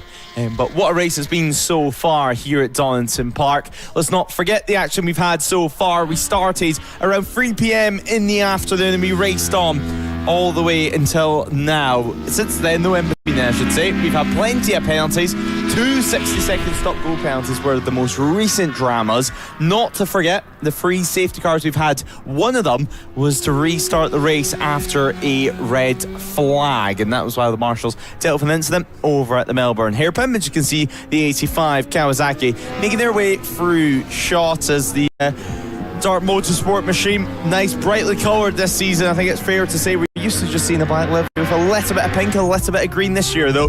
They've certainly paid their livery designer overtime, I think it's fair to say. But there is Kirkland out on circuit on the R1, trying to put together a few more laps, and I think Harry Dennison then will be taking over during their next pit stop. It's another position gain for Proudfoot Racing as well. They're up into P8 out on track, and that was that position change we spoke about with Fireworks. But Fireworks are already getting to business, I think it's fair to say. Over the line they come, and they're going to be trying to close up that 16-second margin, as we do have a rider of a technical issue on the back straight. So that's going to be them slowing down and hopefully getting to a safe place at that. Is that? Well, we can see the orange bib. Can't quite see a number just yet. Is that potentially the 129 out there on track? Could well be. But yeah, whatever the case, it's not going well. This is not what you want. Almost 100 laps into an endurance race, and of course, if that is the 129, that would be Constable on board that bike. But a big shame for them if their endurance race was to stop now. But green flags will now be waved again. Now the bike and the rider is in a safe place, and we go to tick by yet another few more laps. H&H Motorcycles does lead the field through. It was a nice advantage that they held, and we did speak to Nathan Harrison. He's in great spirits. He's loving this event here at No Limits and loving the way it's run. And as he mentioned, good way to get some training in for Isleman TT. I mean, similar mindset, similar approach. Obviously, the danger factor is slightly less. The speeds are definitely less than what they have at the TT. But the idea of going out there on the motorcycle for hours or for long stints, and then having to still have a little bit left in your locker and not attack it like a sprint race are so similar.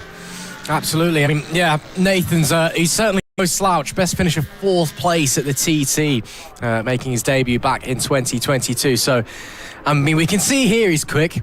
To get 4th at the TT, he has to be pretty decent as well. But yeah, he is absolutely loving life out there.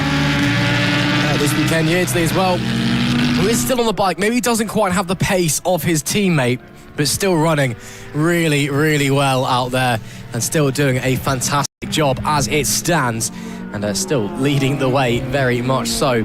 Although last lap a 1:38.9, although Kirkland's last lap a 1:41.4. That's well off the pace for Scott Kirkland on that one. So I wonder if he's got some traffic in awkward place, or if there's maybe a problem with the Yamaha, because he's down in Sector 1 on this current lap as well. And yeah, really down in Sector 1. So we'll keep our eye on the 32 squad, see if there's an issue maybe for Kirkland out there. Scott, though, continuing onwards as it currently stands. Of course, the 32 squad a lap down at the moment, and yeah, he's down in Sector 2 as well, so potential issues there for Scott Kirkland on the Yamaha R1, and the 32 team could suddenly be in a bit of a spot of bother out there. But we'll continue to follow them round anyway, continue to push onwards as we now do almost reach the top of the hour, not very far away. On lap 100 of 74, we've reached triple digits. We are there. Coming now, well, I would say the last phase of the race. There is still 74 laps left to run, but yeah, it's endurance racing. It's long, funnily enough. And yeah, this 750 event here at Donington Park feels like it's been a lifetime already, and we're not even the ones out there riding. It's been really tough for these riders. They are really tired. Every time you speak to them, they're struggling with the heat. You can tell as 129 that was that stopped. Yeah, we've seen them stop, but recovery not possible. Recovery not possible. So that must mean surely they've stopped on the inside, maybe. So they can't come and get them without a safety car being called. So the 129, their day turning into the team name, I guess you could say. But yeah, real shame for them. Yeah, they were running pretty solidly, honestly, for a new team that have a couple of novice riders, so a real shame for them. Hopefully they are able to get it back to the pit lane. If not, they will, of course, have to wait for the 15-minute marker to go through. They do, of course, have a couple of bikes out. The Constable's out there on the Suzuki at the moment. They also have an R6 with Reece Snook, Samuel Constable.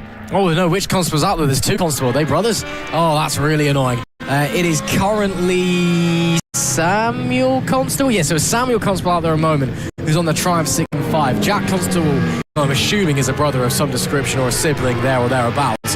Got a Suzuki, and then also Christopher Stewart, who also has an R6. They do have a variety of bikes at their disposal. They can head back out after that 15-minute period if they are unable to get that bike back to the pit lane. But as it currently stands, the 129 Shet Racing Squad currently stranded out there at the inside of the S's. So a real shame for them.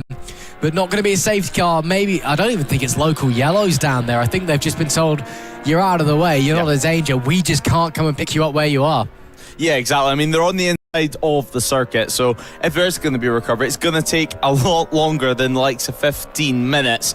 But yeah, as we said, interesting team name yet again with that one. Having to double check it every single time before it comes out my mouth. But nonetheless, good stuff for them. Hopefully they can get stuff, hopefully they can get the bike sorted anyway for later on, and get back out there and get back out on track, certainly for the rest of the race. Kirkland, though, continuing on for this. So Kirkland's doing a good job, but the number 4 at the moment, Snapdragon Racing, doing a good job. So Snapdragon Racing on board the Honda. So Coppice through they go now.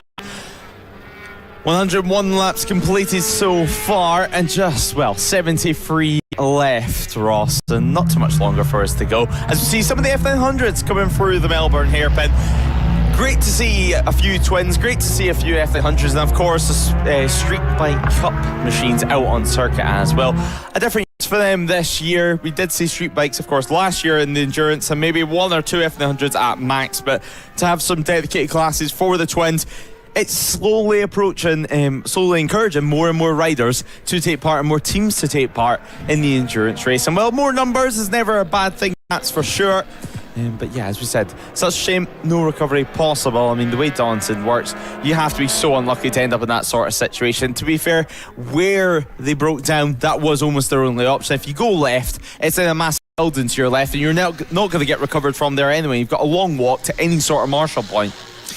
Yeah, so a real shame there for the 129 squad, and I guess they will just have to wait for that 15 minutes to pass if they can't get the bike back. Again, it's very rare you get into a spot at Donington that you just can't come and get picked up by either a vehicle recovery team, either from the circuit or the No Limits van as well. So a real shame for them, but Shet Racing will just have to wait for time to pass before they head back out there. But as we have reached the top of the hour, lap 102 out of 174 here in the Biker Lawyers No Limits Endurance Melbourne 750 at Donington Park. It's been a fantastic event so far. We're into triple digits on the lap count as the sun is slowly beginning to set.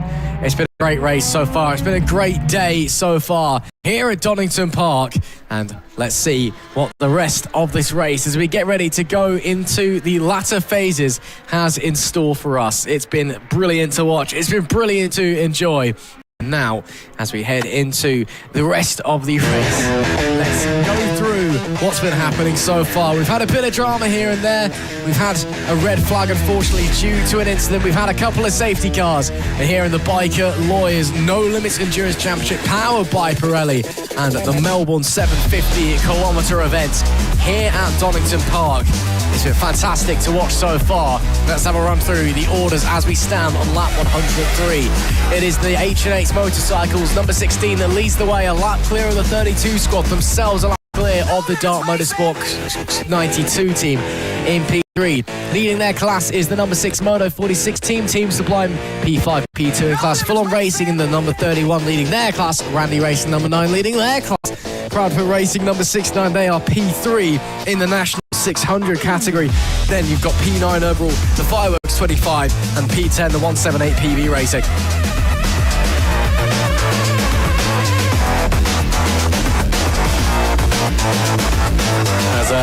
That's your top 10 for you for the time being anyway, and a little rundown of the standings here in the Biker Lawyers No Limits Endurance Championship and the No Limits Melbourne 750 kilometres of Donington Park Grand Prix, 174 laps around this place. It's been a fantastic day so far, a fantastic race so far. We've seen a couple of penalties, a couple of infringements, a couple of overtaking under the safety car when you're not supposed to be doing that. A few crashes, but only the one red flag. Unfortunately, for the squad, the F900 squad, they were involved in a crash around the safety car as well. Only the two safety cars as well. It's all been relatively clean for the most part, and we'll continue to push onwards. Of course, all of the action this weekend brought to you by myself, Ross McIntyre, and the one, the only, the man, the myth, the legend, Lewis Ray alongside me in the commentary box. Yeah, so you're too kind, Ross. You're too kind. I think you're getting delirious after 104 It's been a long day. Yeah, but nonetheless, I mean, look how beautiful this circuit is right now. Sunshine's still out at the moment. We're just tipping over 6 p.m. in the evening, which if we cast our minds back to last month, at this time of the day, we were struggling with daylight and, well, we had to cut the race short, sadly. After a few red flags meant we ran out of time. But of course, at Snetterton, it was a 3-hour endurance race done on distance. Meanwhile, on this round, we do have a distance race. Of course, a 35.3 second pit stop intervention time for this round. And, well, in terms of ride time, it changes every single round, which the riders will need to adhere to. But back at Snetterton, it was done in time. This time, of course, it will be done in distance for how much each rider will complete. Hopefully, not too much drama till the end of the race. It can be smooth sailing for the majority of these teams. We've seen a good battle so far, but ever since we hit lap 30, it has been H&H Motorcycles leading the way. So over 73 laps, they've led this race over the 32 squad. Briefly, Dart Motorsport was in second. That was thanks to an earlier penalty that was given to the 32 team due to going under their pit stop intervention time. It wasn't much, indeed. It was only a couple of seconds for that, but nonetheless, it still plays havoc during one of the safety car restarts. Brentford Racing up, they've entered the pit lane. It's so good to see so many fans still watching trackside and, of course, still watching online. This is, of course, the second round ever that No Limits Racing has been live streamed, and, well, we cannot wait to bring you along for the ride for the rest of 2026. 8 rounds featuring endurance races, 8 rounds featuring sprints, and, well, in total, we have 9 rounds that will be covered live and free on NLR TV. So make sure you drop that like and drop that subscribe button, of course, and follow us across all social media channels. Now, of course, Ross, not too much longer left in this race. Is that fair to say? I mean, it's going to be a while. We have 69 laps in left the grand scheme of things. But in the grand scheme of things, 69 laps don't seem too bad. No, it does not at all. Of course. I'm not even going to rise to it. Thanks, Lewis. Anyway, yeah, we're all getting a bit tired. It's been a long old day and it's a long old race, this one. One of the many joys of endurance racing, if you've never seen endurance racing before, is you get to watch the commentators slowly lose their minds as they get more and more tired. I won't even go into it. Yeah, that does happen. Join us for the 12 hours of Anglesey when about 6 hours in, we both just start having emotional breakdowns. I'm sure it'll be fine. Love 105 of 174. Yeah, in the grand scheme of things, we're starting to get into the latter phases of this race. You'd only probably be expecting maybe 2 or 3, probably 3 more pit stops, I'd say, over the last or the latter phases of this one. Yeah, 1 is 6, 1 and 4, trying to do some mental maths. I did fail my maths GCSE, so it might take me a while. Yeah, I'd say 3 pit stops is what we're expecting from everybody towards the end of this race, of course, unless there's another red flag, a safety car, an issue with the bike, a crash, whatever. So only a couple more times coming in, getting new tyres, getting fuel, as the 85 now has a pit stop infringement. Only a 3.3 second penalty, so it's not massive.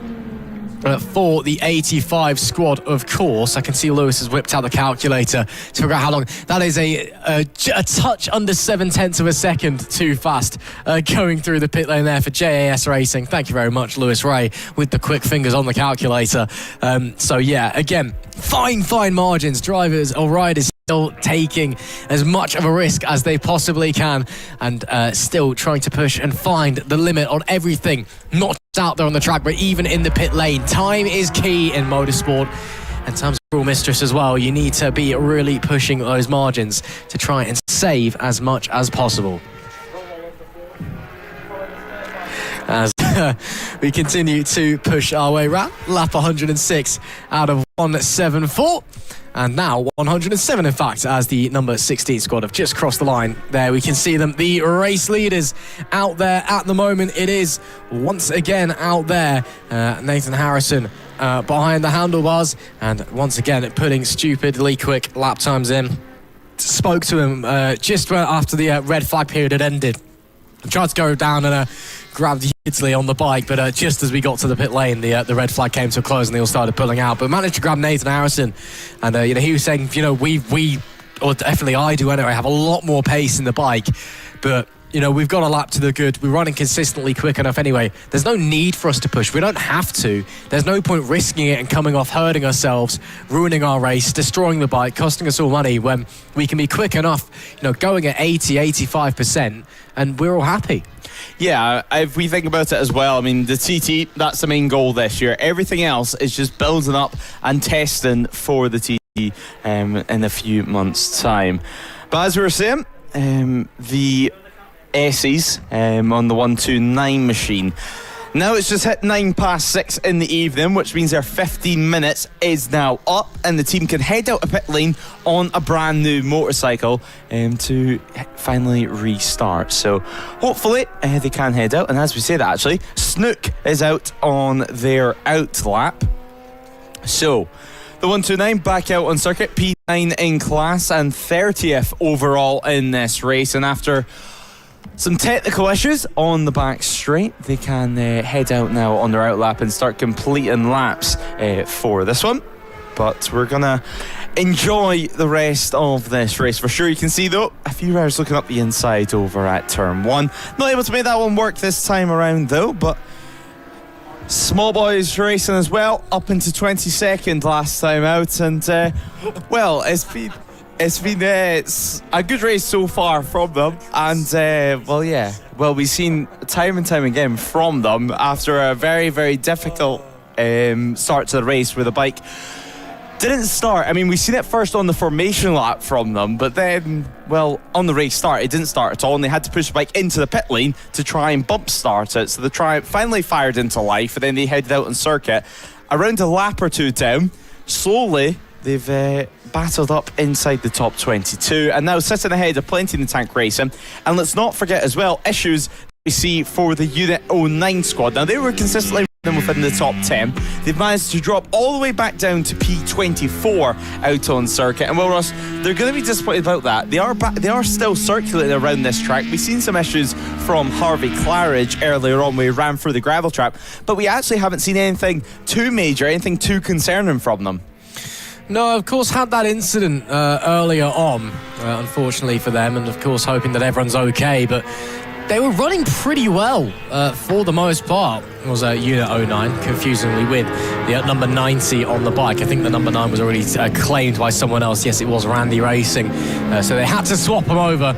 But yeah, they were running really, really well. Of course, they've got Julian Ticknap out there on the R9 doing his thing.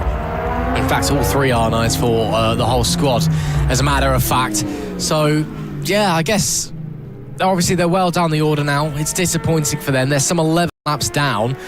There is Plenty in the Tank just ahead of them, also 11 laps down, so they can gain places, and of course they can try and unlap themselves. Hopefully things go their way and they can gain a couple more places. At this point, though, you just got to try and finish the race, haven't you? Even finishing a race of this length is very much an achievement. It's such a monumental challenge for the riders. And I think at this point, that's just what's on the squad's mind. Let's just get to the end, take the checkered flag, and we can be very, very happy at the end of this one. But for the time being anyway, we're going to keep pushing onwards anyway. Lap 109 of 174. The number 16 H&H motorcycles still leading the way, and a lap clear of the 32 squad as well. 109 laps have been completed so far. And well, as you can see, the riders are doing a good job at the moment out on circuit. I mean, I don't think they've cracked too much under this sunlight. It still sits 19 degrees Celsius in the evening. Sunset at the moment here at Donington Park sits around 20 past 8 in the evening. And it seems like over the next hour or so, hour and a half, it's going to be a big drop-off over the next hour and a half towards the end of this race. So until lap 110 now here at Donington Park. And a 2-lap lead, most importantly, as things stand, for the number 32 squad. Now, Kirkland, he's picked up the pace ever so slightly, sitting within the 139 bracket. It's now Nathan Harrison on board that machine, so he's doing 135s. As Ross mentioned, he knows exactly what he needs to do. He knows exactly that he doesn't need to push too hard on circuit. And he can just enjoy himself out on track. But, well, as the riders, as the teams, I'm sure probably some of the officials at the moment with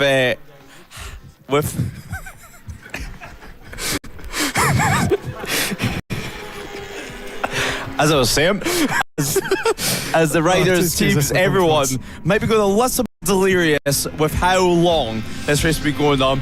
God forbid whenever the 12-hour comes along, Ross, because so far we've been on track just over 3 hours. So not actually too long, just 11 minutes longer than what we did the whole of Snetterton. But by this point, let's keep in mind, Snetterton, it was a shortened race. 20 minutes left, and that was less, I should say. That was thanks to a red flag. But with the red flag, now it did mean we got a little bit of a earlier finish to the day, and we could wander about pit lane and speak to some of the riders. Hopefully we can do that today. They'll be slightly cheerier because obviously we should hopefully know, all things being well, who's actually won this time around, because at Snetterton there was a lengthy delay till we got the final results due to that red flags that caused an eventual delay to the end of the race. Yeah, it all got a bit confusing and hectic at Snetterton, unfortunately. Just the nature of how things were working with that red flag. And again, part of it was the light as well, of course, slightly earlier in the year. And so we'll wait to see how it's all going to unfold with this one. Of course, we are now getting towards summertime, so we've got a bit more light at the end of the day. Currently 6:15 local time. Still quite a ways to go in this race, but very much light out there. The riders can all easily see what's going on and how it's all going down out on the racing surface itself. But lap 111 now of 174, still quite a distance to go. I think probably I'd estimate around about another hour and a half-ish of racing, probably, I think, as a rough guess. Maybe? I guess. I mean, yeah, something like that anyway, for sure. They're running, mid 130 lap times. Maybe closer to the 140s by the time we get to the end of this race. It just depends what they're going to do, how hard they want to push, because, I mean, if this gap grows yet again, which already it has with Nathan Harrison, certainly our race leaders, he's already said he doesn't need to push too hard. His lap time's now sitting 133s, 134s, occasional 135, still extremely fast. But as he said, there's more in the tank, and he's actually not going out there with the aim of doing a fast lap. He's going out there with the aim of doing a safe lap. So you see Kirkland getting a little bit caught up with some traffic there as they head through the forward TSAs. Hopefully, no issues. Now, this is the point in the race where you do feel a little bit tired, especially mentally, and all it takes is for you to get unsighted with a rider that maybe you're trying to lap, and then suddenly they hit a bit of contact, you're down the road, and then suddenly every 15 minutes go by, and then you can head back out on circuit like we've just seen with the 129 machine, or you're having to get permission from the marshals to limp it back to pit lane.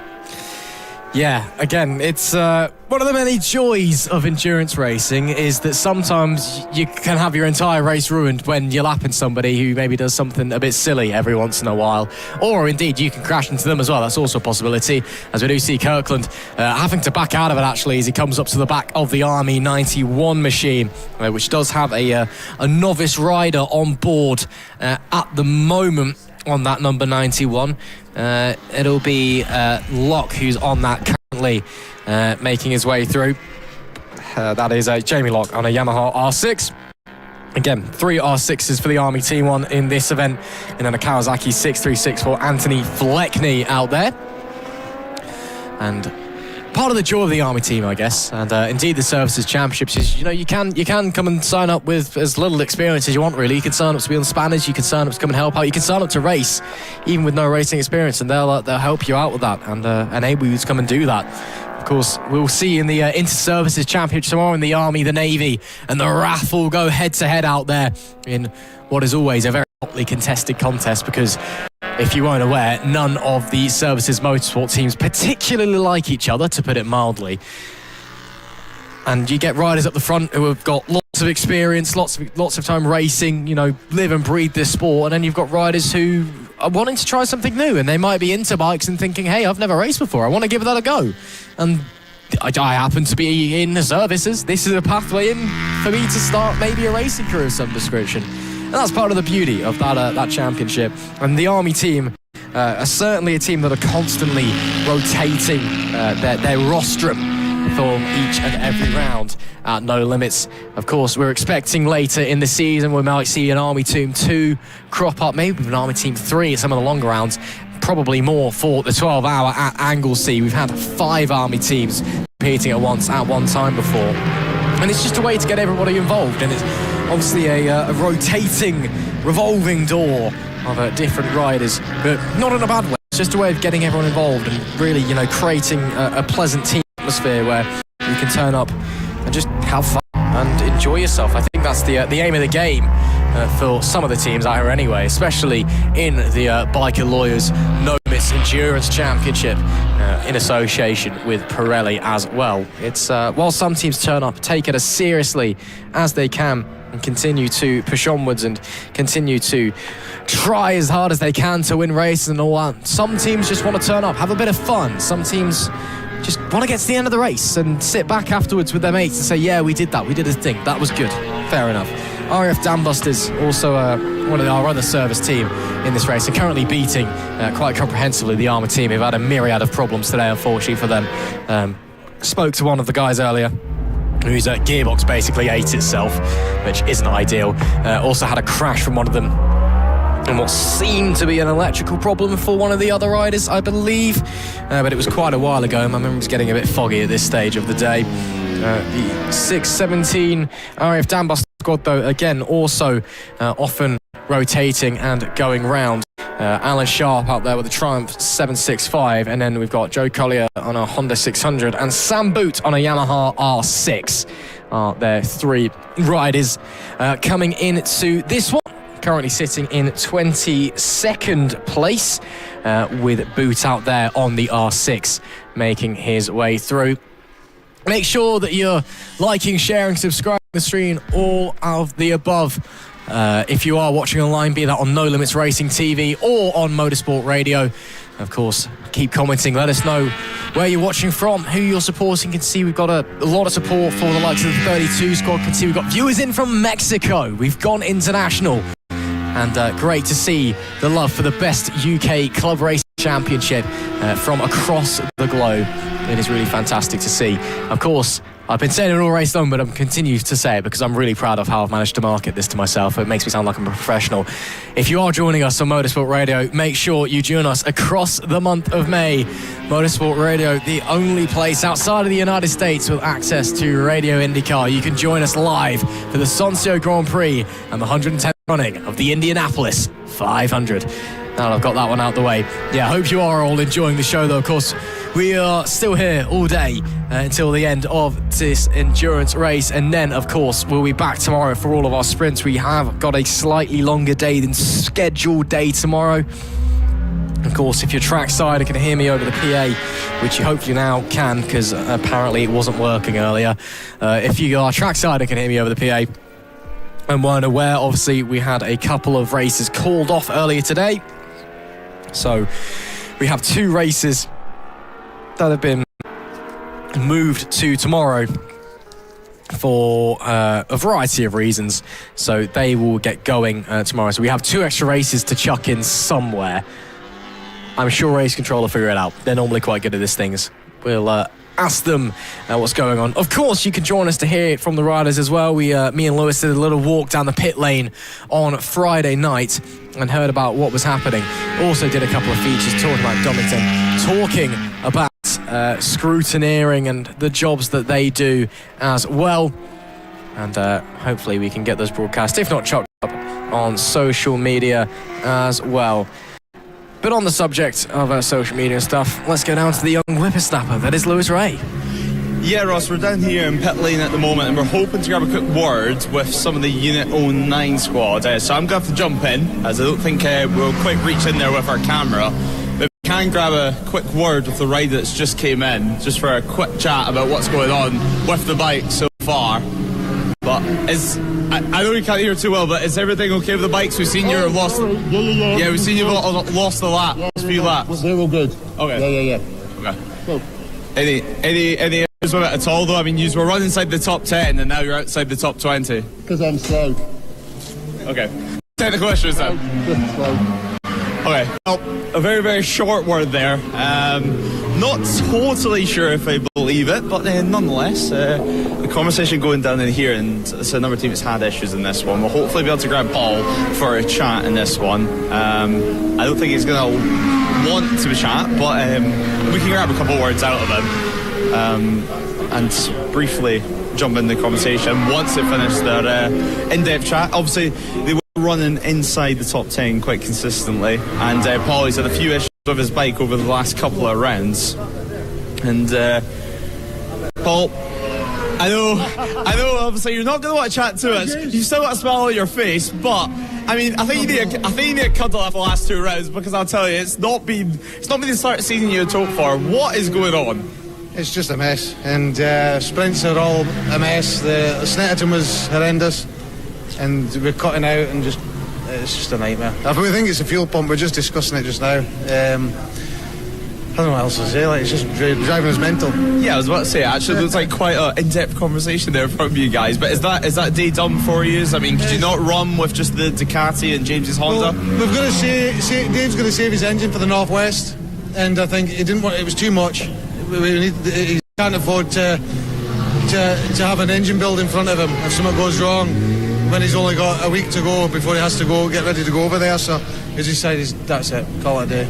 And obviously at Snetterton we thought it was a battery issue with that bike. Is this the exact same issue? It just turns out it wasn't a battery issue all along, or is it a slightly different problem? It's 100% fuel pressure. It's actually got worse and worse and worse, and now it was actually happening on track, and then eventually I can't even get to the garage, so whatever's happened now, it's just constantly cutting out. We think it's a fuel pump, but we've tried a new fuel pump, we've tried everything, so hopefully Tommy is going to have a go with it on the dyno tonight and see if we can get back out tomorrow. Yeah, I was just about to say there, what does the rest of your weekend look like now? A full day of sprints tomorrow? Is it a case of just a laugh about it later on once you can smile about it? Is it a case of crying about it later on, or just trying to find a solution to get yourself out on track?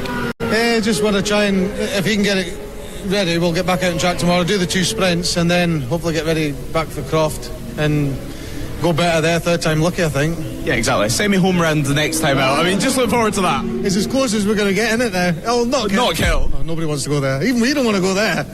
Yeah, you wouldn't be getting this weather up there. I mean, you can still get a wicked suntan today at the very least. That's it. We'll maybe sit and watch tomorrow, we'll see. Well, yeah, right, cheers. Paul Bauer, try and find out the root of his problem there with his bike. We'll one more team, shall we? Let's head back down pit lane and we'll throw it back up to Ross. We did have a few chats with the 32 already, but saying that, I mean, Harry Denson is in his levers. Harry, I think you're just close to going out, or not too far away. So we'll quickly have a chat before you head out on circuit. How are you rating this so far? I mean, you did think you'd have more competition, you certainly do. Nathan Harrison, they're absolutely rapid. Yeah, I think we've got the fastest lap of the race, though, so that's to our man Jordan. So, yeah, they're more consistent. As a whole, we're happy with their performance. Luckily, they're not in the championship, I don't think, so that's my call to begin getting ready. But yeah, no, we're doing well. Yeah, best of luck. So are you still looking for a win on the cards? Win's not over yet. I mean, we still have plenty of laps to go. Look, this is endurance racing. Anything could happen. Anyone could tuck the front. You know, we hope everyone's all right and everyone gets home safe. But anything could happen and we're ready to go. Yeah, that's motorsport for you. Best of luck. Cheers, thank you. So there you go, Harry Denison getting ready to go out in his next stint. And Will Ross, I'll throw it back up to you in the commentary box because I believe there's an ice cream call my name up there. Well, Lewis has given away our grand secret then. Yes, we actually do have ice cream up here. It's quite warm. It's actually warmer in here than it is outside at the moment. Obviously not as warm as the riders are, I'm sure. But thanks very much for speaking to those guys, Lewis. See you in a short moment.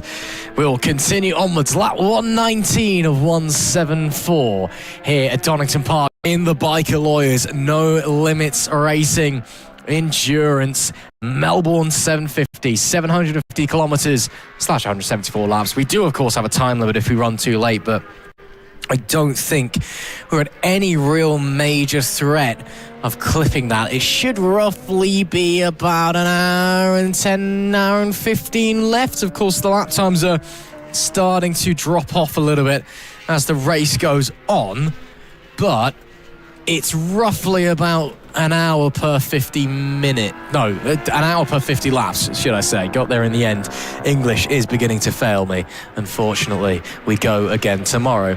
But even though the lap time's starting to drop, I'm still going off that same logic. So I'm predicting there should be, again, presuming there's no safety cars, red flags, delays, and we run cleanly to the end, that is, I am estimating we'll be done at around about 7:45 local time. Of course, I could be completely wrong, but we're going off that one anyway.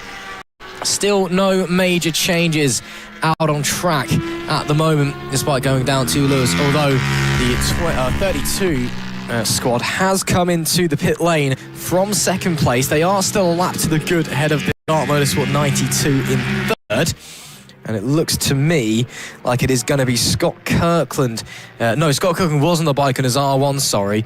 I think, was it Harry Dennison who said he was going to be going out? Yes, it was, because Lewis just spoke to him. Of course he did. So Harry Dennison has headed out on his BMW 1000 machine, whatever it's called, thingy. And he'll be going around. This should be his last stint. Again, he's been very open about the fact that he's letting his teammates do a lot of the hard work this weekend because he's also running in the sprints. That's the 62 Race Skins Endurance BMW making its way back into the pit lane. It's slightly awkward, unfortunately, in that in the twins race, KGG Racing, they were the sole squad in the Team Twin Trophy last time out. Of course, we do, of course, have 3 different classes for 2 different championships, even though they all abide by the same regulations here in the Biker Lawyers No Limits Endurance. KGG Racing were, even obviously, they were very happy. They got up 25 points, and obviously they finished the race last time at Stetson. That itself is a big ask. They were looking forward to a bit of on-track competition from some other twins bikes. The 3 other twins bikes we have, one in their own class, one in the ECU National Twins class. All 3 of those are BMW F900s. Or all 3 of those squads anyway. So they are still technically the only twins bike out there, unfortunately for them. But still, finishing the race is not a bad go about things at all for those guys. That was the 49 PP Racing bike making its way through. And coming up to, that's McLean's there, coming to Coppice. Or no, coming through Coppice, should I say. At the top end of the circuit. Make sure you keep your comments rolling in. Let us know who you're supporting. Let us know what is going on in your life. And let us know how you are feeling. Seeing some support from Kieran Nicholson, apparently. And hope that Kieran's having a good time out there. And of course, make sure you like, share, subscribe, all of the above to help get No Limits out there, whether you're watching on Motorsport Radio or on No Limits Racing TV. Of course, this is the second round of our 2026 season. 2026, the first time that No Limits has ever been a live broadcast. And it is an absolute pleasure for everybody involved, I can safely say, from that broadcast perspective, to be here. It's been an absolute honour bringing you, well, a round and a half so far, and we can't wait to carry on tomorrow and for the rest of the season as well. 49 bike does come into the pit lane, as we just saw, so that'll be another rider and potentially bike swap as well for PP Racing.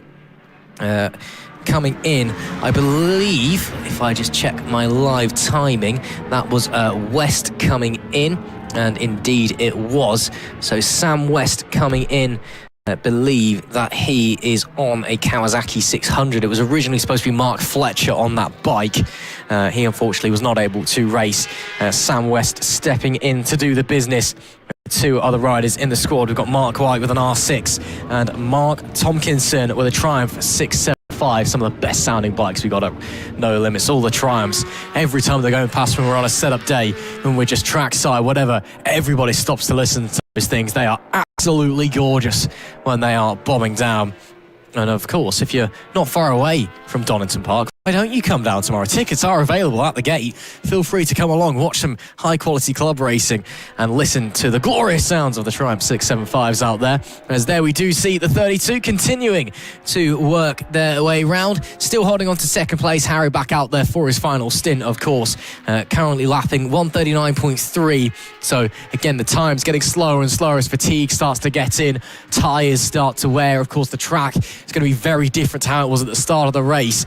And when you're on worn tyres, sometimes it can be almost too rubbing in for you. It can end up slowing you down, bogging the bike down a little bit this late in the day. Although temperatures are starting to drop, which should be a little bit better in terms of track. That's how we're all feeling. Nicholas around there wanting a little sleep at pit lane. I don't think he can be bothered with this next stint out on track. Yeah, no, Nicholas, I think, speaks for everybody. It's been a long old weekend. Motorsport really does take it out of you, no matter what you're doing, whether you're trackside, whether you're on the road. It's a tough graft, this one, but we do it out of the love of the game, don't we? And, he's clearly feeling a bit sore, and hopefully he can get a nice night's sleep after what has been a very long race for everybody involved out there. But Dennison continuing to do the work, now 3 laps down are the 32 squad.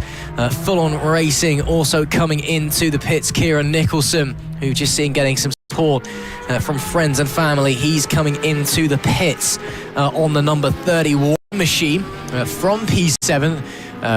Or should I say P6 in actuality, of course, leading the way in their respective class and doing a very good job of it as well. So fantastic stuff from Full On Racing. He's woken up. Oh, he has woken up. Oh, he's realised he's got to go back out now. He looks like he still doesn't want to go. Of course, still got to wait for that minimum pit stop time. But he'll get ready to go out. Clearly feeling a bit sore, a bit stiff. Again, these long races, they are brutal for everybody involved, not just those on the bike, those on the spanners, those up in race control, the marshals, the medics, everybody who has to just stay awake, stay alert for the whole thing. But we are getting into the final phases now. 50 odd laps to go. Should be around about an hour and 10 minutes or so, judging quickly based off the lap times we are currently getting. But of course, we are seeing Harrison on the number 16 H&H bike up the front, still setting high 133s. And of course, they're the ones with the pace. They're the ones that, as it currently stands, dictate when the checkered flag's going to come out. Yeah, it's going to be your leaders, whoever that may be by the end of this. I mean, as Harry Denson said, anything can happen in motorsport. And well, a few riders clean their bikes down the pit lane. A fast bike is also a clean bike, or a clean bike's a fast bike, whichever way you want to put it around. But nonetheless, we head into the Melbourne hairpin now and get some lap traffic yet again. I mean, Harry is used to this as Nicholas Round finally heads out onto circuit, and well, hopefully he's woken up ever so slightly from his nap, and then he can go out getting some fast times yet again. I mean, he was the rider that was bragging at the start of the weekend that he's used to these long races, he's used to long stints on a bike, but he's also the rider that's almost fallen asleep down in pit lane as he finally does rejoin the action. What a perfect place to do that, just behind second place runners, and of course on the number 32, just behind Harry Denson on the BMW M1000 RR.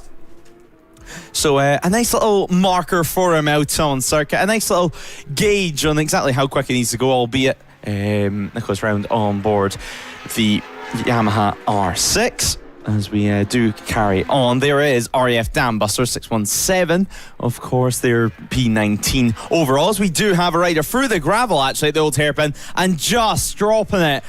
He kept up for so long, and I think he might squeezed the brakes ever so slightly. So that is going to be the number 8 down on the deck. RPS Racing, I should say, down on the deck over at the old hairpin. Luckily, picking up that Kawasaki, and then they can carry on.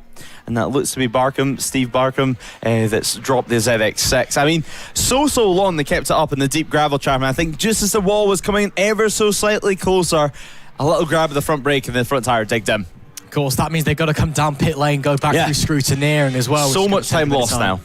Yeah, real shame for them. But got to, of course, make sure the bike's okay. Looked like look like the marshals may actually been wheeling the bike out of the way, so that may be actually that he knows he's taken one look at it going, I can't get that back.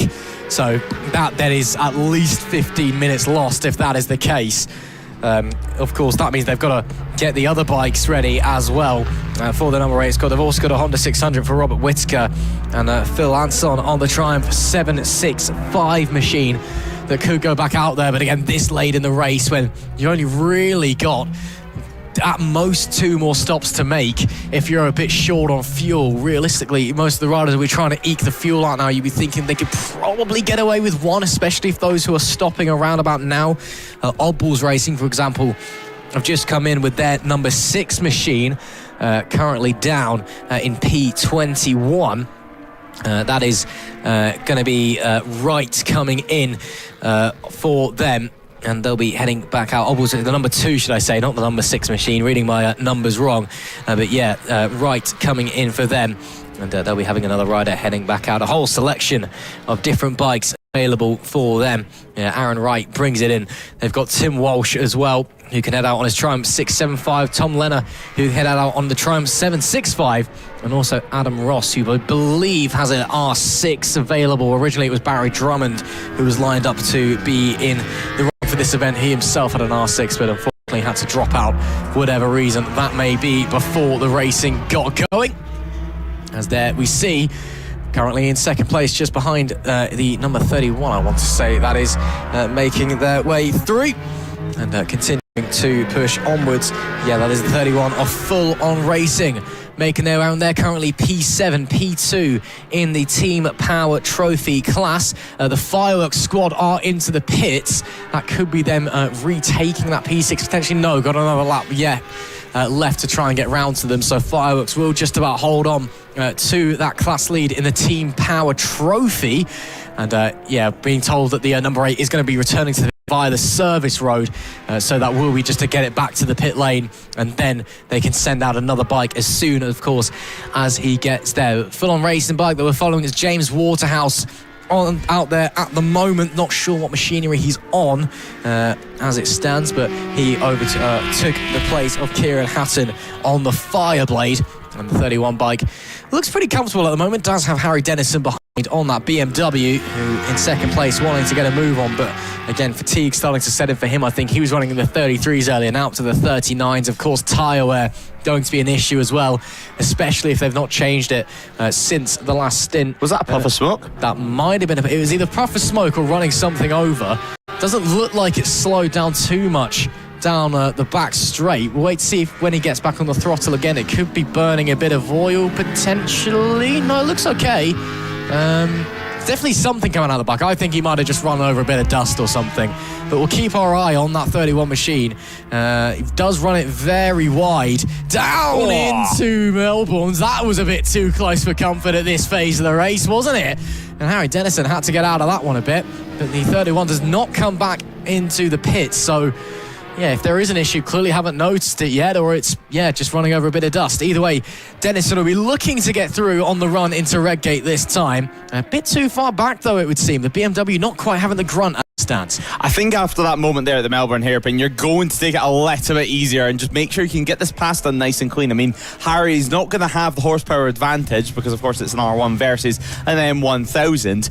And I would also like to say, just get it off my back, that if anything did happen there, it's not my fault. It was Harry that said that anything can happen in motorcycle racing, not me. But yeah, a few more pit stops happening here, and for some of these riders, it's going to be their last time out on circuit, and I'm sure deep down they're going to be somewhat looking forward to it. Unit 09 Racing now inside the top 10, and Will Ross, we spoke to him in pit lane just a few moments ago. Apparently no issues at all out on circuit. I'm not too sure though if I buy that. Yeah, well, lying to the media, it's always a classic, isn't it? There we see the 69 Proudfoot squad making their way back out onto the circuit and making their way. Hopefully everything's okay for them. It'll be Joe Ellis who's coming back out for this one. Of course, if you're listening trackside and we haven't made your way down to the pit lane, make sure you let us know your thoughts, and as well, do feel free to come up and have a word with us in the commentary box as well if you feel like it. Make sure you think that if you have anything you want to say, if you want to come in and give a guest appearance, then feel free to come up. We have had a couple of in already, but we're always free and accommodating and welcoming if you do fancy coming up and giving your thoughts and showing your support. You don't have to even be racing in the endurance classes either. So do feel free to head up on and have a word and show yourself to the world as well. Lap 128 of 174, as you can see, tiredness very much setting in, having a bit of a kip down there in the pit lane. And it's been a long day, coming up to 7 o'clock BST now, and it's been a long one, but we are getting into the closing phases. A couple of riders coming in. Was that potentially Harry Dennison I just saw for the 32 squad? Also see the 53 making its way into pit lane. So they'll be coming back round in a short moment's time. Just wait to see who that was. No, it was the 617 Dam Busters squad, and then the 53 of KGG Endurance as well. Of course, our basically sole twin bike out there, even though there are other twin bikes in the or other bikes in the twin category. Christian Johnson, should I say, making his way in. It will be I believe they're not a single bike squad, but they are all running Suzuki 650s for them. The Dam Busters also coming in. As we can see the paddock just settling in, starting to enjoy some food. A couple of people getting some early nights, things like that. Yeah, exactly. I think I'm a little bit jealous right now of the barbecue that's going on down there in pit lane, but it's not going to be too much longer till we're wrapping things up. We're certainly in the closing stages of this endurance race. It's a free lap lead, though, let's keep in mind, for H&H motorcycles. That gap once again extending. It was nearly under 1 second at one point during this endurance race, and now Harry Dennison has a big task ahead as a safety car is showing up on TSL, and the safety car is being readied at the end of pit lane. So yet again another safety car comes out here at Donington Park, and yet again it throws a spanner into the and the perfect time for us just to take a little breather, and we await to see what's going on. Obviously the safety car looking for a safe gap to actually exit the pit lane, as it has found one straight away actually. So Glenn heading out onto circuit, he'll catch whoever is coming out now. As it looks like number 50 also exiting the pit lane. Yeah, they got caught out really rough by that one. They were having a rider change there. So the Pack Racing, who've been in the wars a bit today, and that'll be why Adhesion flag is out. So there is some sort of a fluid's been dropped somewhere. So need to make sure that gets cleaned up. Of course, pretty dangerous in motorsport when there's fluid down on the racetrack. That looked to be coming into the S's section, I believe. So safety car will pick up the riders. We'll all slow down. Again, it just picks up the first rider. It sees a safe enough gap to come out for. It doesn't matter if it's the leader or not. And the pack gets bunched up. They stay in the order. The safety car picks them up in. So it can really benefit you. If you happen to catch it at a lucky time, it can really hinder you as well. We've seen the 32 squad have definitely not had luck with the safety cars so far today. They've been on the worst side of the receiving end of it a couple of times now. So unfortunate for them. So that, I want to say, is our third, not including the red. If we're including the red flag. We restarted with a safety car. Okay, we'll call it fourth safety car of the day then. Third safety car actual. But yeah, so picks up the riders. They'll slowly tail their way around, and then we can get going again. Hopefully pretty quickly. Once that fluid, presumably that's what it is, with the adhesion flag out. And then we can get going again. Lap 130 of 174, and safety car number 4 of the day. Glenn Tor out there in the Hyundai, as we see some of the nearby air traffic making its way into East Midlands Airport. Passengers getting a great view at the best club racing available in the UK here at Donington Park. And of course, there'll be more of them. Actually, that's departing. I apologise, not coming in. But still, passengers getting a great view of some of the best club racing available in the UK. Even if they have to wave it goodbye as they depart from East Midlands Airport. I can tell when a plane's landing and when it's taking off. I know, look at me, aren't I special? Yep, I would certainly agree with the last part there, Ross. But no, we're not too far away from getting going, hopefully, with this one. With it being lack of adhesion, I mean, this is not the first time that we've seen it in this race. And one thing we do know is usually the marshals, they get to work pretty quick and we can get going. Even if it was even like we've seen with an incident earlier on, the marshals were able to deal with it pretty quick and professionally, of course. They get the race restarted. Of course, the key thing we're looking out for is the safety car lights going out. and then we should be able to hopefully get this race into the closing laps of this one. So 44 laps do remain, and at the front of this queue, Harvey Claridge does lead it through. We did see a moment from him earlier on over at turn 1 as we are waiting for the safety car to come through. Some of the fans now have left, obviously, the grandstands and the bankings around the circuit, moved probably slightly closer to the paddock. Certainly if there's food going around, you can't blame them for that one at all. But so the fans probably making their way closer to the paddock now that we're entering the closing stages of this race. Of course, this being one of our longest endurance races of the year, obviously. A nice little warm up for later on in the season, and some of the wildlife or some of the insects coming around the circuit as well, a little bit quieter than what we're used to. So, although fans on the bankings enjoying a little picnic track side as the safety car lights are now out, meaning we're ready to go racing next time around. So this will be the final circulation before the green flag shows yet again. And this is going to change the gaps up completely. We're going to have to wait and see just how far back our race leaders are in this, and just how far back the 32 squad are in this as well. But the Hyundai lean its way into the final sector now. I'm sure Glenn will be truly stepping on the power just to get a little bit of a gap to these cars behind so it can safely enter the pit lane.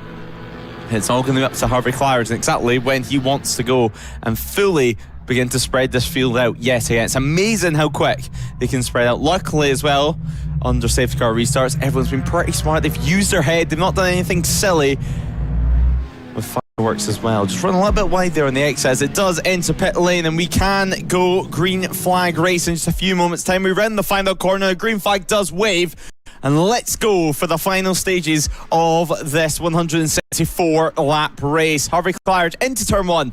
He does head at the moment, of course, picking up some lost ground after dropping back down to P19 out on circuit. 12 laps down after that. So Harvey Claridge doing a good job so far, and now we await to see where H&H motorcycles are. If they're really far back in this safety car queue, it's a big task at hand for Ross. I mean, you have a lot of people to work for, you have a lot of people to try and carve through the pack. Yeah, that could be a problem for them. And again, everyone's tired. Trying to get your way through that traffic could be a little bit problematic. We'll wait and see, though, to try and figure out where they are out on the circuit. Just going to see if I can get the tracking working on my live timing to see if I can see. It appears to not like me, but I know we've got it over in the corner. So Lewis, I'm just going to ask a request if you can go over there and see if you can see roughly where they are out on the circuit. The 90 bike has vanished off up the front. Do we roughly know where the 16 squad is? I can't see them. The 16 squad looks to be not necessarily in this front group, so they're a little bit behind. There's a little bit of a gap. It looks like on the roads for the time being, they're sitting behind the likes of PB Racing, so the 178 machine, with quite a few motorcycles to get ahead. Probably 6 or 7 motorcycles to get ahead before they can even get through. Now we'll wait to see if we can see them appear in this picture. And there they are there. Just heading into the final corner now at Goddard's. And well, still a few bikes to get through before they can do that. Now the Marshall's taking a little rest. And I mean, it's been a long old day for them. They've been put to use a couple of times to say the very least. And hopefully as well, the worker as well, we've seen earlier on doing some of the leaf blowing with the leaf blowers, trying to get some of the dust off the circuit. Hopefully they've got their feet up as well, just chilling for this final stage. No, I mean, it's tough work, Marshall, isn't it? Of course, a big thank you to the Marshals once again. And I feel like everybody's going to be having a very good sleep tonight. Maybe not a long one, because we've got to be back here all quite early tomorrow to get out our Sunday sprints with 2 extra races thrown in as well. So we'll see how we feel in the morning. But lap 133 of 174 is still the 16 H&H that leads from the 32 squad, from the 92 Dart Motorsport bike up in the ACU National 1000 class, which is starting to emerge as the kind of more premier of the 2 1000 classes that we have. Of course, the other being the Team Power Trophy. And that 90 bike has vanished up the front of the pack, hasn't it? Obviously caught the safety car, deciding to get a move on and get out of there. We do still have a couple of bikes that are well within the pit lane. All Talk have been in the pits, for ages now. They've only completed 44 laps. I think it's safe to say they're done and dusted. Same with Nitrous Plant Racing. They've been in the pits since lap 68. GB Moto, the number 66, has been in since lap 82. Army Team 1 have been in since 87, although they are trying to work on the bikes the last we saw. But at this point, you kind of start to thinking, is it worth going back out there? We might as well just get an early light sleep, especially for the Army guys who obviously have a big day tomorrow with their Inter-Service Championship race. Those guys are 1-0. Obviously, Jordan Warren Good taking the victory at Snetterton. So I think they'll probably have decided that it's probably worth just leaving it there, shall we say. It's getting dicey here on circuit. A couple of different classes just get mixed up in each other. One of them, of course, being fireworks. The 69 just ahead of them out on track. But yeah, exactly, Ross. As you were saying, quite a few people wanting just to maybe get an early night at this stage in the race. We have 40 laps or so remaining in this one. And actually, when we spoke to the Nitrous Plant team, they are deciding just to make it an early night and then save some money, save some engines, and focus on the rest of the season. I mean, David Williams, he's saving his engine for the Northwest 200, which isn't too far. It's just next month. And meanwhile, the likes of Paul Bowerbank, he's not got a bike at the moment that works, and they're hoping to get that sorted for tomorrow. I mean, they thought it was a battery issue at Snetterton. Turns out it's a fuel pump issue, or at least that's what they think it is for the time being. So hopefully Dart Motorsport, our dyno provider, can work their magic tonight and get him back on circuit. But they still have two bikes to use. They still could be competing right now, but they've just decided it's not worth putting the extra strain with one bike less for the remainder of this race. No, absolutely. It's a massive shame, of course, and again, we spoke about it earlier, but your hat has to go out to Paul Bowerbank, who is just, that bike has not been his friend for a while now. Just every reliability and mechanical gremlin has been showing its face over the last two rounds, and he thinks he's fixed it. The team thinks they fixed it, and then they'll go out and they haven't fixed it. So they take it back and they think they've solved it, and then they haven't solved it. And it's just every single time now something else seems to be going wrong. So hopefully they can at least get something temporarily sorted for tomorrow, if not the next round. Of course, quickly approaching in a month's time at Croft. Can't wait to see all of you there as we head up properly northern this time and get ready to go racing at a track that hasn't really seen any proper motorcycle racing for a while. So really interested to see how we go around there. Should be a lot of fun though. And it should be really, really entertaining as well when we go there, of course, for 2 days, as we always do. And really looking forward to heading to Croft. I think it's a really, really fun track. Lots of different what's the word I'm looking for? Sections. There's some high-speed parts. There's some low-speed parts. It's good technical. Mix. Yeah, it's a really good mix. It's different from Snetterton as well, where it's quite a high-speed circuit with kind of a bit of an awkward kind of technical section thrown in. It all flows quite well to me, so I do really like the track. Yeah, I think you've hit the nail on the head there. Croft, it's technical, but at the same time, it feels like it's meant to be. It still flows really nice. I mean, the final section of the motorcycle, maybe a little bit awkward because that is a really tight final hairpin. Not too much runoff there either, but I mean, it's not necessarily an awkward technical section like we have at Snetterton, which is a bit of a hit or miss for some riders, unlike here at Donington Park, which is just flowing all the way through as the 31 nearly gets involved. It was free wide at the moment there through two of the Street Bike Cup machines and also the 1000cc Yamaha, all of them getting mixed up with the Melbourne hairpin. Luckily, no contact made between them. Harry Dennison, though, has managed to get through on the 31. No surprise there, as they do continue out on circuit. But now 31 gets through both the street bikes and has an R6 straight ahead of him. So we're not too far from getting going. Nearly 7 o'clock in the evening, 4 minutes to 7 in the evening, and still plenty of running remaining in this one. What a race we've had so far. 38 laps remaining, Ross, and it's time really turn up the wick for this final couple of stints.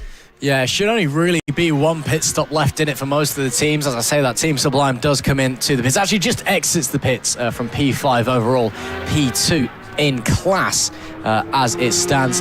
They'll be making their way back out onto the road. The number 17 with Darren Downs now at the helm of the Triumph 765, or Tommy Downs, should I say. And can't wait for that one. Of course, next time at Croft, we'll have back to a slightly shorter timed affair, 3 hours endurance at Croft next time. And then for the rest of our endurance championships wise anyway, Brands Hatch, we have the Brands Hatch Centenary. That's 126 laps of Brands Hatch GP to look forward to. Then obviously Anglesey, the only endurance only round of the season, 12 hours round there, the longest biker lawyers endurance race in No Limits Racing history. Then Cadwell Park, no endurance, boo. Then off to Knockhill for the Knockhill 500. In Anglesey Coastal, where there is another 3-hour endurance, and then Donington Park National, where it is slightly shorter, only a 400-kilometre race on that one. So a little bit different across the board. This is definitely one of the longer endurances that we have, though, at 174 laps, 750 kilometres. But as we come through lap 137, there we see the number 500 making his way through, and as we come round. So lap 137, sun is now starting to slowly make its way down here at Donington Park, and we are really starting to enter the final phases of this race. Fatigue is setting in, but for the most part we've had a really good race, a very clean race as well. Only the 4 safety cars, yes, a red flag, but only a couple really incidents, nothing major happening. And again, it's been a real ambassador for endurance racing, this race, I feel. It's been a real display of just how good endurance racing can be. Yeah, it's had everything that you need in it. And then for endurance racing, you need some drama, you need some safety cars, you need some lead changes, and some responses as well, which I feel like the 32 squad have done. I mean, as Harry Denson made clear, they are the holders of the fastest lap. They wanted to point that out, and it seems like they did that deliberately. They went out the pit lane with Jordan Browse to try and get the fastest lap at the very least. But of course, just about to tick over to 7 p.m. in the evening here at Donington Park. And well, what better way to celebrate it than look at exactly how things stand with what should be the final hour of action now. As things stand, the number 16 has had a great race so far in the Biker Lawyers Endurance Championship, the 750 kilometres of Donington Park, the Melbourne 750.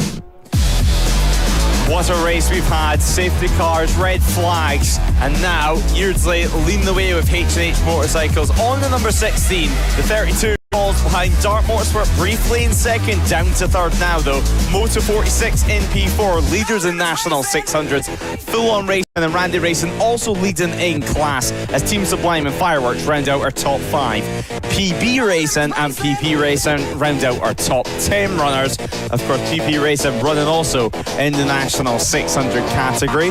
They're 9 laps behind as things stand. Our leaders though on 137 laps.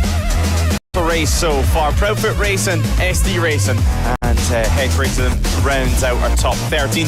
Fortis the top of the National Twin Runners in P14, with Donkey Box Racing, Ride Culture Racing, and JAS Racing rounding out the top 17 runners. Finally rounding out the top 20. Snapdragon Racing on board the Honda CBR 600s. Unit 09 Racing, apparently no issues for them in P19, ahead of plenty in the tank.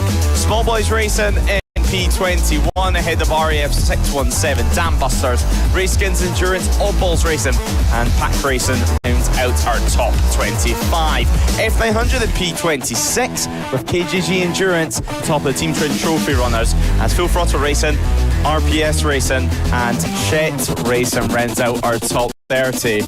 Army Team 1 issues for them in P31. GB Motor Racing, some issues for them as well. It's a recurrent theme this far down the order as Nitrous Plant Racing tried to fix a fuel pump issue, and All Torque, the first of our pit setters for this race. Of course, in the Bike Lawyers Endurance Championship, the Melbourne 750 Round 2, brought to you here at Donington Park, live and free on NLR TV and Motorsport Radio. That's right, we're entering the final hour of action. Next up, we're going to see the checker flag during the next recap. And Ross, it's exciting times for sure. Of course, due to curfew, the checker flag has to be out by 7:55 in the evening. No later, no less. 7:55 1:55 at the very latest. I think we'll be done before then, though, given the lap times we're seeing. I think we'll be A-OK. We're going to be heading on to lap 140 shortly. Then it's 34 laps to the end, so one final pit stop and then one very quick stint realistically to the end. I think we'll be done definitely by quarter two. Going to be a shame if we bring this race to an end early, but it's still been a fascinating affair nonetheless. 2 laps is the advantage by H&H at the top of the overall order. As elsewhere, we see the number 6 UK Moto 46 squad leading the way in the ACU National 600 class full-on racing. The number 31 squad leading the way in the Team Power Trophy. Randy Racing, the number 9, leading the way in the Team Sport Trophy. Basically the 1000s and the 600s of the no limits side of things rather than the ACU side of things. We also have did I mention Fulham Racing? I did mention Fulham Racing. Yes, I did. We also have Randy Racing. I've also mentioned them. We're getting there. Next leader is Fortis Racing, the number 94. They're leading essentially the BMW Cup. And then after that, the only other real leaders we've got is the sole twin bike that's actually out there, even though the BMWs are in the category. The 53 of KG Racing. I don't believe are actually on the timing tower. No, they're down in P11. So down in P11 at the moment for them. Proudfoot Racing, so disappointing for them on the number 6 and 9. I mean, still a good race, and certainly in class. That's P4 in class, P11 overall, of course. As we are continuing on our action, and we're continuing our action out on circuit. 139 laps have been completed, however, still plenty to go, as the clock, a timer has now changed to a clock, so 50 minutes left on this one. 50 minutes and 40 seconds left in this race. So from laps to time distance, Ross, it looks like we will be getting the checker flag at around 7:55. Yeah, I mean, I thought we'd be done before then, but maybe we would have. I mean, if we complete the race distance in that time, we'll be fine. But clearly race control just a little bit wary. Circuit curfew time is at 8 o'clock. We can't go any later than that due to the light levels. So clearly race control just a little bit concerned. So we'll basically just keep an eye on the lap count of the leading bike, the number 16 H&H Motorcycle Spin Arena team with Yardley on the machinery at the moment. So if they reach 174 before the clock goes zero, I'm assuming that'll be the checkered flag anyway. Again, it's 34 laps out as it stands, so I don't think that'll take maybe it might take 50 minutes actually. Yeah, it might do. I don't know. We'll figure out. Either we'll get a checkered flag at some point in the next 50 minutes regardless. Yeah, exactly. I mean, we're going to get the checker flag tonight at the very least. Hopefully the sun will still be out whenever the checker flag comes out. Obviously we ran out of time at Snetterton. The marshals, though, they continue to do a good job. Luckily for them, they've not been too busy in the last hour or so. Obviously we have had some safety cars out on track, but luckily it's just been lack of adhesion, which hasn't caused anyone really too much bother. I think it was more of a case of just making sure everything is right and making sure that everything is safe for riders to continue. I mean, when you have the option to throw out a safety car, if you're questioning anything, it's better to be safe than sorry.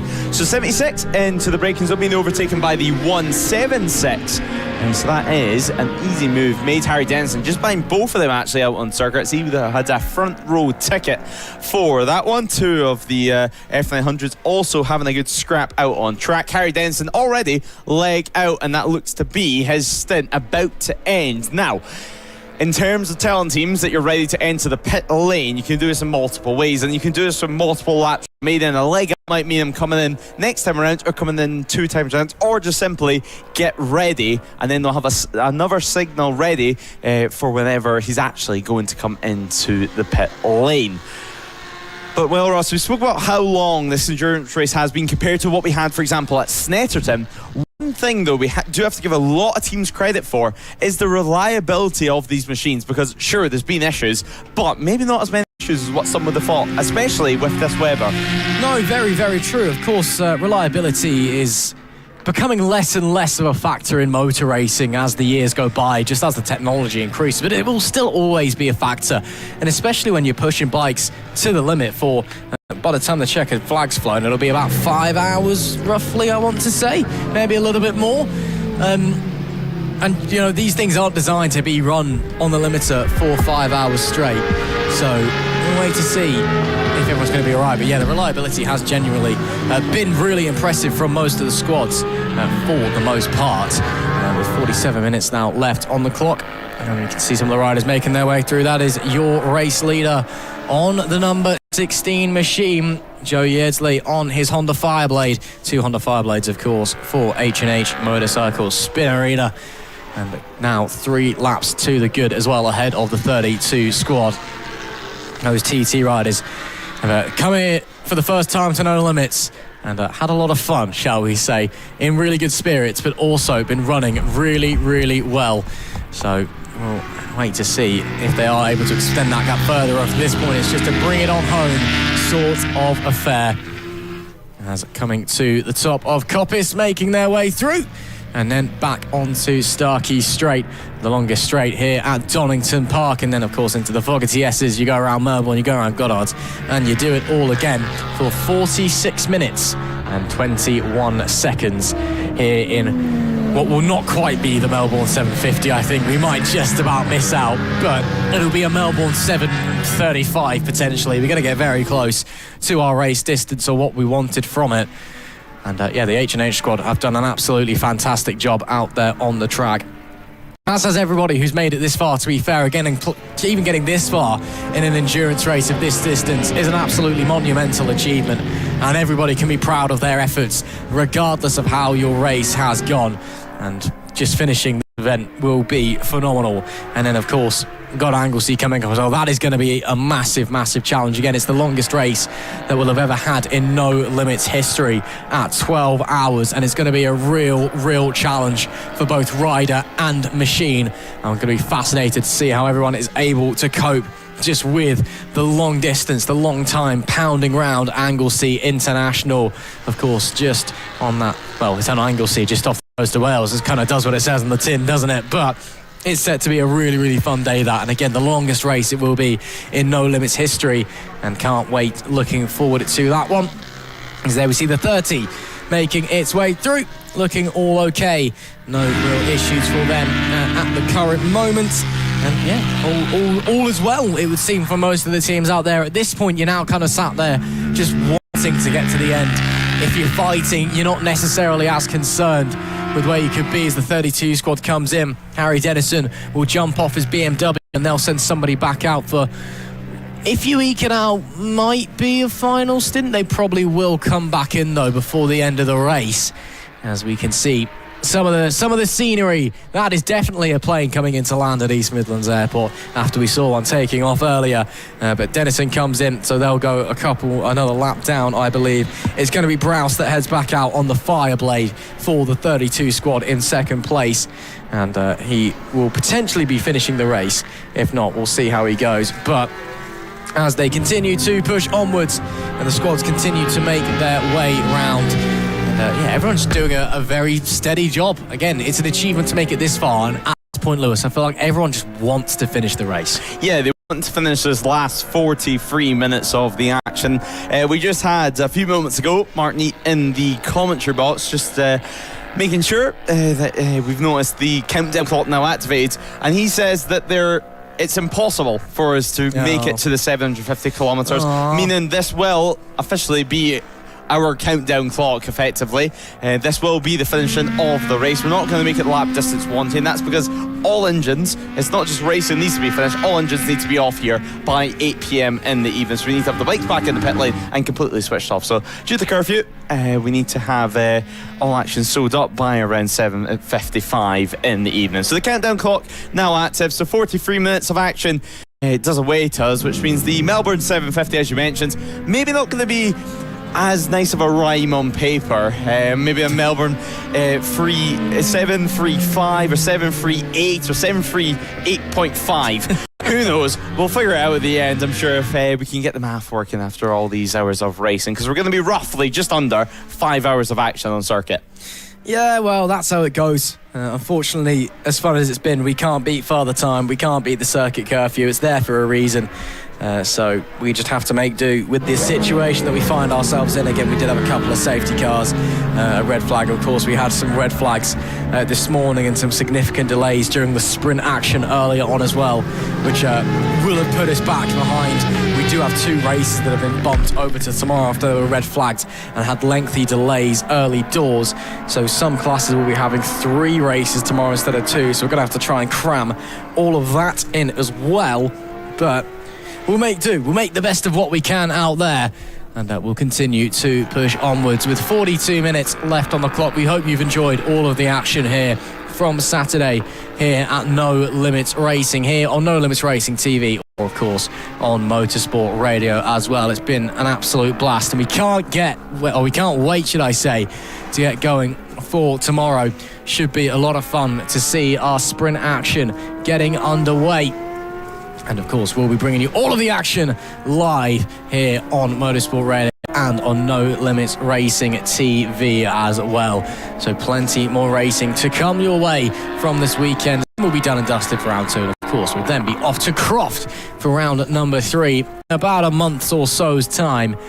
And that, as we've been talking about, should be a lot of fun. And to those of you listening to us trackside on the PA, yeah, hope you're all there. Can't wait to see you all there, because we know you'll all be there, because we all love Croft, because it's a brilliant, brilliant track. And even if it is a bit of a pain to get to in terms of logistics, the racing, I think, more than pays double that dividend. So I personally think that everybody, and hopefully even more, should be making the journey up to Croft. And we can all enjoy some high-quality motorbike action at a fast and flying, but very tricky and very technical circuit as well. Very different to Donington Park, of course, as we discussed. Very, very flat, not a lot of undulation at all, but still some very high-speed sections, some tricky sections where you've got to get hard on the brakes, get it nice and technical, get your lines all spot on to really be quick. But it's a circuit that really rewards those who are bold, who are aggressive, as we get a bit aggressive there, nearly front wheel to rear wheel between the two fighting out on track on the run out of the S's. And I think that move will be confirmed down into Melbourne. There we see the number 22 machine continuing to plug its way around. That's Full Throttle Racing, another team who've had a bit of a rough day, unfortunately for them, but continuing to push onwards. It's currently Simon Aldridge who's out there at the moment. Number 13 have got a pit stop infringement. That's Small Boys Racing. 18-second penalty for those guys. So they've left the pit lane a little bit too quickly, unfortunately for them. And yeah, that'll see them definitely pushed back just a little bit. So Small Boys Racing, who are actually just coming out of the pits anyway. So I believe it'll be Katie Hand, I want to say, who's jumping on the bike. Great to have Katie with us here this weekend, fresh from Aston.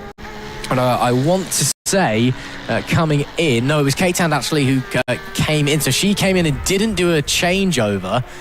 So she actually came, took some fuel on board and went back out. So she's doing a big, big double stint. She's been on since lap 108. They're now on lap 133, that bike. But she has got the penalty in 18 seconds. That might be why they've just rushed it, refueled and gone straight back out, which is why they've got that 18-second penalty. Yeah, and obviously she's a very, very experienced rider, picking up her first points in the World WCR Championship last weekend at Aston in race 1. So great stuff for her, and now she can come back to a home crowd here at Donington Park and enjoy some motorcycle racing as well. But what a lovely shot as they head down Craner curves in the distance and now make their way through Schwantz's curve and up towards McLean's. But down the back straight into the braking zone yet again. The Dart Motorsport machine does tip it into the forward TS's. Less than 14 minutes left on the clock. Fortis Racing, though, they do continue to lead in class as well, sitting P13 down the order. Of course, we did see issues for the F900 team as well. Of course, both of them running F900s, just slightly different classes for them out on track. Let's hear the roar of the Dart Motorsport machine as they head towards the final corner. Yet again, it's been a long old endurance for them. But, I mean, they've not made too many mistakes at all. Dart Motorsport has been very, very consistent, to say the least. In the moment, Tommy currently on board that one as he does dive down the inside, gets ahead nice and easy on the number 8. No issues of such there. And while the sun definitely beginning to get a little bit lower here at Donington Park, the Moto 46 team, the number 6 squad, they've stayed roughly within the top 5 for the entire race now. Not too many issues yet again for them. Randy racing as well. We did see not too far away, not too long ago, as I put my teeth back in my mouth, that Nicholas Racing, he did go out on circuit and he is continuing to run some laps, and he is definitely woken up. Now, Nicholas looks to be splitting it quite well right now with Tom Major.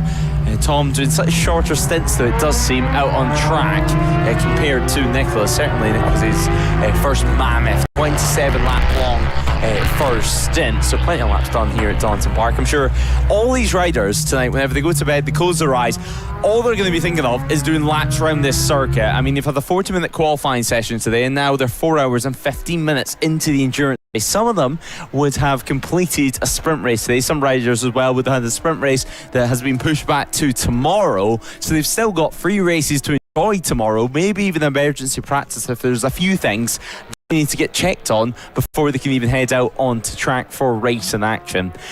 Now though, just looking back at the first sector of things, Fireworks on the 25 machine. They're running P7, of course P1 in class, so good stuff now for them. Running one bike, let's not forget, and it's been a big stint so far. They've split it back to back, apart from Andy, who's currently on board the bike.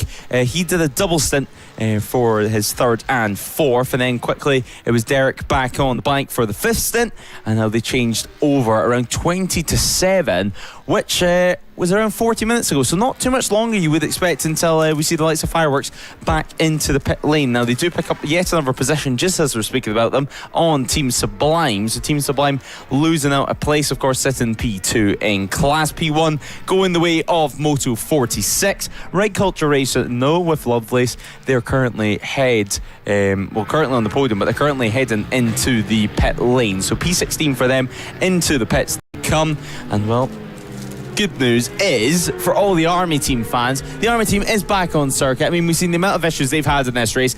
They are keeping motivated, they are keeping out on circuit, and you have to give them credit for that. Although they're stone last as things stand, 55 laps down on your race leader, 29 laps behind the team ahead of them. It's a lot of work to do, pretty much impossible with 35 minutes to go. They're still going to go out there just to say they made the checkered flag, and well, you can't blame them for that. We also had confirmation from race control not too long ago that the minimum ride time and distance time has been reduced by 4 laps, meaning every single rider out on circuit needs to complete at least 30 laps of running to be classed as competed and to be classed as a legal rider in their team. If you complete that simply, you can be disqualified for not following the simple rules of the championship. But obviously whenever a race does get reduced, it can cause some compilations. But I think the majority of teams, after what is over 4 hours now, 4 hours and 17 minutes, they're going to have completed those 30 laps, or if not, they're going to have completed it within the next stint or within the 34 minutes. Snapdragon racing up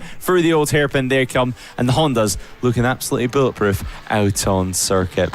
Meanwhile though, at the head of the race, H&H Motorcycles, what a race so far. They've just hit 150 laps with a 3 lap advantage.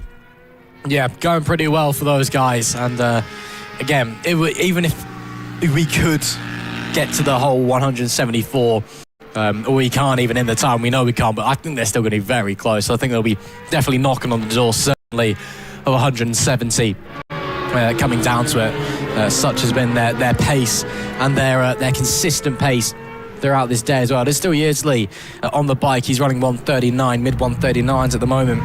Brown on his Fireblade in P2, running 133.9 the last time, 134.4 the lap previously. Has just crossed the start-finish line. So he is still running very, very quick. Still a lot of pace on board that Fireblade, and doing his thing and doing it well as well. But again, 2 laps down with just a touch over half an hour remaining. I think it may be just a little bit too late for the 32 squad, but we'll see how we go. We see how much time we have left, and we see if there's going to be any late drama, any safety cars or red flags late in the day. If there is a red flag this late in the day, with 30 minutes left to go and given the time, I suspect it may potentially get called. But again, let's touch and wood hope that doesn't happen. But it's possible, I guess. You never know. We'll wait and see. Motorsport, she's a funny mistress. Sometimes things happen, and the racing gods have a way of throwing us a bone of different things and crazy stuff going down right at the death of it all. Pack Racing, good to see them sliding back into the top 25, 16 laps down. They've had a really, really rotten day for them, unfortunately. It all went wrong at the start. When a lap down, literally on lap number 1, and then penalties. They had a stop-go earlier on, and just been slowly falling further and further back. But good to see they're still in it, still pushing onwards at the moment. Again, Army Team 1 have head back out onto the track, so as it stands, we realistically only have 3 retirements from this race, even though Army Team 1 is 29 laps down. Well, not 29 laps down, 55 laps down overall, shall I say, 29 laps back to the next bike, which is the 129 Shet Racing machine, who have got another 30-second time penalty. Yeah, the 3 bikes that are similarly not going to be returning today is the All Talk number 10, the Nitrous Plant Racing number 43, and the 66 GB Moto Racing. I mean, they could try and take the checkered flag, but I doubt we'll be seeing that one. Another pit stop infringement, 18 seconds dead for the number 13 machine, as we've got a team that has come to a halt there, and has a novice rider on it. Looks like, has he gone down, or there's smoke coming out of the bike? Yeah, it looks to be at least R6. We can't quite see the number on it. Is that the number 2? As he does drop it, just trying to get it out of harm's way, but yeah, he's just leaving it. Well, not quite on fire, but yeah, definitely overheating anyway. That's Oddballs Racing down on the deck there. So the R6 for Oddballs Racing, a little bit of smoke there, maybe overheating. Whatever the case, that looks to be job done, because the rider, well, he's gave up on that. He's dropped it on the deck, he's dropped it on the grass and said, you know what, it's not meant to be. 30 minutes to go, he's going to wait for a little bit of assistance. His airbag has went off, and his, someone's just came out his helmet. Well. His visor's still on his helmet, but perhaps just the pin lock inside his visors came out when he's lifted up his helmet. As we do see a ball on track, so a football, over by the Melbourne hairpin, so someone has... someone's either done a very, very, very bad kick, or they've accidentally dropped that and it's went into the circuit. The marshals, though, going to retrieve that, and that is job done, out of harm's way, but definitely not what you'd be expecting as the safety car does come out. So safety car with 30 minutes to go. Oh my word. Can we have any more drama? I was thinking, well, the bike that we just saw, the Oddballs bike coming in, didn't look like it was in a particularly dangerous position, so we could have got away with no safety car. But then we've seen a football coming onto the racetrack, and how on earth has that happened? Either, again, that can't have been somebody doing that purposefully. I'd be very, very surprised, and if that was the case, I'm sure they'd be found on CCTV and given their marching orders. But yeah, something's gone catastrophically wrong there. We've had a ball come on the track, and marshals had to take a big risk running almost onto a live racing surface to go and retrieve it. Good hands from the marshal, by the way. Can he play in goal for United if we ever get rid of Senna Lamans? That'd be greatly appreciated. But yeah, safety car late in the day, 29 minutes left to go, and suddenly this thing is turned on its head. And the whole crowd's going to be bunched back together. Again, everyone's kind of a lap or so down. I guess that bike is in a bit of an awkward position where it was. That's on the run into McLean. So if somebody came together or lost it, so I think we probably would have had a safety car anyway for that alone. I think the ball just finding its way almost onto the circuit there. That's one of the most bizarre things I think I've ever seen on a racetrack. And it's something you certainly don't expect on a Saturday evening here at Donington Park. But safety car is out for an incident / a football making its way onto the racing surface. Words I never thought I'd say. Luckily, everyone's okay. The rider that went down is up and on his feet and is continuing to be fine and can push onwards. But a football. Yeah, we have everything that you wouldn't expect here at Donington Park. It's been a dramatic race from the very start of things, and well, it seems like now that we're entering the final 30 minutes, the drama is continuing on. So safety car is out. We'll obviously keep an eye for when the safety car lights go out, but up until then, the race will be neutralised, and then we can have a small breather before it restarts. But yeah, plenty of drama. Oddballs Racing having some issues. Then a football on circuit. Luckily, the officials on the ball, and the safety car was brought out nice and quick. Come on, Lewis Ray. Wow, that was bad, even for me. Well, still, yeah, football. Again, bizarre incident there. But again, you know, we cater to all sports, I suppose, here at No Limits Racing, even if they are sports that shouldn't be on a live racing circuit. Yeah, once the checker flags out, we can cater to that sort of stuff. Right now, though, two-wheel action does continue with some time left on the clock, 27 minutes. Now, when the safety car goes out, even if it's going to be next circulation, we're going to be looking at 25 minutes or less to go in the clock. It's essentially turned into a mini sprint race with not too much longer to go. I mean, now, looking at the gaps as well, with H&H Racing and the 32, that's brought it down yet again. Yeah. Is it too late to say, is it too late to say that it's too late? I mean, the 32 are now, I think, on the lead, or they're saying they're on the lead lap, but also 4 minutes behind. I don't think that's quite right, but I think they're now a lap down instead of 2 laps down. So we'll wait to see what's going on, as the bike is going to get recovered. The football has been recovered. That was down at the Melbourne hairpin, so it's possible it's come from the paddock, I suppose. Potentially, of course, the paddock lies in between the start-finish straight / the pit lane and the Melbourne hairpin. But yeah, again, bizarre scenes. If you are just joining us, late safety car and late drama after a football has found its way onto the racing surface here in the Biker Lawyers No Limits Endurance. Yeah. Bizarre incident, but the safety car out. That bike there, the safety car would have been brought out for that one anyway, given it was in a dangerous position where that bike ground to hold the Oddballs Racing number 9 overheating and expiring late in the day.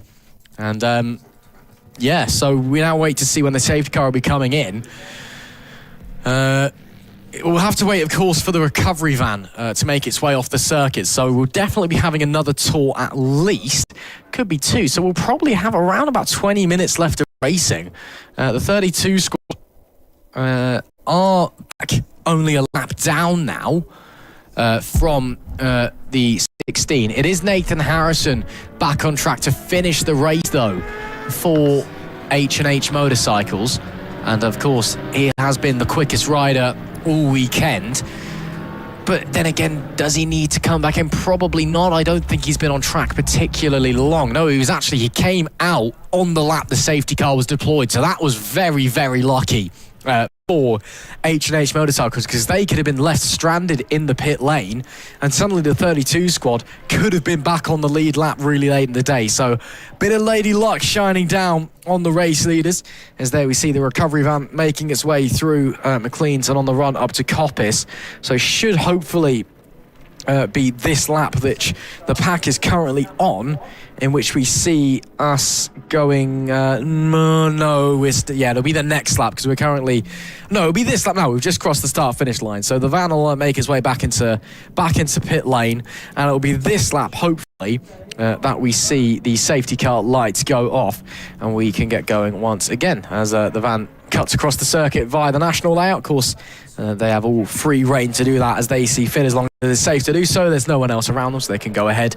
They can duck straight back into the pit lane, and I see no reason why the lights would stay on the safety car. And as I say that, from this angle anyway, looks like they have turned off. So it should be we get going with around about 22 and a half or so minutes left of racing on the clock here in the Biker Lawyers Melbourne 7, not quite 50, as unfortunately we have had to resort to times for the end of the day.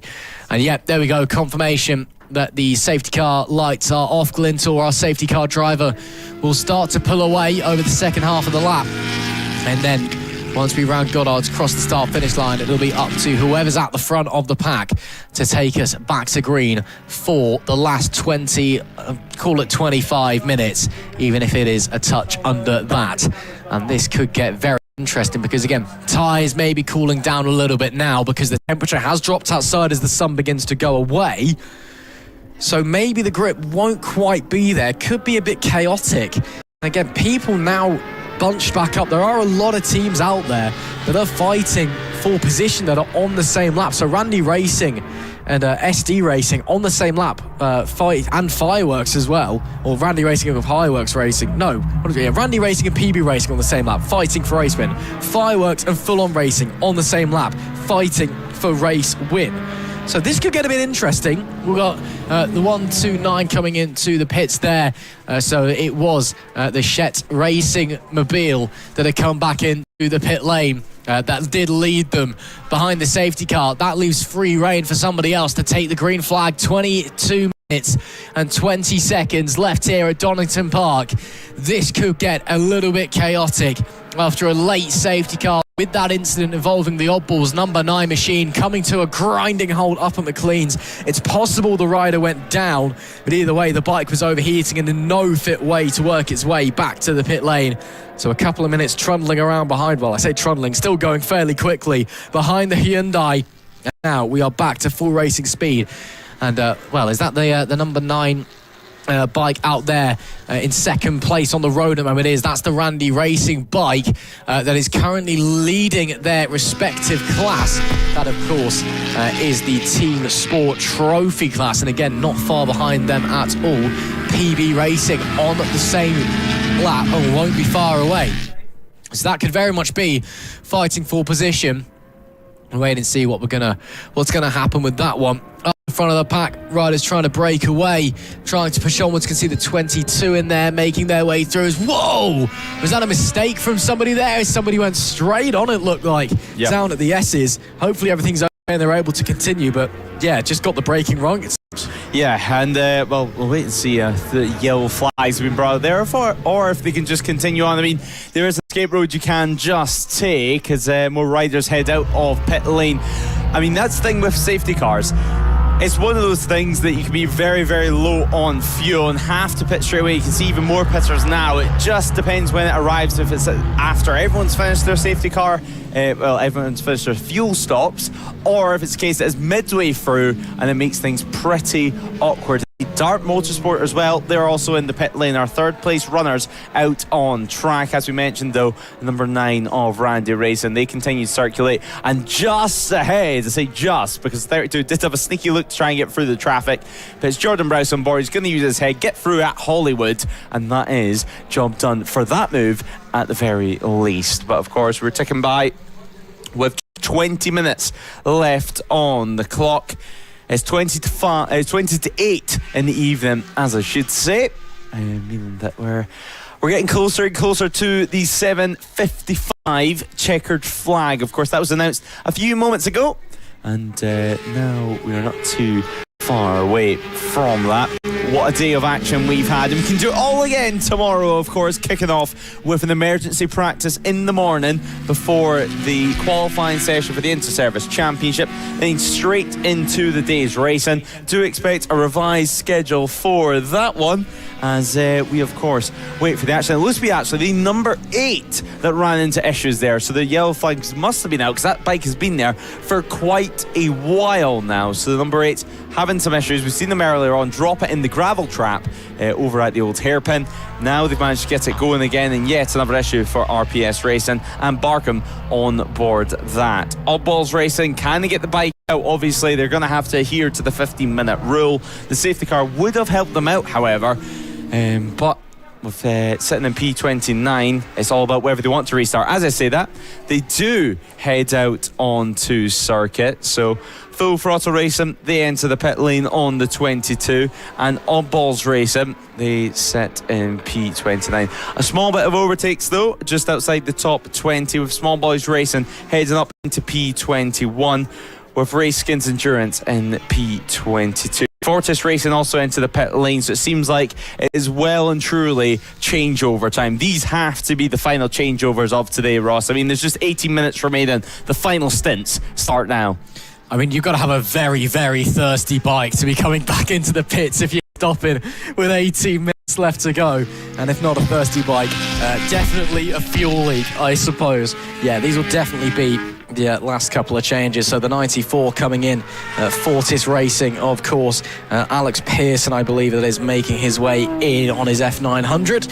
And we wait to see who'll be heading back out And Pearson's been on the bike quite a while. I'm assuming it'll be Joe Carnell. Been a little bit of time since we've seen him out there. And get going once again. Yes, it is Joe Carnell who rejoins on the 94 BMW F900R machinery.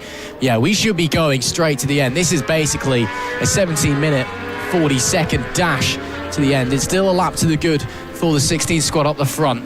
And as we keep our eyes on the likes of Randy Racing and PB Racing on the same lap and fighting for position, Fireworks and Full On Racing on the same lap and fighting for position as well, even if not together on the racetrack. All it takes now is one little mistake going off the road and you can suddenly be throwing away a race win, even, at any other point where, you can maybe get back on, spend a bit of time with the lane later in the day. You're a couple of laps ahead of your competition. You don't need to worry, but it's so close out there between so many teams, all of them on the same lap or thereabouts. So it's really tight racing and a lot of the fights for the victory in the different classes. So we'll wait to see who's going to be able to hold on. As you can see there, the sun really beginning to set. Visibility likely starting to become a bit challenging for some of the riders with the darker visors, as we do have a bike going very slowly on the way out of Goddard. Looks like it may have had a little run off the racetrack. No, just getting out the way. They're going to continue onwards. So not a problem there for whoever that was. Seeing the 50 pack racing bike also coming into the pit lane. That had Paul Dewey out there for those guys on his Aprilia 660.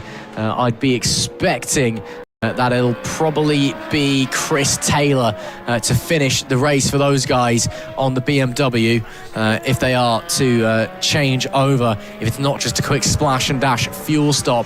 But I would. It's been a busy race for them as well. Yeah, they've had a lot of time in and out of the pits, unfortunately. A lot of issues. They've had a fair few penalties as well. Of course, Chris Taylor started the race, had an immediate issue, had to come in on the opening lap. Alan Lane had to go straight back out, despite, having taken his leathers off. He was sat down, relaxing, chilling, and then bang, had to get him all back on and head straight back out. And then when he came in, swapped back over for Chris Taylor, he only managed 2 laps before he had to come in with another issue, swap for Paul Dewey.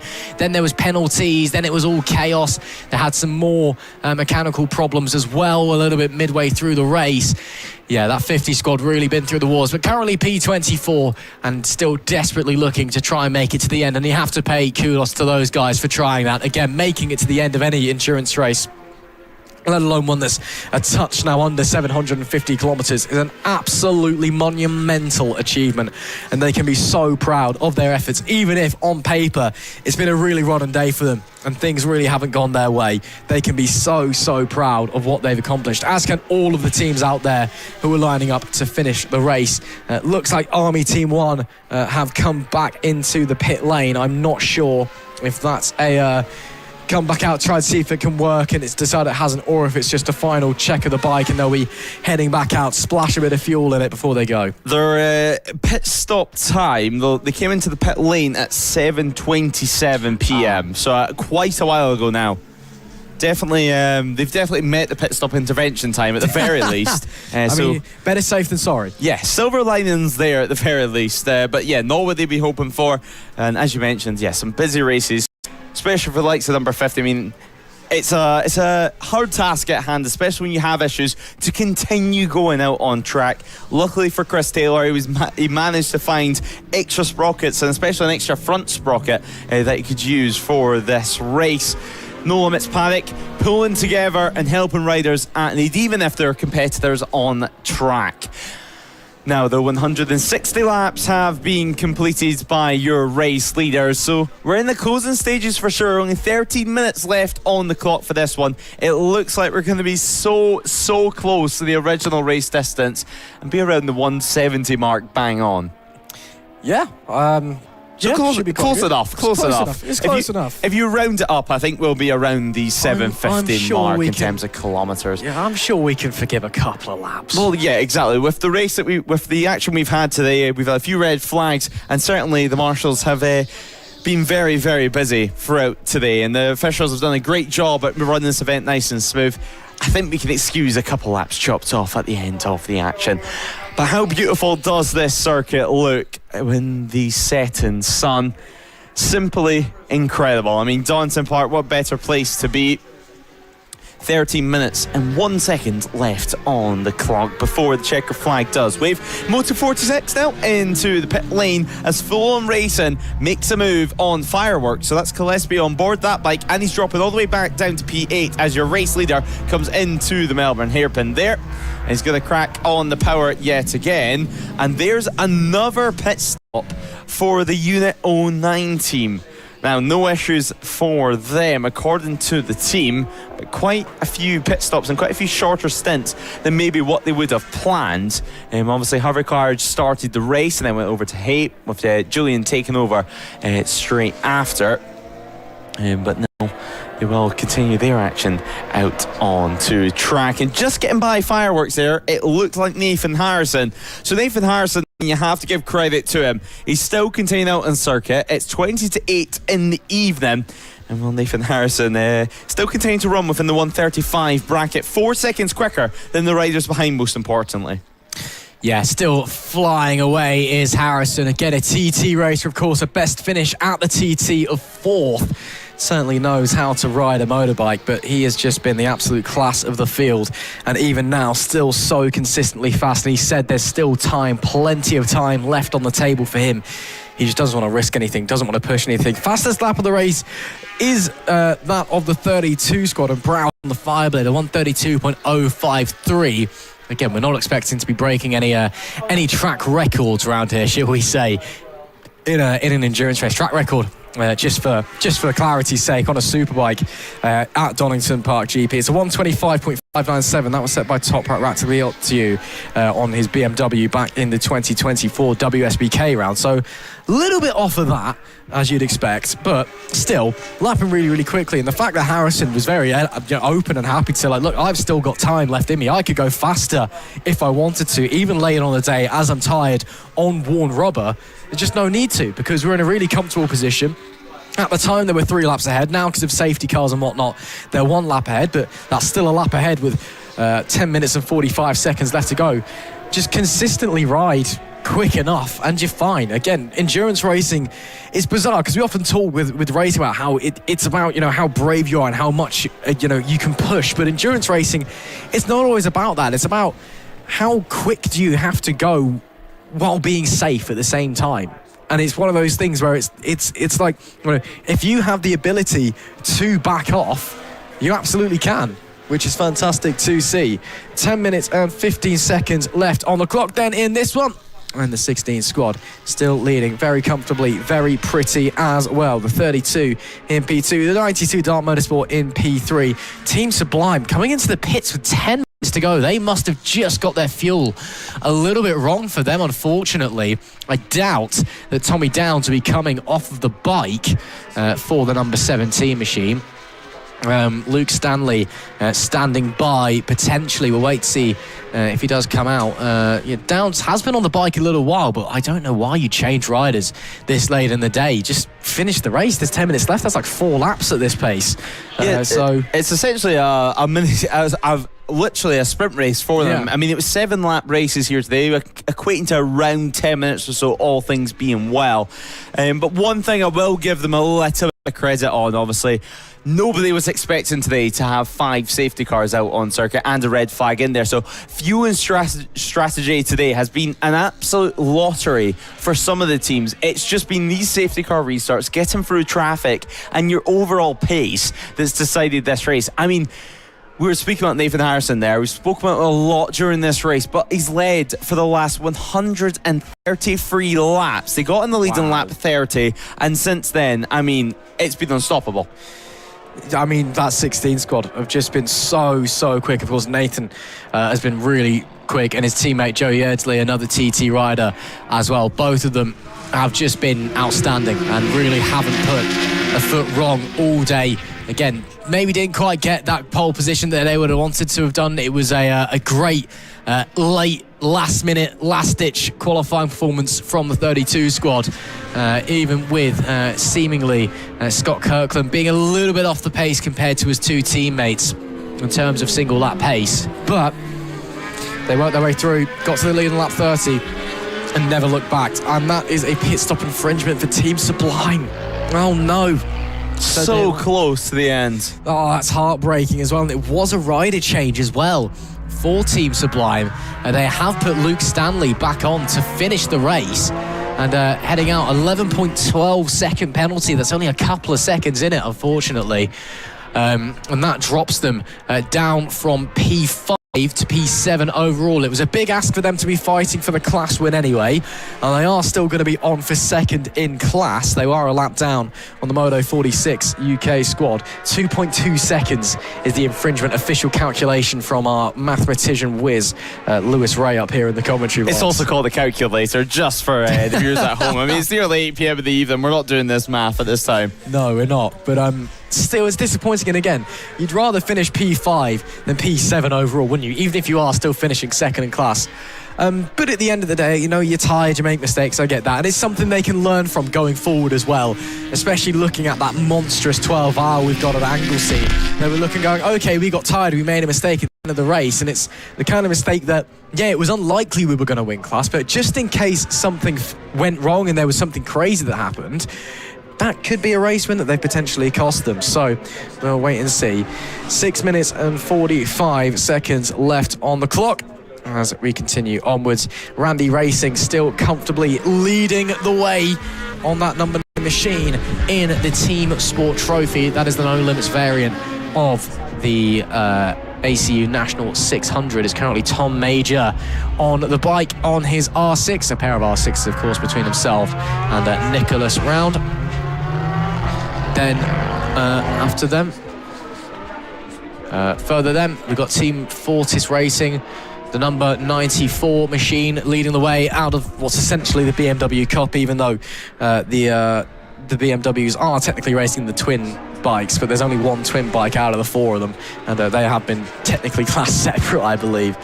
So they are, technically different. Phil Racing, the number 31, don't know if I mentioned them. Pit stop infringement for the 76, 48.13 seconds.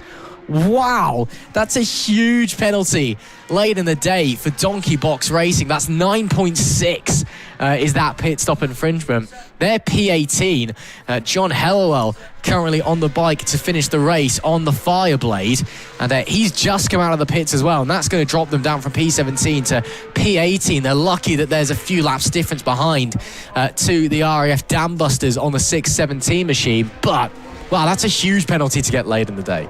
Yeah, there's penalties that you don't want, and then there's penalties like that. That's a mammoth penalty to get after nearly 5 hours of action, to throw away a couple of positions like that in the skip of just one rider change. Although, it's one of those things. 9 seconds, though. It's more than just a stopwatch issue, you have to say. It's just a case of a team trying to either count it inaccurately or maybe starting the stopwatch a little bit too soon before the rider actually came into the pit lane. But whatever the case, they're going to have to deal with it, and I'm sure they'll still be happy to see the checker flag. As well, the number 16 is just exiting the final corner now over at Goddard's. Nearly there. Just a few more laps, a handful of laps left in this one, and then we can begin the celebrations down in pit lane. And well, Ross, I can't wait to see how the celebrations unfold. It's going to be a lot of tired eyes, a lot of people just wanting a drink of their choice. I'm sure a lot of them even just wanting a drink of water after this. It's been so warm throughout the entire day, and still the sun continues to lurk here at Donington Park. The sun's still in their eyes, and as the sun sets, the planes land. What a beautiful sight that we have here in the East Midlands. It is very picturesque here at Donington Park, isn't it? It just kind of adds to the allure of this legendary racing location.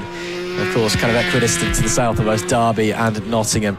It's, again, pretty central for basically everybody, certainly in England, to get to, which definitely helps with what makes it so iconic, because everybody can kind of race here. Everyone kind of considers it a second home due to where it is, but also just the beauty of the track, the flowing nature of the track, the history that has taken place here as well.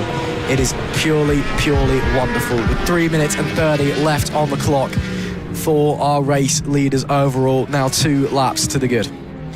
The number 16 H&H Motorcycle Squad continuing to push round. Nathan Harrison set to finish this race with a bang. Just needs to bring it home at this point. And he will be home and dry. See the darkness really starting to set in now at Donington Park. The sun getting lower and lower. That is why we do have an 8 p.m. curfew, and why we do have to unfortunately call a slightly early end to the race. We won't quite hit 174 laps, 750 kilometres. I think we will just about hit 170, maybe 169. It's going to be close. Unfortunately, a couple of delays earlier in the day during the sprint race, and then of course we had 5 safety cars and a red flag in this one as well. And as we get ready to go, 2 minutes and 30 seconds left on the clock, and at this point everybody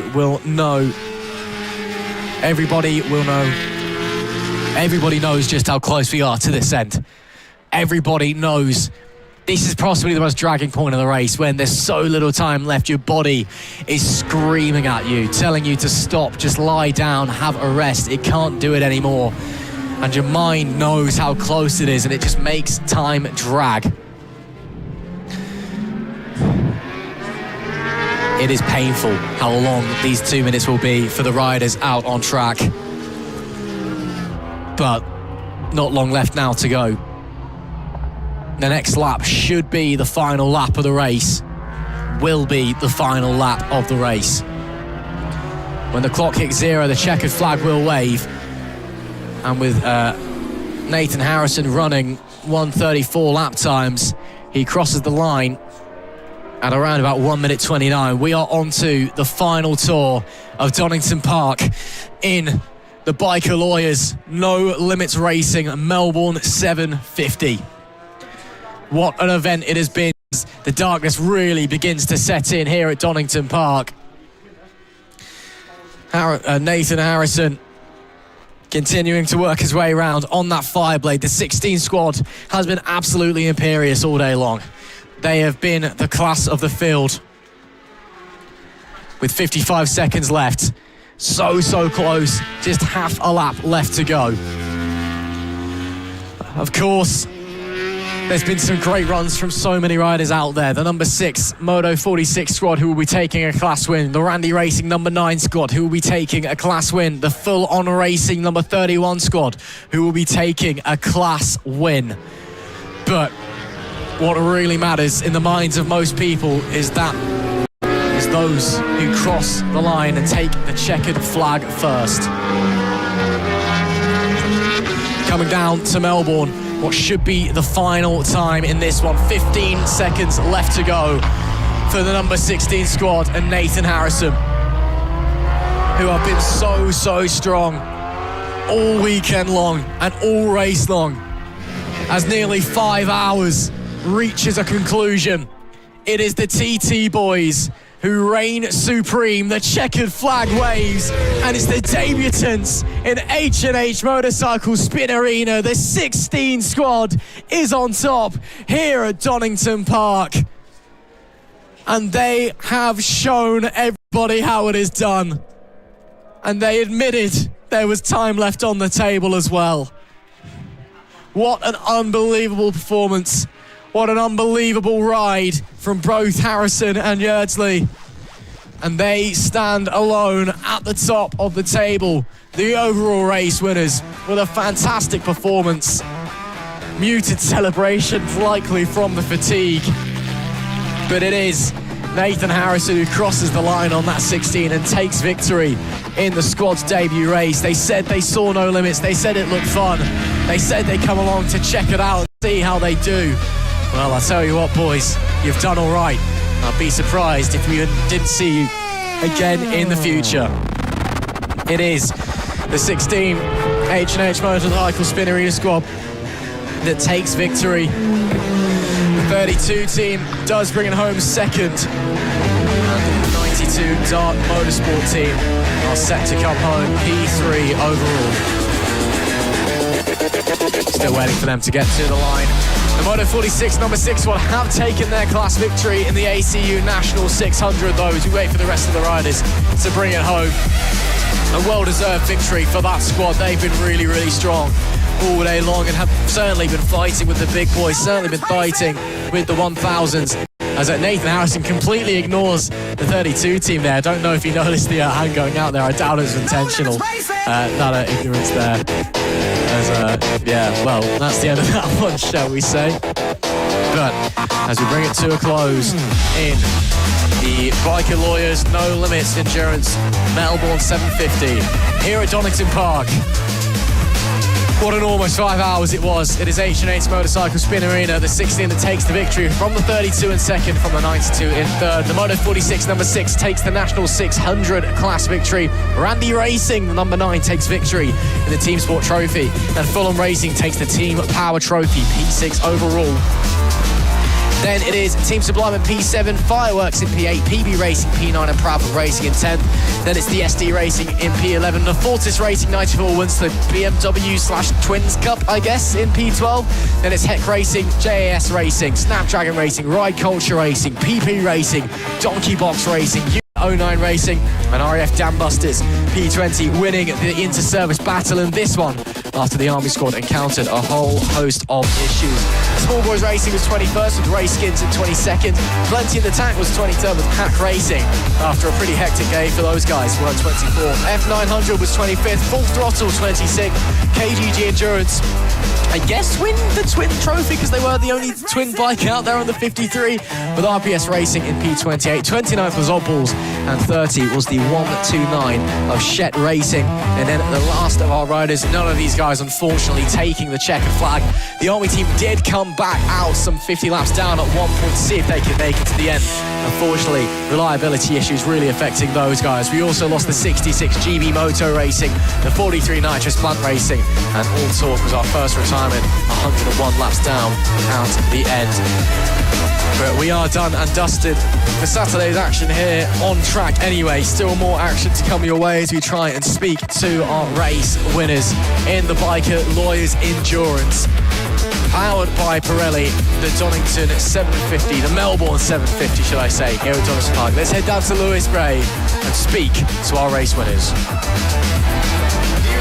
5 hours of racing has just concluded here at Donington Park, and I mean, what a race that was. It was originally meant to be 750 kilometres in distance.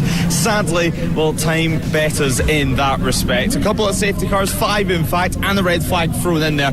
But the winners after all of that is, of course, the number 16 team of Nathan Harrison and Joe Yearsley. And well, Nathan, you're having a little drink, and I don't blame you for that because it has been such a difficult race. I mean, sunshine all the way throughout. You've led pretty much all the way since lap 30. You guys had control. How does that feel? Yeah, it's been great. Obviously, a big thanks to all my team, all my sponsors, the H&H Motorcycles team. They've been great, and obviously working with Joe Yearsley as well and his team.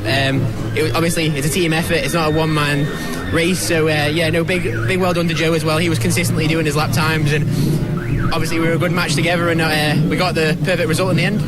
The pace in qualifying, obviously the pace in the race as well, was superb. Did you guys expect this heading into this weekend? Did you expect to be taking the overall win? Obviously, when you come racing, you always want to win. Obviously, you never say it. We just said we're coming here for some track time for the TT. But obviously, a lot of people put a lot of money, time, effort, obviously all the team members. So to repay all the team with our first race of the year and having a win, puts us both in good stead for the road racing as well. Yeah, exactly. A busy roads campaign coming up for you as well. You've been super impressive the last couple of years, especially at TT. But just looking ahead for the rest of the season, after competing in this race, is there a chance we can see you back at some more no limits rounds, even once the roads get underway? Depends if my teammate will come back with me.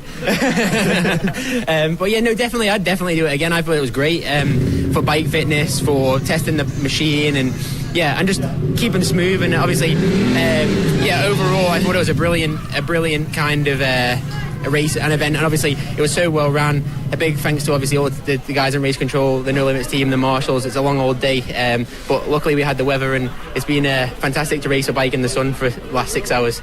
Yeah, it's been fantastic to watch you guys, so massive congratulations. Cheers. Thank you very much. And obviously it's been a two-man team throughout the entire day. Joe, what a ride from yourself as well. I mean, no mistakes. Made it to checker flag in the end, but it was a hot one. Yeah, it was great. I've always wanted to do one, and normally mainly focus on the road, so it's a perfect opportunity to get some miles under our belt before TT. So no, I've really enjoyed it. It's been great to get some time on the new Honda, and looking forward to hopefully doing it again next year. Yeah, how's it been as well, working with your good friend Nathan Harrison throughout this race? How's it been teamwork-wise? I'm sure you haven't had much time to talk during the last 5 hours or so, but still a great experience. Yeah, it's been great. I actually haven't raced since the Classic TT in August, so I've done a couple of test days, so it's a bit of a shock to the system, to be honest, but on a normal race weekend, you know, you might get 3 races, where today we've got 5 hours shared between us, which is massive amount of track time, which is well and truly needed. So no, it's been great, and the weather's been fantastic as well, which makes it so much more enjoyable. Yeah, you couldn't ask for any more in April, especially here at Donington Park. Finally as well, how's the rest of your season looking? There's a road campaign as well for you this year. Yeah, we're next meeting, we're actually not doing the Northwest this year, just due to finances. That's why we decided to come here. TT, Southern 100, a couple of Irish roads, and then finish off the Classic TT, and we've built 2 new bikes, so the budget's tight, to be honest. But no, still do all the main events, and yeah, looking forward to it. Well, it's been great watching you throughout the entire day, and hopefully we can see you back at some extra rounds. Yeah, definitely. Thanks very much. Cheers. Well, your race winners here in the Melbourne 750. Nathan Harrison and Joe Yearsley, and well, we'll head a little walk down the paddock, because I do want to speak to runners up this time around. Obviously winners over at Snetterton, and now second position for them, that being the 32 squad. So we're going to go a quick one down, a little bit far down pit lane. But nonetheless, teams of different fortunes throughout this event. All the bikes, as well as you'll see here, lined up in between the fast lane and also the pit garages. Right now, it's essentially a parc fermé for them. Nobody's able to actually hold on to them. But number 32, of course, came home in second position. Not the result maybe they were planning on, but they did mention extra competition this time, or an extra competition here at Donington compared to Snetterton. But the sun is out, the dust is definitely beginning to settle here.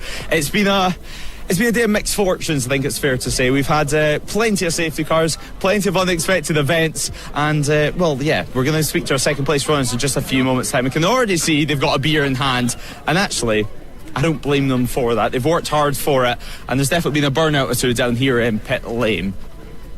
So Harry Denison, as I should say, already got sunglasses on. But I want to speak to Jordan Browse specifically. We haven't had a chance to speak to him at all during this endurance race, but really, he still holds the fastest lap of the race after this one, as a social media guru, Paul Rennie, walks by.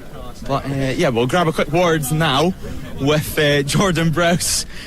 As Nicholas Round has a little celebration of his own. But I mean, Jordan, you hold the fastest lap of the race. It might be P2, but still some superb times on the board. P2 is all we could do, but we're happy with that. You know, we're up in some tough competition.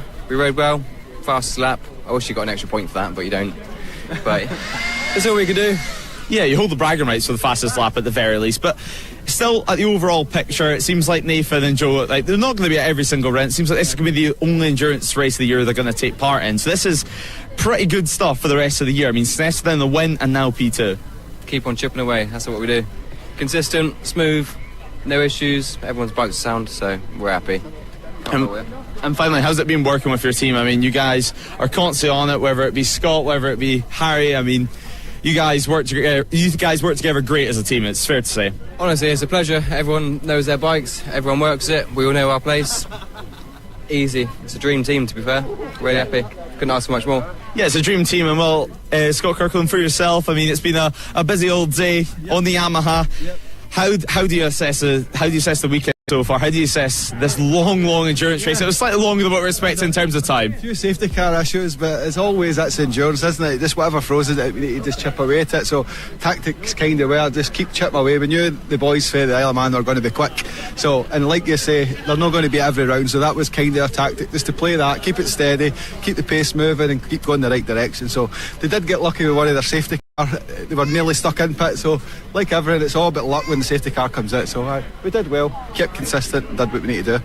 And final takeaways from today, any major takeaways that you can look at for the rest of the year? Well, definitely, we're going to use a lot of the data that we've got for Anglesey. Obviously that's a big one, and see tyre wear, and we used a couple of different compounds at this meeting, so that's a big thing for Anglesey that we're going to take away for data wise. So got a plan and tack for that, the big one coming up. And massive congratulations yet again. Yeah, thanks very much. And well, we'll head over to Harry Denison as well, because Yeah, we'll get Barry as well in just a few moments' time. I mean, you're wanting him to have a quick word. He had a word with us as well at session, so you can be in front of a camera. But yeah, just assess the day for yourself as well for the under 32 squad. Unfortunately, Barry arrived a little bit late, so he's only allowed one beer tonight, unfortunately. So we'll have to keep monitoring. But honestly, we knew that the field was going to be slightly harder today. And that sort of taught us a lesson or two, but we did everything we physically could. Obviously the laps were shortened a little bit. We went from 187 to 174, and I think we did like 170 in the end. But yeah, no, genuinely it's all about consistency. It's not about each lap. You do beat yourself up sometimes when you lose 2 seconds in traffic, etc., and you know it winds you up. But at the end of the day, over the course of the endurance, it's all about averages and just getting in those laps. Yeah, exactly. You've been super consistent throughout the entire day, I think it's fair to say. Fastest lap as well, thanks to Jordan. But looking ahead at the rest of the season as well for yourself, like Scott said, they're going to assess the data, try and find a few extra things. Is that the same with you, or are you still developing this M1000? Well, we do. We work together as a team with all bikes, and if there's issues, we're all involved, etc. But yeah, no, 100%. It's always a learning curve every single time we come out and play. So yeah, no, there's still more to give, and we're definitely getting better and faster every time we go out. Well, massive congratulations yet again, and we are going to have a quick word with team manager. Barry, you've got to be happy with this one. Oh, yeah. You turned up late apparently, but nonetheless, it's still a P2 for the team. Yeah, absolutely. Boys did good. I am disappointed though, and I don't know who's doing the pit lane. It might be James Crowe. Might actually be in for disciplinary actually, because we had a pit lane penalty. But I understand that Jordan also was kept at pit lane for a minute, so that's disappointing in whatever went on. But overall, yeah, fantastic. Boys do mega. I'll help them out wherever I can. And yeah, well, we've spoke about your team quite a lot in the commentary box, obviously, so far this year. But I do have a quick question. Whose idea was it for the team name? That's Harry. That's all Harry. And I am also disappointed that you won't say it on live YouTube. Just remind us again, what was the team name? We are called Track Slags. Can you please refer us to the Track Slags? Well, we'll consider it again. We'll consider it again for Croft. What are we called? Number 32 team. But anyway, great job anyway from you guys today. And we'll think about it. Croft, if you're back at the front again at Croft, we can have a quick word tonight. If you promise that you will say Track Slags on live YouTube. Is that a bribe? Absolutely. Well, anyway, best of luck anyway, and great speaking to you guys. Ross, what a day of racing we've had. Characters to the very least, and we can think about that one for Croft, I think it's fair to say. But great racing all day. Yeah, great to hear from the Track Slags squad there as well. I think we finally got the blessing to say the name. But yeah, fantastic racing all throughout. Of course, huge congratulations goes to all the teams who were able to complete the race, should I say. Again, nearly 5 hours of racing there. Not quite the full 750 kilometres, unfortunately, just with the curfew, with the sun going down. We have to make do, but we almost got the full 8. It was really, really close. Just a couple of delays throughout the day. That's racing. It happens. But it was a long old race today. It's longer than the one we had last time, of course. It's longer than the 3 hours we're going to have at Croft. It's probably going to be the second longest one we have all year outside of that 12-hour endurance we have at Anglesey. So should be quite interesting. And again, some interesting lineups there for Croft as well, because we've got some new teams coming in today that are right on the money, right on the ball, of course. H&H coming in for the first time and winning straight out of the gate and showing that they're competitive and clearly liking it here at Limits and wanting to stick around as well. And of course, those guys, the overall winners and winning in class as well. So really interesting day today in the biker lawyers, no limits endurance classes. And Bring On Croft should be interesting to see what happens there. Yeah, Bring On Croft, I think that's what we're all looking forward to now. Obviously, we've still got a whole day of sprint racing to look forward to tomorrow. And tomorrow, a slightly revised schedule is going to be released as well. So a very, very busy day. Busier than what maybe we were expecting. But today, again, it hasn't gone necessarily according to the team's strategy plans. But for us up in the commentary box and for everyone back at home, I'm sure it's been a very, very entertaining race to watch. Oh, it certainly was. And the day as a whole has been entertaining. I mean, again, we've gone on and on about what a great circuit Donington is. And here at No Limits it's been no different. We felt right at home here. Of course, we're lucky enough to come back for the final round at the national circuit as well later in the season, and I'm sure everyone's really looking forward to that one. But we've had a great day today. We go again tomorrow to get all of our sprint races plus the 2 extra ones we had to push back today as well, so even more action for us to enjoy on Sunday as well. Yeah, a few tired eyes in the paddock tomorrow, I think it's fair to say. Maybe some stretches before they get on the bike in the morning as well, because so physically demanding as well. Croft, it's still going to be as difficult, but we've seen some real tired eyes heading into the final couple of stints. Yeah, we certainly did. A couple of riders really starting to feel it. I think the heat definitely didn't help. It's been abnormally warm for April. We got to 22 degrees at one point today, which, that's warm any time of the year, let alone in April here in the East Midlands. So it was definitely difficult. And, we saw a couple of, mechanical faults, a lot of it temperature related. Teams just struggling to keep the motors cool underneath them.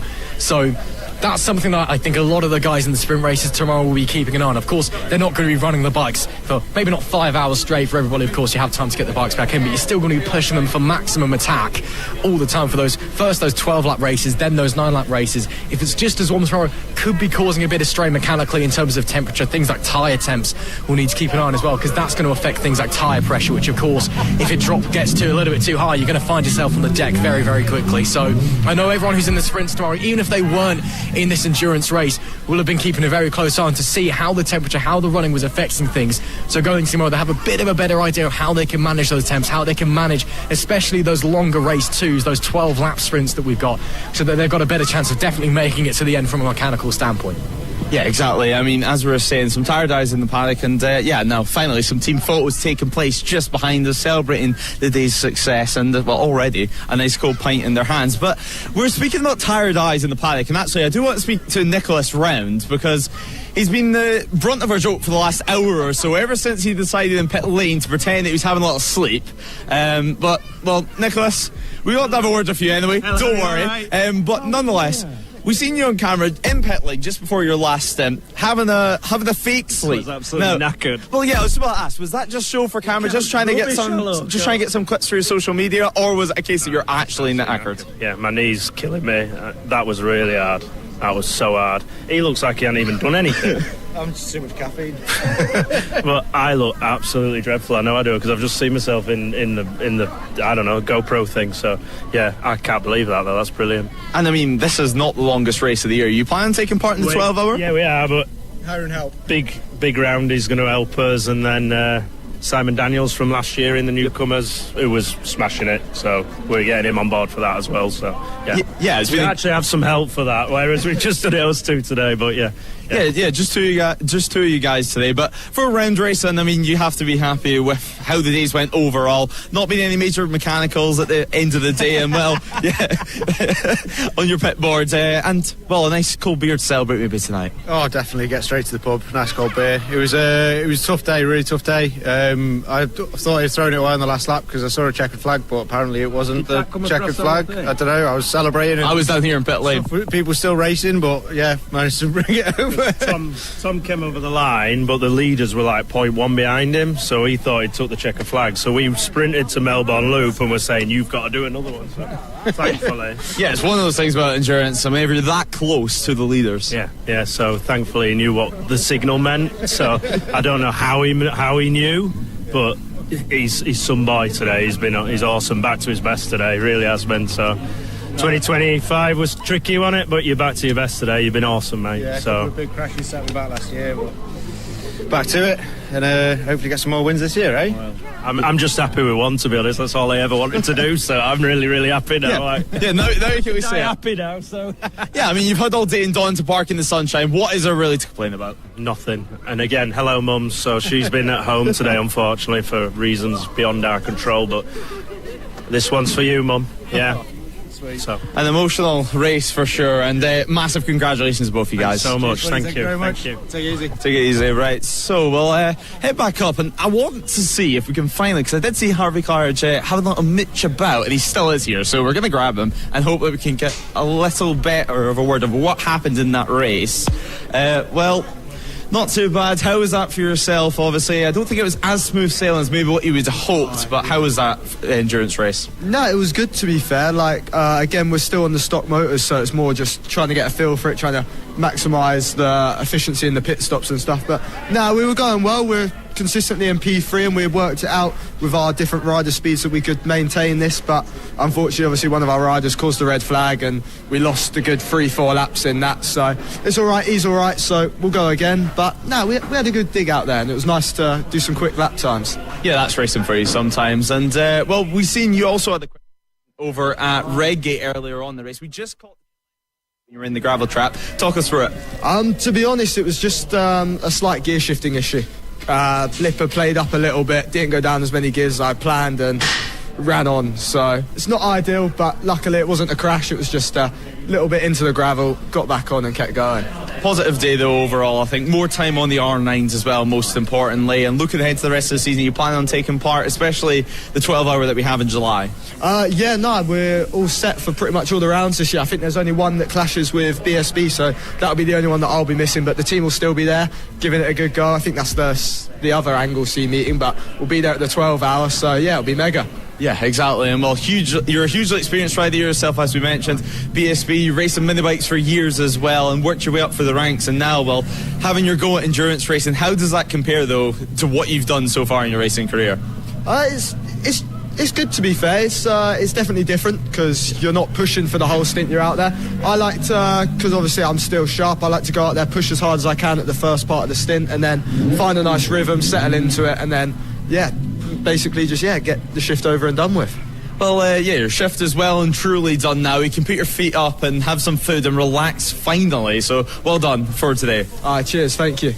Harvey Clare's there, and I can actually just see Joshua Proudfoot just a little bit up this pit lane, so we can quickly grab him, as it doesn't look like he's having a beer actually, he's just having a normal drink this time around, non-alcoholic. But of course we spoke to Josh yesterday, and hopefully now that his day's done, his weekend is done.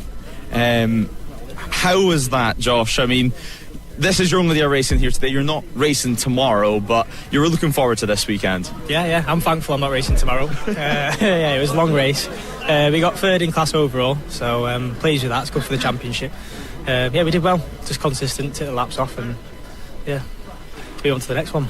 Obviously, it was scorching out there, to say the very least. It was a little bit harder than what you would have thought. I mean, we expected it to be warm, but maybe not 20 degrees in April. Yeah, it was hot, and to be fair, on my second stint, you could feel the rear sliding a bit more, but it was manageable. Yeah, I'd rather that than cold weather. So yeah. How'd you get a tan in between your stint? Yeah, exactly. You get a tan in between your stints. But a busy few weeks ahead for you. How has this set you up for that? Obviously, some extra bike time. Maybe not about your racing this year overall in the BSB Championship, but still some extra bike time nonetheless. Yeah, like I was saying yesterday, it's good to ride the bigger bike because it makes everything slow down when you get onto the slower bike. So in preparation for BSB, it's good. It's set me up nicely for next week. Yeah, exactly. Next week now to look forward to. Best of luck, and congratulations on today. Thank you very much. Well, that is race done for them, and they can actually relax. And he's done well there to keep a straight face. I think he had about 5 or 6 people trying to put him off for that entire interview. But good stuff there from us. Ross tries to avoid the camera behind, but Ross, come back in. I mean, what a day of action we've had. We've already spoke about it, but everyone, no matter what position they finished in, they're just happy that it's finally over and done with and can put their feet up and actually relax. Yeah, it's almost like doing this thing's quite hard, and I don't know why people would do it, to be honest. No, as I've said time and time again today, just getting to the end of this race, of any endurance race, be it 3 hours, be it the not quite 750 we've had today, whatever, it is an achievement in itself. This is arguably one of the toughest variants of motorcycle racing, full stop. And the physical strain that not just the riders, but the mechanics, the team members, the managers, the family that are going through, that are watching, that everybody's going through, trying to stay awake, trying to stay focused, everybody's trying to do their job. It is brutal. And, there's no wonder that everyone's knackered and just glad that it's done and they can get their feet up now, enjoy a cold, refreshing beverage of their choice. Seems to be a lot of people heading to the bar now. I'll leave it at that. But, everyone who finished the race, and the 4 teams that unfortunately didn't, they deserve the plaudits as well because they gave it a good go, of course. But the fact that we did have 30 teams finish this race is an unbelievable achievement for everyone involved. And again, everyone deserves their congratulations. No matter how messy of a race they had, how many offs, how many penalties, the fact that they got to the end is fantastic. Yeah, exactly. I think even if they didn't make it to the checker flag, a lot of teams gave it a good go. It wasn't a case of one error, one mistake, and then suddenly they were just over and done with. It was a case of trying to find the solution, trying to find the trial and error, and then, try and find any way to make it to this checker flag. Absolutely. I mean, this is...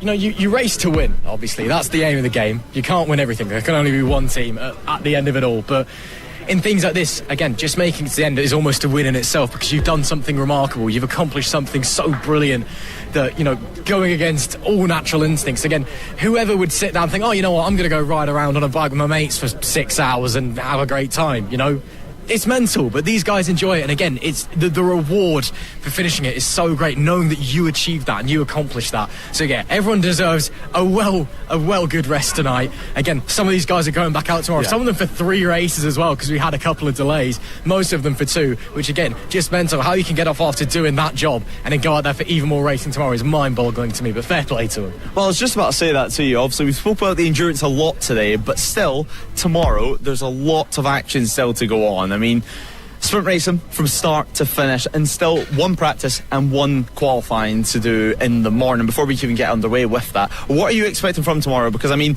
the wind's out now, but what's for sure is tomorrow's going to be another scorcher.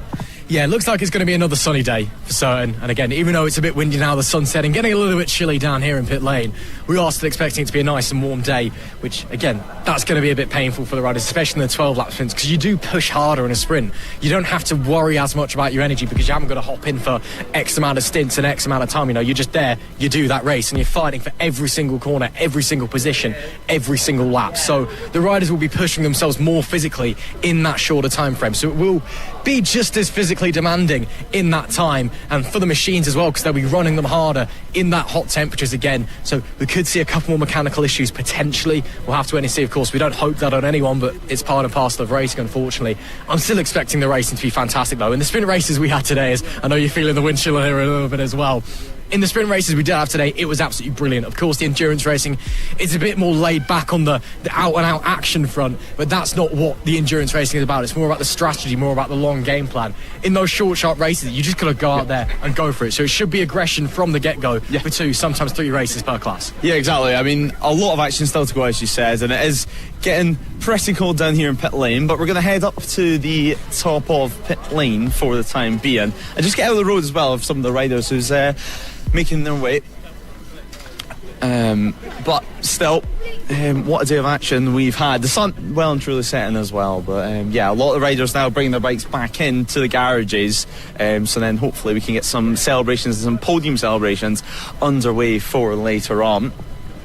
But yeah, what a day we've had here today, and obviously tomorrow going all the way after the qualifying races, but still plenty of the No Limits team up there setting down pit lane for today, as including Paul Rennie, who's obviously going to be taking those pictures of the podium, which you can see obviously on the social media channels and hopefully see live, but nonetheless, Ross, what a day we have tomorrow, and yeah, we're going to keep making our way up to the top of pit lane for the time being, I think, because the wind is well and truly out for the time being. But yeah, let's go up to the top for the time being, where it's a little bit quiet up here, but this is the point of the day, of course, where everyone is putting the bikes back in the garages before they can well and truly get a breather. Yeah, but one thing I would just like to point out, if we look at the state of some of the rear tyres we've got, even over here, to be fair, not looking too bad, but I saw some bikes down that have been pulled back to the garage. They were basically down to the canvas on the rear, that's showing some people running tyres a long, long way, and it's like, honestly, one of them I saw and I was like, how is that even like rideable? Like, the fact you've managed to stay on 2 wheels and finish the race on that thing, extraordinary. Most of these ones are in okay nick, maybe chopped on a new set for the last couple of stints. But again, just shows that the wear and tear, and even the bikes, a lot of them, you know, some of them have obviously had incidences, there's a bit of damage here and there, but even the ones that have stayed on 2 wheels throughout, you can just see they're just worn out, you know. Work needs to be done, parts are going to need to be replaced after that one.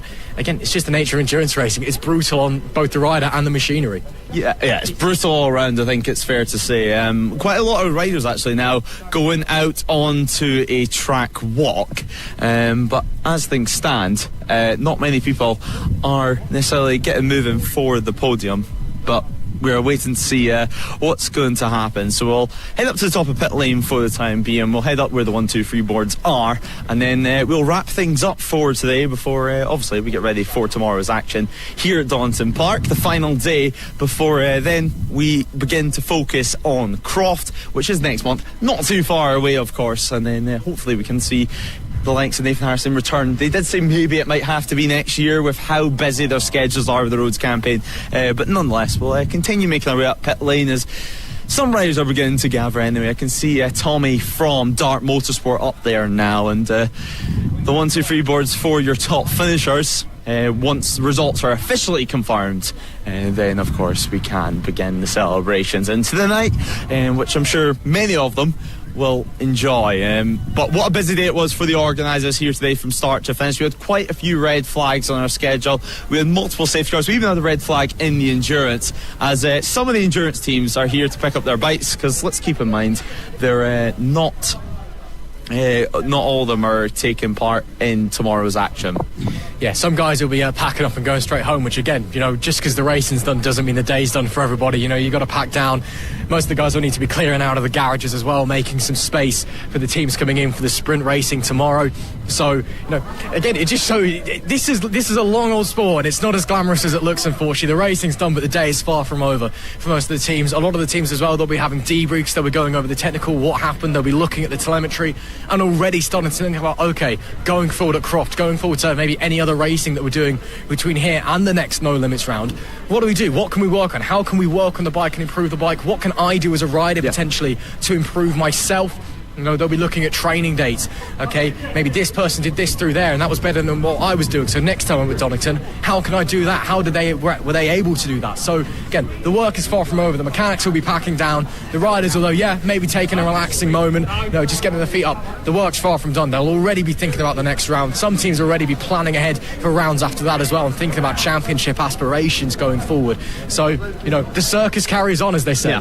Yeah, it's a never stop. The work never stops here in motorsport, and we'll make our way now to the top of pit lane before we get absolutely stampeded by everyone coming up now, finally to get their trophies for today's action, and finally to get their P1 trophies in the case of the number 16 squad. So we'll continue making our way up pit lane now, where we can hopefully get a nice view of the podium ceremony. Now it is half an hour after the action finished, but we'll get stuck into things here, Ross, because it's well deserved for everyone involved, I think, here after today's action. We'll sneak around the side here so we can get a nice view of things, just budge our way through it, and the podium P1, P2, P3 boards out on track, as I think it's going to be Paul Rennie now going to be presenting it. He's got a smile on his face, which I'm not really too surprised about.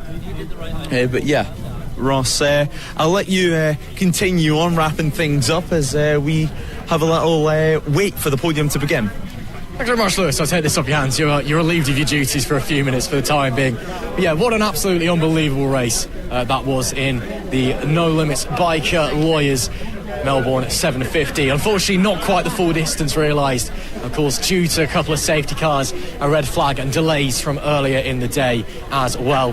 That's by the by, this racing. Sometimes things happen. We're trying to cram a lot into one day as it is. Unfortunately, we just ran ever so slightly out of time. But nonetheless, although we're not quite done here, we do hope that you enjoyed all of the action. And of course, make sure you are tuning in tomorrow for all of our sprint race actions. We've got 2 extra races now coming your way tomorrow as well, due to delays from today. So even more racing to enjoy on a Sunday here at Donington, one of the great racing venues in the UK. And as I've said time and time again, very much the spiritual home of bike racing, I feel anyway, in the UK. And you can tell that everyone's loving being here. You can see the smiles all around the paddock, especially after that monstrous endurance race that everyone has just finished. But of course, we hope you've enjoyed all the action here on No Limits Racing TV or on Motorsport Radio if you're tuning in there as well. Make sure you are joining us for all of tomorrow. Again, plenty more action to come your way. Looking ahead, we've been talking about it a lot. Croft is the next round. It'll be a 3-hour endurance race coming into Croft, so a little bit shorter than this one. Similar distance to Snetterton. The Croft, very, very different circuit from what we expect here at Donington. A lot more technical in some areas, but still very, very fast, very, very flat as well. That's the other thing. A much newer circuit, but it races very old school as well. In terms of compared to some of the newer tracks that we'll be visiting. So it'll be a very different dynamic, and interesting to see how the teams are going to be adapting to that one. Of course, as I mentioned to Lewis a moment ago, teams will already be doing the work. Yes, we're taking a moment to put our feet up, we're taking a moment to relax, have a drink, say congratulations, enjoy ourselves, but from tonight, the mechanics are already doing works on the bikes. The teams will be looking at the data, reviewing the race, figuring out what went wrong if it did go wrong. If it went right, well, how can we be even better to ensure going forward that we can be stronger, we can be more of a threat for podiums, for race wins, for championships as well. And again, it seems to be a common theme going into round 2 anyway, from round 1 and moving into round 1 from last year, that No Limits is almost growing week by week by week. No Limits Racing this week had a massive, massive grid in the endurance, especially compared to last time at Snetterton. Croft it's a bit difficult to get to logistically, shall we say. Some riders, some teams maybe not so keen to make the journey that far north to a place that's quite isolated, but going forward, you'd expect this endurance grid to just keep growing and keep getting bigger and better, and more teams cropping up, be they newcomers, be they quicker, or right up the front of the pack as well. So it should be interesting. Lewis Ray. Yeah, it should be. I mean, what a day we're going to have tomorrow, and for the rest of the season in the endurance category. The sun well and truly set, and the riders just waiting to get their trophies at the moment. But I mean, what a day of action we've had. The wind now is out, which luckily we've avoided for the entire day. I mean, I'm sure when some of the riders were down in pit lane waiting for their stints to begin, they wouldn't have minded a little bit of wind here and there, a little bit of wind just to cool them down. But, well, we're waiting for the action to continue tomorrow, of course, with the emergency practice and the qualifying in the morning as well, because the Inter-Service Championship, as always, is joining us on Sunday. Absolutely. Of course, we did see the Army squad and the RAF 617 Dam Busters in that Bike Alloys No Limits endurance race. No Navy endurance guys out there today, unfortunately, but we were getting all of the inter-service guys out there. They had a fantastic race at Snetterton at round number 1, so heading into round number 2 should be tighter than ever. Of course, the Army do have the advantage. Jordan Warren Good taking victory, and an Army 1-2 as well, but some solid riders throughout all 3 services. The Navy and the Marines, of course, competing under the same umbrella, so we consider them to be one team. So it should be interesting to see that going forward. Again, it's a slightly longer race than the other sprints that we have as well, because they only do have the one race, so we have that to factor in. And also because it's such a big championship, it's basically open to anybody within the services that wants to give bike race to go. So we do have a lot of novices in there as well who are getting used to bike racing in general, and then you've got the guys at the front who are out there pushing for it, going hell for leather. Yeah, it's open to all abilities pretty much. I mean, we get a widespread in terms of machinery and ability out there in circuit, but it's one of those classes that always creates some incredible racing out there on track. But still, we're continuing out on track tomorrow, and it's going to be a great day of action to the very least. And not to forget, there's looking at results down there before we can get trophies handed out, so a couple things to be confirmed. Yeah, don't want to really be giving out trophies and then you realise somebody's got a last minute penalty and you have to go knocking on the van door, being like, actually, can we have that one back? Not a great look for anybody involved, unfortunately. Not that I say that that would happen, of course. A very well run organisation here at No Limits Racing, as it always has been. It's the biggest and best club racing available in the UK, and it's run to an absolute T. It's always run superbly. So I'm expecting, once they've finalised all the results, we can get our podium ceremony out of the way, and then, well, for some it'll be party time, for other will be head down, get to work. For some racing tomorrow, it may be getting straight into the back of the van, going straight to sleep, and then up bright and breezy tomorrow morning. Yeah, exactly. Tomorrow morning, what a busy day we have in store, and so just a couple of minutes left, I think, before we have to wrap things up here, sadly. So I don't know if we're going to be able to see the podium celebration, especially after a couple of looks at results. We had this issue at Snetterton, but that was due to other reasons, obviously. Snetterton, we had the 2 red flags very close to each other today. Luckily, no red flags to end the day, and yeah, we could just finish the day's action. But yeah, Ross, it's been a pleasure. Once again, I'll just take this off for the time being, because the festivities are well and truly going on. You can see, well, Nathan Harris has been checking up on his phone as things stand. I'm sure for him his phone's going to be blowing up. So yeah, what a day we've been having, and for the rest of the season and for Anglesey, so this is almost a warm-up of Anglesey with it being so long. This bodes well, I would say, because we had so much drama in such a long space of time that Anglesey, for the 12-hour endurance, the longest endurance ever, what an event that's going to be. Oh, it's going to be unbelievable. I mean, obviously, as you said, it's going to be the longest endurance race in No Limits Racing history. So that already is itself a spectacle. It's straight away becoming a marquee event, a crown jewel event of the season, if you will, for this endurance grid. But at the same time, obviously, 12 hours, that's a long time. A lot of these guys won't have been in a 12-hour race before. But having such long race here, knowing that they can run the bikes for at least this distance, it's a great start, and it will have boosted the confidence for a lot of the teams. Yeah, exactly. It's going to be very, very interesting to see how teams transfer this data into the 12-hour later on in the year, but we're going to have to wait for that one. But thanks so much for joining us here today. You can check out all the results, all the photos, of course, of the podium on the NLR channels across social media. But until then, it's goodbye until tomorrow. Join us on Sunday. No Limits Racing. No Limits Racing. No Limits. Live from Donington. This is No Limits Racing.